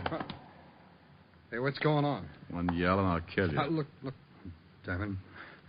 Come on, put away that gun, will you? What do you want? Let's go up to your apartment. But please believe me, Eddie. I'll do something bad if you get out of line. We rode the elevator up to Eddie's 8th floor apartment. I shoved him in the door ahead of me and then made sure there was no one else around to give me any trouble. All right. What do you want? Pick up that phone. Okay, take it easy with that, will you? Well, who do you want me to call? This number and hurry. I'll tell you what to say. Okay, I don't get this. Evergreen Street. What's the matter? Don't you like that number, Eddie? I don't even know the number. Well, then dial it quick. Okay. And when you get an answer, just say, "This is Eddie. Get right over here. I got to see you." And I'll look, Shamus. You look, Eddie. I'm going to hold this barrel right between your eyes so you can see it coming if you make a mistake. I won't make a mistake. Hello. This is Eddie. Yeah, get right over here. I got to see you. I can't talk. Goodbye. Okay, now, will you take that gun away? You look a little worried. What have I got to be worried about? I don't know who I was talking to. Oh. That should be the law, Eddie. What is this, Diamond? I'm sorry I can't show you right now. Good night, Eddie. Wait a minute. Come on in, Walt. You said 5 minutes. Holy smoke, what happened to him? I just put him to sleep. He'll stay that way for a while. Now, Rick, you've got to tell me what's going on. I told you I'd show you. Now go on in the kitchen and see if you can find some ketchup. Ketchup? Yeah, then bring it out here and pour it all over Young. Have you lost your mind? Walt, I want him to make him look like he's bleeding. Now go find the ketchup or I'll just have to cut his throat. Walt found the ketchup and under protest poured it over the unconscious Eddie Young. Then I made sure the door was unlocked and we went out in the hall to wait. Please, Rick, what is this? It's the same way Nancy Fowler killing was framed, only she was really killed. Shh. Quiet. Elevator. Okay. I'll play along with it.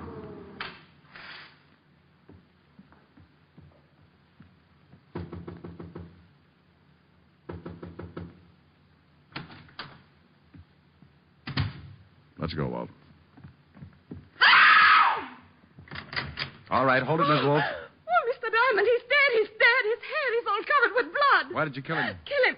I didn't kill him. I just got here. Who let you in? He told me the door would be open. I didn't know you knew Eddie Young. Well, yes, I know him. He's an old friend. What? This is Lieutenant Levinson, Mrs. Wolf. He's the man who arrested your husband for the murder of Nancy Fowler. Lieutenant, I swear I didn't kill Eddie. Looks bad, Mrs. Wolf. I didn't. Why would I want to kill Eddie? Well, why would your husband want to kill Nancy Fowler? I don't know. What has that got to do with this? You told me you didn't know Nancy Fowler. I didn't. You know Eddie. Nancy worked for Eddie. Well, I didn't know it. I didn't know Eddie that well. You said a girl called your husband and said her name was Nancy. Yes, that's right. You told me you didn't know her last name, and yet when I came over and told you your husband had just killed a girl, you were asking me if it was Nancy Fowler. That's a lie. You said that Nancy phoned your husband that afternoon. She did. I swear and she yet did. Nancy Fowler's hotel switchboard has no record of a call being made to your phone any time in the afternoon. They made a mistake. But at 7:45, a call was made from Nancy's apartment to your phone number. Then she must have called my husband again. According to the coroner's report, Nancy Fowler was dead at 7:30. Oh, Mrs. Wolf, I can swear your husband didn't go into that building until 8 o'clock. I was following him. I guess it doesn't make any difference what Eddie did. Did Eddie kill the girl? Yes. I called my husband. I wanted to get a divorce. And his money at the same time. Eddie knew Nancy, so we decided she'd be the one. She let Eddie in. He made her call my husband. Then he shot her. And the gun and the bracelet. You just took them out of your husband's dresser drawer and planted them in Nancy's apartment? Yes. I found the bracelet in the drawer with the gun. I guess my husband was going to surprise me. Eddie is moving. Oh, Eddie, darling. Hey, what happened? You're hurt. You're bleeding. Bleeding? Stay still until we can call it. Wait a minute, will you? Hey, what is this stuff? This isn't blood. I'm covered with ketchup. Ketchup? Why, you dirty no-good!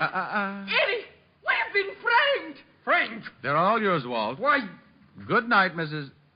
Oh, I guess now is as good a time as any. Good night, Edna.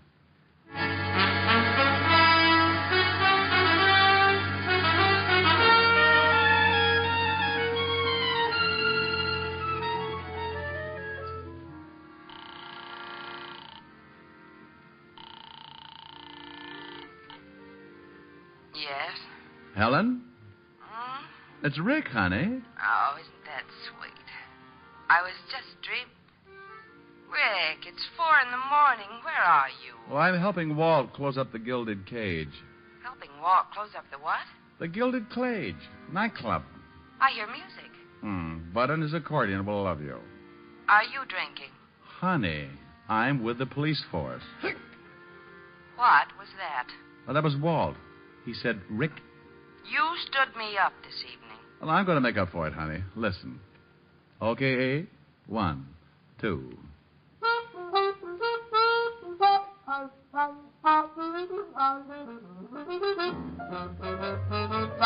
You made me love you. I didn't want to do it. I didn't want to do it. You made me want you. And all the time you knew it. I guess you always knew it. You made me happy sometime. You made me glad.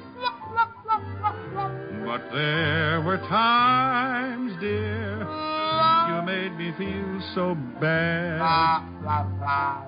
You made me sigh, for I didn't want to tell you. I didn't want to tell you. I want some love that's true. Give me what I cry for. You know you got the kind of kisses that I'd die for. You know you made me love you.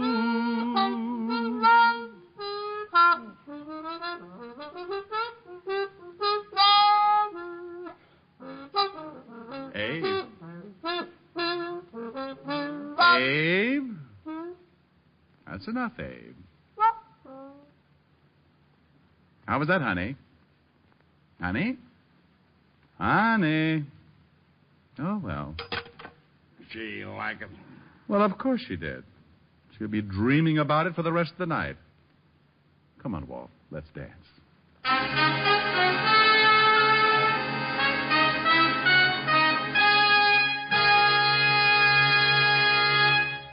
Once more, here's your Rexall family druggist. No faster-acting aspirin made.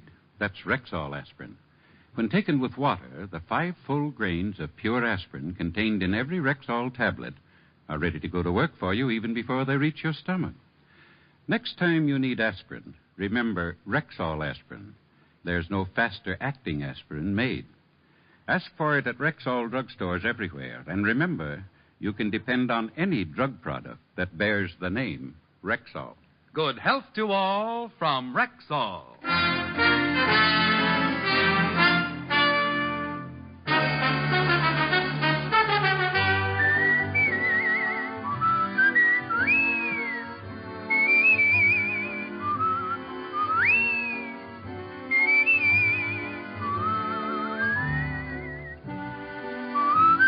Richard Diamond, Private Detective, stars Dick Powell in the title role and is written by Blake Edwards with music composed and conducted by Frank Worth.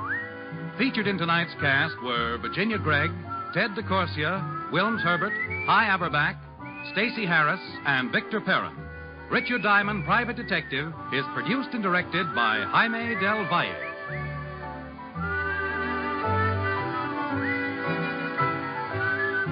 This is Bill Foreman inviting you to be with us next Wednesday at this time when we will again bring you Dick Powell as Richard Diamond, Private Detective.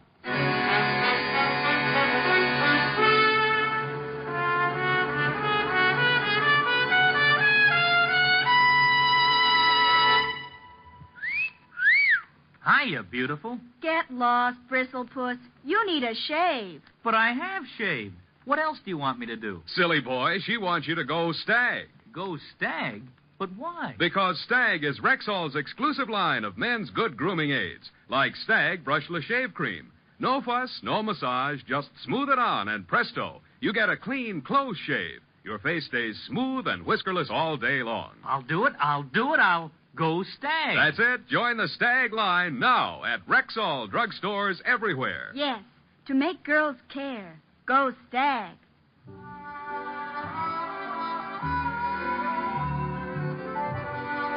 Sarah Berner will delight you tomorrow with Sarah's Private Caper on NBC.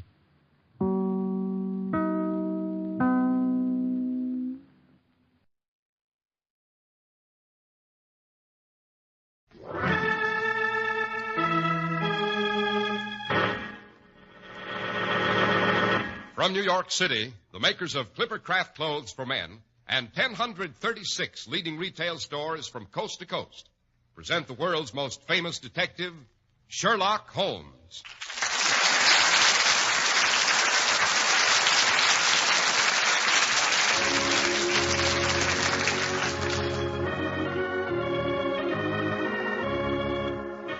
This week's story, The Adventure of the Illustrious Client.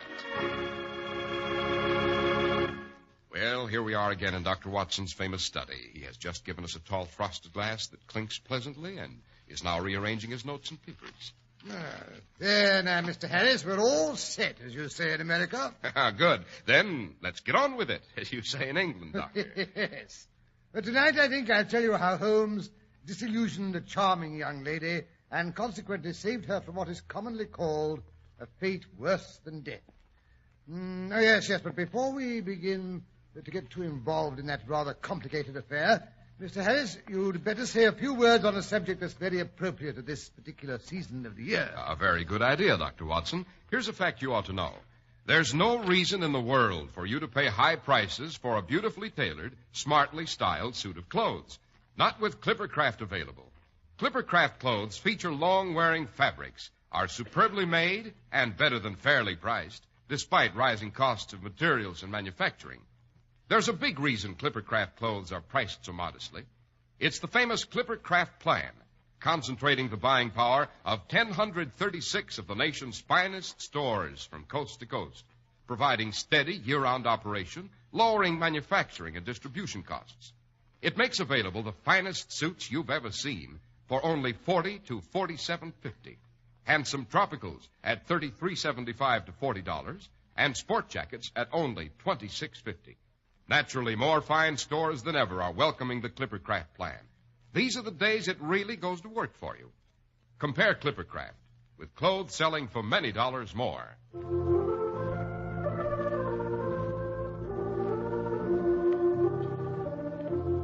And now, back to the young lady who was about to be rescued by Mr. Sherlock Holmes, no less. Right. It was September the 3rd, 1903. A few years after my marriage, if you remember. Well, I dropped around to Baker Street in the middle of the afternoon. There was Holmes lying on the sofa, pipe in hand, a piece of letter paper dangling from his long, lean fingers. But the thing that surprised me most was the appearance of the room itself.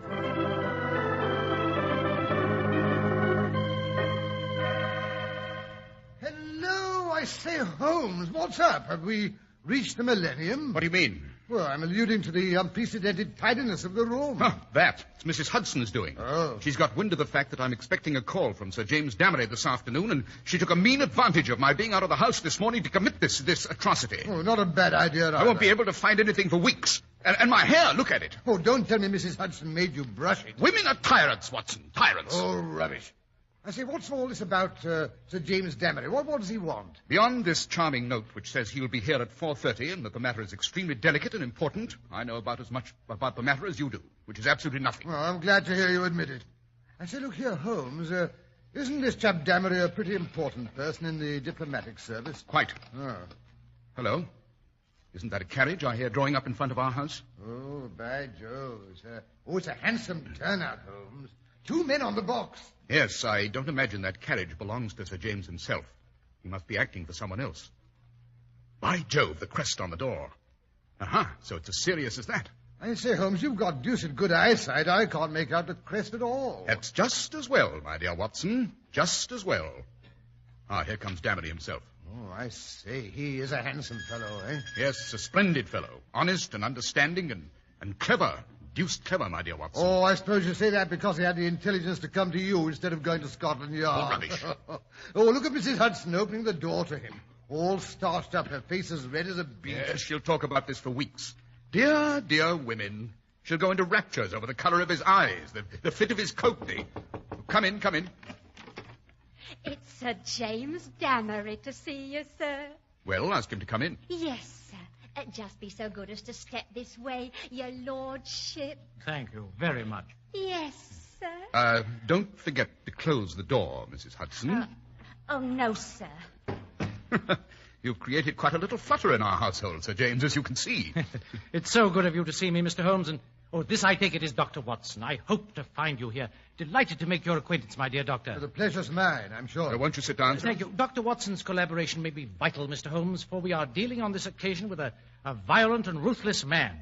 I may safely say there is no more dangerous man in Europe. I have outwitted several opponents to whom that flattering term has been applied.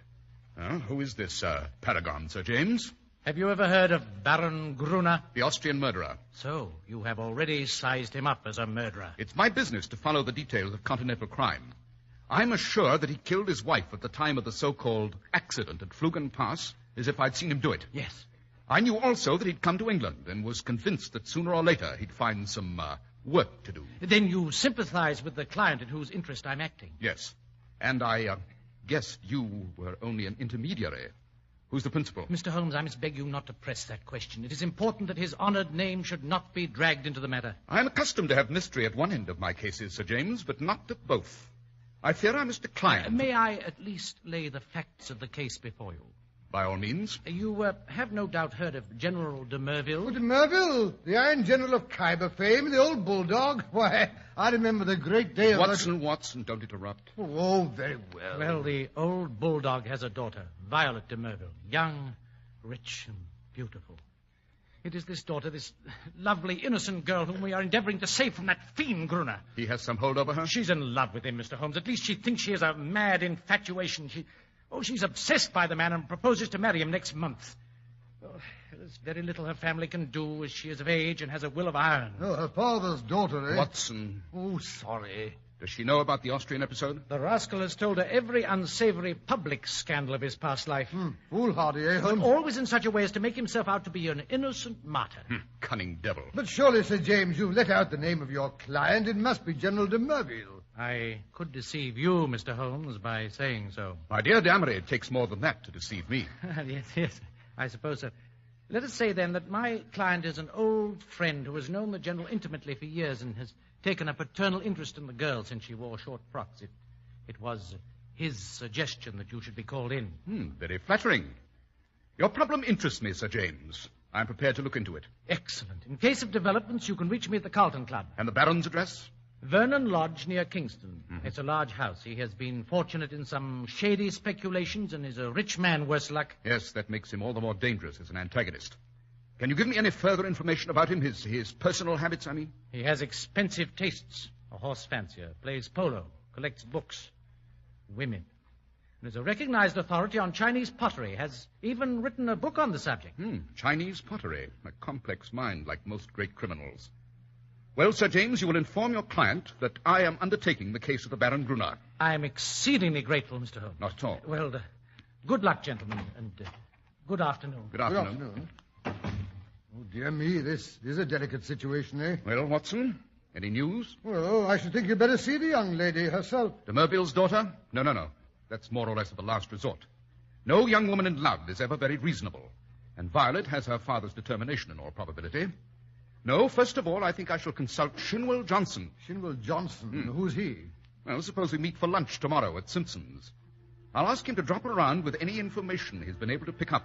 Don't disappoint me, Watson. Oh, no. I think I may be able to introduce you to a colorful personality. Oh, I'll be there, never fear.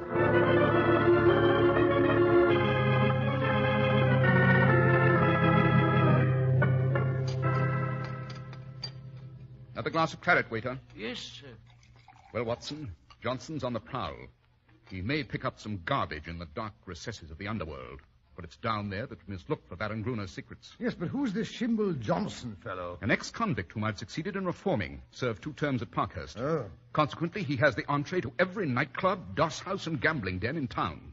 An ideal agent for gaining information, Watson. Yes, but if Miss Violet's not affected by what she already knows, why should any discovery of Mr. Johnson's change her mind? Who knows, Watson? Woman's heart and mind are insoluble puzzles to the male. Murder might be condoned or explained, and yet some smaller offense might rankle. As Baron Gruner remarked this morning, you can't... So you've seen him? Well, to be sure, didn't I tell you? No. Oh, dear me, how careless of me. I always like to meet my adversary eye to eye and find out for myself the stuff that he's made of. But didn't he recognize you? Naturally, I sent in my card. Oh, you are a character, Holmes. An excellent antagonist, this Baron Gruner. A real aristocrat of crime. Cool as ice. And as poisonous as a cobra.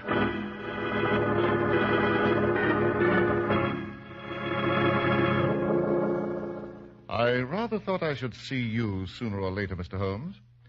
I understand you have been engaged to prevent my marriage to the daughter of General de Merville. Quite, Baron Gruner. My dear fellow, you will only ruin your famous reputation. Let me advise you to draw off at once. Dear me, that was the very advice I was about to give you. If you persist in this marriage, you'll raise a swarm of powerful enemies. Is the game worth it? Surely you'll be wiser if you let the lady alone. You can hardly wish certain facts about your past to be brought to her notice. Oh, pardon my amusement, Mr. Holmes. But it's most amusing to see you trying to play a hand with no cards in it. So, you think I hold no cards, my dear Baron? Let me assure you I have several aces up my sleeve. Bluff, Mr. Holmes. Perhaps you don't realize that I hold the affection of this lady in spite of all the unhappy incidents of my past. I've also told her that certain wicked and designing persons, I hope you recognize yourself, would come to her and try to poison her mind against me. I also told her how to treat them. You've heard of post-hypnotic suggestion? If you call on Violet, you will have an opportunity to see how it works. Dear little Violet. Such a delightful subject for hypnotism. A hypnotic spell can be broken, my friend. Only by a stronger personality. Oh, by the way, Mr. Holmes, did you know Lebrun, the French agent? I did. Do you know what happened to him? Yes, he was beaten and crippled for life. Quite true. Mr. Holmes, by a curious coincidence, he had been inquiring into my affairs only a week before. Don't do it, Mr. Holmes. It's not, lucky.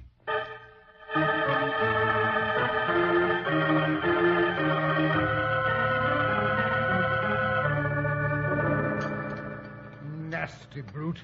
I say, Holmes, you better watch yourself. He'll stop at nothing. Quite. 2 attempts have already been made on my life, Watson.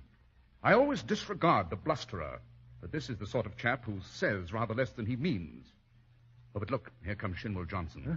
The red-faced fellow with the beefy jowls and the tremendous gold watch chain. But I say, who's his companion? The young woman, I mean, with a pale, intense look. She looks as if she'd lived a bit, Holmes. Yes, a dark page from Baron Gruner's past, I imagine.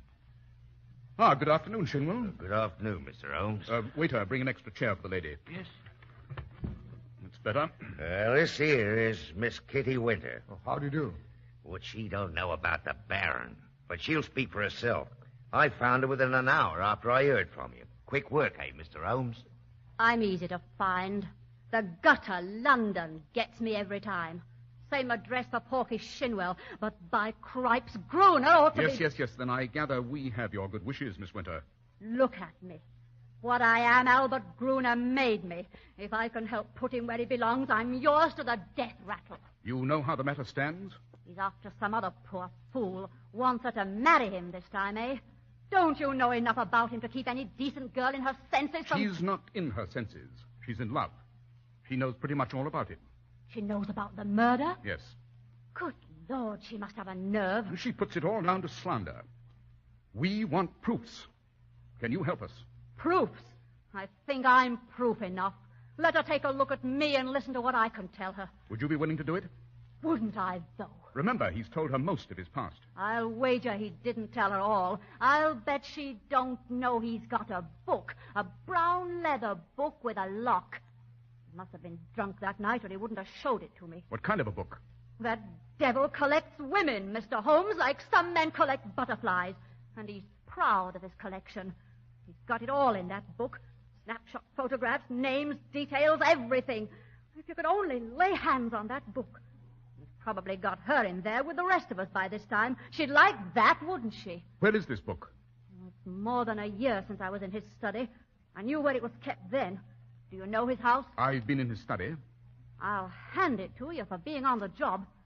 Maybe he's met his match this time. Well, the outer study is where he keeps his Chinese crockery.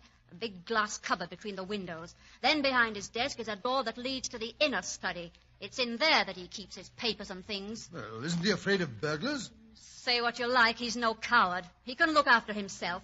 Besides, there's a burglar alarm at night. I see. If we could get into that study, Miss Winter, do you think you could show us where that book's hidden? Sure. Oh, but look here, Holmes, you can't go breaking into a strange house. It's against the law. Quite, and I wouldn't dream of doing it, except as a last resort.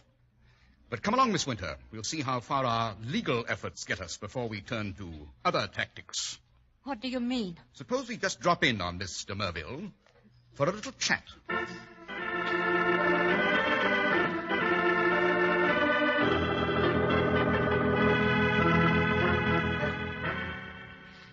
What a pretty drawing room. It's been a long time since You won't believe it, Mr. Holmes, when I tell you I once had a nice home, too. Obviously, my dear, I can tell by your hand you were a lady. The rough talk you assumed to cover it up didn't fool me for a minute. Oh, sir, I'm so nervous. I don't know if I can go through with it. Courage, Kitty. It'll be over in a minute. Quiet, someone's coming.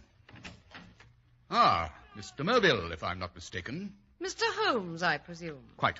Pray be seated. I've been expecting a visit from you. You have called, as I understand, to malign my fiancé, Baron Gruner. It's only fair to warn you, Mr. Holmes, that you're wasting your time. Nothing you can say will have the slightest effect on my mind. My dear young woman, I wonder if you realize what it means to be married to a murderer. And worse. His reputation will bar you from decent society in any civilized country. How can a woman of your upbringing consent to... Mr. Holmes, I'm aware that my fiancé has had a stormy life, in which he has incurred bitter hatreds. You are only the last of a series to slander him. Don't think that I don't know your motive. You're a paid agent who would have been equally willing to act for the Baron if he'd consented to pay your price. But he refused. Really, Mr. Melville? Moreover, Mr. Holmes, I am not clear why you should bring this person into my drawing room. I haven't the slightest notion who she is. No? Well, I'll tell you who I am. I'm his last victim.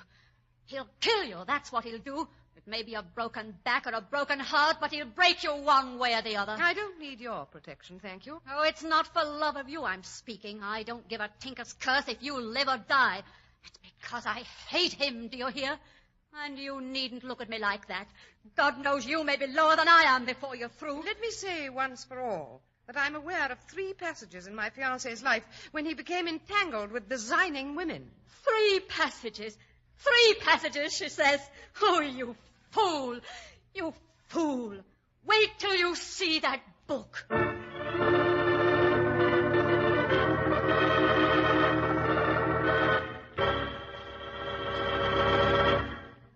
Compare Clippercraft with suits, tropicals, and sport jackets, selling for many dollars more. It's a wonderful way to prove to yourself how much you save with Clippercraft.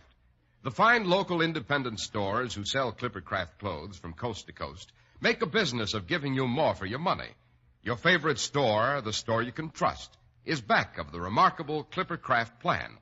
The plan that concentrates the buying power of 1,036 of the nation's finest stores from coast to coast.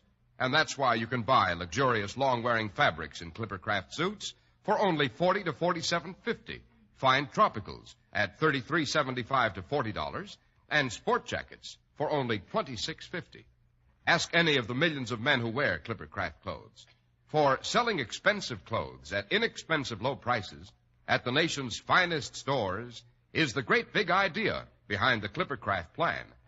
That's why men who know insist on Clippercraft clothes. So be sure to visit the Clippercraft store in your city.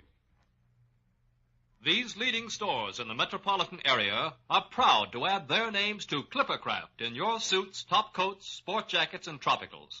In Manhattan, John Wanamaker Men's Stores, Broadway at 8th and 67 Liberty Street. Saks 34th, Broadway at 34th. In Brooklyn, Abraham and Strauss. In Newark, New Jersey, Boulevard Men's Shop, Kresge Newark. And in Jamaica, the B&B Clothes Shop, 16408 Jamaica Avenue. Now to return to our adventure. In front of Sherlock Holmes' lodgings at 221B Baker Street, we find an excited crowd of people. I say, have you heard the news, she? This is where he lives, the poor man. Oh, the poor man. Look at the papers. Murderous attack on Sherlock Holmes. They've murdered him? Do you hear that? They've murdered him. It's an outrage. A man's not safe in the streets anymore. But how did it happen? 2 ruffians outside the Cafe Regal. They beat him with sticks. He was picked up for dead. Oh, he's dead. Isn't that dreadful? Sherlock Holmes is dead. Let me through, I say. I'm a doctor. Oh, he's a doctor. Let him through. He's a doctor.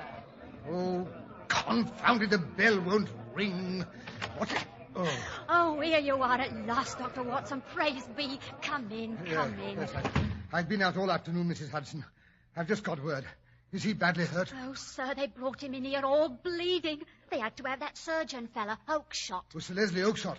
Oh, then it is serious. Yes, sir. He's been taking stitches in him and giving him morphine. Do you think I can go up for a moment? Well, that Sir What's-his-name said as Mr. Holmes was to have absolute quiet. I had to stuff the doorbell on account of the newspaper fellows. Oh, yes, sir, quite right. But Mr. Holmes kept saying he had to see as soon as you came. So that surgeon fellow said, all right, but only for 10 minutes, mind. Oh, good. I'll go right up. Yes, sir. And let me know if he's wanting anything. Oh, this is terrible. Terrible. It's all the Baron's doing, of course. Wait till I lay my hands on Walk on tiptoe, Watson. It's not as bad as it seems. Oh, thank God for that. Of course it's that rascal who set them on. I'll go and thrash the hide off him if you say so. Good old Watson. No, it's not necessary. But there is something you can do for me. Anything at all. We haven't much time. I've just discovered the Baron is planning to elope to South America with Mr. Merville day after tomorrow. Must be losing his nerve. Well, what can we do in that short time? You are to spend the next 24 hours in an intensive study of Chinese pottery. Me? Chinese pottery? Holmes, you're delirious. Not at all. Hand me that little box from the mantelpiece. Which way? This one? Yes, that's right. Only open it for me, will you, Watson? These clumsy bandages. I don't want to run any risk of breaking it. Oh, I say. It's a beautiful little deep blue saucer wrapped in silk. That is the real eggshell pottery of the Ming dynasty. A complete set of it would be worth a king's ransom. The Baron would sell his soul for a set like that. Well, what am I to do with it? Here is your card. Oh, yes, but this says Dr. Hill Barton, 369 Half Moon Street. That is your name for tomorrow evening. You will call on Baron Gruner at 8:30. The note's already been set making the appointment and saying that you're bringing a specimen of an absolutely unique set of Ming china. You may as well be a medical man since you can play that part without duplicity. Don't want to put too much of a strain on your acting ability. No, look here, Holmes. Watson, you're not going to go back on me at a time like this. Well, no, of course not. But I say, what if he won't see me? He'll see you right enough. He has the collector's mania in its most acute form. The important thing is to cram up on Chinese pottery so you can carry on an intelligent conversation. Well, I'll do my best. Good. 8:30 tomorrow. Righto. Now, perhaps you'd better go. I'm afraid I feel a trifle weak.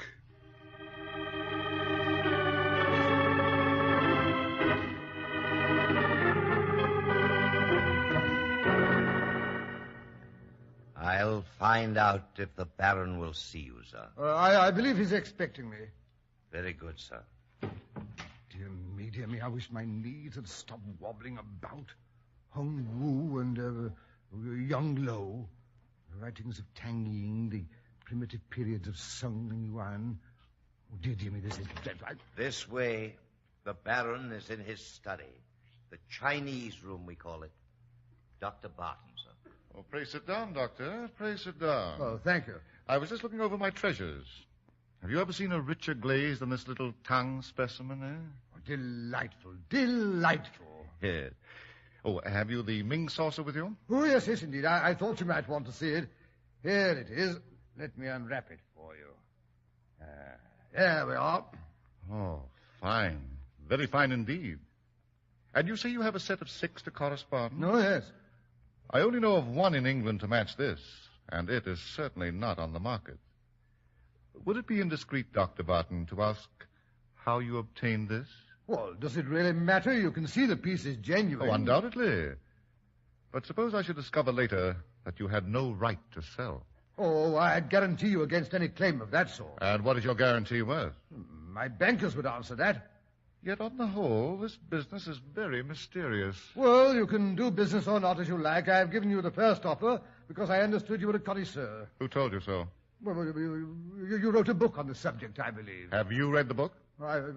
No. You are a collector with a valuable piece in your collection, and yet you have never troubled to consult the one book which would give you the real meaning and value of what you hold.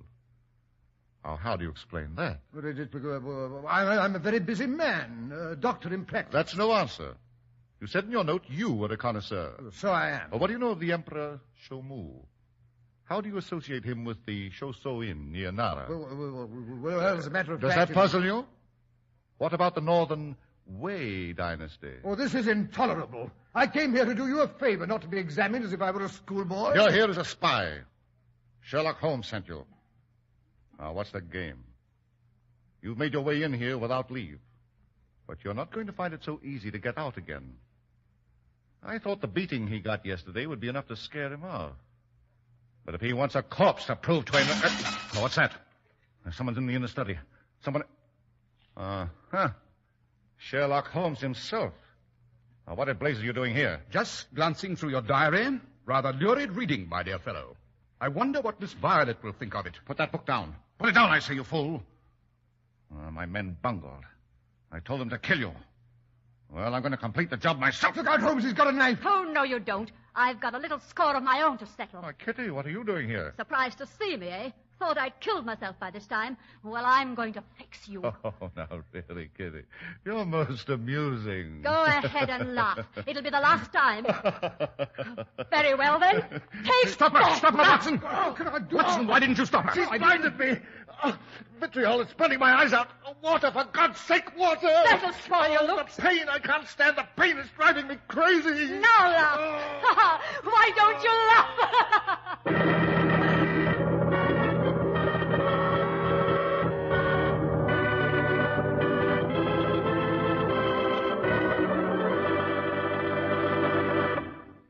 What a story, Doctor. And did Miss de Merville break off the engagement when she saw the Baron's love diary? Oh, dear me, yes.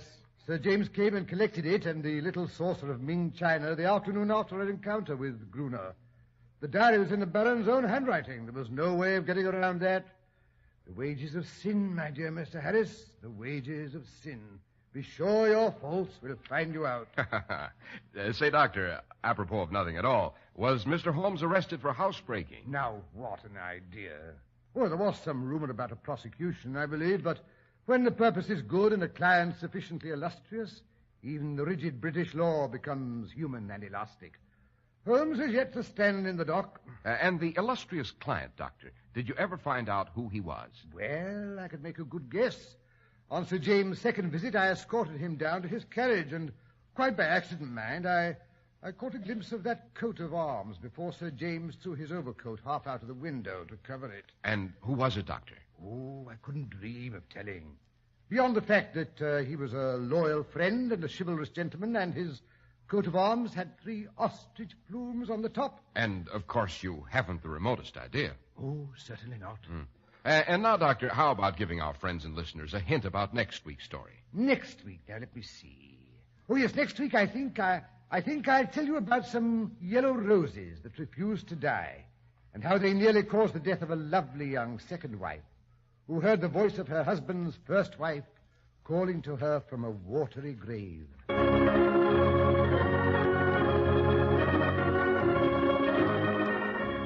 The makers of Clippercraft Clothes and 1036 leading stores from coast to coast have brought you another in the new series of broadcasts featuring the world's most famous detective, Sherlock Holmes.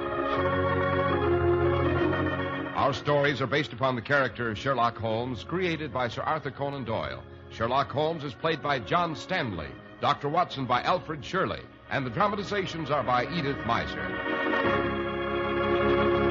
Sherlock Holmes is produced and directed by Basil Lochran, with special music by Albert Berman. If you don't know your Clippercraft dealer, write Clippercraft, 200 Fifth Avenue, New York City. Be sure to listen next week to Sherlock Holmes in The Case of the Ever-Blooming Roses.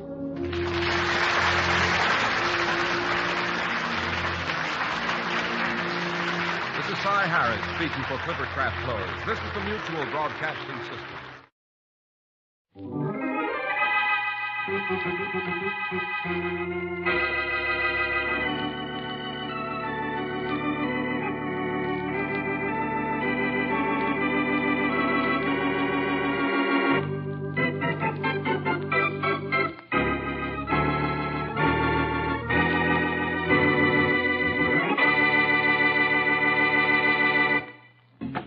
Oh, hi, Inspector Faraday. Had enough of your office tonight? Yeah, Rollins. I'm going home, get a good night's sleep. Hey, you sure earned it today, Inspector. Well, I guess it was the evidence we collected that's going to send Bill Thayer to prison. Yeah, we did a good job, Rollins. I'm proud of the department. Thanks, Inspector. Well, good night, Rollins. I'll see you in the morning. Hey, Inspector, wait a minute. You aren't walking home, are you? Yeah, I think I will. The air will do me good. Well, maybe so, Inspector. Don't you think you better take a couple of the boys with you? What for? I know my way home. I know that, but what about the Bill Thayer mob? Well, what about it? What about it, Inspector? Thayer said he'd have his pals take care of you, and you know what that means. Look, Rollins, if I worried about the threats I got from every guy I worked on, I wouldn't have time to do my job. But Thayer's got a lot of friends, and he's out on bail. So what? His threat doesn't mean a thing. And neither does he. Good night, Rollins, and don't get into any trouble. Okay, Inspector. I wish you'd let a couple of boys go with you. I get it, Rollins. You figure you'll be one of them. You'll get a little of my wife's home cooking. Some other time.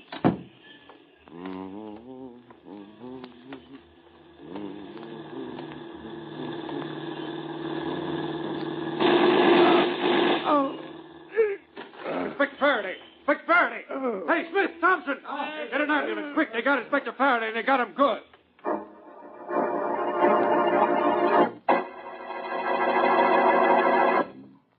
And now meet Dick Calmer as Boston Blackie. Enemy to those who make him an enemy. Friend to those who have no friend.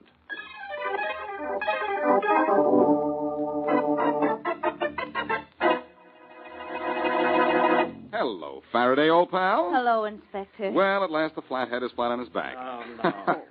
Get out of here, Blackie. This is a hospital, not an amusement park. Well, I'm glad you told me.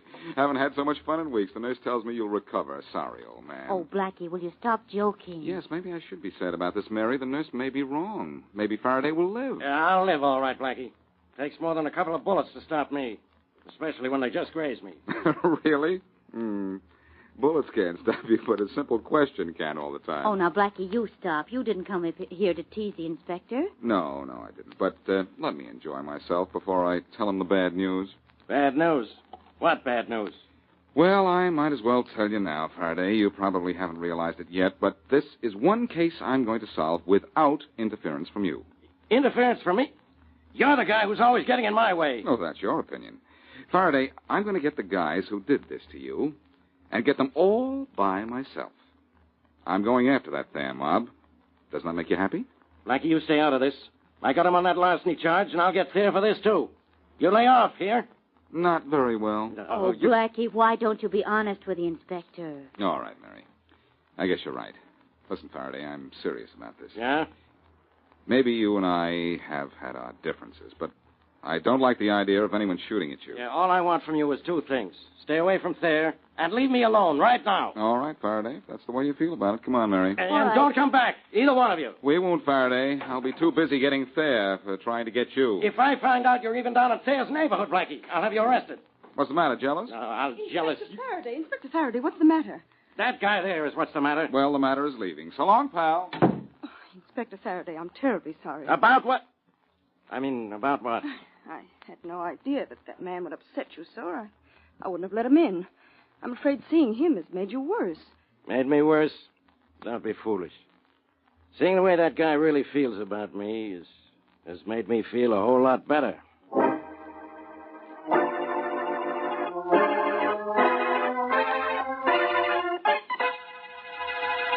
Look, Jamesy, thanks to your stupidity and not knocking off Faraday, we don't dare stick our noses out of this room. What do you mean, my stupidity? If you turned the car the way I told you to, Faraday'd be dead right now. I couldn't turn the car the way we planned. There was a truck in the way. Okay, so there was a truck. All I know is all I could do is spot Faraday and let him have it. Now, don't blame me because he's still alive. The way things worked, we were lucky to put him in a hospital. Yes, and we're lucky if we don't end up in hospitals ourselves. The boss isn't going to like what we did. I did the best I could. You mean I didn't? Why, I ought to... But... Oh, wait a minute, Jamesy. We're both out of line, blowing our tops. Our nerves are going haywire. Yeah, I guess that's it. Only you shouldn't have tried to put the rap on me for messing up the job. I'm sorry. Guess the best thing we can do is think of a good story to tell the boss. Yeah, you're right, Barnes. You think you'll give us a chance to talk? I think so, if we talk fast. It's probably the boss. Maybe we better beat it, Barnes. No, that won't do any good. Put your gun in your pocket. Keep it there. All right. Good. Come in. Come in. Hello, Oh, you gentlemen are in, are you? Well, yes, Mrs. Ackley. You don't want the rent again so soon, do you? Aren't we paid up? Of course, Mr. Barnes. I just wanted to tell you a man phoned and left his number for you to call him back. I wrote it down. Oh, thanks. Thanks a lot, Mrs. Ackley. You're welcome. I hope I didn't disturb you, gentlemen. That's all right. It's okay. Bye. Goodbye. Goodbye. Huh. I'd like to see the telephone number, Jamesy. Here. Recognize it? Too well. It's the boss. Come on, we'd better call him up before he calls on us.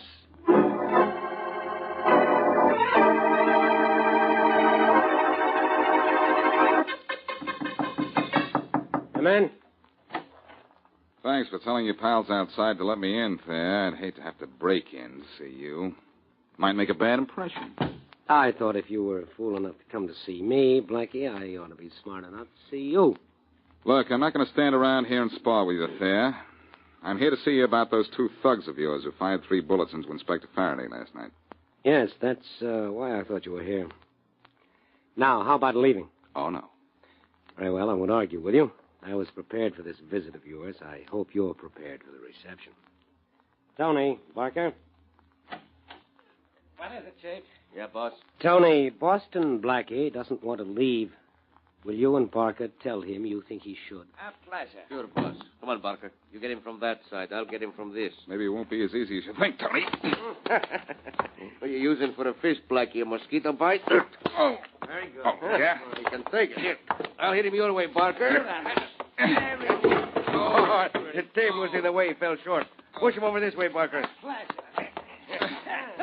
Hey, Barker, don't let him hit back like that. He might get cute and think he can lick you. Oh, my friend. You smashed the table on him, Barker.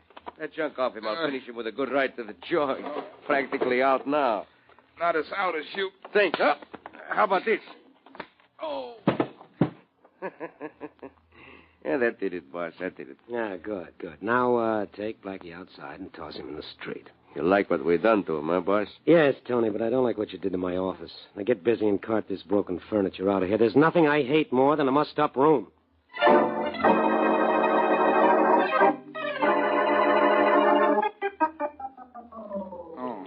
Now hold still, will you? Oh, that doesn't hurt so much. Oh, brother.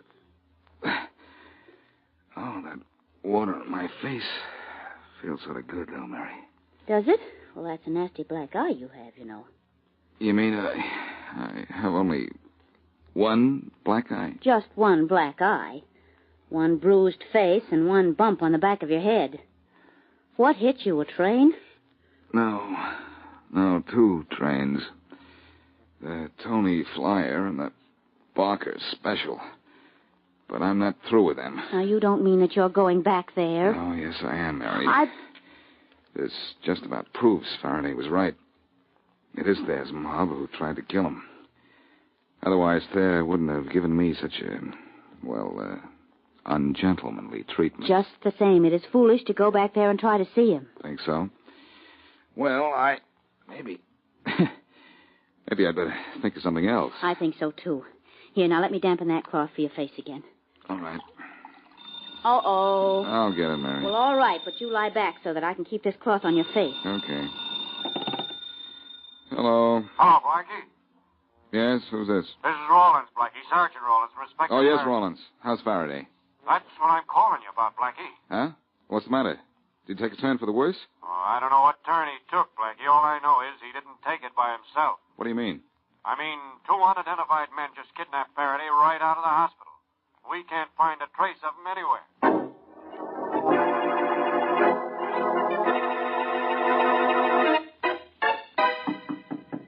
Come in. Hello, Blackie. Well, Rocky Baldwin. Too bad you didn't come 10 minutes later. I'm on my way out. What's your hurry, kid? Sit down. My hurry is Inspector Faraday's been kidnapped, and I gotta find him. But aren't you in the wrong neighborhood, Rocky? I thought this was Thayer's side of town. Yeah, but Thayer isn't going to mind my coming over here, as long as I don't try to cut in on him. Then why are you over here? This is why I'm over here, Blackie. To see you. You mean the great Rocky Baldwin, tied with Thayer as the city's #1 racketeer, will stoop so low as to come to see me? Well, I'm glad I'm still nursing this face of mine, so I didn't miss this. I've got a reason for wanting to see you, Blackie. The usual one, I suppose. You want to try to scare me into doing something for you. Well, I don't scare. I got beaten up a little while ago because I don't scare. Blackie, you got me wrong. I'm here because I want to help you. I know where Faraday is. Because I know who kidnapped him. Who? Thayer. Yeah, I might have known. And you know where Thayer's keeping him? Sure. In his hideout on Lane Street. Uh-huh. Very interesting. Except for one thing, I don't believe it. Why not? Because why should you cross Thayer and help Faraday? Oh, that's very simple. I don't like cops, of course, but Faraday is only one cop among many. But Thayer, well, he's the one man who stands in the way of my controlling this whole town. Understand?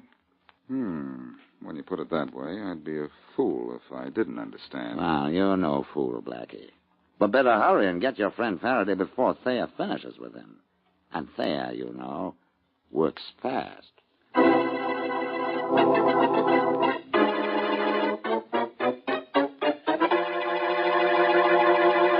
And now back to Boston Blackie.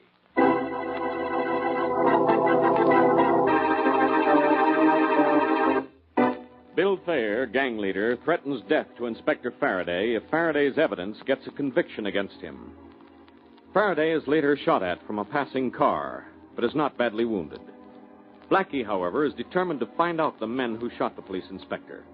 So far, however, all he's managed to do is get himself beaten up. Then, to complicate matters, Faraday is kidnapped by two unknown men, and Rocky Baldwin, gangster, tips off Blackie that it is Thayer who has Faraday. As we return to our story, Rocky is talking to two of his mob. Now listen, you two, and keep interrupting me with questions if you don't get what I'm saying, understand? I get you, Rocky. Me too. What am I, a dummy or something? All right, now listen. Jamesy, I sent you out to kill Faraday, but you bungled the job. You messed I it. told you I was sorry about that. It was the car. Never mind the car. Now, who is it that's getting blamed for trying to knock out Faraday? Well, who is it? Is it me? Of course it ain't you, Rocky. It's Thayer. Everybody knows he threatened to give it to Faraday. So when you heard he threatened to bump the cop, you decided to have us do it, knowing Thayer would get the rap. Sure, boss. We knock him off, Thayer gets blamed. Right. Now, I got this Boston Blackie guy all steamed up that Thayer has Faraday hidden away. Blackie's on his way to get Thayer. Well, he's the guy who can do it, too. Blackie don't mess. That means Thayer's due to get his any minute, and we take over the town. Good work, Rocky. You really fooled Blackie on this one. Hold it, you two. Yeah? Rocky Baldwin speaking. Oh, hello, Rocky. This is Blackie. Oh, hi, Blackie. Say, why aren't you down on Lane Street getting Faraday away from Thayer? I'll be down there soon enough. But you pulled a pretty cute trick, Rocky. I want to congratulate you.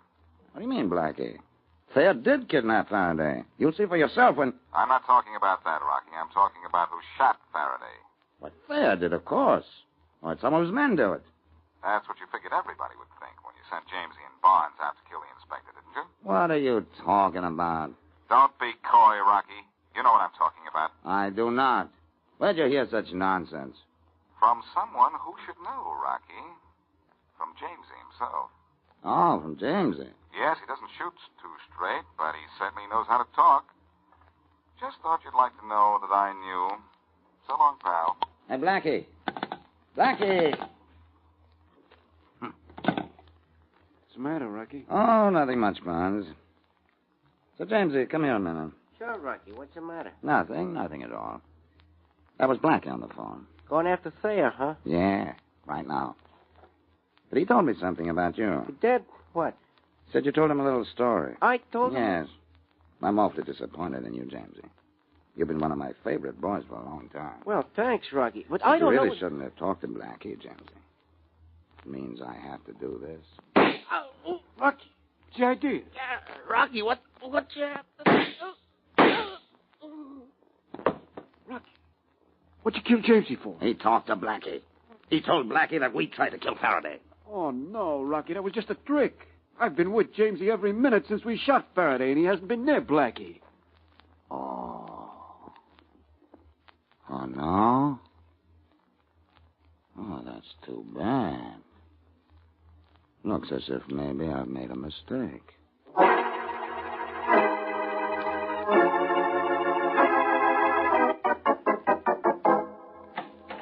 Oh, Tony. Yeah, boss?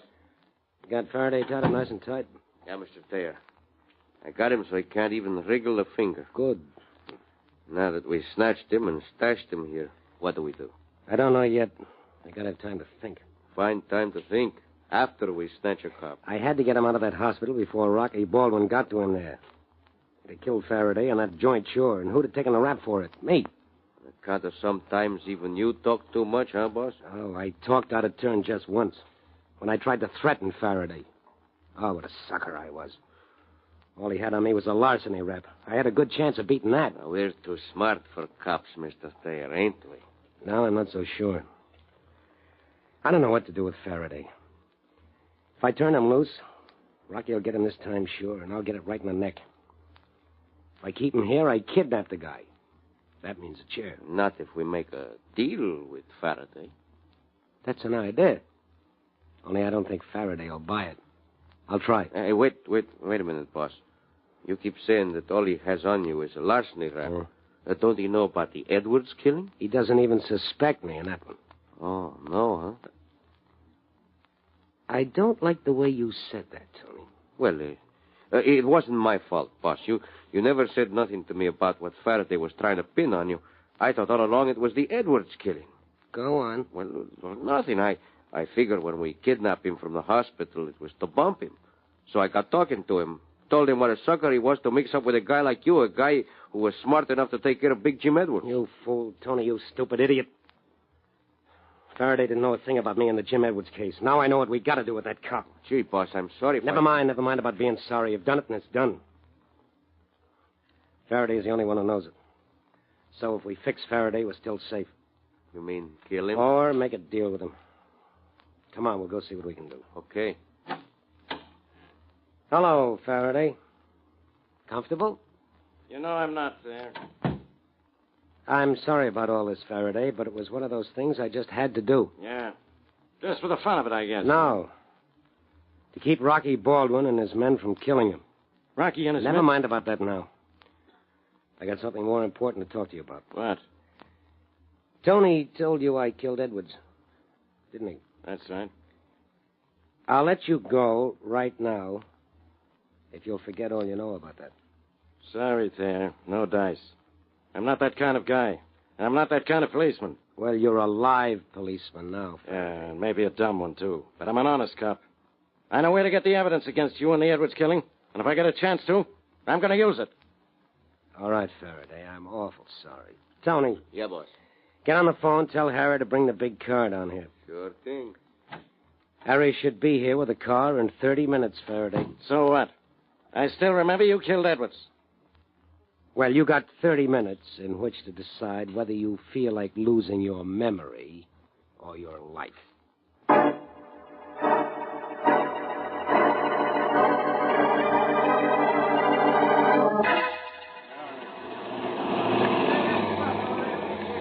Good heavens, Blackie, look at all those police cars. And all the policemen in the street. What's this going to be, a riot? It's not going to be a picnic, Mary. Thayer has Faraday in that house across the street, and there may be a little argument about who does what. Stay here a minute. Here's Rollins. All right, Blackie, but please be careful. Yeah. Hello, Rollins. Oh, hello, Blackie. We're just about set. Glad you brought a lot of men, Rollins. This may be a battle. But not a long one if the shooting does start, Blackie. I've got 100 men, and I don't think Thayer has more than 2 or 3. But he has Faraday. Aren't you afraid he'll kill the inspector if you open fire on him? Yes, I'm going to try reasoning with him first. Hey, Jack. Jack, hand me the loudspeaker microphone. I'll see if Thayer will listen to reason. Yeah, boss. Thanks. Well, good luck, Rollins. Blackie, I got scared sitting there alone in the car. Can I stand by you? Hello, Miss Wesley. Oh, hello, Sergeant. Blackie, can I? Yes, if you're a good girl. You'll be safe behind the squad car if the shooting starts. Go ahead, Rollins. Let's see if Thayer can be talked into showing some sense and showing himself. All right, Thayer. We know you're in there. We're going to give you a chance to come out alive. Can you hear me, Thayer? Can you hear me? Yes, I hear you. Come out of that house, Thayer. Come out with your hands up. Nothing doing. And we're coming in after you. Come ahead. I'll kill Faraday if you do. He means it too, Rollins. Ask him if I can come in. Oh, Blackie, Listen, no. Thayer. Can Blackie come in? What for? Tell him it's to make a deal and to see if Faraday is really still alive. He wants to make a deal and see if Faraday's still alive. Okay, Blackie can come in, but alone. With his hands in the air and unarmed. Good. Come here, Rollins. I've got an idea. If it works, we'll have Faraday out of there in no time. Oh, Blackie, you can't go in there. They'll kill you. Not if I do what they say. All right, Blackie, what is it? Here. Take my gun and keep it for me. You're not going in there without a gun, are you? I am if I expect to come out alive. Give me a tear gas bomb. A tear gas bomb? Yes, give me one, quick. All right. Here's one. But, Blackie, they'll search you if they find it. But they won't find it. There. Now, wish me luck. Give me exactly 3 minutes, and then come in fast. Oh, Blackie, I wish you wouldn't do this. I said, wish me luck. Oh. Here, better get behind the squad car, Miss Wesley. If anything goes wrong, we'll have to start.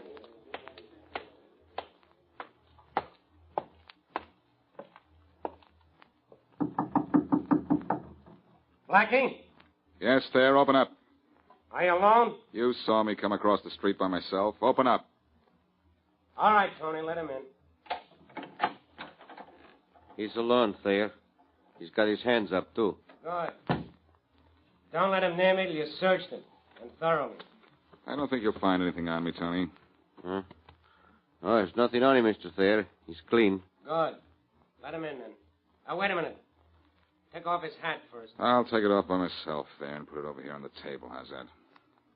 That's good. Come on in, Blackie. Thanks. And I can put my hands down now? Yeah. Your hands down and your cards on the table.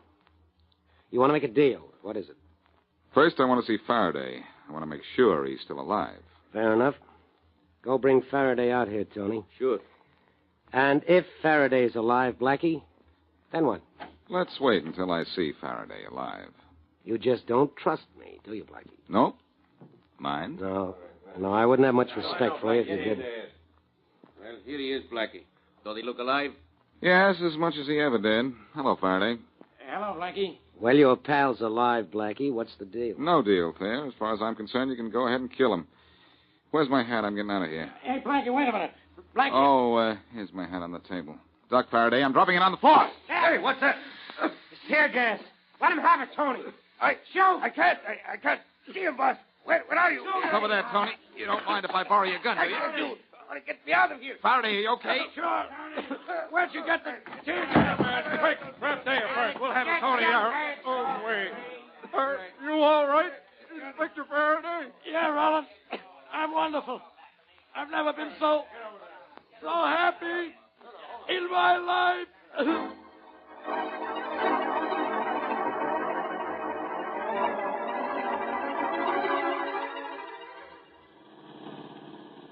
Oh, Blackie. Isn't this a lovely evening for a drive? Mary, this is a lovely evening for practically anything. Oh? Did you say thanks to my hat? Your hat? Why? Well, don't you realize that if it weren't for this hat, I wouldn't have had anything to keep that tear gas bomb under? And that there would have been no way of getting Faraday from Thayer? Oh, well, nice hat. Thank you very much. Blackie, what happened to Rocky Baldwin? He's dead, and so is Barnes, the man who killed him. They must have shot it out and both hit the bullseye. Oh, Barnes was angry because Rocky killed his friend Jamesy. Yes. Well, Jamesy deserved to die. He was a killer. Well, quite I guess I made about him. I guess I guessed him right, didn't I? When I called up Rocky? Yes, I guess you did, and I guess, too, that it's good riddance. Gee, this was exciting, wasn't it? All the shooting and kidnapping. Oh, I don't know, Mary. I'd say it's the quickest case I ever solved. The quickest? Why do you say that? Well, what did I do to rescue Faraday? You put a tear gas bomb in your hat, and you threw your hat on the floor so the tear gas would explode. Well, that's why I say it was the quickest, Mary. It's the first case I've ever solved at the drop of a hat. Ooh.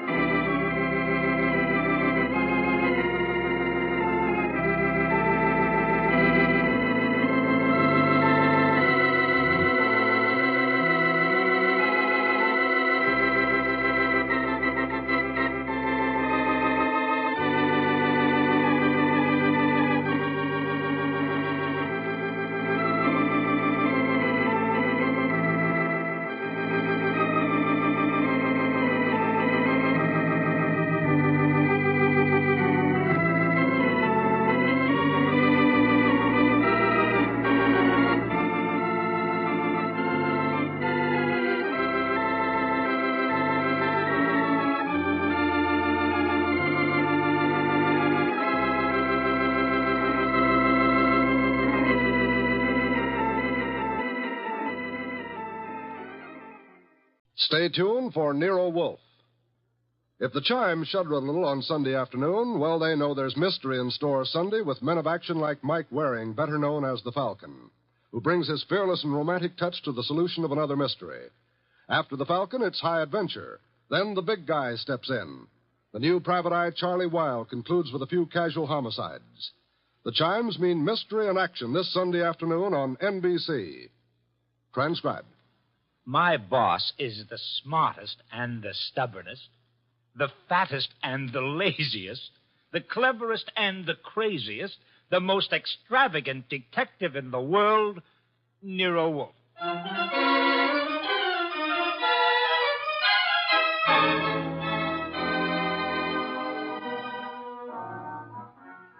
It's the adventure of Stamped for Murder, with that brilliant, eccentric private detective, orchid fancier, and gargantuan gourmet, Nero Wolfe, starring Sidney Greenstreet.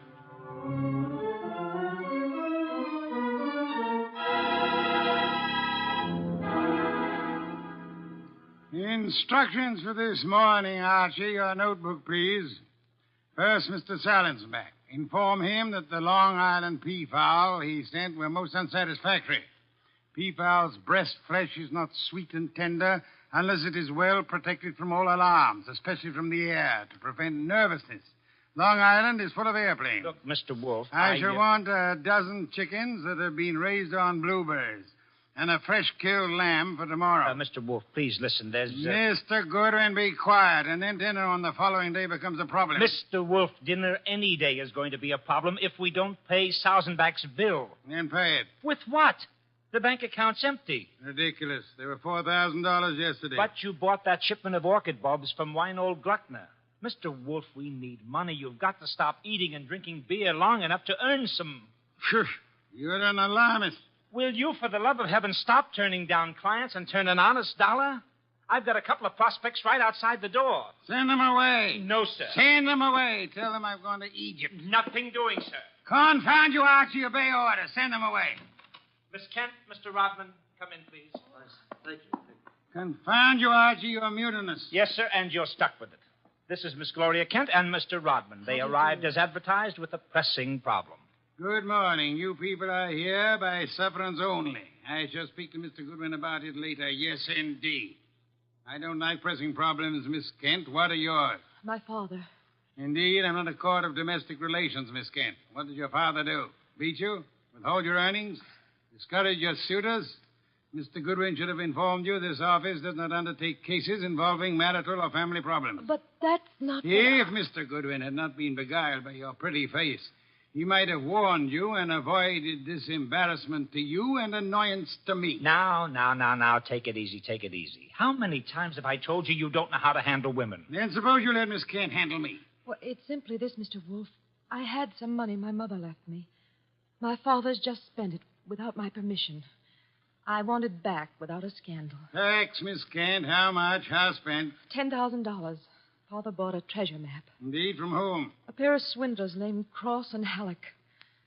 They've driven him crazy, talking about fortune salvaged from the SS this and the SS that.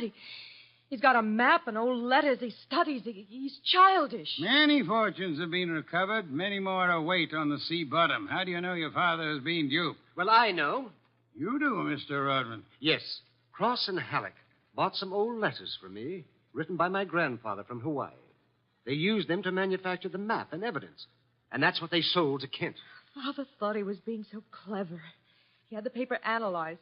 Of course, the document research laboratory said the letters were genuine. They were. But something new had been added. I'd have never known if Mr. Rodman hadn't told me. You're a party to the swindle, Mr. Rodman? I was not. I never knew what they were up to. Mr. Wolfe, you've got to help me. I can't do anything with Father. I can't convince him. Even Mr. Rodman can't. No, Miss Kent, I'm sorry. This is not for me. Oh, but you must. You must. Not in my office, madam. No tears. Please, Archie, stop her. Okay. Archie, when Miss Kent has finished her disgraceful exhibition, show them out. How dare he walk out on us like he was... Easy. I know him. You don't. He gets into a panic when women cry, or else he's curious about what Fritz is cooking for lunch. Now, just wait a minute, please. Oh, aren't you ashamed of yourself walking out like that on that poor kid? That hysterical gamma. She's lost all of her money. She needs help. I charge high fees, Archie. So charge a small fee. Do you want her to starve? Good heavens. Starve? How monstrous. I'm not kidding. While you'll be in here smelling your dinner, she and her father will be starving. I thought you were bringing me a paying client.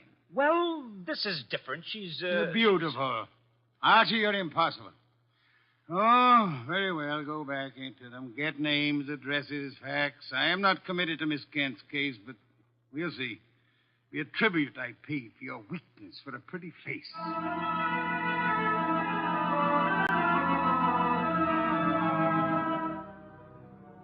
Rodman and Gloria Kent were gone, however. So all I had were the few facts they'd given me before they met Wolf. I felt guilty about that when he came back into the office and sat down in his specially built chair. He closed his eyes, and I glared at him. Well, how much of you is awake? Mr. Wolf. Well, they disappeared. Did you tell me you were going to help this girl just to get her out of the office, or did you mean it? You're a gadfly. No, sir. No, sir. You made a promise, and you're stuck with it. What did you get from Rodman? Name, address, occupation. He's a librarian, that's all. Very careless, Archie. You missed a significant point. Such as, How did Rodman discover the letters he sold were being altered by forgery and used for swindle? How did he locate the dupe, Mr. Kent? I guess you're right. I'll ask him next time. But what about now? Are you going to get Gloria's money back? I assume you call Miss Kent Gloria solely in order to annoy me. It does. Stop it. Get Cross and Halleck. On my way. You'll find them at the Hotel Bogart. Wrong, sir. According to my notes, their address is... Never mind their address. The Hotel Bogart is the headquarters for successful, confident tricksters. They celebrate their victories there while the money lasts. You will possibly find Cross and Halleck drinking whiskey or lunching, probably both.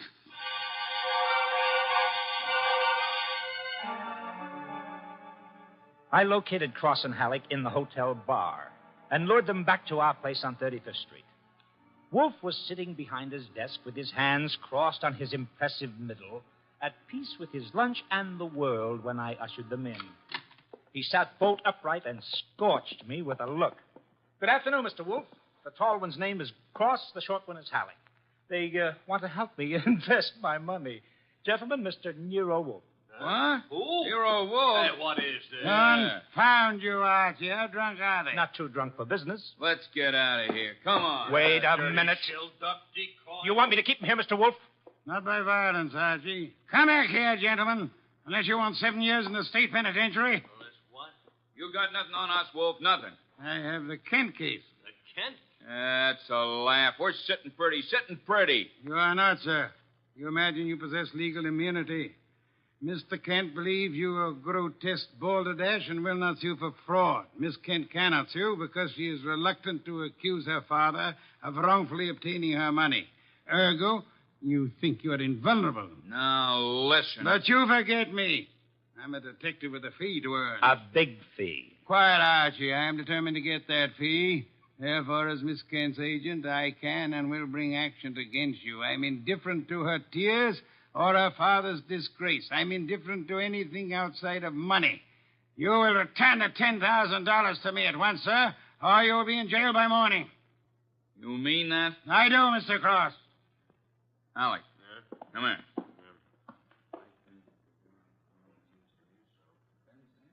Come on, hurry. Okay. Here, Mr. Wolf. Alec and I have decided we don't want to get in any trouble with you. Here's your $10,000. Let's have it. Give the dough to Kent, Mr. Wolf, and get the letters and map back for us. You got a reputation for being tricky, but honest. We trust you. Come on, Alec, let's go. Well, how about that? Preposterous. No, sir. Take a look. $10,000, genuine coin of the realm. That man Cross is a fool. Does he imagine I'm to be fooled so easily? What do you mean he left the money? He surrendered too quickly, Archie. Too easily. And that money in the envelope he was carrying all ready to refund. Why? Well, maybe he's got a better sucker.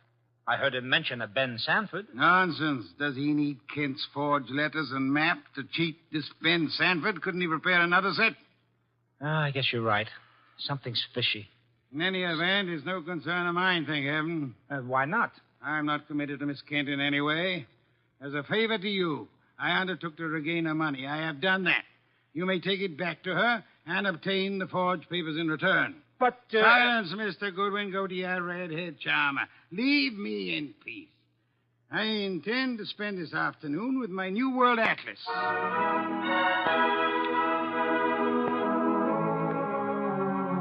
I left him 3,000 miles up the Amazon with his magnifying glass and drove up to East 69th Street. The Kent house was a broken-down little brownstone, and as I went up the stoop, the door opened and Gloria Kent burst out like a skyrocket. Hey, Miss Kent, easy, easy. Let go of me. Let go. What's wrong? What's wrong? Wrong. Nothing is wrong. Nothing at all. Well, how about seeing your father? You want to see my father? Come inside. Oh, for the love of heaven. Come inside, Mr. Goodwin. I'll introduce you. He's in a back room. Come right through the living room. What else came through this living room? A hurricane? No, Mr. Goodwin. Something else. There's my father, Mr. Goodwin. What in the devil? He's dead. His throat's cut. Father, this is Archie Goodwin from Nero Wolf's office. He and his boss refused to help while they could. Maybe he can help you now. Stop it. All I'm good for now is revenge. That's all. Stop it. Stop it and look at me. When did it happen? I don't know. When did you find him? Just now. Keep looking at me. Who went through this house like a hurricane? You? No. Where did you go after you left the office? To the laboratory. What lab? Document research. The place that checked the map. How long were you there? Until an hour ago. I was with Mr. Rodman. Keep looking at me. And then? I had lunch. With Rodman? Alone. And then I came home. All right. All right, now listen to me. I want you to go to Mr. Wolf's house right now. Have you got cab fare? Yes. All right, take a cab.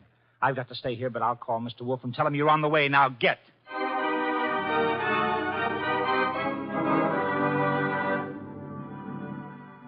I called Wolf, told him everything, and he instructed me to advise Inspector Kramer, who arrived with the homicide squad. I gave the inspector everything while the squad photographed and measured, print dusted and detected. At 3:30, Kramer took me back to the house on 35th Street for a fight with Wolf. It's a great story, Wolf. Great.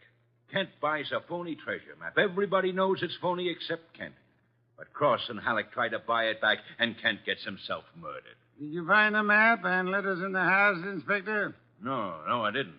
The killer was after the map. The phony map? Certainly. Why? Well, if we knew that, we would know why Cross and Halleck so willingly paid back the money and why Kent was murdered. Maybe it's not phony. I'd better see the girl now. No, you fancy her for the murder. Well, I'll know after I ask a few questions. Tonight. She's had a shock, Mr. Kramer. She needs rest. Look, Wolf, I want her. Why bother with her when there's so much to be done? Yes, such as? Cross and Halleck, find them. And the mystery man they spoke of, Ben Sanford. These are the men you want now, not this poor, overwrought girl. Yeah. All right. The girl will be here for questioning tonight, though, huh? Tonight, Mr. Kramer. Okay. You'll hear from me later on. Well, you buffaloed him out of that, okay. Say, why don't you want her questioned? Is she guilty? I don't know. Well, what did she say when she got here? She said nothing. She never arrived. She never what? She never arrived. Well, then why did you tell Kramer she was resting? Would he have believed the truth? She must be found. More important, we must learn why forged letters and forged map produces turmoil. Find the killer and you find the map. You said so. I said the reverse, which is an altogether different statement. Archie, I want a photograph of that map. Get it. Oh, sure. Any particular camera you want me to use? You'll find a photograph of 200 Vanderbilt Street. Are you kidding? The lab cannot check the authenticity of old papers without photographing them in ultraviolet light, infrared light, and so on. If this document research lab has examined those papers, they will have photographs. Get them.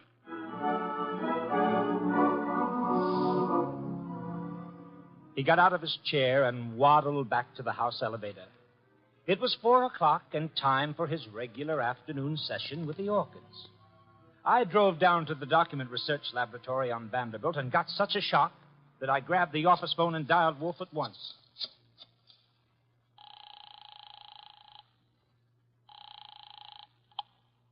Nero Wolf. Mr. Wolf, Archie here. What's the matter? You lost? No, sir. No, sir, but I found something. Photographs? No, Mr. Wolf, I don't think you'll ever see any photographs of the Kent map. I don't think any were taken. Indeed. But guess who runs the document research laboratory? No.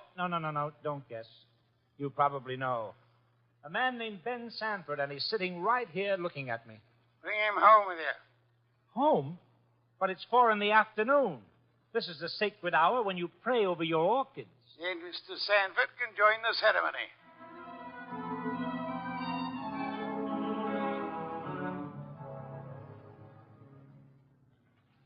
Hey, how about this place? How about it? There must be a million flowers up here. No, not flowers. Orchids only. Mr. Wolf has 10,000 plants. Never saw anything like it. And you never will again, brother. Hey, what kind is that on the bench? Oh, that's our pride and joy. Odontoglossum harryanum. Above them, the Van Petersirana, and the pink ones are the Coelogiani panduratas. Now, the large object, mulching flower pots, is Nero Wolf. Mr. Wolf, Ben Sanford. Good afternoon, sir. Hi. I came along to be obliging. I've got nothing to say about anything. How much have you offered Cross and Halleck for their treasure map? No comment.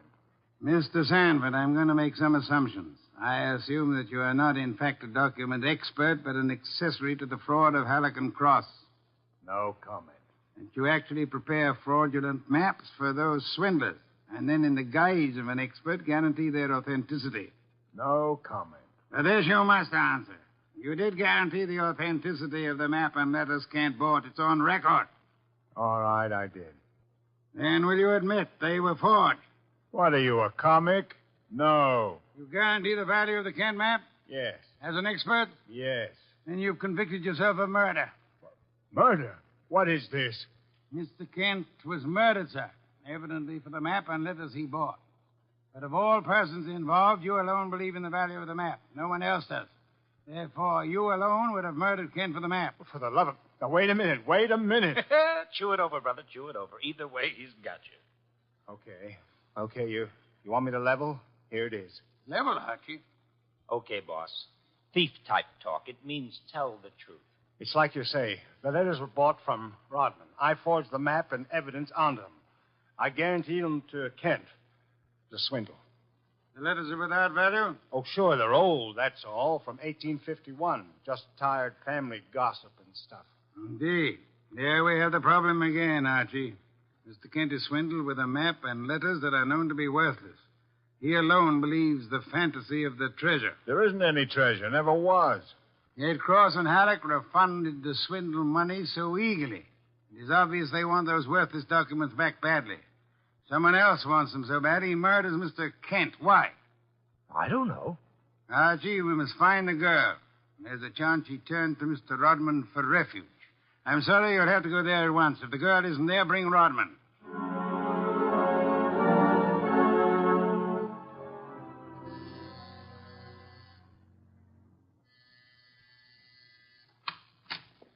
Yes? Hello, Rodman. Remember me? I'm Archie Goodwin from Nero Wolf's office. Oh, yes, of course. I came to get Gloria Kent. There's been a change in plans. Tell her to come out, please. Gloria? Well, she's not here. Why should she be? Haven't you heard? Heard what? Well, I guess you'd better come down and see Wolf. Mr. Goodwin, I'm afraid I can't. I'm rather busy. Look, Rodman, maybe you ought to know. Old man Kent was murdered. What? Yes, just after you and Gloria left us. Kent murdered? Well, this is awful, Mr. Goodwin. You want to see Mr. Wolf now? Get your hat. Murder?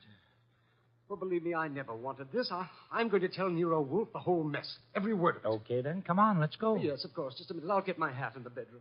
Murdered? Kent? I never dreamed. Oh. Come on, Rodman. Come on, Rodman. Come on. What? I didn't hear you. Oh, Rodman. What the... Oh! Rodman. Oh, Rodman. Good. Oh, what next? Come on. This is Nero Wolf. Archie here. We've had a tough break. Yes? While I was waiting for Rodman at the front door, he went into the bedroom for his hat. The killer was there. How do you know? He cut Rodman's throat. Devil. The back window was open. It's a ground floor apartment. He was out and gone before I had a chance. Archie, where were your wits? Let me alone. I've had a man murdered 20 feet from me.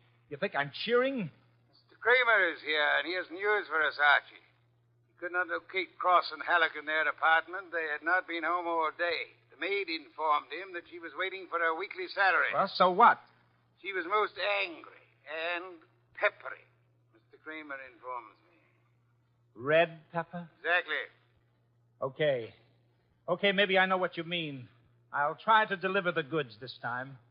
Goodbye.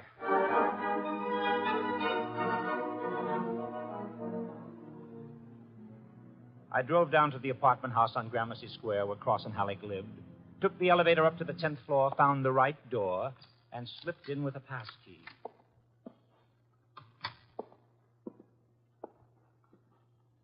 Come on out. Come out wherever you are. I know you're in here. You fooled Kramer pretending to be the maid, but you didn't fool Wolf. You'd better... Gloria! Cut it out, you idiot. Lay off. Archie, you dope. Archie Goodwin from Nero Wolf's office. Remember me? Go. Give me the gun, Gloria. Give it to me. That's right. Who did you think I was? Halleck. Oh, brilliant. So Wolf figured you out, huh? Well, you are a brave girl. They killed your father. You came up here and waited for them. You were going to kill them right back, huh? Oh, that red-headed temper. And you bluffed Kramer into thinking you were the maid. I had to do something. It was the only thing I could think of. To come here and kill him. Well, you're coming home with Archie. And just remember one thing.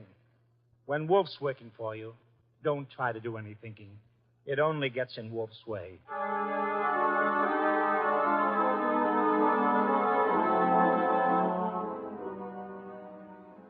I got Gloria Kent back to the house at 7 o'clock. I parked the car, brought her into the office, and got the shock of my life. There was a convention on. Wolf was there, with Inspector Kramer representing the cops. Cross, Halleck, and Sanford were there representing the crooks.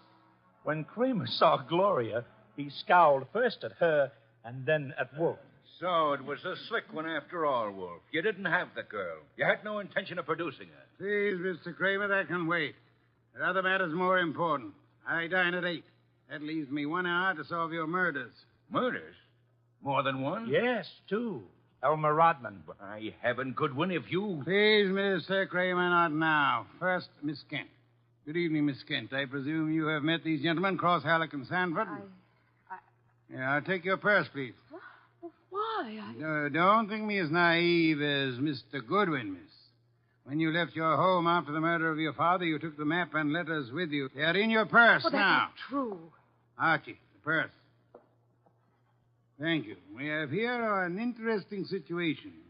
There exist some old letters and map, forged and fraudulent. They're worth $10,000 and more to Cross and Halleck, and worth 2 murders to a killer. Why? There must be something of great value in the letters. Yes, such as? Something which Mr. Sanford could not see, although he worked on the document closely. Yet something which could be made manifest. What is the answer, Miss Kent? You know it? I swear I don't. Secret writing, Archie. Bring the chafing dish from the dining room. Right. Secret writing? I saw nothing when I worked on those letters. Naturally, Mr. Sanford, the writing is invisible. The heat is an agent. It makes most forms of secret writing visible. The chafing dish, boss. Thank you, Archie. Place it before me and light it. Right. Now I open Miss Kent's purse. From it, you see, I withdraw these ancient letters which he took from her house after her father's murder. That's not true. Archie. That's enough, Gloria. That's enough. From now on, you just listen. We remove the letters from the envelope and toast them gently. The secret ink vintage 1851 will easily succumb to the agency of heat. Careful. Those envelopes will catch fire. Hey, they've caught. Don't be upset, Mr. Cross, Mr. Halleck. The envelopes. They'll burn safely in the dish. We can concentrate on the writing. Watch closely. I don't want to be accused of trickery. You fat fool. The envelopes are everything. Put 'em out, Sanford. Don't sit there. Put 'em out. Why, Mr. Haddock? Well, the stamps, the missionaries, are worth a fortune. The missionary. Of course. You know that. Mr. Cross knows. So does Mr. Sanford, right? Yeah. Cross Sanford knows, you old fool. Let me... Mr. Sanford is not alarmed. Why not, sir? I don't know what you're talking about. $50,000 or $100,000 is burning before your eyes, Mr. Sanford. Cross and Halleck are burning their fingers, putting out the flaming envelopes. And you sit there quite indifferently. Why? Well, You know the value of the missionary stamps on the letters you bought from Rodman. But you know these aren't the real letters. Isn't that it? Not the real letters? I told you I'm tough to crack, Wolf. You didn't fool me with those dummies. Dummies, how do you know? Mr. Cross didn't know. Mr. Haddock didn't know. How did you? Well, I'll tell you, sir. Only one man could know I was framing Miss Kent as a decoy. Only one man could know I prepared these dummy letters and pretended to take them from her purse. And that is the killer. The man who murdered her father and stole the map and letters this morning. You, sir, Mr. Sanford. Well, I'll be... Mr. Kramer, there's your killer. You'll find the missing map and letters on him or concealed in his home or office. You won't need the evidence anyway. Look at his face. He's self-confessed. Self-confessed like fun. He was booby-trapped.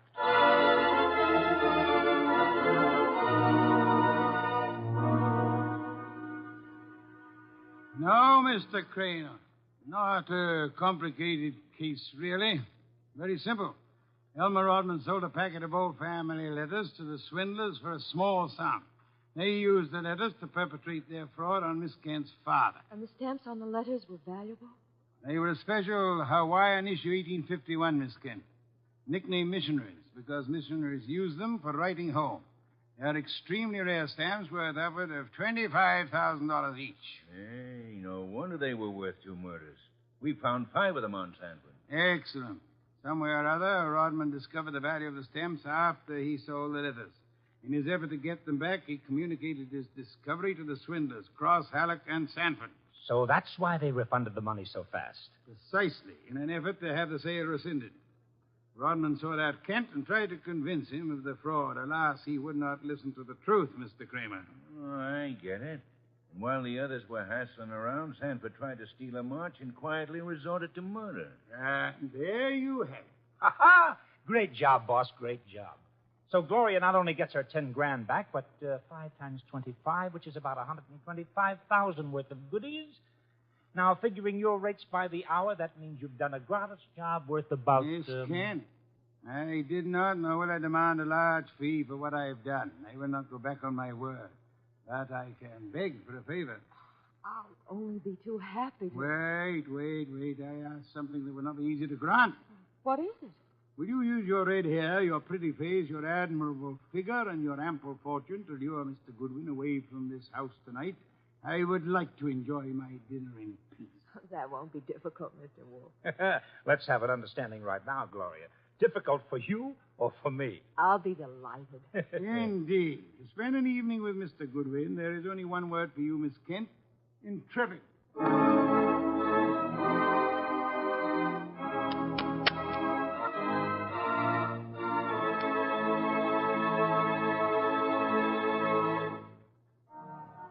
You have been listening to The New Adventures of Nero Wolfe, starring Sidney Greenstreet.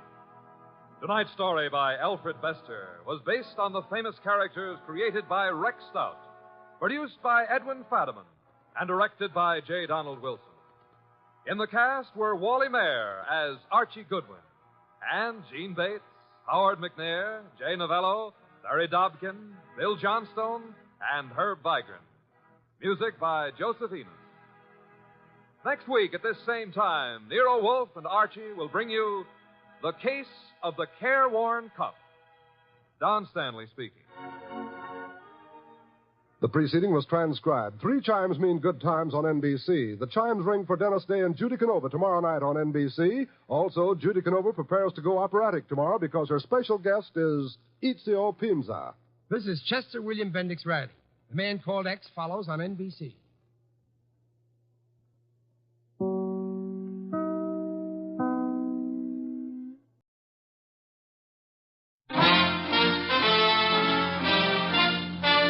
Listen while the makers of Rexall drug products and 10,000 independent Rexall family druggists bring you Dick Powell as Richard Diamond, private detective.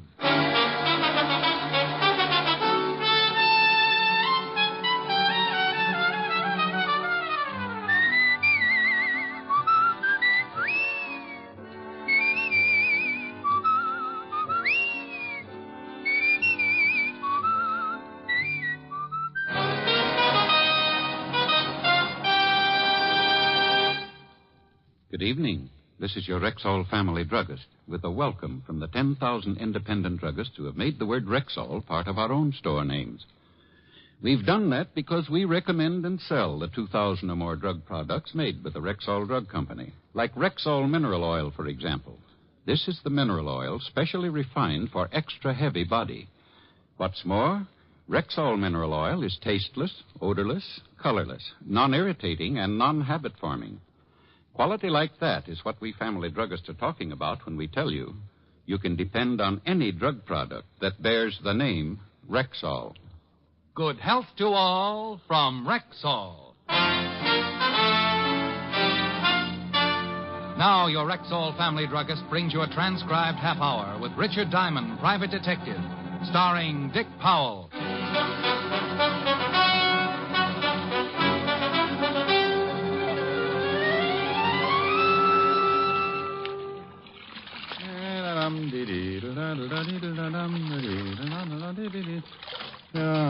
Oh, pardon me. Huh? You know where I might find Mr. Richard Diamond? You want to hire him? Yes. Well, stop being so bashful, friend. Come in, come in. Thank you. You're Mr. Diamond? Well, any resemblance to the Irish washerwoman is purely intentional. Do you always do your own laundry? Always. Keeps my petty cash from looking too petty. Sit down, Mr. Baxter. Clay Baxter from Oak Mulgee, Oklahoma. Clay Baxter from Oak Mulgee, Oklahoma. Was a man, I guess, to be in his early 50s. Straight up, he crowded 6'3", counting the 2-inch heels on his handmade boots. Looking at him, I thought of an old Remington Trent and suddenly felt like singing a chorus of Home on the Range. I'd like you to come to Oak Mulgee with me, Mr. Diamond. Well, why, Mr. Baxter? My brother was killed yesterday. The sheriff and the coroner said it was an accident. I don't believe it. How did you happen to look me up? I raise cattle, Mr. Diamond. I do a great deal of business in Chicago and New York. I wanted a detective with experience, someone with a good reputation. Bless you. I called a friend on Wall Street, and he recommended several men. One of them was you. I checked your background. I'm satisfied. Oh, good. I charge $100 a day in expenses. Chicken feed. I'll pay it, and if you catch the man who done it, I'll give you a $1,000 bonus. Oh, well, no, I can't leave right away. It'll take me at least 5 minutes to get my affairs in order. Yeah, I can certainly see you appreciate a buck. Mr. Baxter, I appreciate a buck like a Texan appreciates Texas. Texas? Never heard of it. How was your brother supposed to have been killed? Thrown from his horse, skull fracture. And you don't believe it? I do not. Why? Too good a horseman. Well, it could have happened. Well, if it did, he'd have taken the fall right. Might have busted something, but wouldn't have killed him. Anything else? His wife. My brother was a wealthy man, Mr. Diamond. His wife will inherit everything. Ranch, cattle, all worth about $8 or $10 million. You think she had something to do with his death? You tell me, Mr. Diamond. I called Helen, told her I was off to Oak Mulgee, promised I'd send her a couple of Navajos or whatever they had out there. Then I took Clay Baxter over to my flat and threw a few things into a suitcase.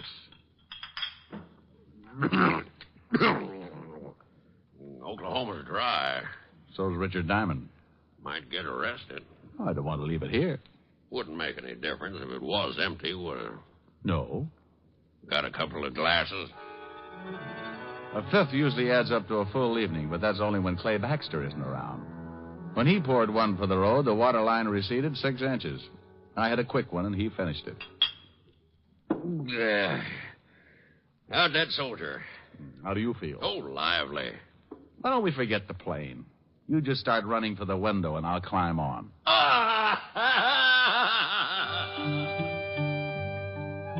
Oak Mulgee, Oklahoma. Population 17,091, according to the last census, and very hot in August.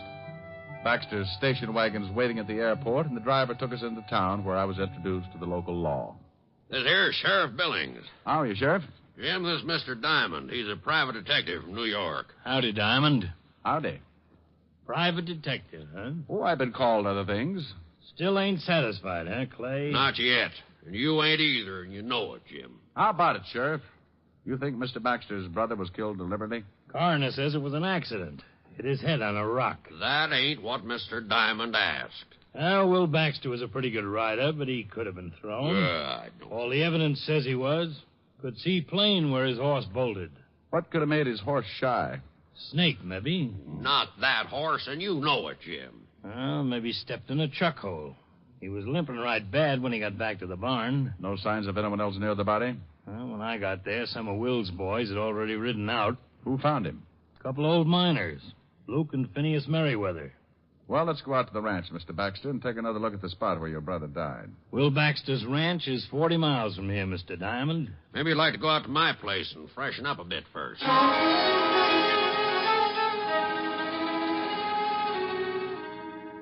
You go ahead and shave and shower. I'm going to go build me a drink. Hey, this is quite a place, Mr. Baxter. Glad you like it. Take a swim in the pool if you'd want, but watch out for the catfish. Catfish? I'm a bachelor. Don't use the pool much, and I don't usually have guests. Love catfish for dinner, so I keep them in the pool. I caught a guy once floating bodies in his bathtub. Don't say. Funny, Harvey. I showered and shaved and met Baxter out by the pool where he was feeding his catfish. I watched a pound of liver disappear like lychee nuts in the Tong War, and we all headed back to town where we picked up Sheriff Billings. 40 miles later, we pulled up in front of the late Will Baxter's ranch. A little different architecture, but just as impressive as my client's.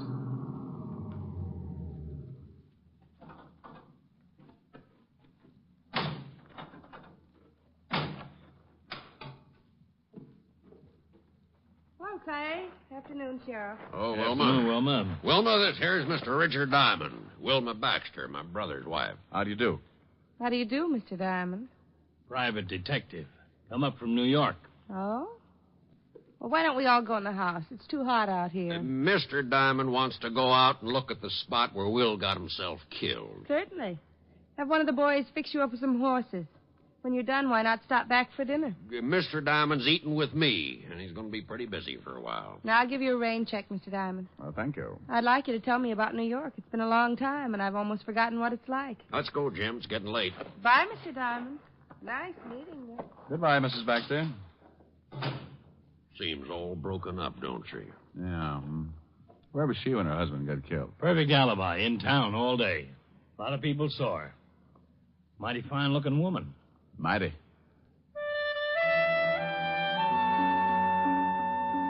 We all rode down to the stables, and one of the hands saddled up 3 horses, and we started out across the open desert.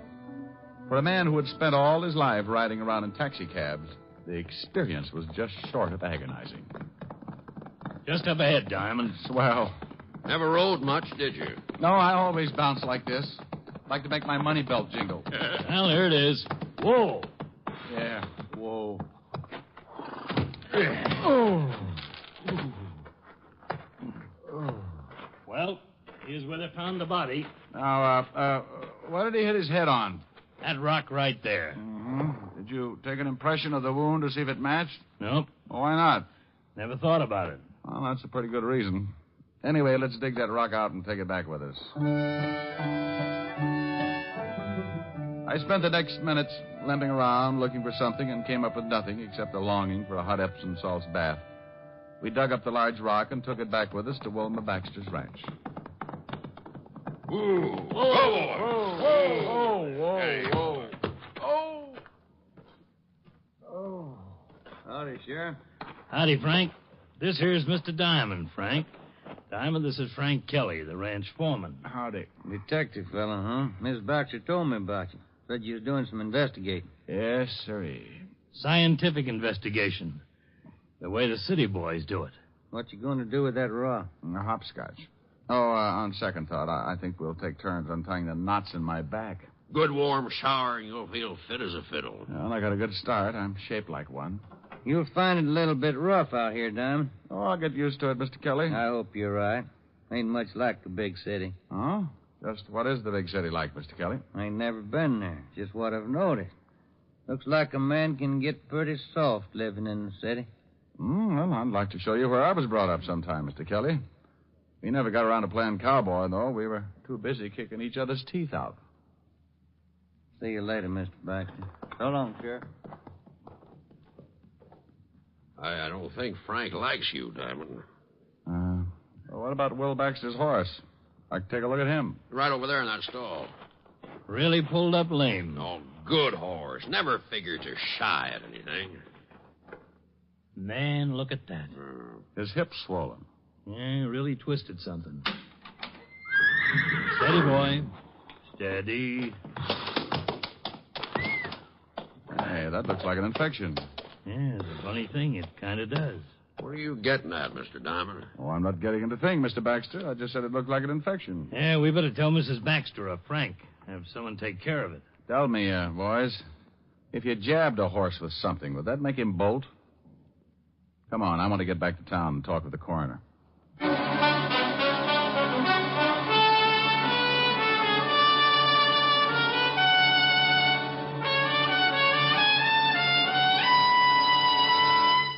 Before we continue with the adventures of Richard Diamond, private detective, here's your Rexall family druggist. Last week, a customer said to me, I wish I knew some way to be sure I'm getting enough vitamins. Some way that's easy, yes, and inexpensive, too. Why, ma'am, millions of people have found the way to do that. They take Rexall Plenamins. Plenamins? Rexall's popular multivitamin capsules. Just 2 Plenamins a day give you more than your minimum daily requirement of every vitamin for which such requirements have been established. Well, you can't expect much more than that. Yet Plenamins do give you more than that, for they also contain valuable liver concentrate and iron, plus other factors of the vitamin B complex. Say, they must be expensive. On the contrary, ma'am, Rexall Plenamins cost you only a few pennies per day. Ask for Plenamins at Rexall drugstores everywhere, and remember, you can depend on any drug product that bears the name Rexall. And now back to tonight's adventure with Richard Diamond, private detective, starring Dick Powell. Now, look here, Jim. Ain't my word good enough? Why, sure it is, Coroner, but Clay hired Mr. Diamond to do some investigating, and he's doing it. Clay, I tell you, your brother died from natural causes. I don't think so. But if you insist, I'll show this detective fella the body. I want the head wound matched with this rocket. Okay, but the mortuary ain't going to like it. They got him all ready to bury. The coroner led me across the street and into a funeral parlor where I took a look at the late Will Baxter. 6 years with the 5th Precinct homicide and a couple of dozen killings should have conditioned me. But like always, the first look shakes something loose in the middle of my stomach, and I have to keep swallowing hard. Looks right natural, don't he, Clay? Yeah. They do a good job here. Bully for them. He hit his head right here. Concussion, plain and simple. No other marks or bruises? No. While the coroner rolled the late Will Baxter into one of the back rooms and made a comparison with the head wound and the rock we'd brought in from the ranch, we went out on the front porch for some air. I lit a cigarette and thought about an old case I'd worked on 5 or 6 years before. Hey, you got a cigarette? Sure, Doc. Picayune all right? Funny thing. Head wound doesn't match the rock. Sure doesn't. Wound is too deep. Rock's round and flat. Nothing sticking up to go that deep. Then I want an autopsy. Why? Fracture still killed him. No, I doubt it. When someone plans a murder, they don't count on one blow to do the trick. But there's nothing else that could have done it. Well, nothing you can see. I've met someone here in Okmulgee that I'm pretty sure is wanted for another killing very similar to this. Now, Doc, go make that autopsy and fast. You think maybe you found something, Diamond? You think Will was killed deliberately? Maybe, but we'll have to wait for the autopsy. In the meantime, I'd like to go out and visit those 2 old-timers. Luke and Phineas? That's right, Sheriff. Well, it's mighty dangerous. But come on, I'll take you out. You better wait here for the report. Mr. Baxter and I'll go on out. All right, you can use my horses, so you won't have to go all the way back to the ranch. Horses? Well, the Merriweathers are on the other side of town, out about 10 miles, no roads. Oh, horses, 10 miles. I mean, never play kick the can again.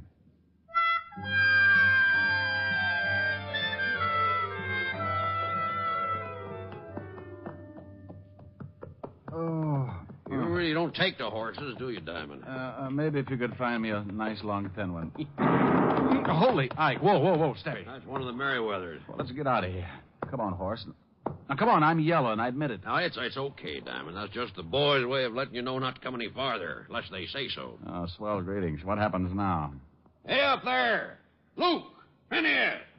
What you want? It's Clay Baxter. I got a friend here who wants to talk to you. Phineas? Yeah, Luke? Hey, Baxter. Got some friend who wants to palaver. I don't feel like palavering. Better shoot him. Giddy up. Just take it easy. Take it easy. They always act like this. Phineas don't want to palaver. I gotta shoot you if you don't promote. It's important. About my brother. Phineas? Yeah, Luke. It's about his brother, the dead one we found t'other day. Oh, all right, I guess. Let one of them come up. Baxter? Yeah, Luke? Send your friend on up. And up I went, leaving my better judgment running off across the desert. I climbed a small hill and found myself standing at the entrance of an old mine shaft.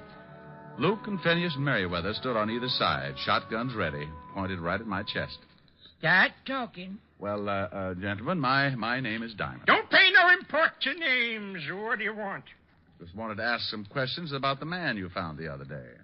You a policeman? Well, kind of. Shoot him. Oh, now, wait a minute. I'm not a real policeman. Then what are you? I'm a private detective. Luke? Yeah. What's the matter? It's an honest profession. Fellow's got to make a living. You a real live private detective? Well, I'm a private detective. The real live part I'm depending on. Well, my goodness gracious. Come on in, have some victuals. Huh? Why, mister, me and Finney read all them stories about you fellas. Uh-huh. We filled up one whole tunnel with old detective magazines. You fellas really are something. Wait a minute. What's wrong? Let's see your badge. Oh, yeah. Sure. There you are. Oh, yes, sir. Well, I'll be dogged. Come on in, friend. Come on in. I'd like to ask you some questions about this here Dick Tracy fella. Well, 1 minute I'd faced 2 shotguns. The next I was turned into an honored guest.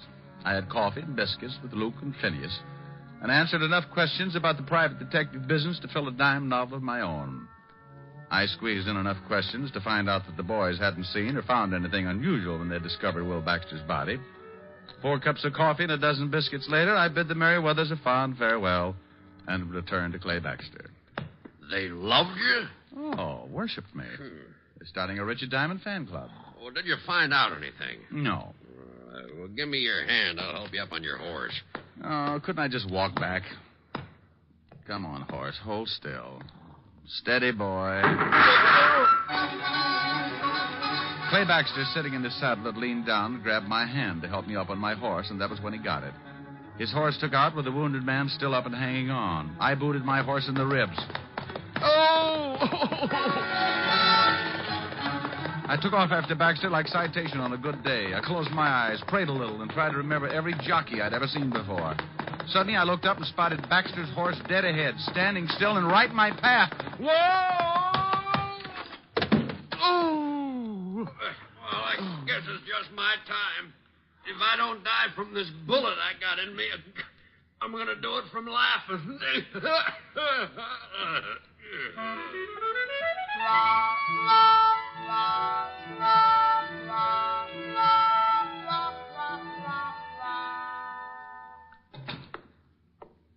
How is he, Doc?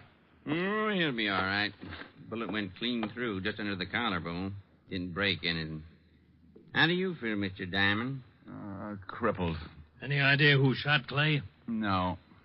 Clay said he thought it might have been the Merriweather boys. No, it couldn't have been. Why not? Well, the Merriweather boys use shotguns, not rifles. What about that autopsy, Doc? Well, go on. What about it? You was right. Will Baxter didn't die from a skull fracture. What was it? You don't know what was used for sure. A long, thin instrument.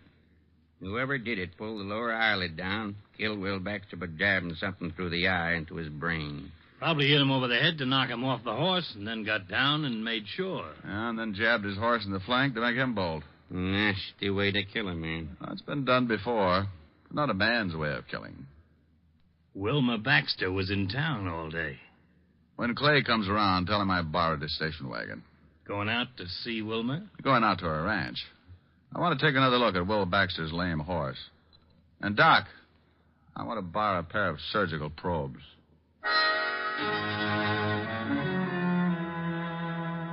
I climbed into the station wagon. Close to an hour later, I pulled up on the side of the road. The gate to the ranch house was another 100 yards up ahead. So I piled out, climbed the tall white fence, and slipped into the barn. Steady, fella. Steady. Steady. The horse's left flank was still swollen and very close to a serious infection. I ran my hand over the spot. Steady, boy. There was something still stuck in the flesh, so I used the surgical probes and prayed the horse wouldn't kick my brains out. Whoa, whoa. Steady, boy. Steady. There.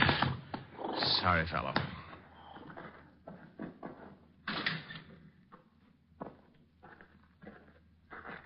I didn't know you were a vet, Mr. Diamond. Huh? Oh, good evening, Mrs. Baxter. You know, in this part of the country, you can get shot for horse stealing. Oh, not stealing. Just taking this out of your horse's flank. What is it? That's a piece of a long needle. Might be a hat pin or something. I think you'd better tell me what this is all about. Oh, certainly. Your husband was murdered.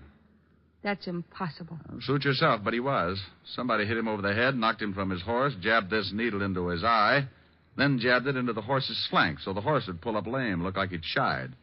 The killer tried to shoot me this evening, but he missed and got Clay Baxter instead. Who do you think did this? I don't know. The method doesn't fit a man. A woman, then? Well, the blow on the back of the head rules out a woman. Too much force. What have you got left? What I started with. A man. And a woman. Very interesting theory. Mm-hmm. You're from New York, aren't you? I've been there. I thought so. Your face is familiar. I haven't been to New York in at least 10 years, Mr. Diamond. Oh, funny. Well, I've got to go out to the Merriweathers. Were those two old miners who found my husband? Mm-hmm. They saw the murderer. What? Yeah, that's why I know how it was done. I was out there earlier, and I've got to go back after a sworn statement. Well, why didn't they speak up before this? Afraid. Said it was none of their business. See you later, Mrs. Baxter.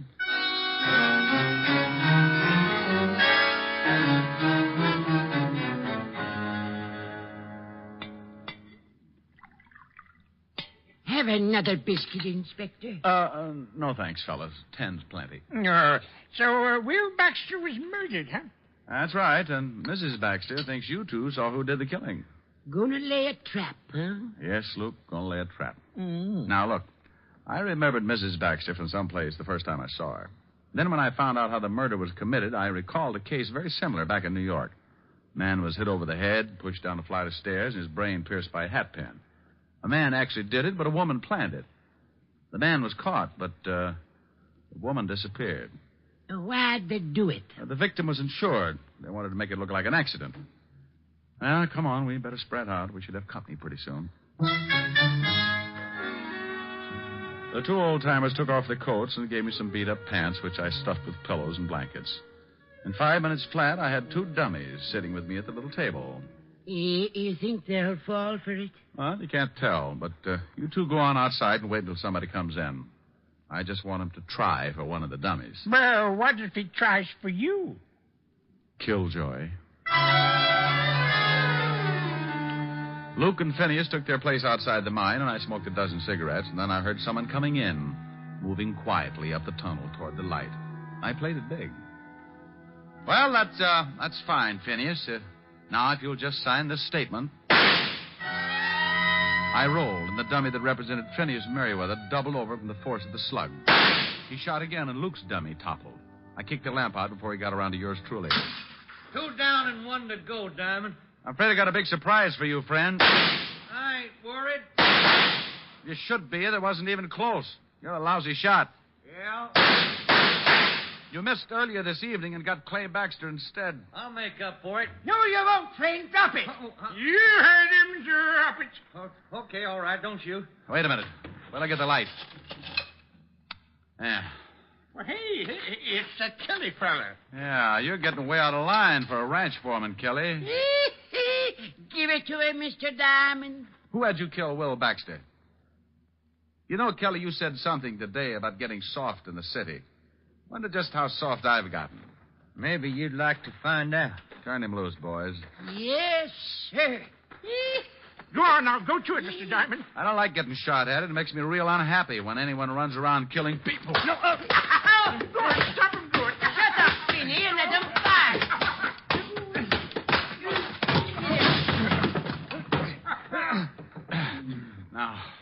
Now, Kelly, why'd you kill Will Baxter? Wilma Baxter talked me into it, promised me a share of the range. And for that, you killed a man, huh? It's a big range. Now, get up.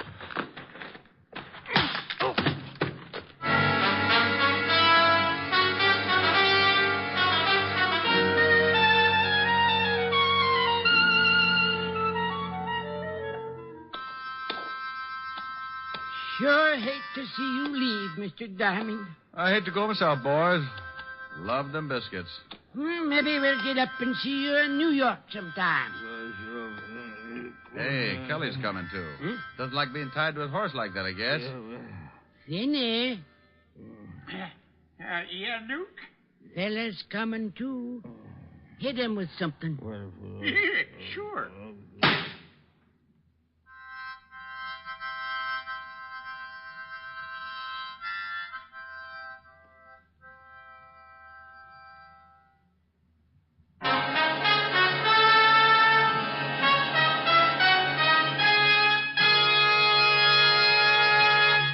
Again, here's your Rexall family druggist. I often think there's no common ailment quite so distressing as acid stomach. And there's certainly no relief for it quite as fast and effective as Bismarex. This famous Rexall antacid often neutralizes excess acidity within 1 minute. And the scientifically balanced ingredients of Bismarex work in sequence, easing gastric distress and leaving a soothing protective covering on irritated stomach membranes. Yes, Bismarex gives relief that's not only quick, but continuous and prolonged. Ask your Rexall druggist for Bismarex. He'll tell you you can depend on any drug product that bears the name Rexall. Good health to all from Rexall.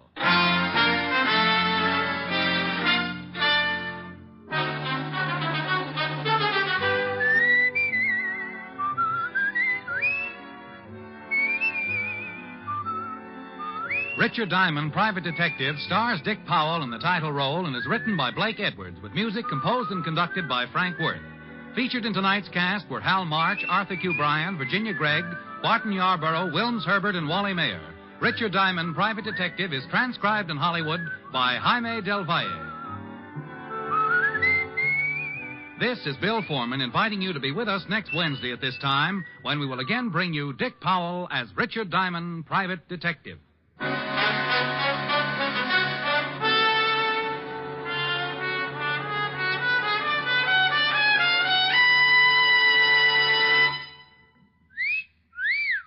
Hiya, beautiful. Get lost, Bristlepuss. You need a shave. But I have shaved. What else do you want me to do? Silly boy, she wants you to go Stag. Go Stag? But why? Because Stag is Rexall's exclusive line of men's good grooming aids, like Stag Brushless Shave Cream. No fuss, no massage, just smooth it on, and presto, you get a clean, close shave. Your face stays smooth and whiskerless all day long. I'll do it. I'll go Stag. That's it. Join the Stag line now at Rexall drugstores everywhere. Yes, to make girls care. Go Stag.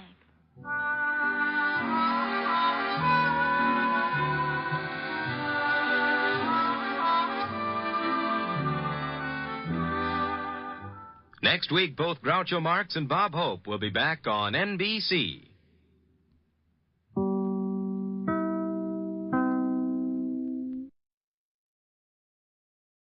From Hollywood, it's time now for...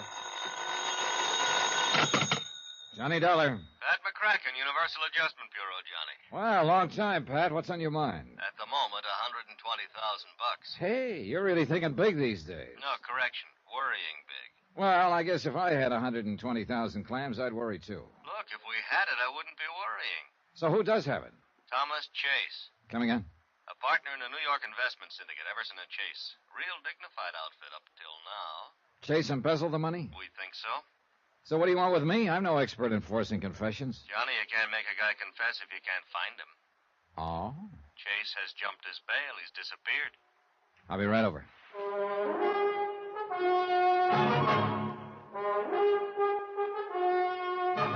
Tonight and every weekday night, Bob Bailey in the transcribed adventures of the man with the action-packed expense account, America's fabulous freelance insurance investigator. Yours truly, Johnny Dollar.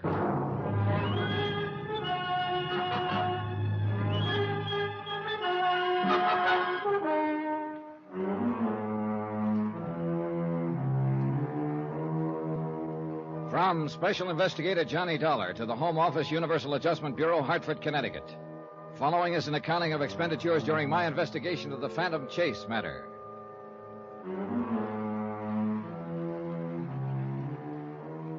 Expense account item 1, $1 even, taxi from my apartment to the offices of Universal Adjustment where Pat McCracken was waiting for me, with a worried look and a handful of papers. Well, how can you figure it, Johnny? An outfit like Everson and Chase goes along for years without a blemish on the record, and then Bluey, one of them, turns sour. Well, that's what makes horse races, I guess. Yeah, that's also what gives bonding companies headaches. Yeah. What's the background, Pat? No, it's all in here. Everson and Chase, investment brokers. Real high-class clientele. Partnership? Oh, yeah. George Everson, senior partner. 42 years old. Pillar of society. Married? No, widower. Wife died 3-4 years ago. This Thomas Chase is the junior partner, then? Yeah. He's 38. He's a big fellow, clean cut. All-conference football player in college. You know, that sort of thing. Everything in his favor. Looks, personality, intelligence, ability. Why, Johnny, huh? Why a guy like that? Oh, you're asking the wrong fella. I've seen enough embezzlers, though, to know they come in all shapes and sizes. Yeah. What turns a man like that sour, anyway? Well, you know the stock reasons as well as I do, Pat. Gambling debts, a woman. Incidentally, is Chase married? Now, that's another thing I don't get. What do you mean?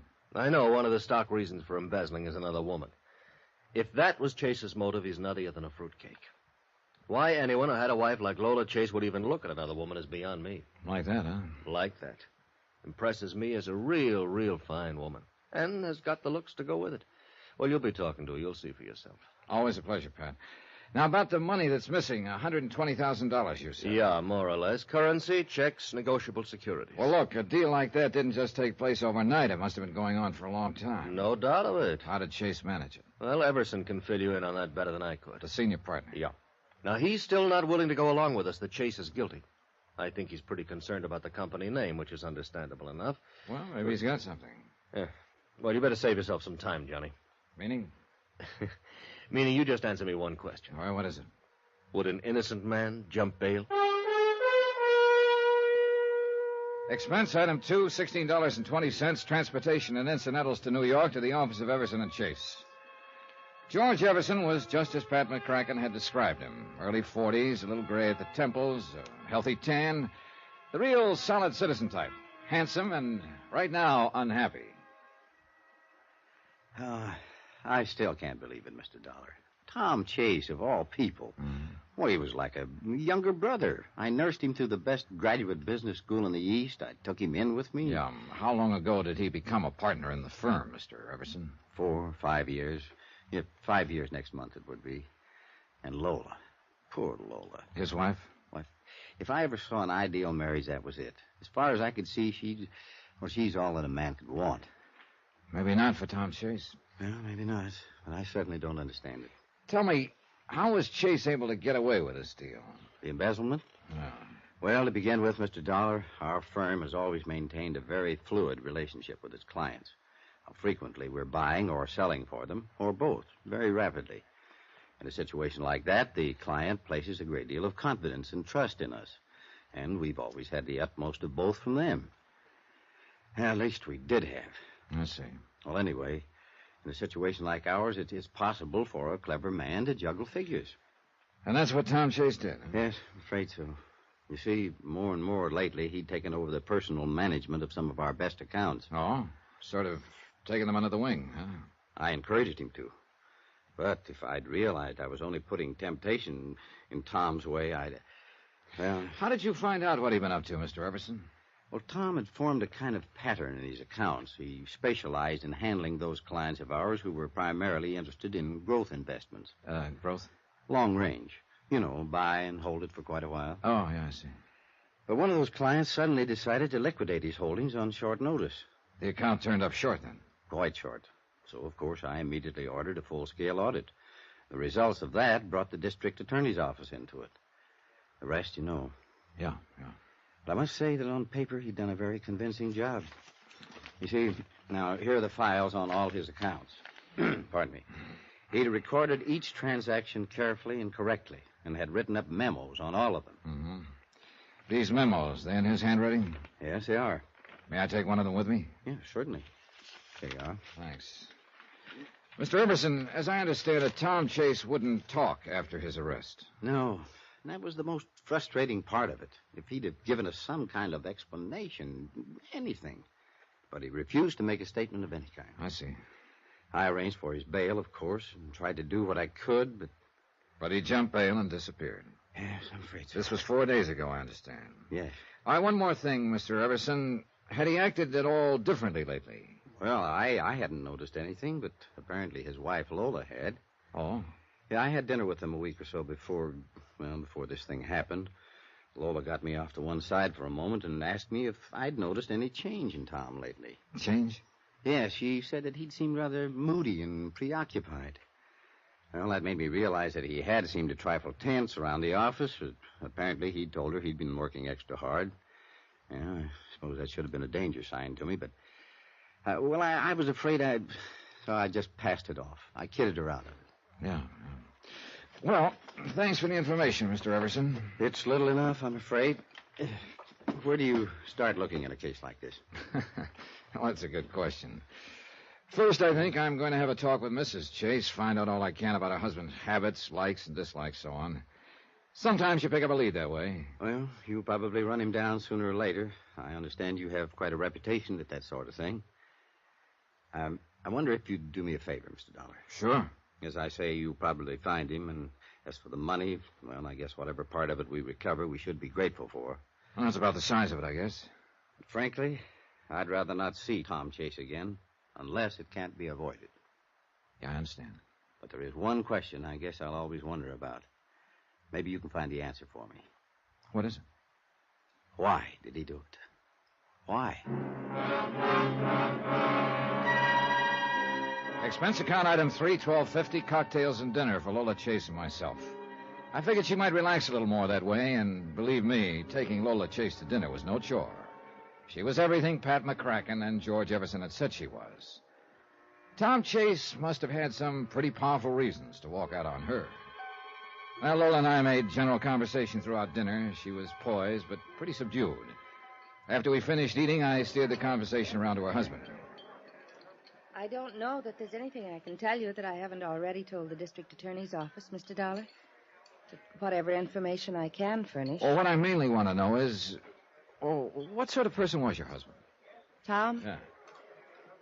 I guess I'm the wrong one to be answering that, Mr. Dollar. Hmm? I thought I knew Tom better than anyone in the world. But as it turned out, I didn't know him at all. Funny how you can live with someone for years. Yeah. So when you ask me what sort of person he was, I guess I have to say I really don't know. Well, how about his hobbies, likes and dislikes, that sort of thing? Well, he liked to play golf. Uh-huh. He did some sailing. And he had quite a collection of records and an elaborate hi-fi set. Oh, what kind of records? Jazz, mostly. He used to play them by the hour. I must say he turned them up a little too loudly for me. But then I understand that women's ears weren't built for hi-fi or something like that. Yeah, tell me, Mrs. Chase, did you notice much change in his behavior recently? Yes, I did. And it upset me. What sort of change? Well, for one thing, he became rather moody. I guess you'd call it. He seemed to have something on his mind all the time. Several times he stayed out late at night and said he was working. I see. And then there was the thing about our vacation. What was that? Well, we'd planned a little trip. But at the last moment he told me he couldn't go. He insisted I make the trip without him. I didn't want to, but he insisted. So I finally went, alone. It was when I got back that I found out he'd been arrested. Where did you go on this trip? Martha's Vineyard.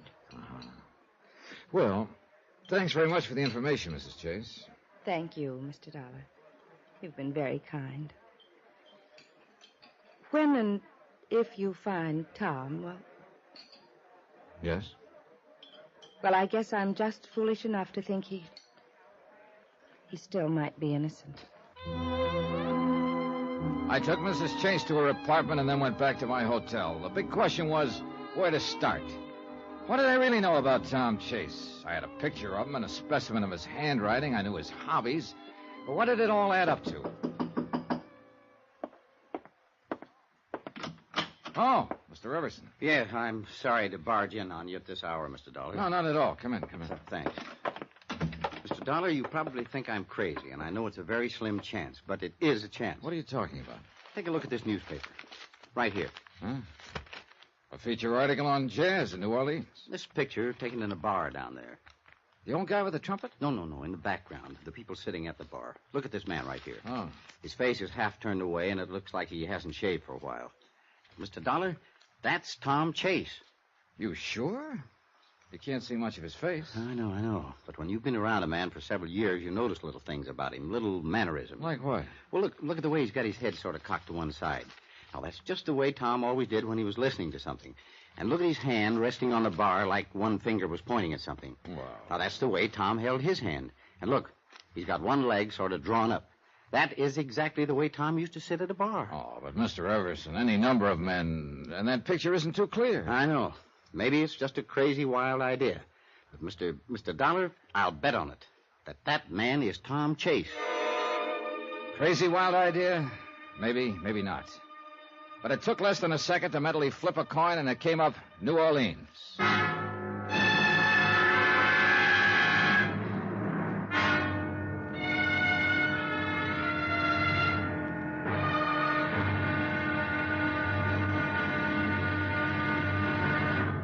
Now, here's our star to tell you about tomorrow's episode of this story. Yeah, on to New Orleans, where the trail proves to be pretty cold, but warms up fast. Join us, won't you? Yours truly, Johnny Dollar.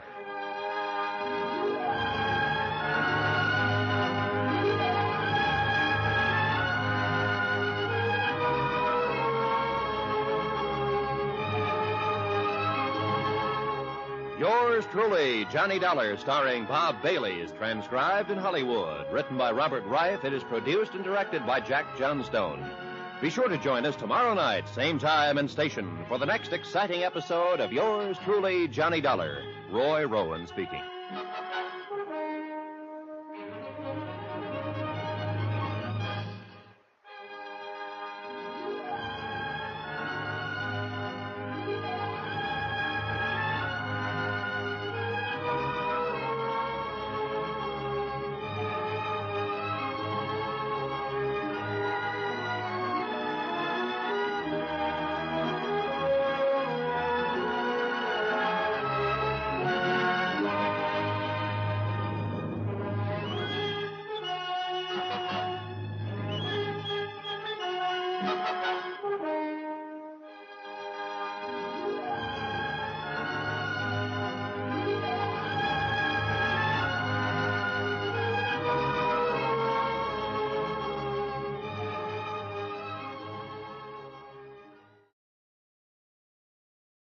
From Hollywood, it's time now for...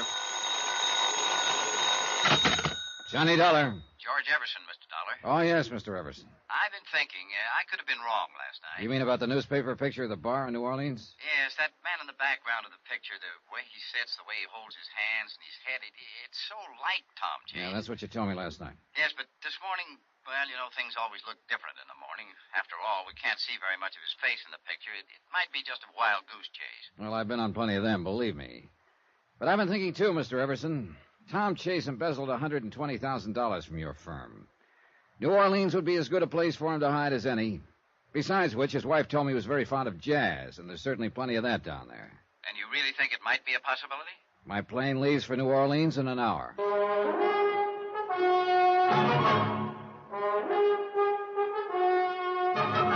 Tonight and every weekday night, Bob Bailey in the transcribed adventures of the man with the action-packed expense account, America's fabulous freelance insurance investigator. Yours truly, Johnny Dollar.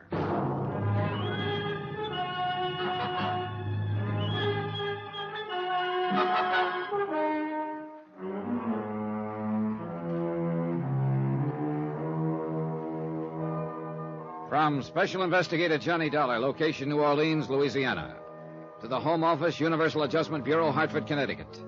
Assignment, the Phantom Chase matter. Expense account continued. Item 5350, cab fare to the airport. George Everson was waiting for me at the passenger ramp. I'll tell you, Mr. Dollar, before I came out here to the airport, I called the insurance company you represent in this investigation. Oh? I told them if this trip to New Orleans did turn out to be just a wild goose chase, that I would assume your expenses. Oh, well, that's very considerate of you, Mr. Everson, but it isn't necessary. Now, an investigation's an investigation. My company's willing and anxious to exhaust all the possibilities. And from what you tell me, it's a good possibility that Tom Chase is hiding in New Orleans. Well, I hope so. Say, look, I've still got a minute or two before my plane loads. I want to make sure I've got all the facts straight. All right.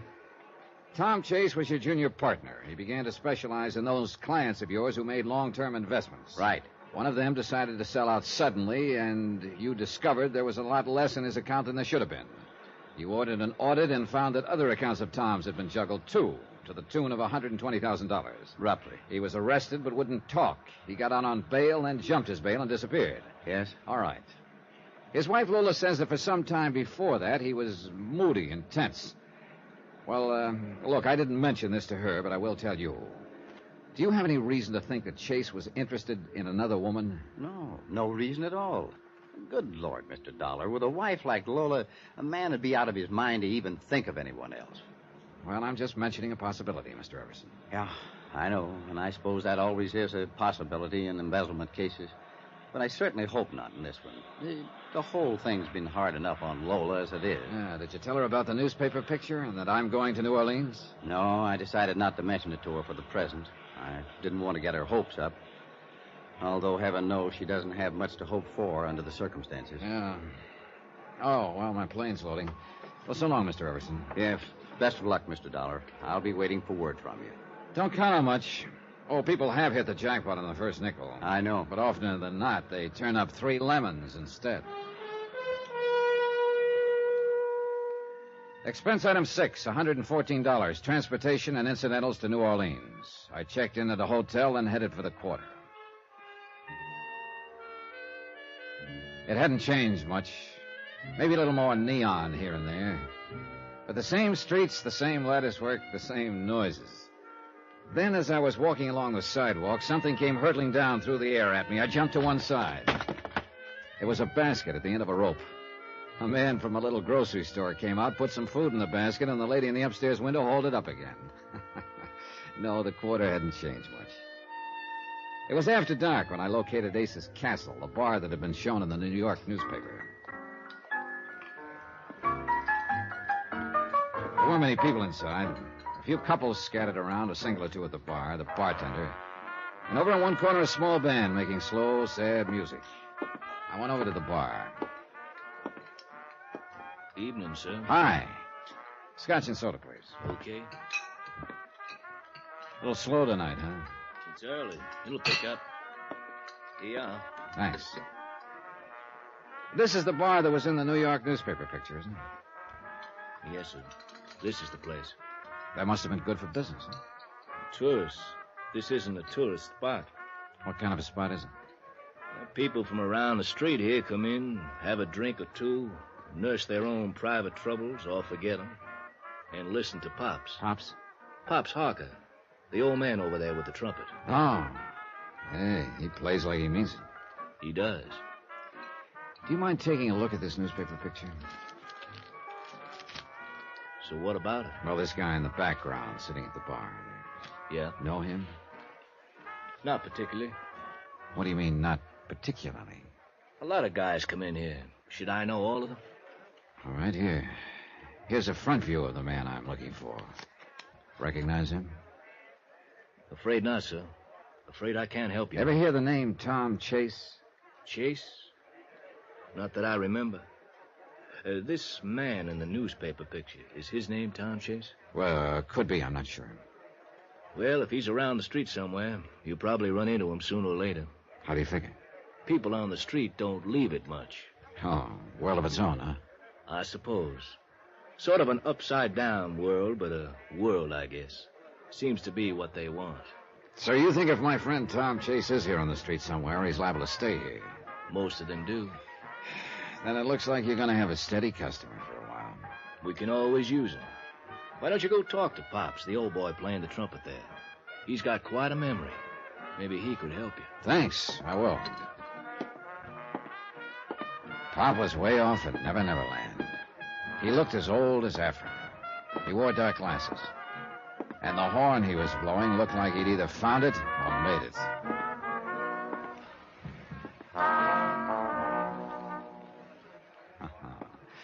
Real cool, Pops. Thank you, Daddy. Me and the boys just warming up. That was a warm-up? Oh, it ain't what it used to be. We'll still hold up for a while, I guess. I think it will. Yeah, you talk to that horn real pretty. It when the horn talk back that counts, Daddy. Hey, look, maybe you can help me, Pops. You got troubles? In a way. I'm looking for somebody. Oh, lots of people got troubles, Daddy. No, that's not quite what I mean. It's a fellow named Tom Chase. Ever hear the name around here? Chase?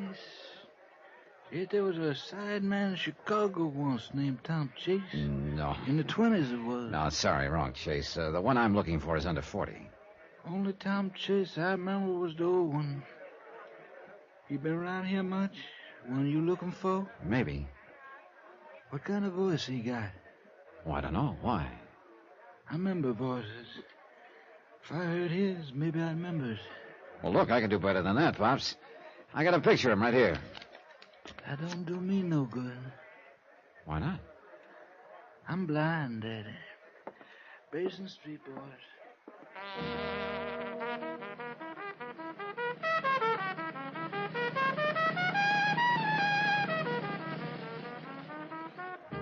I think I knew now why he could blow the kind of music he did. It had to make up for a lot of things. I guess it was the only way he could see. Item 7, $2, drinks for me. I sat there in Ace's Castle for a couple of hours, waiting. Waiting for Tom Chase to show up, or for the guy who looked like him to show up, so I'd know for sure whether this was a wild goose chase. But nothing happened. A few people slowly drifted in and out. Mostly they huddled around Pop's Harker, nursing their drinks and listening. It got to be midnight, and I'd just about decided to give up when a man with a face like a weasel slid into the chair across the table from me. Your name, Dollar? Johnny Dollar? That's right. Who are you? Freddie Quintana. So? So you should be glad to see me. Should I? Any particular reason, Quintana? Oh, the best. It's around the street that you're looking for somebody, Dollar. News travels fast. Yeah, when it's really interesting news like that. Well, what's so interesting about it? Whenever I smell dough, it is always interesting. Well, maybe your nose is too sensitive or too long. There was no mention of money. Look, I've been around, Dollar. Oh, I don't doubt that. Yeah, a lot of people who float around the street and the corridor don't want to be found. Oh? So a guy comes looking for somebody, it usually costs him a little money to find him. I see. And you're looking for a guy named Tom Chase. So? So, I think I got him pegged. Where is he? Oh, not so fast, Dollar. Not so fast. First we talk money, You're wrong there, Freddie. What you mean? First we make sure you know what you're talking about. Now, look now, You Mr. look. I've bumped into a lot of characters like you.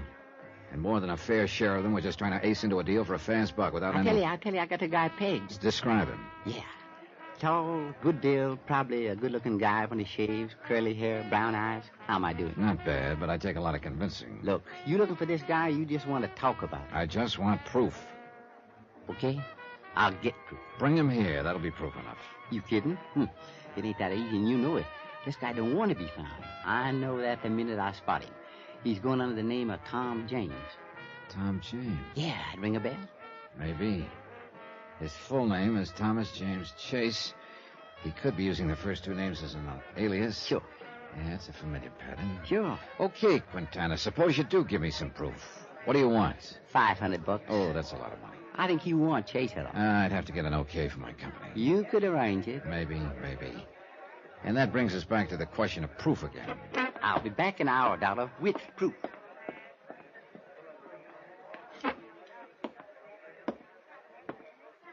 Daddy. Yeah? Yeah, what is it, Pops? That man you was talking to, he's a bad one. Oh? I can tell it in his voice, Daddy. Yeah, I know what you mean. You don't want to mess around with a bad one like that. Unfortunately, he could have something I need. Is that the reason? Oh, well, maybe not a good one, but it's part of my job. Maybe you got yourself the wrong kind of job then, Daddy. You know, Pops, sometimes I think you're right.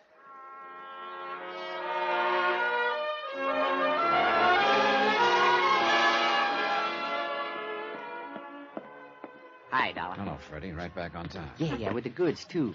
Yeah. Take a look. It's all crumpled up. What is it? Well, smooth it out. I think it's a letter he started writing and threw it away. Where'd you get it? I paid a little visit to his room when he was out. I fished it out of the wastebasket. Okay. Lola, when you get this, I'll be far away. Don't try to find me. It's better this way. I don't know how to explain, but ends there. Well, what you think? Is he your boy? I can tell you in about 10 seconds. I fished the sample of Chase's handwriting out of my pocket and compared it to the half-finished letter. I'm no expert, but I didn't have to be. There was no doubt about it. It was Chase's handwriting. So it looked as though my trip was going to pay off after all. Tom Chase was right here in New Orleans.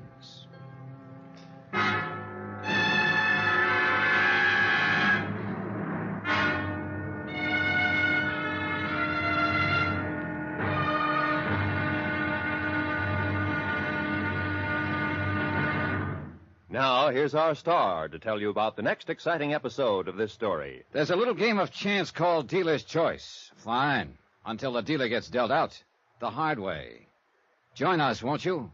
Yours truly, Johnny Dollar.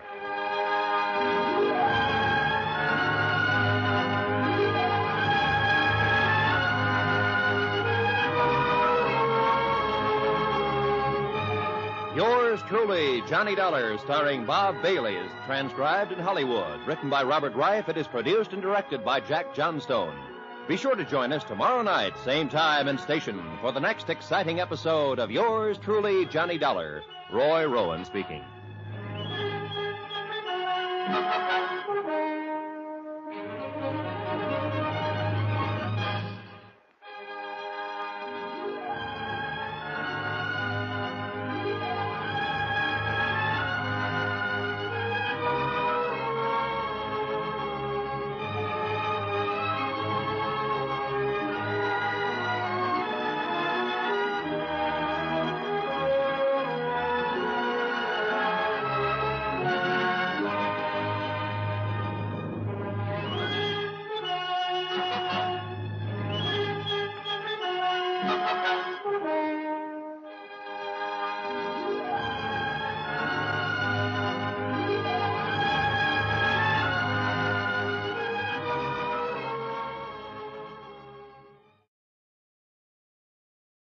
From Hollywood, it's time now for...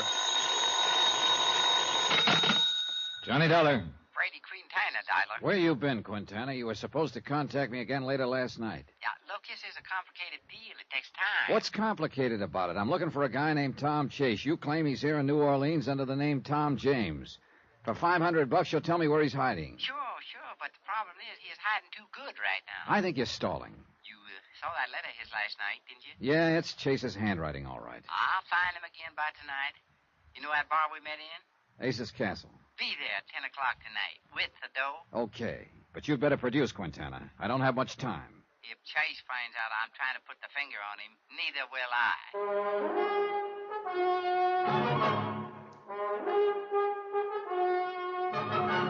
Tonight and every weekday night, Bob Bailey in the transcribed adventures of the man with the action-packed expense account, America's fabulous freelance insurance investigator. Yours truly, Johnny Dollar.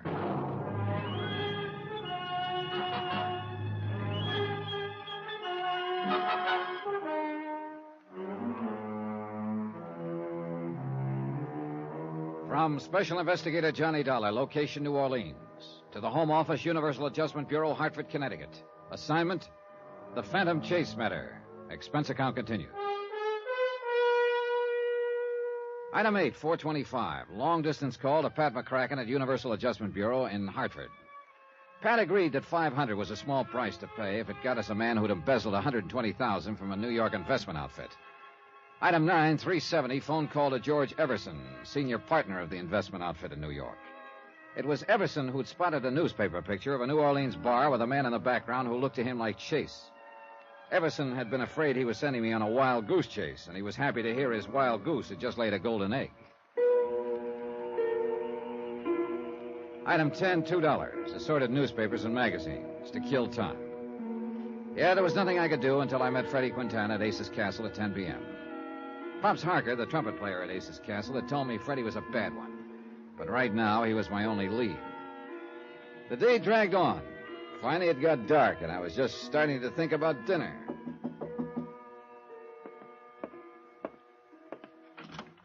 Hello, Johnny. Lola Chase. May I come in? Well, yeah, sure. Come on in. Well, what are you doing here, Lola? I thought you were in New York. George Everson told me about your phone call to him this morning. That you think Tom is here in New Orleans. Well, yeah. Everson said he hadn't told you about the newspaper picture before because he didn't want to get your hopes up. I know. He explained. I got a plane down here right away. Yeah. Well, I'm not sure that was a good idea, Lola. I doubt very much if there's anything you can do. I thought if you do find Tom, if I could just talk to him, maybe I could get him to see that the only thing for him to do is give himself up and return the money. Oh, I wouldn't count on that. Johnny, I had to come. He's still my husband. Yeah. George Everson didn't go into details about the newspaper picture. Oh, there was an article on New Orleans Jazz, one of the New York papers a few days back. It showed a bar scene, a place called Ace's Castle. And in the background, sitting at the bar with his face turned away, was a man George thought might be your husband. So I came down here. Now you have proof he's here? I think so. What kind of proof? Johnny, please tell me. Okay.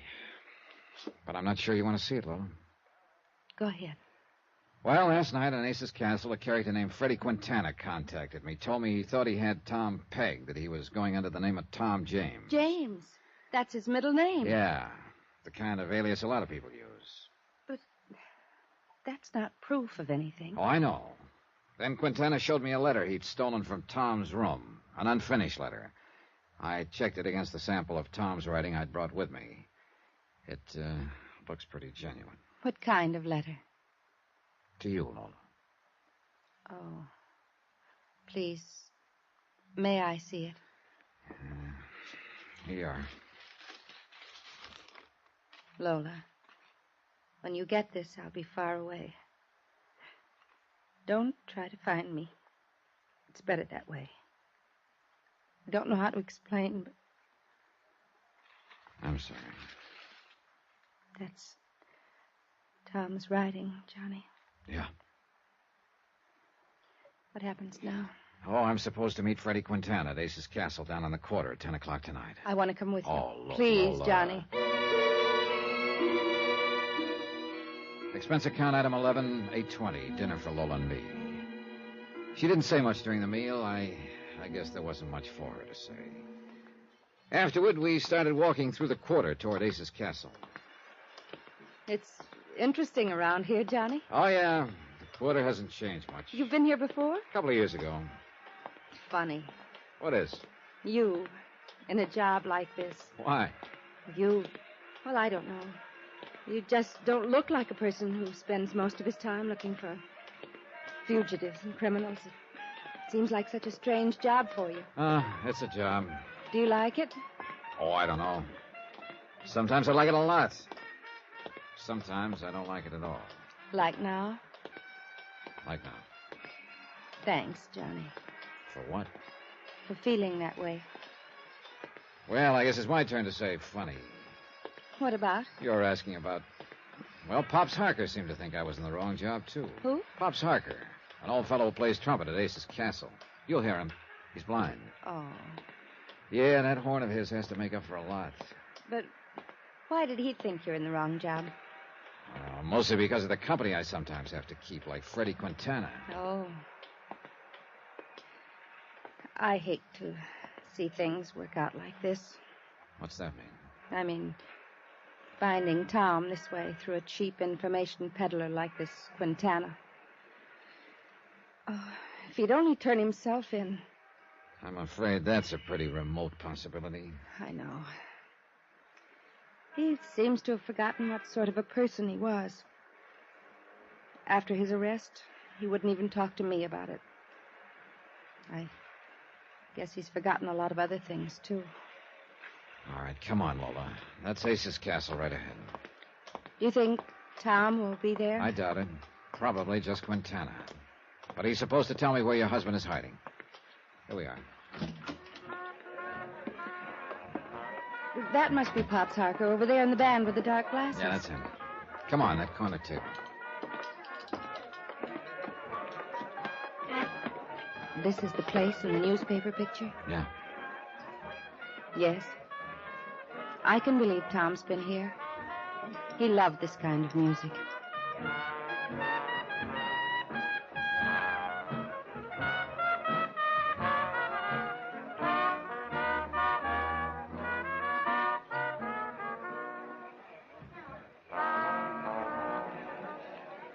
Real nice, Pops. Thank you, Mr. Dollar.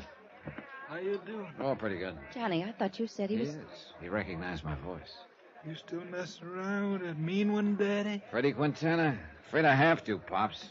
I'm not enjoying it particularly. Well, you stick to the good ones, Daddy. Don't mess with the bad ones. Gossiping about me, Pops? Oh, Quintana. Oh, why don't you keep your face in that horn and out of other people's business? Take it easy, Quintana. That's all right, Mr. Dollar. I'll still be blowing away this here horn long after some folks quit breathing. Yeah, sure.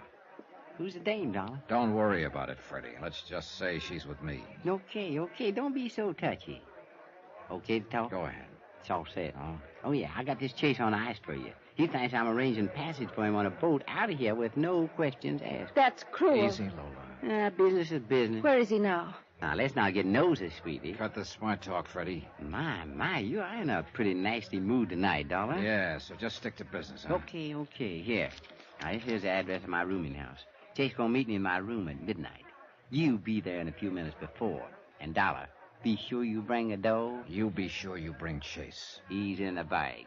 See you at midnight. Oh, what a horrible person. Yeah, he's sure not the best. Johnny, let me go with you at midnight. I don't think that'd be a very good idea, Lola. Please. Why? Just say I'm pretty foolish, I guess. I just want to see him once more. Look, why don't you...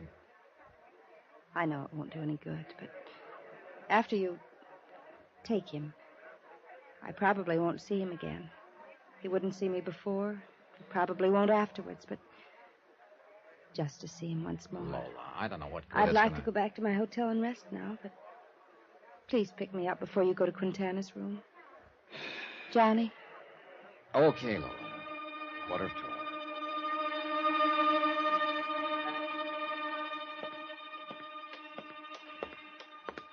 This is the address, Lola. Quintana's rooming house. It's an awfully shabby place. The perfect spot for Quintana. What time is it? 5 minutes to 12. All right, let's go in.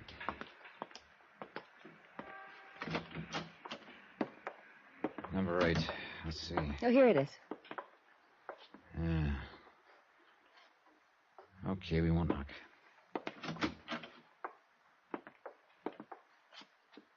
There's nobody here, Johnny. Well, we're a little early. Okay, we'll wait.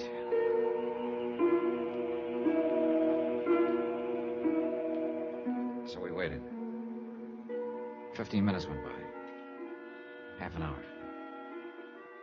Do you think he was just playing some sort of fiendish joke on us, Johnny? I've been stood up on deals like this before. But Lola wasn't used to it.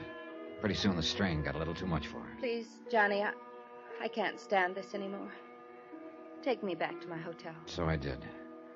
Now I was right back where I started from, with no leads. I decided to go back to Ace's castle. That's where the trail had started. I sat there for a few minutes nursing a drink. Then somebody slid into the chair across from me. You Johnny Dollar? Yeah, that's right. Who are you? Lieutenant LaFleur, New Orleans Police. Ah. What can I do for you, Lieutenant? How long you been here, sir? A few minutes. Oh? Weren't you in here early? Yeah. What time you leave? A little after 10. Why? Where'd you go? To see somebody who didn't show up. Look, Lieutenant, what's this all about? You don't mind, just answer the questions, huh? Who was this, somebody you went to see? A character named Quintana. I was supposed to meet him in his room. Well, you won't see him back. Well, that's a sort of a long story. Look, here's my card, Lieutenant. Jones investigator, huh? You mind come with me, Mr. Dollar? Oh, where to? Out back. Was a woman with you earlier, huh? Yes, Mrs. Lola Chase. I took her back to a hotel before I came back here again. I see. End of the alley here. What's this all about, Lieutenant? Go ahead, Dollar. Take a look. There were 2 policemen and a photographer in the alley, over near a doorway. I moved in close. A man was sprawled there, face up. Freddie Quintana. And he didn't look mean and nasty anymore. Just real tired. Real dead.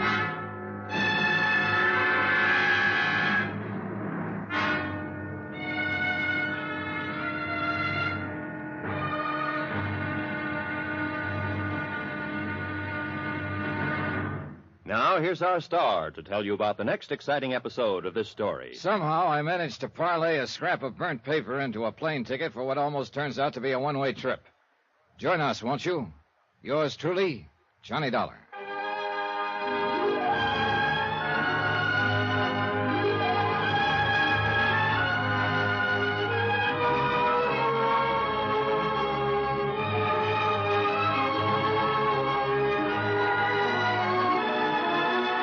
Yours truly, Johnny Dollar, starring Bob Bailey, is transcribed in Hollywood.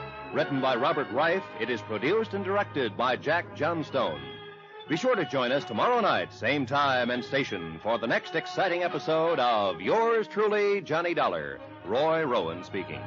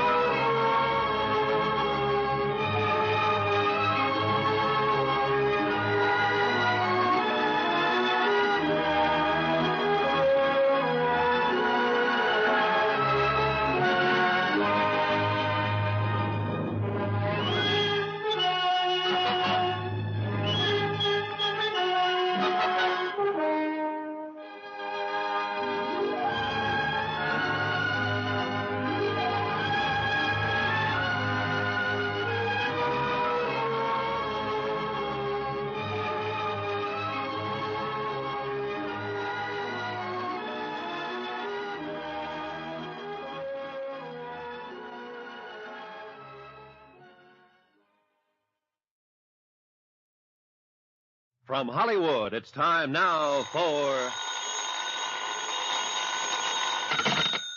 Johnny Dollar. This is Lieutenant Lefebvre, New Orleans Police. Morning, Lieutenant. Anything new on the Freddie Quintana murder? Yes. Oh? You. What? You said you were with Quintana last night. On business, Lieutenant. What kind of business, Dollar? Well, it's a long story. I'm sure. I think you better tell it to me. Okay, I'll be right over.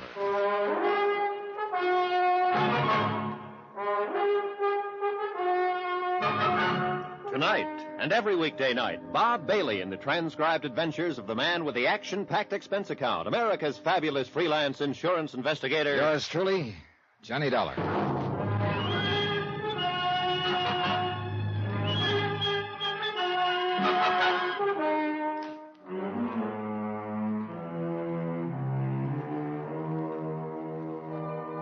From Special Investigator Johnny Dollar, location New Orleans, to the Home Office, Universal Adjustment Bureau, Hartford, Connecticut.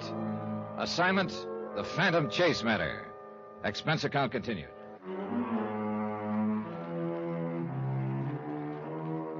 Item 12, $1.20 cab fare from my hotel to police headquarters, where Detective Lieutenant Lefebvre was waiting for me. All right, Dollar. Now, what's it all about? Lieutenant, it's mainly about Tom Chase, alias Tom James. Chase? James? Who's he? Former junior partner in the investment firm of Everson and Chase in New York City. Chase embezzled $120,000 from the firm. It's not very easy to do. I know, but he was real smart about it. George Everson, the senior partner, explained how Chase had done it. You see, he specialized in long-term investments. Oh, people that buy and hold on, huh? Yeah, that's right.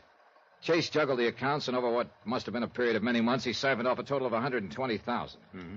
How'd Everson find out about it? Oh, one of their clients suddenly decided to sell out. His count wasn't as fat as it should have been, huh? That's right.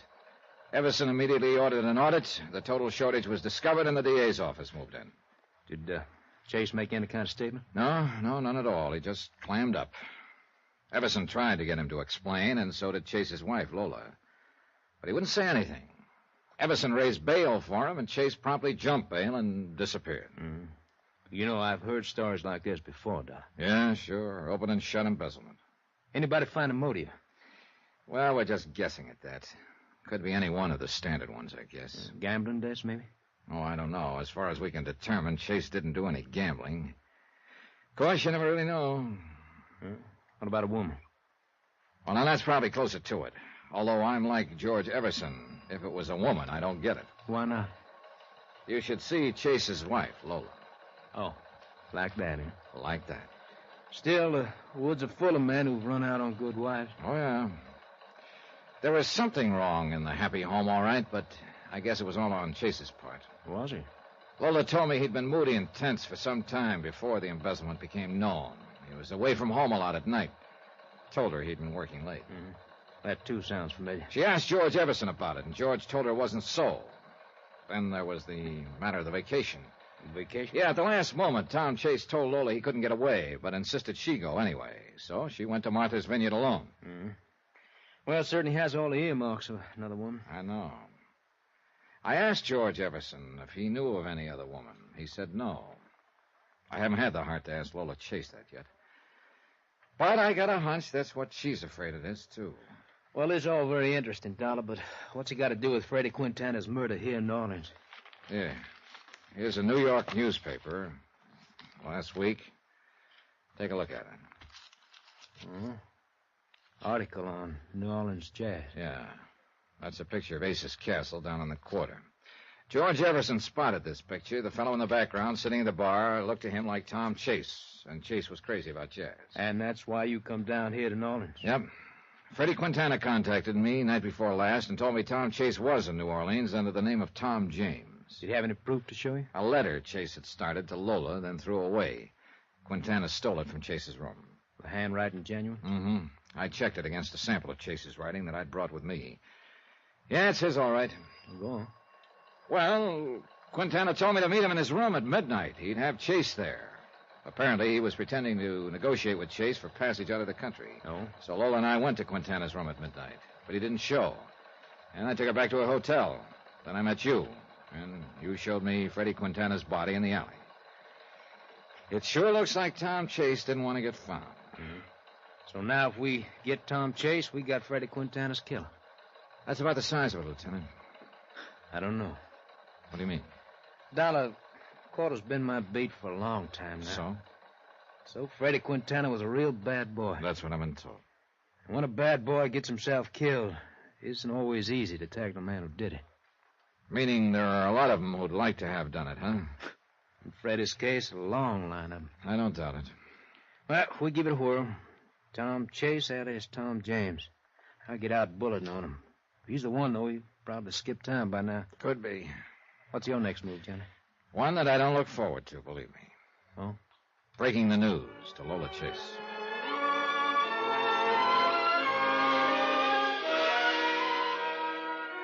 I just won't believe it, Johnny. I know. It was hard enough to think that Tom was an embezzler, but he isn't a killer, Johnny. He couldn't be. A nice guy can get twisted up. Then, when he's on the run, he sometimes acts like an animal. He'll destroy anything or anyone who's between him and his freedom. But what kind of freedom can a man have who's... I guess you were right, Johnny. Yeah, what about it? You said I shouldn't have come down here from New York. That there was nothing I could do except get hurt more. Oh, I can understand your feeling. You had to come, but, well... Johnny, I wish you were working for me right now. This investigation, I mean. I'd just call it off. Afraid it isn't that simple. Your husband's still a fugitive. He's got to be found. That $120,000, or what's left of it, has to be recovered. And if he is responsible for Quintana's murder... I know. It was just a wish. Excuse me. Hello? Oh, yes, just a moment. It's for you, Johnny. Oh, thanks. Johnny Dollar. Lieutenant Lefebvre. Thought I might find you there. Anything new, Lieutenant? Yes. That Tom James alias you gave us for Tom Chase paid off. Oh? We just located his room. Where? A room and house in the quarter, a couple of doors from where Freddie Quintana lived. I'll meet you there in 10 minutes.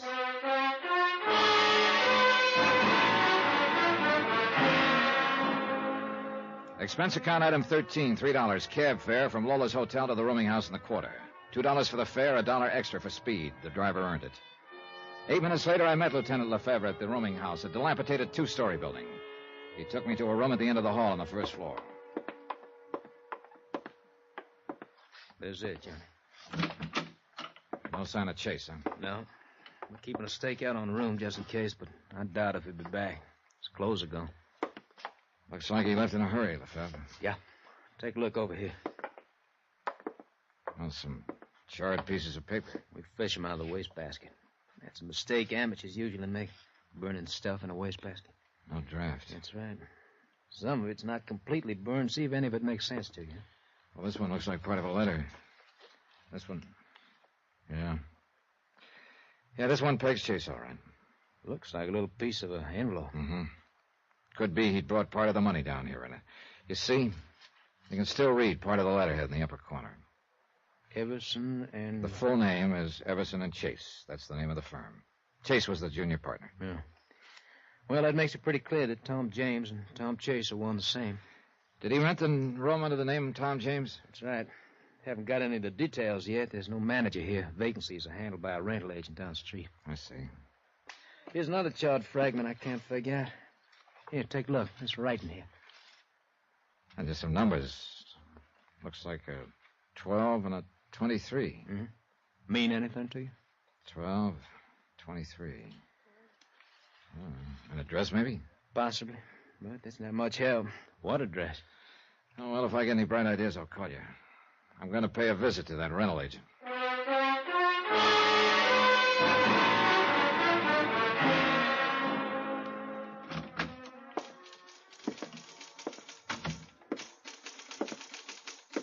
Yes, sir. What can I do for you? Are you the agent for that rooming house down the street? That's right, sir. Collis is the name. Roger Collis. You'd like a room, maybe? No, thanks. I want some information.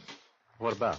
Well, you rented a room some time ago to a man named Tom James, I believe. Well, let me see. I'll have to look it up. We keep all the rentals in this here book, and it ought to... Yeah, here it is. Oh, yeah. What do you mean, oh, yeah? Was there something special about that rental? Oh, indeed there was, my friend. A little over a week ago it was. Yeah, that would figure. And the month's rent was paid in advance. Is that what was so special about it? Oh, no, that's happened before. It was who rented it was so special. Well, I thought Tom James... It was rented for Mr. James by a friend of his. Oh? I sure wish I had a friend like that. Oh, man, what a woman. The motive for Tom Chase's embezzlement. It was a woman, after all. He probably stayed undercover while she rented the room for him. I thought of his wife, Lola. I didn't want to see her get hurt anymore. Expense account item 14, cab fare to Lola's Hotel. Is there something new, Johnny? You left in such a hurry. Lola, do yourself and me a favor. What is it? Go back to New York now. Why? Well, I just think it'd be better all around, that's all. Something's happened. You found out something. Johnny, please don't hold anything back from me. Look, Lola, whatever it is, I have a right to know. Yeah, I guess you do. Okay, I'm sorry to tell you this, but it looks like Tom isn't traveling alone. Oh. I guess I always knew that was it. It had to be. I'm sorry. You're right, Johnny. The only thing for me to do now is go back to New York and forget. Try to forget. Thanks for everything, Johnny. Item 15, $3 even, drinks for me. But they didn't take the bad taste out of my mouth. Lola, heading back to New York alone, and Chase, heading who knew where with $120,000 and not alone. I thought of that scrap of charred paper with the numbers on it, the one we'd found in his room. 12, 23. They could mean anything, or nothing. Finally, I gave up trying to make sense out of it and picked up the evening paper. News section, not much of interest. Sports, the comics, the weather, harbor news, Harbor news.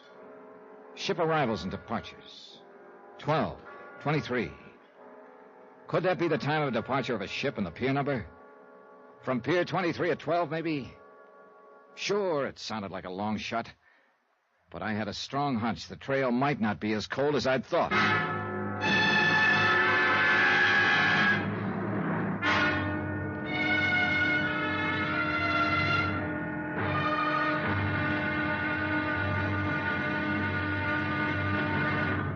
Now, here's our star to tell you about the next intriguing episode of this story. It's about a trail that heats up, and a girl who doesn't exactly help to cool things off. Join us, won't you? Yours truly, Johnny Dollar.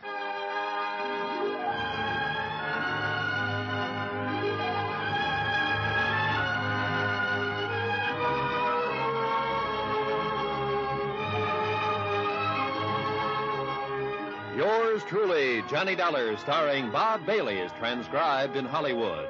Written by Robert Reif, it is produced and directed by Jack Johnstone. Be sure to join us tomorrow night, same time and station, for the next exciting episode of Yours truly, Johnny Dollar. Roy Rowan speaking.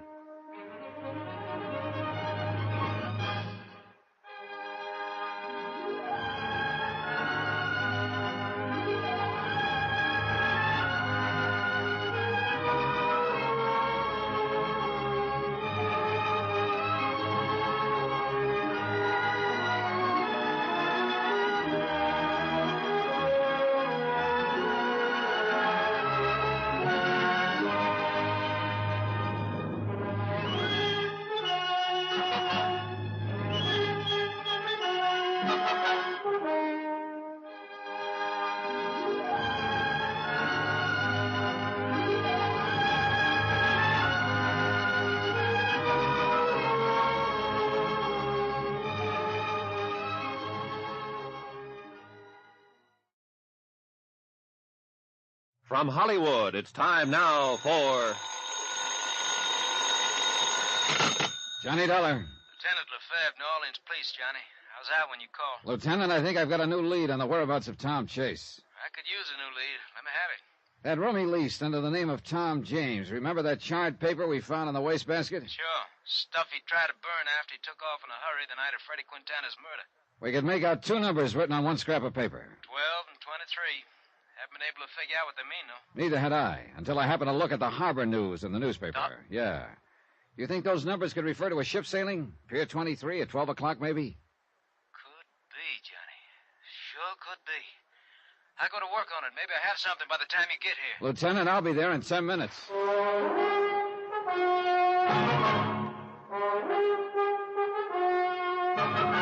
Tonight, and every weekday night, Bob Bailey in the transcribed adventures of the man with the action-packed expense account, America's fabulous freelance insurance investigator. Yours truly, Johnny Dollar.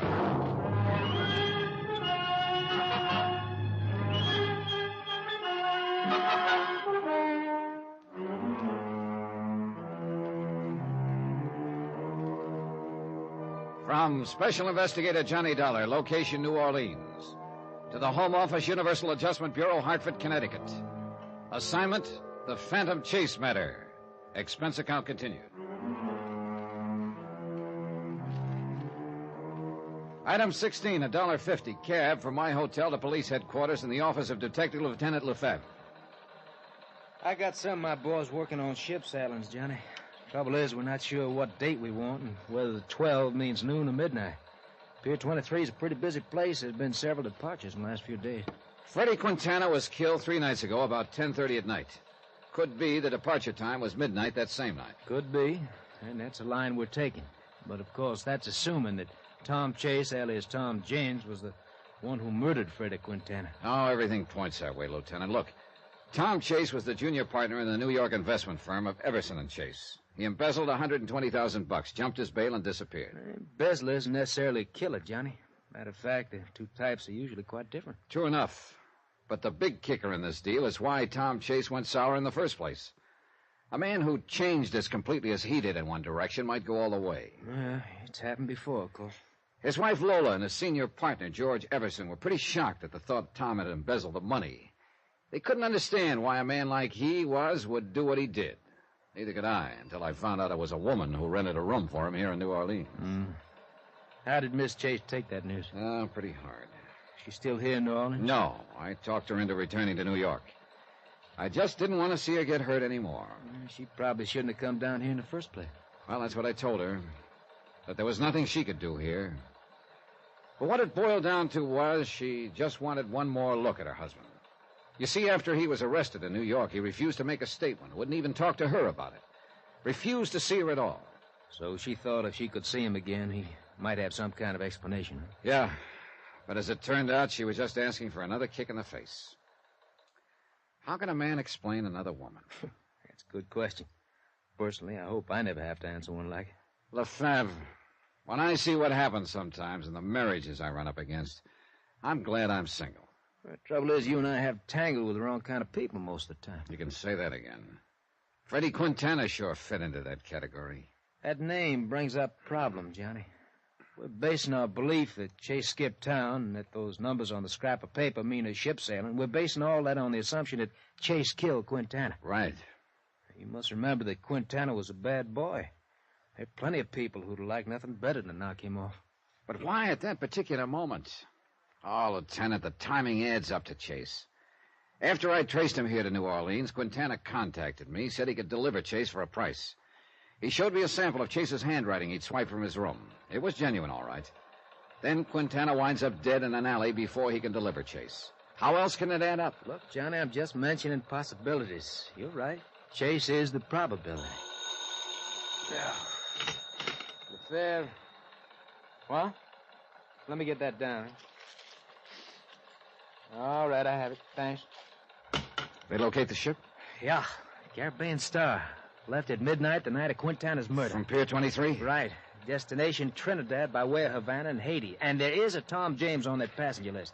Your hunch was a good one. Let's see. If I could get a plane out of here this morning, I might be able to intercept the ship at Haiti.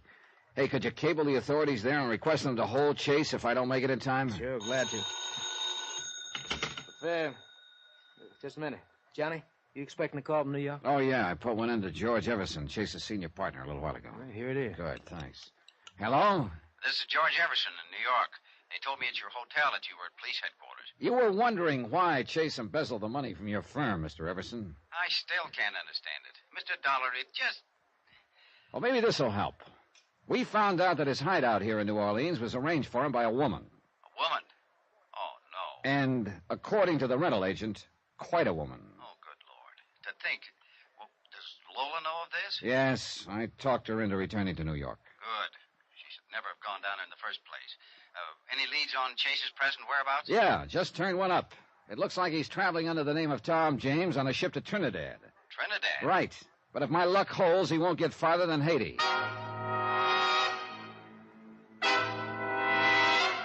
Expense account item 17, $134.40. Transportation from New Orleans to Port-au-Prince, Haiti. The flight only took a few hours, but to me the plane seemed as slow as a truck. But then, as we came in over the harbor at Port-au-Prince, I could see it was going to be a dead heat. The boat was just entering the harbor. By the time I got to the dock, they were just putting the gangway over. Nobody had come ashore yet. I had Chase's stateroom number from the passenger list.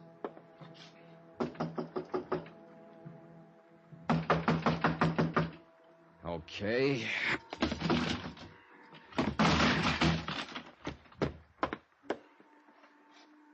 Empty. Real empty. Oh, well. What's the trouble here? What's wrong? Oh, purser. Was that you just broke in the door? Yeah, here's my card. But insurance investigator. But really, Mr. Dollar, the door... Don't worry. I'll take care of it. Right now, I'm more interested in the man who used to be behind the door. What? He was going under the name of Tom James. Oh, yes, Mr. James. Well, where is he? I'm afraid I wouldn't know, Mr. Now, look, Dollar. this is no time for games, Percy. But I don't know where he is. I came aboard just as the gangway went down. Nobody could have come ashore. Do you mean here at Port-au-Prince? Wait a minute. Are you trying to say he got off at some other port? Our first stop. Havana? That'd be 2 days ago. That's right, Mr. Dollar. Oh, well, that's just great. I bust my neck to meet the boat for nothing. Look, so he got off in Havana. You have any idea where he was heading? None whatsoever. Well, that just about does it. He did ask me where the airline's office in Havana was. Airline's office. Thanks. Expense account item 18, $8.40. Long distance call to the Havana Police Department. They put me through to a Lieutenant Escobar. Si, Senor Dollar? Hey, look, Lieutenant Escobar. I'm an insurance investigator from the United States. The United States? But the operator said you are in Haiti. Well, yeah, that's right. You see, well, let that go for a moment. I'm after a fugitive, an embezzler named Tom Chase, also known as Tom James. Chase? James? Yes, I wonder if you'd check the airlines at Havana and see where he bought a ticket to, then call me collect. I thought he was going to Trinidad, so I came as far as Haiti, where I found out here he got off in Havana. Trinidad? Haiti, Havana? Senor, if you will permit me, you sound a little confused. If I do, senor, it's because I am. There was nothing I could do after that except sit in Port-au-Prince and twiddle my thumbs. I wasn't at all sure I'd be hearing from Lieutenant Escobar again, or if I did, whether he'd have a lead for me. But 2 hours later, he called back, and he did. About your friend, Senor James, or Senor Chase, I'm not sure which. Let's not start that routine again, Lieutenant. James will do. See, 2 days ago, the Senor James bought a plane ticket here in Havana. Where to? Barbados. Barbados? See, the British West Indies. Yeah, I know where it is. Oh, brother, he really gets around. Now, let me see if I have this thing straight, Senor. You thought he was going to Trinidad, so you went to Haiti. Well... But instead he came to Havana, so he went to Barbados. Well, you see... No, Senor, I am sorry, but it still does not make sense. Don't worry about it, Lieutenant Escobar. It does to me. Just accept my thanks for the lead. Someday I'll sit down and write you a letter about it. Item 19, $143, transportation and incidentals from Haiti to Barbados. From the air, it looked like a beautiful spot. Pastel-colored houses with pink roofs, clean, sandy beaches, gentle waves. Yeah, I could see Chase's point in coming here. A good place to get away from it all, particularly with $120,000 to keep you company. And more particularly when what you're trying to get away from is a couple of assorted charges, like embezzlement and murder. But if I thought that finding Tom Chase, alias Tom James, would be a cinch once I got to Barbados, I was sadly mistaken. It was a bigger island than I'd realized, about 170 square miles. And Bridgetown was quite a fair-sized city. I checked in at a hotel, then made the rounds of all the others, inquiring about Chase. But I got nowhere. Item 20, $1, 2 drinks, while I brooded in the hotel bar over the fact the trail had gotten cold again. But by the time I got that through my head, I saw the prettiest sight I'd encountered all day. A girl. And unless I was very much mistaken, she was heading for my table. You're Johnny Dollar? Sure am. I'd like to talk to you. Sit down. Thank you. Cigarette? Please.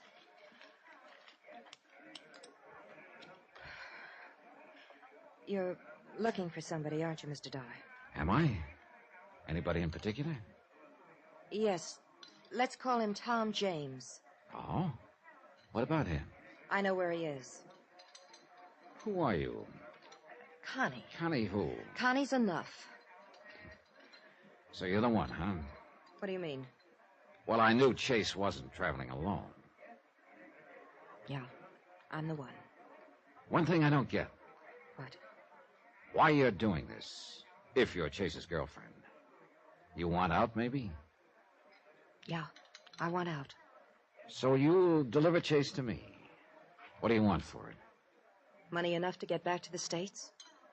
That might be arranged. Just one thing. What is it? The last person who tried to turn Chase over to me got himself killed back in New Orleans. You better be real careful. I will. Now, look. There's a bar down near the waterfront called the Trade Winds. Know it? I can find it. Be there about 10 tonight. Chase will be with me. Okay. 2 things, Mr. Dollar. What are they? Don't let on to him how you found him. Okay, what else? Bring the money. Connie left, and I sat there basking in the welcome warmth of a trail that had suddenly heated up again. At 9:45, I went down to the waterfront. I spotted the Trade Winds bar down the street a block or so. I waited. Pretty soon I saw Connie go inside. I started for the entrance. Then, suddenly, I realized I was being followed. Somebody across the street in the shadows. I whirled and headed for him fast. It took him by surprise. He ducked down an alley, then into a warehouse on a pier. I eased up to the door. It was dark inside, but I went in. Then, too late, out of the corner of my eye, I spotted somebody beside me in the dark. Something hard hit me over the right ear, knocked me to my knees. Yeah, I'd finally caught up with Chase. The hard way.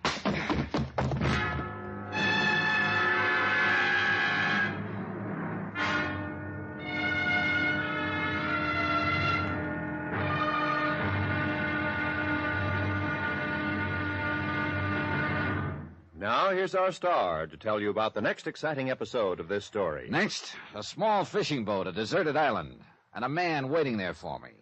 A man with a gun. Join us, won't you? Yours truly, Johnny Dollar.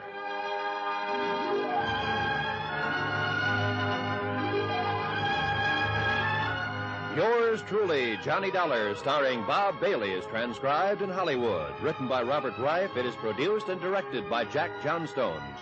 Heard in our cast were Virginia Gregg, Michael Ann Barrett, Lawrence Dobkin, Forrest Lewis, Peter Leeds, Barney Phillips, Tony Barrett, and Victor Perrin. Musical supervision by Amerigo Marino. Be sure to join us on Monday night for another exciting episode of this story on Yours truly, Johnny Dollar. Roy Rowan speaking.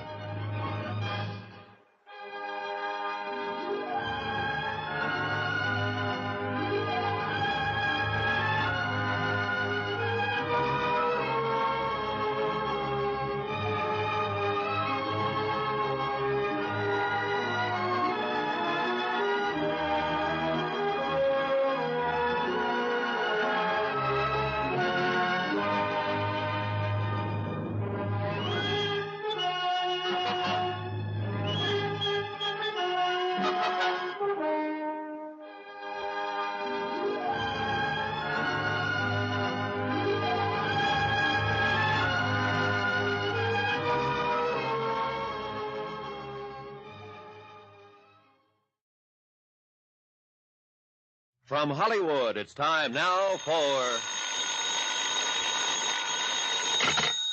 Johnny Dollar. This is Connie, Mr. Dollar. Well, you're about the last person in the world I thought I'd be hearing from. What do you mean? I waited for you last night at the Tradewinds Bar, but you didn't show up. No, I got delayed on the way by a hit over the head in a warehouse on a pier. What? No, don't tell me that surprises you. Of course it does.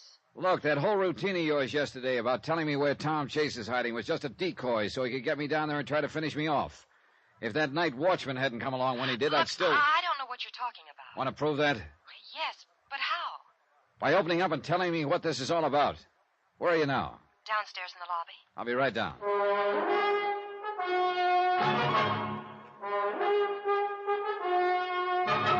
Tonight and every weekday night, Bob Bailey in the transcribed adventures of the man with the action-packed expense account, America's fabulous freelance insurance investigator. Yours truly, Johnny Dollar.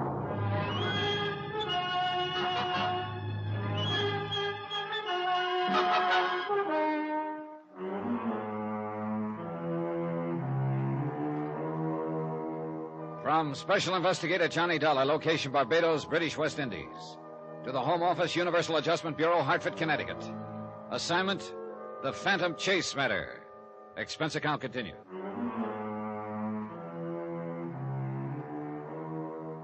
Item 21, 2 cents. Exactly what I'd have taken at that point to chuck the whole deal. Getting slugged on the head the night before was bad enough. But when I got down to the lobby that morning and found that Connie was nowhere in sight, I realized I was right back where I started from, which was nowhere. I went over to the desk. Yes, sir? Hey, look, a girl just phoned me from the lobby. Did you see her? Yes, sir. A most attractive young lady. Yeah, and right now a most invisible young lady. Where'd she go? Why, I don't know, sir. Was she alone? Oh, it's quite alone. She came in and asked to be put through to your room, and after she'd hung up, she suddenly turned and walked out. Oh, well, that's just great. You wouldn't happen to know her? I'm afraid that's a pleasure that's been denied me, sir. Ever seen her before? Yes, once or twice around town. Was she with someone when you saw her? Oh, sir, a woman with such obvious charm is seldom alone. Yeah, well, you remember what the man she was with looked like? Well, only in a vague sort of way, I'm afraid. He was large, rather handsome. Athletic-looking, I'd say. Could be Chase, all right. Chase? Skip it. Well, that's that, I guess. Sorry I didn't make connections, sir. But perhaps she'll come back. I'm not counting on it. A long time ago, I learned that in my job, it's always a good idea to keep in contact with the local authorities. So I decided to visit the Colonial Police. As of the moment, I needed a shoulder to do a little crying on. The shoulder in this case turned out to belong to an Inspector Whitsett. Let me see if I have this thing straight, Mr. Dollar. This chap you're looking for, Tom Chase, embezzled some money from the New York investment firm in which he was a junior partner. Yeah, that's right, Inspector. Everson and Chase was the firm. $120,000 was the amount. 100? My goodness, Chase must be rather clever, swindler. Yeah, and pretty speedy, too. He's kept 2 jumps ahead of me all the way. And you think he's traveling under the name of Tom James? I'm sure of it. In New Orleans, a man named Freddie Quintana told me Chase and James were one and the same and showed me some handwriting to prove it. But Chase eluded you in New Orleans. Yeah. Quintana was going to turn him over to me for a price, but then he turned up dead in an alley. So your friend Chase is dangerous as well as clever. Why, you do have your problems, don't you? A bucket full of them, Inspector.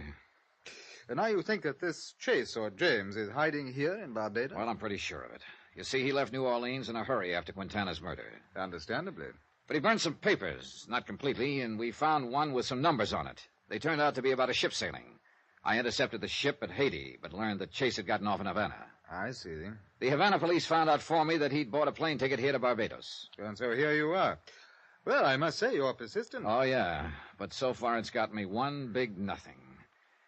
I thought my luck had changed when I met Connie last night, but apparently that was just a decoy. Connie? Yeah, here.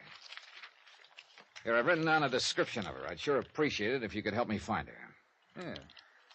Oh, I say. From this description, it sounds as though it would be a pleasure to find her, wouldn't it? Oh, yeah, Inspector. She's quite a dish. Well, how does this Connie enter into the situation? Well, pretty basically. You see, nobody up in New York could figure out why Chase had turned sour. His senior partner, George Everson, was mystified, and so was Chase's wife, Lola. But I guess the reason was pretty obvious right from the start.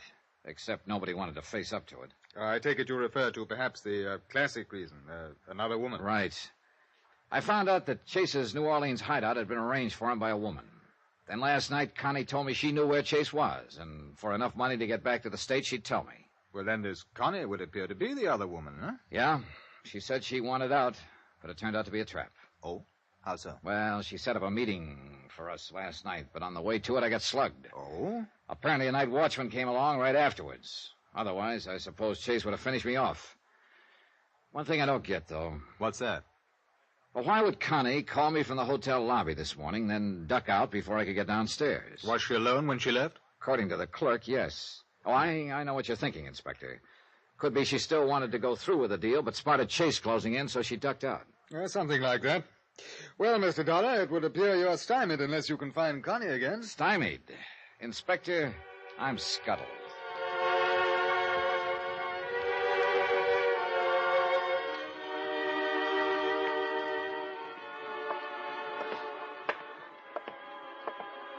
Good afternoon, Mr. Dollar. Clerk, has that girl been back? The one you called, Connie? Yeah. No, sir. I've been keeping an eye out for her here in the lobby, but I've seen no sign of her. No calls or messages for me, huh? No, sir. If I see her, of course, I'll get in touch with you immediately. You'll be in your room? No, I'll be at the Trade Winds bar. The Trade Winds? Well, that's one of the waterfront bars, isn't it, Mr. Dollar? That's right. It's none of my business, sir, but I would be just a bit careful if I were you. Now, what's that supposed to mean? Well, that part of town, sir, it's not the best. Oh, you're telling me. I got hit over the head down in that part of town last night. And now you're going back there?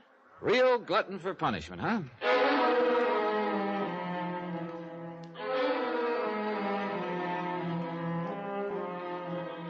My thought was that the Trade Winds bar was as good a place to go as any at the moment. Connie had wanted me to meet her there last night. If she really was on the up and up, she might try to contact me there again.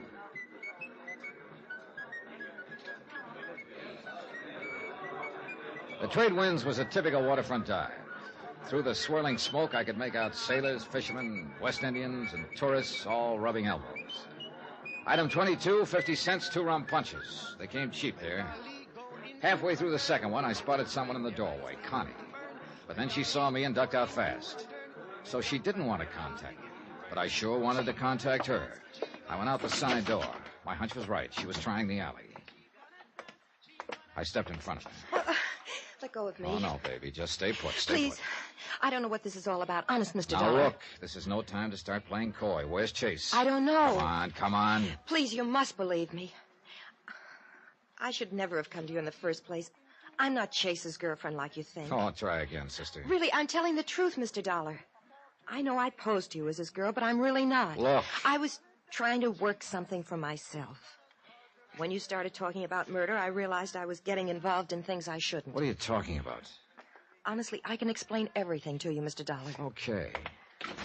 Inside. That's just what you're going to do. Look, we'll take this table right here. Go on, sit down.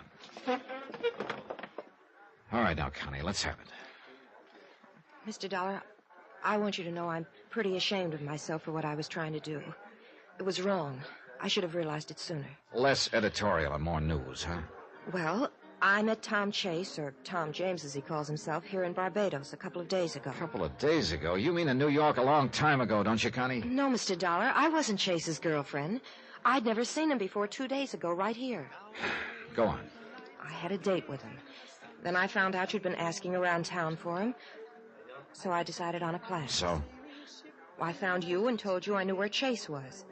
You thought I was his girl, and so I went along with it. I was supposed to have a date with him last night here at the Trade Winds, but he didn't come. He was too busy hitting me over the head at the time. You telling me the truth, Connie? I swear it. Then there's one big question. Why did you do it? Because I'm broke, Mr. Dollar. I'm stranded here in Barbados, and I want to go back to the States. I thought you were going to put the finger on him for enough dough to get back to the States, huh? I'm afraid that's about it. And you don't have any idea where he is now? None at all. Well, that's just fine. My last lead, out the window. I'm sorry, Mr. Dollar. You're sorry. Look, did he mention his girlfriend to you? He did say he was expecting a friend down here. They probably had it rigged for her to meet him here later. He didn't give you any indication where he was staying, huh? No. Or what his future plans were? No. There was one thing. Well, what was it? Well, I don't know if it means anything Well, or come on, not. let's have it. Well, we were here at the Trade Winds night before last. Afterwards, we walked around the waterfront for a while. Yeah? Tom stopped and talked to one of the fishermen there for quite a while. Ah. Could you hear what they were saying? No, they left me and went off to one side. Now, listen, Connie. Do you think you'd recognize that fisherman if you saw him again? Yes, I think so. Then come on. We went outside. It was sunset. A few fishermen were scattered along the wharves, mending nets, getting their gear in shape. We gave each one of them the once-over, then kept going. Suddenly, Connie stopped. There he is, Johnny. The one who's yawning. Okay, thanks. You stay here. Good evening. Good evening. You don't sound very convinced. Oh, sure, it's a good evening. Soon it will be a good night, and then I can go to bed. Hey, look, I'd like to ask you a couple of questions. Oh, sure. Sure. Mind staying awake a few minutes? But it's that I'm tired. Last night I worked all night. Oh? Fishing really must be good around here. It's not the fishing. It was the passenger. Passenger? Who? He don't give his name. Where'd you take him? Lagos Island. Where's that? 3 hours by boat from here. What's there? Nothing. Nothing? A small abandoned pier, an old abandoned house. Nothing else. Nobody else. Uh-huh. You let him off there, huh? Yes, but he should be comfortable. He took much food with him. You mean he's there now, then? Sure. There are no boats there, and nobody could swim so far. I see. Okay, partner. Thanks a lot. Pleasant dreams.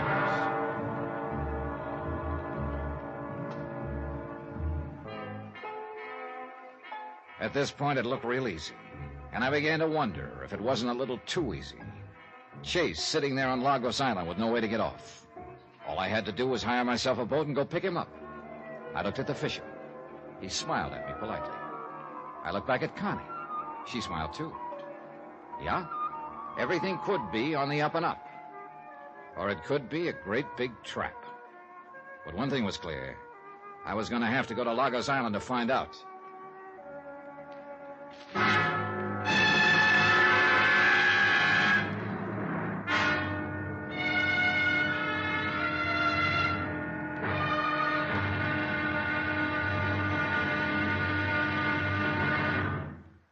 here's our star to tell you about the next exciting episode of this story. Getting to the island of Lagos? Easy.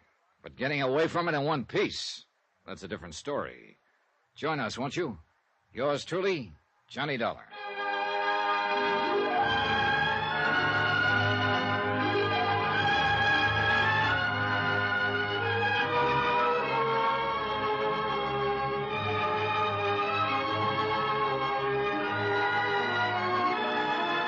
Yours truly, Johnny Dollar, starring Bob Bailey, is transcribed in Hollywood. Written by Robert Reif, it is produced and directed by Jack Johnstone.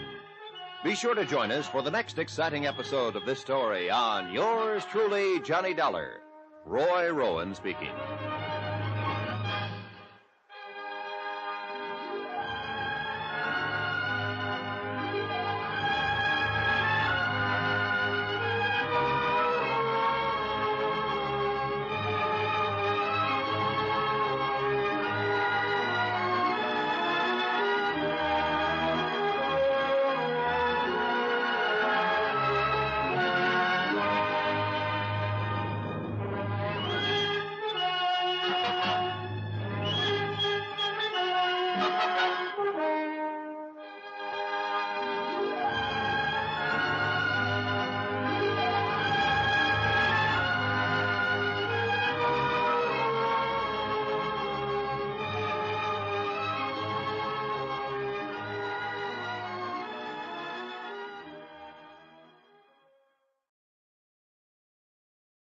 From Hollywood, it's time now for Johnny Dollar. This is Lola Chase, Johnny. Lola, where are you? At a hotel over at Mirasol Beach. Mirasol Beach. You're here in Barbados? Yes, Look, when I left you in New Orleans, you promised to go back home to New York. I know. But I just couldn't stay there. Look, it's my husband you're after, Johnny. He's an embezzler, and according to you, he's even a murderer. But he's still my husband.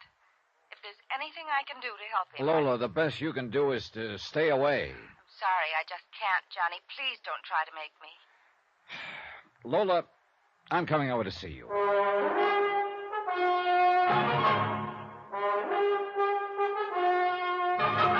Tonight and every weekday night, Bob Bailey in the transcribed adventures of the man with the action-packed expense account, America's fabulous freelance insurance investigator. Yours truly, Johnny Dollar.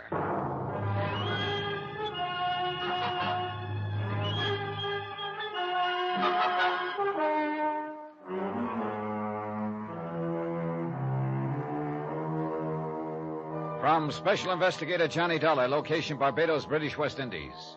To the Home Office, Universal Adjustment Bureau, Hartford, Connecticut. Assignment, the Phantom Chase matter. Expense account continued.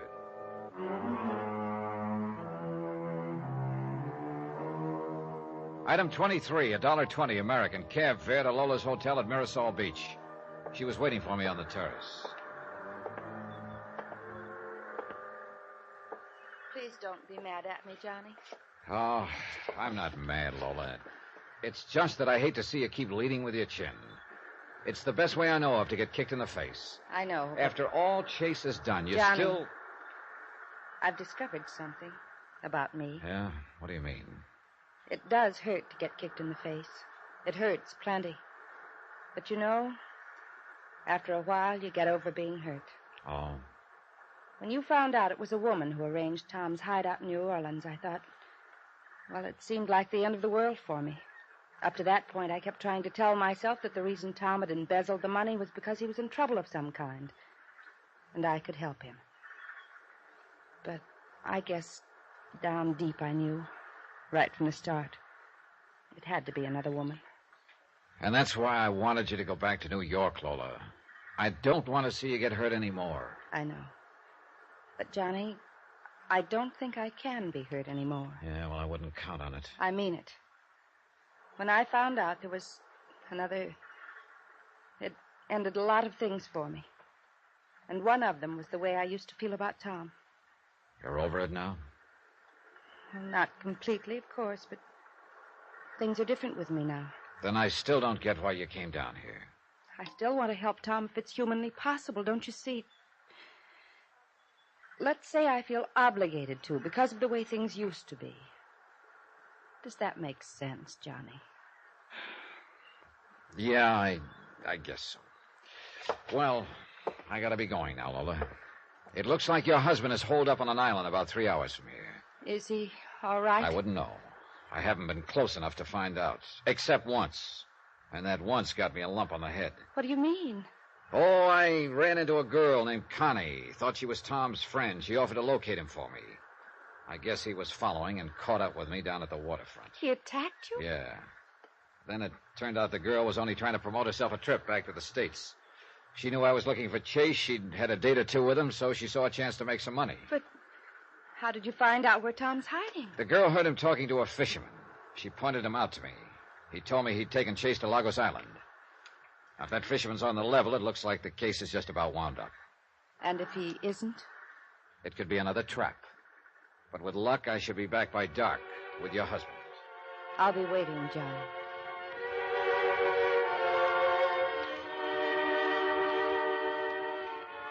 Expense account item 24, 950, long-distance call to Chase's senior partner, George Everson, in New York. I figured he ought to know that Lola was down here in Barbados. Lola there?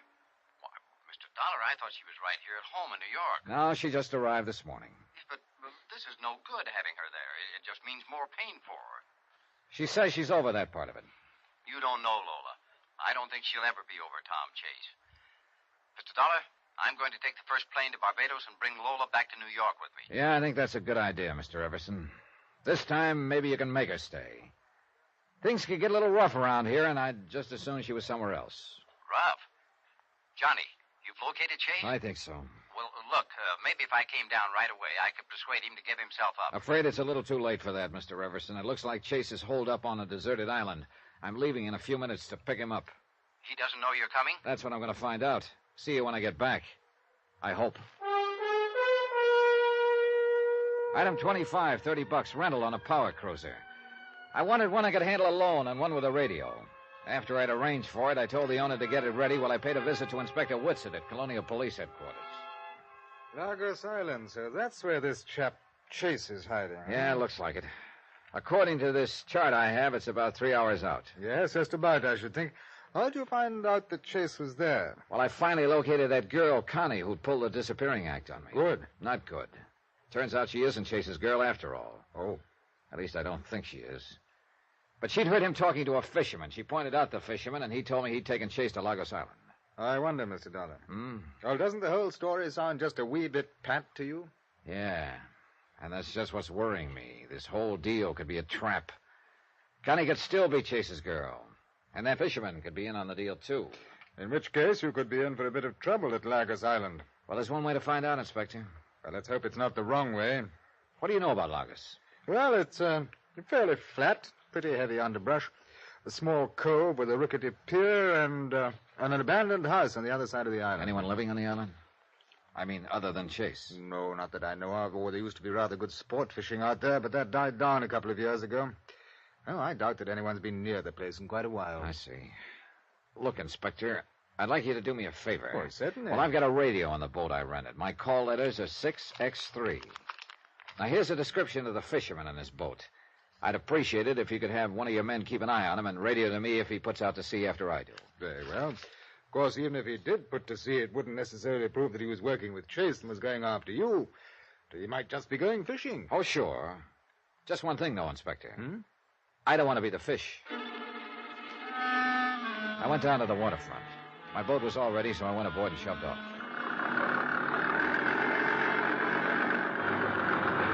Once out of the harbor, I set my course for Lagos Island. The boat was equipped with a rig for lashing the wheel in position, sort of an automatic pilot. So I snapped it in place and started down into the cabin. And then I saw the cabin was occupied. Lola. Hello, John. Oh, great. For 2 cents, I Lola. knew you'd turn back and put me ashore, but please don't. I can't, but only because I can't afford to take the time. I'm glad. But if you think I like the idea of your stowing away, you're crazy. Do you mind telling me why you did it? For a very good reason. Well, let's have it. Tom obviously doesn't want to be found. I think he's made that clear enough. And you...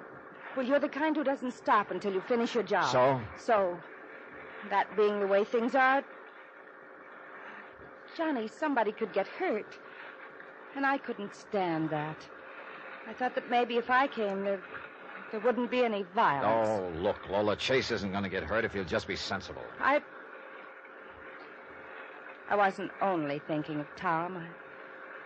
I wouldn't want you to get hurt either, Johnny. Oh? I've thought about you a lot. About how wonderful you've been to me. It's funny. What is? Oh, just that if things were different, maybe you and I... Maybe. But things never are different, Lola. I know. Are you sure that's the reason you came along? What do you mean? It wouldn't by any chance be because you want to help Tom Chase. Help him? I told you, Johnny, if there's anything I can do to help you, I want to. That's why I came down here. Help him get away from me. Thanks for your very charming opinion of me. It's wonderful knowing that's the way you feel. Look, Lola, whatever my own private opinions and feelings are or might be, sometimes I have to file them away and concentrate on the way things look. When the time comes, Johnny, you'll see that isn't the way it is at all. I hope so, because the time could be pretty soon. 6X3 from Barbados Control. 6X3 from Barbados Control. Over.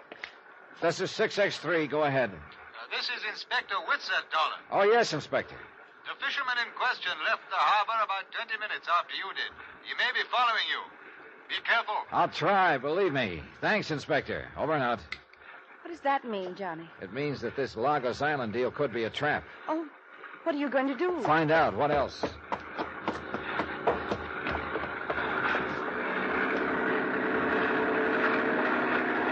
We kept going. A couple of hours later, we sighted the island. There was no sign of life, and I headed for the rickety pier.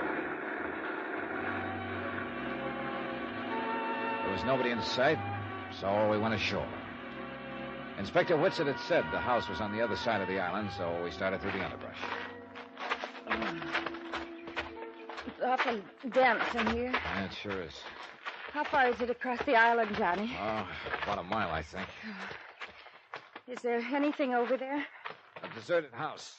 Although it's probably not deserted now. Easy through here. This stuff is pretty rough for me. Look, if Tom won't give himself up, will you let me talk to him? Oh, I don't know. I'm not going to take any chances with you, Lola. You mean you still think I might try to help him escape? I mean, he could be pretty dangerous right now. Oh, he'd never turn on me, Johnny. Don't count on it. I remember a guy named Freddie Quintana who tried to turn him in back in New Orleans. Freddie wound up dead. No, I still can't believe Tom had anything to do with that. He's not the type. Johnny! Sit down. You were saying, Lola? Where did it come from? Who knows in this underbrush? Come on, down in the gully here. He's shooting wild. He mustn't be able to see us. What do we do? Work our way along the gully and keep as quiet as possible. Maybe we can spot him from the other end. Careful now. Johnny, your gun. You're not going to try to shoot him. You think he's trying to shake hands with us? Oh, but... Be quiet, will you? It's thick in here. Can you see anything at all? No, nothing. Hold it a minute. What's the matter? Shh. Not a sound. Now, look, you better stay right here, Lola. This is a fairly sheltered spot. You'll be safe. What are you going to do? Track him down. Johnny, how do you know it's Tom out there? I don't. But whoever it is sure not hanging the welcome mat out for us. I'm funny that way, Lola. I don't like getting shot at. Now, you stay here. But, Johnny, do as I say. Still wild. That came from a different direction, it sounded like. Yeah, from behind us. Toward the beach. Well, they must have circled around us. Hey. What's the matter? The beach. Oh, brother, is this a sucker play? What do you mean? He's heading for our boat. Come on. We took off through the underbrush, heading for the beach. It was slow going. Vines kept grabbing our legs. The footing was bad. Then we finally came out into the opening. I saw my hunch was right. He'd started the boat and was pulling away. By the time we got to the pier, he was heading out to sea, out of range. He turned and looked back at us over his shoulder. Johnny, it's Tom. It is Tom.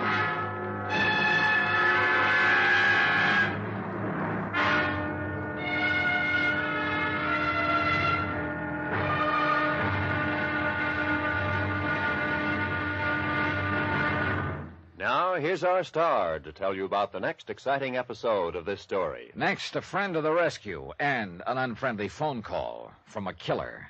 Join us, won't you? Yours truly, Johnny Dollar.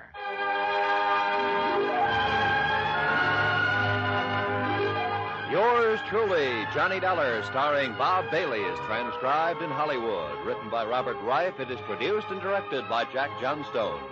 Be sure to join us for the next exciting episode of this story on Yours truly, Johnny Dollar. Roy Rowan speaking.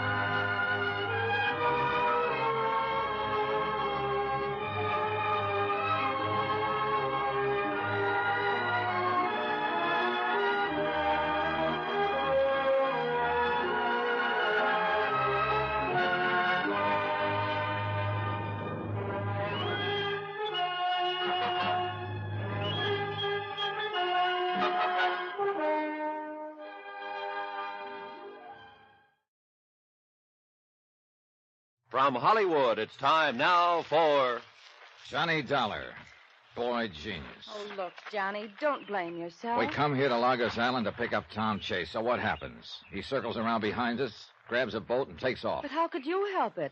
I should have figured what he was up to. He was all alone here on the island, no way to get off. So we obligingly show up in a boat. He pins us down in the underbrush with a few wild shots while he works his way around to the boat. Well, one thing I got to admit, Lola, your husband's no dummy. Please, Johnny, I'd just as soon not be reminded of Tom's cleverness. Embezzlement, murder, escape. If that's cleverness, I don't want any part of it. Oh, if he'd only turn himself in. Oh, fat chance of that. Maybe if he goes back to Barbados, we can find him there and persuade You're him. overlooking one small detail, Lola. Huh? You and I are now in the same spot Tom Chase was. We're alone on this island, and there's no way off.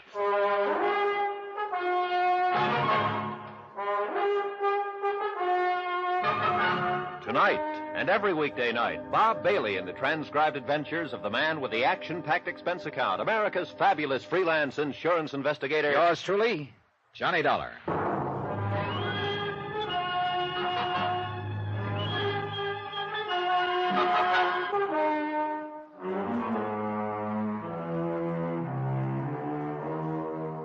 From Special Investigator Johnny Dollar, location Lagos Island, 3 hours by boat from Barbados in the British West Indies. To the Home Office, Universal Adjustment Bureau, Hartford, Connecticut. Assignment, the Phantom Chase matter. Expense account continued.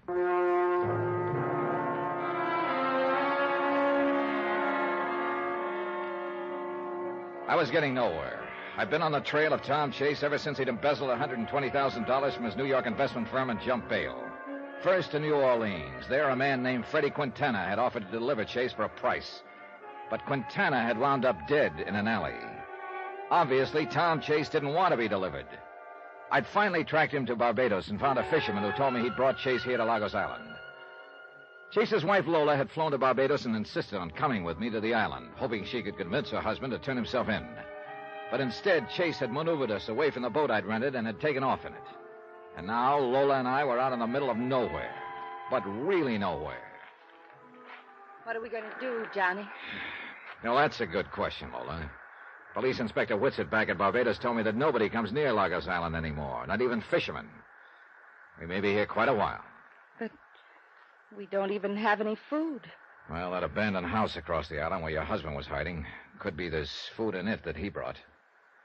Would you do me a favor, Johnny? Now, what is it? I'd just as soon you didn't keep calling Tom my husband. He is, isn't he? Legally, yes. When I found out he wasn't traveling alone, that it was a woman who arranged his hiding place in New Orleans, I guess I just quit thinking of him as my husband. Oh. How do you think of him now? As a confused animal on the run. He doesn't seem very confused to me. One thing I don't get, though. What's that? Well, that night in Barbados, before you arrived, when Chase slugged me over the head in that waterfront warehouse, why didn't he finish me off then? He had a chance to take me off his trail for keeps.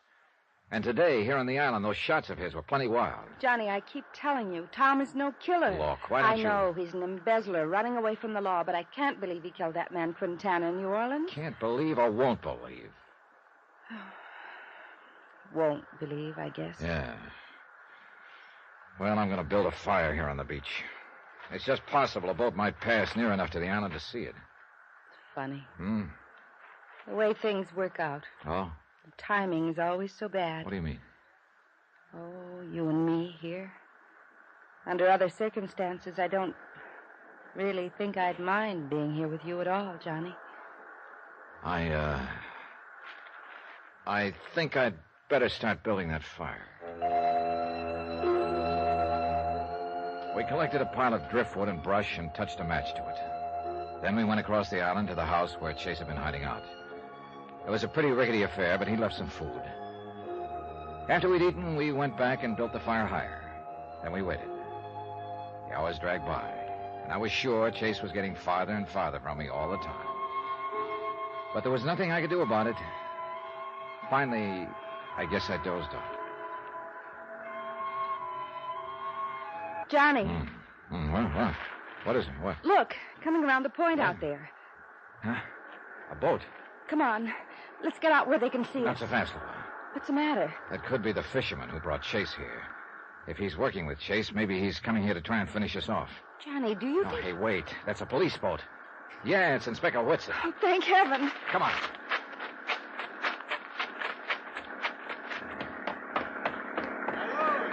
Hi, Inspector.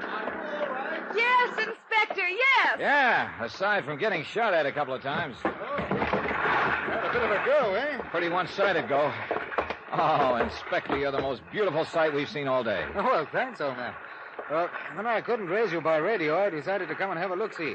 Where's Trace? Who knows? He pinned us down in the underbrush with a few shots while he circled around behind us and took off in the boat. I see. I wonder. What? About halfway here, I saw a boat in the distance. It was too far away for me to see who was in it. Which way was it heading? Back towards Barbados. Then let's get this boat cranked up, Inspector. Maybe we've got a chance after all.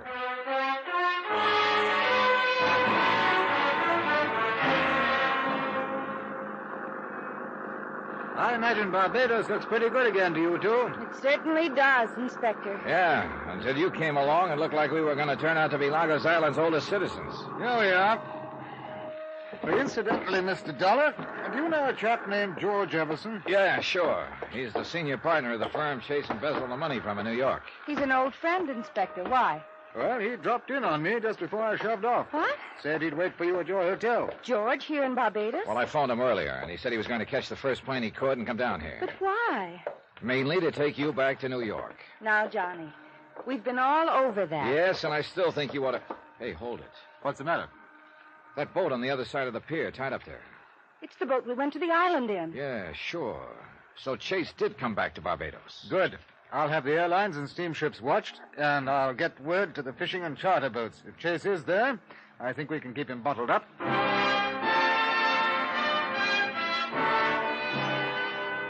Inspector Whitson took off to cover all the bases, and I took Lola back to her hotel. When I got to mine, George Everson was waiting for me. I took him to my room. Any luck on Lagos Island, Mr. Dollar? Oh, yeah. All of it bad. Oh. You're sure it's really Chase you've been trailing? All the way. Freddie Quintana in New Orleans stole a letter from him, one that he'd started to Lola. It matched the sample of Chase's writing you gave me in New York. And when he grabbed our boat on Lagos Island, Lola got a look at him and recognized him. How's Lola holding up under all this? Oh, I don't know. She says she's all over being hurt, that when she found out there was another woman involved, it killed her feeling for Chase. I'm not so sure of that, Mr. Dollar. Neither am I. Lola was completely devoted to Tom. She was badly hurt by his embezzlement, and I think she's still being hurt. Well, in any case, I'd feel a lot better if she'd clear out. Well, as you know, I came down here to take her back, but on the way, I started thinking about it. Oh? As long as she is here, perhaps she could be a big help to us. How so? Well, I still think Tom Chase would listen to Lola, even if he wouldn't listen to anyone else. Nobody could change that much. I wouldn't count on that, Mr. Everson. Yeah, well, still, it's worth a try. Now, if it could only work out so that Lola could talk to Tom, or, better yet, if Lola and I both could talk to him. Well, what would you say to him? I don't know what Lola would say, but for me, I'd put it to him that his only hope of straightening himself out is to turn himself in and turn over whatever the embezzled money is left. Oh, look, Why, I'd even go so far as to guarantee eventual restitution to our investors of whatever amount he's already spent. I know it'll take time. Well, that's pretty generous of you, Mr. Everson, but I'm afraid you're a little too late. Why? In the first place, Tom Chase obviously is not going to turn himself in. He's had plenty of chances to up to now, and he hasn't exactly jumped at them. But if and I think I think he's got a good reason for not turning himself in. It's better than an even chance he's the one who knocked off Freddie Quintana in New Orleans. The man who offered to turn Tom over to you for a price? That's the one. Oh, no, Mr. Everson. At this point, it looks like there's only one way for me to get Tom Chase, and that's to track him down and drag him in. Expense account, item 27, $1.20 American. Cab fare from my hotel to Colonial Police Headquarters. To check with Inspector Whitsett, who, fortunately for me, was being most cooperative. Chase hasn't contacted any of the airlines or steamship lines. We're in touch with the charter and fishing boats. He hasn't approached any of them so far as we know. In other words, the chances are good that he's still here in Barbados. That's right. Question is, where? Right again. Take a look at this map and you'll see our problem. 170 square miles, more or less. Yeah. He could be here in the city or on the sticks somewhere. Or over here in the Mirasol Beach area. I somehow doubt that, though. Why? Well, it's a pretty fashionable spot. Well, I imagine Chase would try to be as inconspicuous as possible. Yeah. So he's probably hiding out in the city here. Well, there are scores of hotels and rooming houses. I don't have enough men to... Oh, excuse me. What's that here? Yes? Oh, what's the address? Oh, thanks, old boy. Yeah. Things are looking up, Mr. Dollar. Oh? Yes, a man answering Chase's general description just checked in at a hotel out in the north part of the city.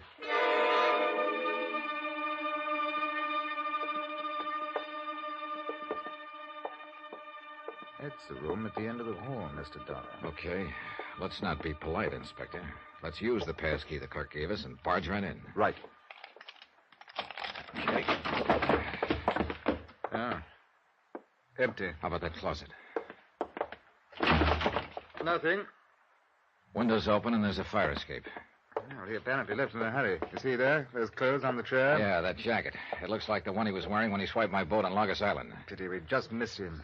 Inspector, I've been just missing him for the last 10 days, and believe me, I'm getting tired of it.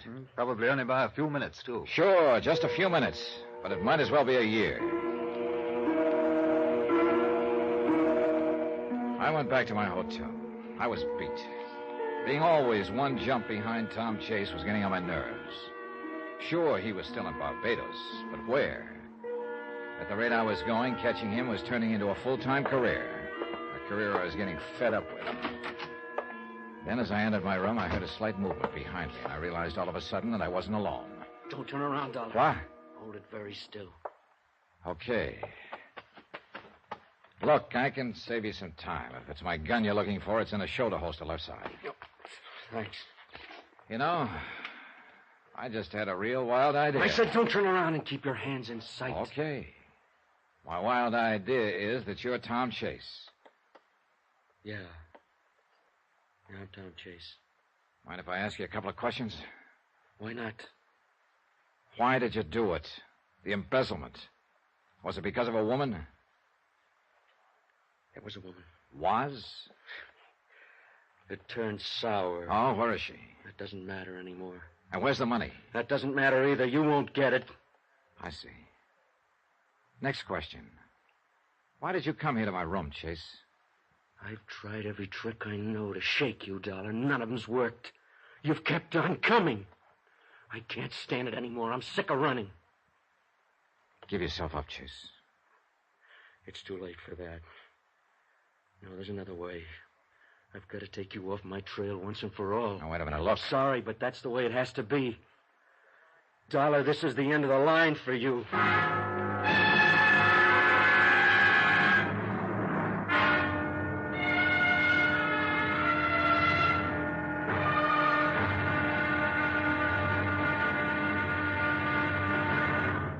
Now, here's our star to tell you about the final episode of this story. Tomorrow, the payoff.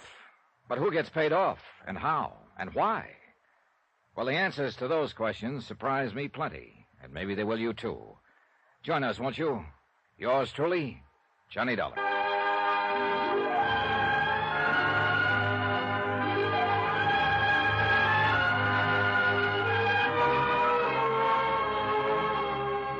Yours truly, Johnny Dollar, starring Bob Bailey, is transcribed in Hollywood. Written by Robert Reif, it is produced and directed by Jack Johnstone. Be sure to join us for the final episode of this story on Yours truly, Johnny Dollar. Roy Rowan speaking.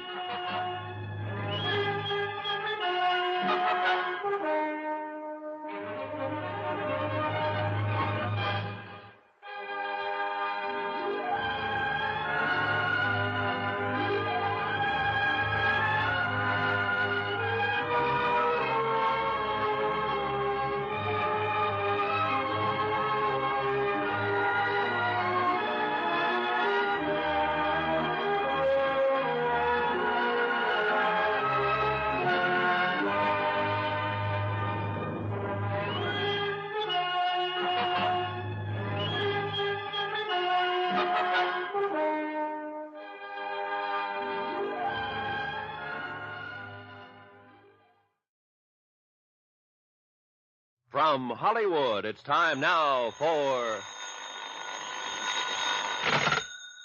Johnny Dollar. It's Lola Chase, Johnny. Hang up, Dollar. Johnny? Are you there? Yeah, I'm here, but right now I can think of a lot of places I'd rather be. I said hang up. Johnny, there's someone there with you. Look, Dollar. Is it Tom? It is Tom, isn't it? I'm coming over. No, don't do it. I'm coming over. Stay away, Lola. He has a gun and he means business.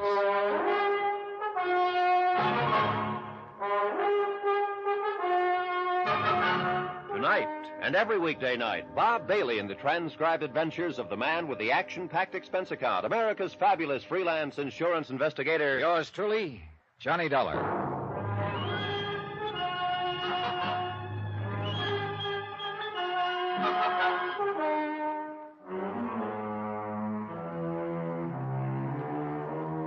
From Special Investigator Johnny Dollar, location Barbados, British West Indies.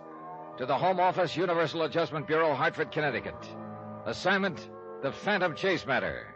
Expense account continued. Item 28. Well, along about then, I figured this item would be around $200, burial expenses for me. Tom Chase was desperate, tired of running, and ready to take me off his trail for keeps. But Lola Chase's phone call to me seemed to have a strange effect on him. That was my wife, wasn't it? Yeah, that was Lola. Why'd you drag her into this, Dollar? I didn't, Chase. She insisted on coming here to Barbados herself. Why couldn't she stay out of it? I suppose because she's your wife. That's all over. Yeah, I figured that when I found out it was a woman who arranged your hideout in New Orleans. That's all over, too. Turned sour, huh? Real sour. There's nothing left for me. Wait a minute. Look, Chase. There's only one thing for you to do. Turn yourself in. Turn over what's left of the money, It's and you'll too late for that, Dollar. There's only one thing left. Wait a minute. Killing me's not going to do any good, Chase. Somebody else will take over and keep after you until they get you. And they will get you sooner or later. You can count on it. I know. They'll keep coming after me. I can't run anymore, Dollar. I won't take it anymore from you or anybody. I just won't take it. Oh. I never thought I'd be glad to get hit on the head. But just before I blacked out, I remember being very happy that it wasn't the bullet in the back I'd been expecting. I don't know how long I was out, but when I came to, Lola Chase and George Everson were bending over me. Are you all right, Johnny? Oh, yeah, I guess so.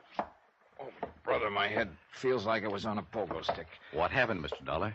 Chase was waiting for me here in my hotel room with a gun. Why did he come here? For a very good reason.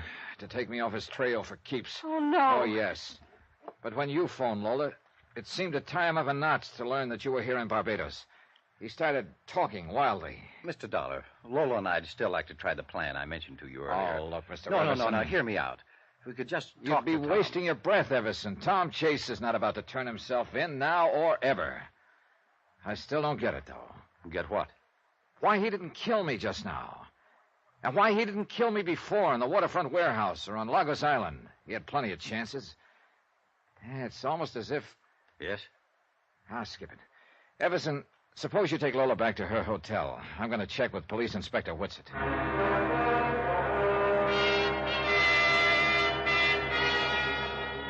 From what you tell me, Mr. Dollar, I'd say Chase was just about at the breaking point. Yeah. That's why we've got to track him down fast before he loses his head completely. Well, we're continuing our check of hotels and rooming houses. I don't think there's anything else we can do for the moment. Excuse me. What's that here? Yes, just a moment.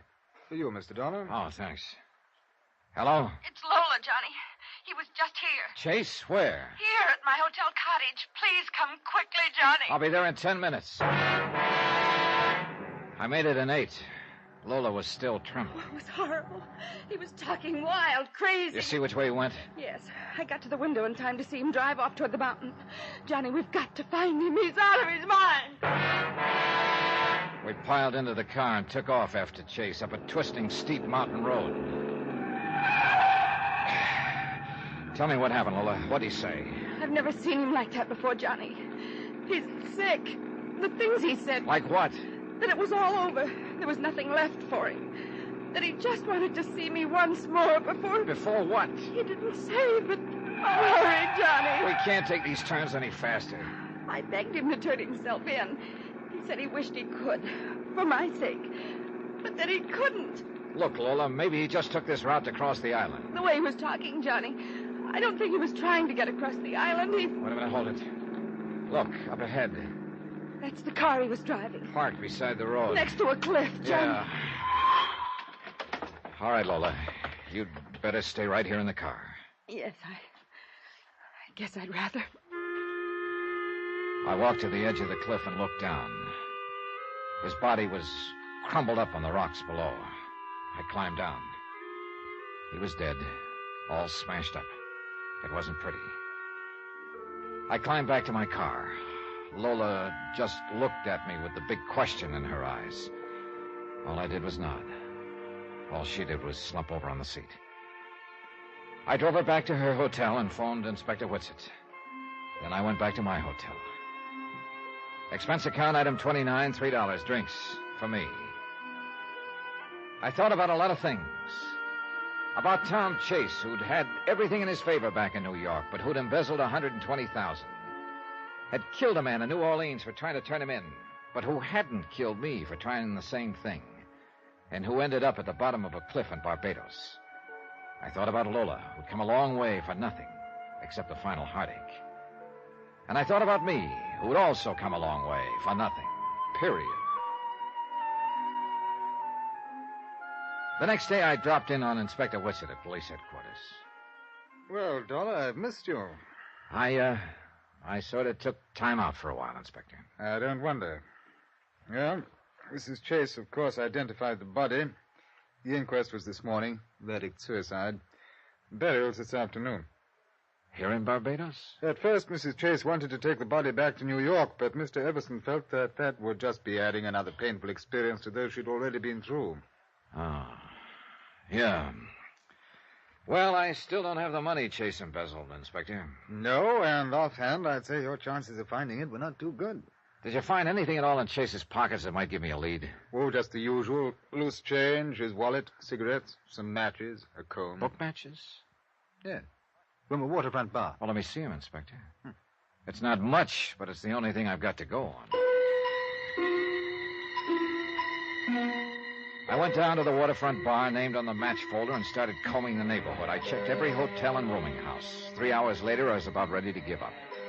And then I found it. Yep. Chase's last hideout. I searched his room, but the money wasn't there. I went back to the desk and checked the register again, trying to find out if a woman had checked in about the same time Chase had. No soap. But then I pulled out the sample of Chase's writing that Everson had given me in New York, and I compared it to Chase's signature on the register. A few wild ideas started chasing themselves around in my brain, ideas that began to fall into a crazy pattern. Item 30-1260, long-distance phone call to the home office of Universal Adjustment in Hartford. I asked Pat McCracken to run an errand for me. 3 hours later, he called back from New York City with the answer. Yep. I'd come all the way to Barbados, but the case got solved in New York. I phoned Lola and Everson and asked them to come to the cemetery. 15 minutes later, we met at the freshly turned grave. Mr. Dollar, I must say you're not being considerate of Lola. I'm sure you realize that coming back to Tom's grave here is a most painful experience for her. I'm sure you had a good reason, Johnny. Yeah, I did. I wanted both of you to know what a jerk I've been in this investigation. Oh, don't say that. You've done everything that could be done, and I appreciate it. Well, thanks, Lola. But you see, for almost 2 weeks now, from New York to New Orleans to Barbados here, I've been chasing a dead man. What? I don't understand. I think you understand real well. Now, look here. If this is some kind of a joke, it's in very poor taste. It's no joke. I've got to hand it to you both, though.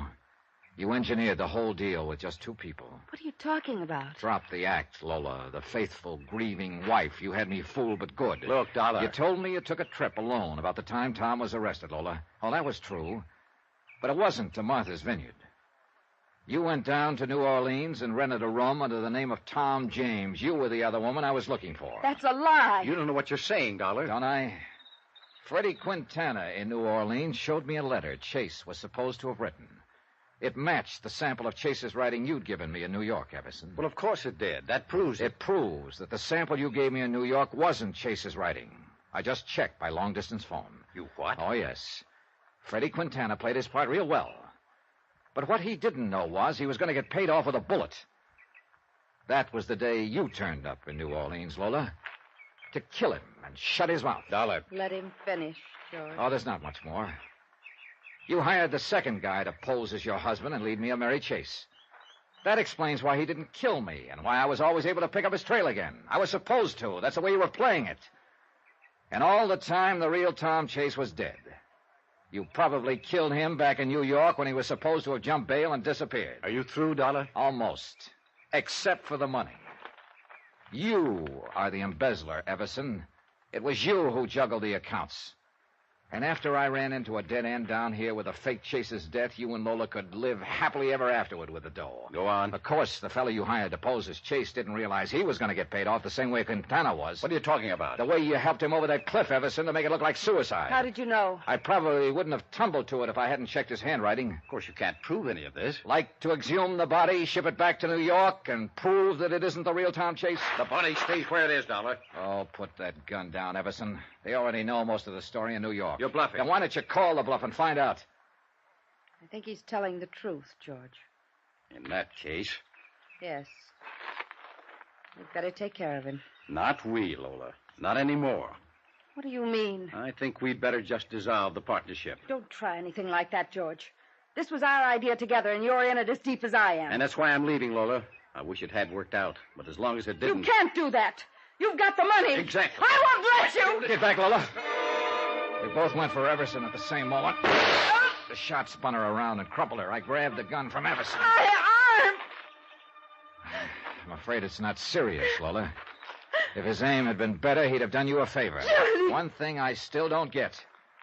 Your husband wouldn't make any statement after his arrest. That means to me he knew what you were up to. And he loved you so much he was willing to take the rap. Tell me this, Lola.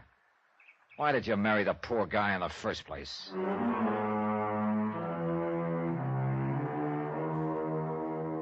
Expense account total, $1,723. Lola and Everson were turned over to the authorities, and Everson gave up the key to a safe deposit box in New York, where the embezzled money had been all the time.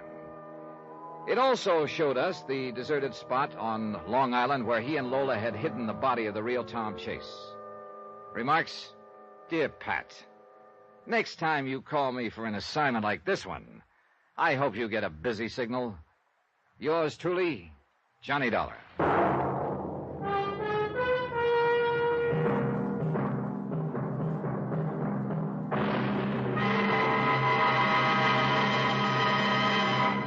Now, here's our star to tell you about next week's story. Next week, a body suddenly rises from the grave to take the spotlight from a Hollywood star. Join us, won't you? Yours truly, Johnny Dollar.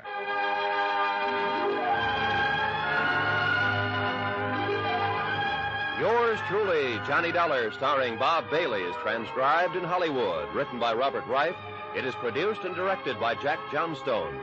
Heard in our cast were Michael Ann Barrett, Jack Edwards, Ben Wright, Virginia Gregg, Don Diamond, Forrest Lewis, and Richard Crenna. Musical supervision by Amerigo Marino. Be sure to join us on Monday night, same time and station, for another exciting story of yours truly, Johnny Dollar. Roy Rowan speaking.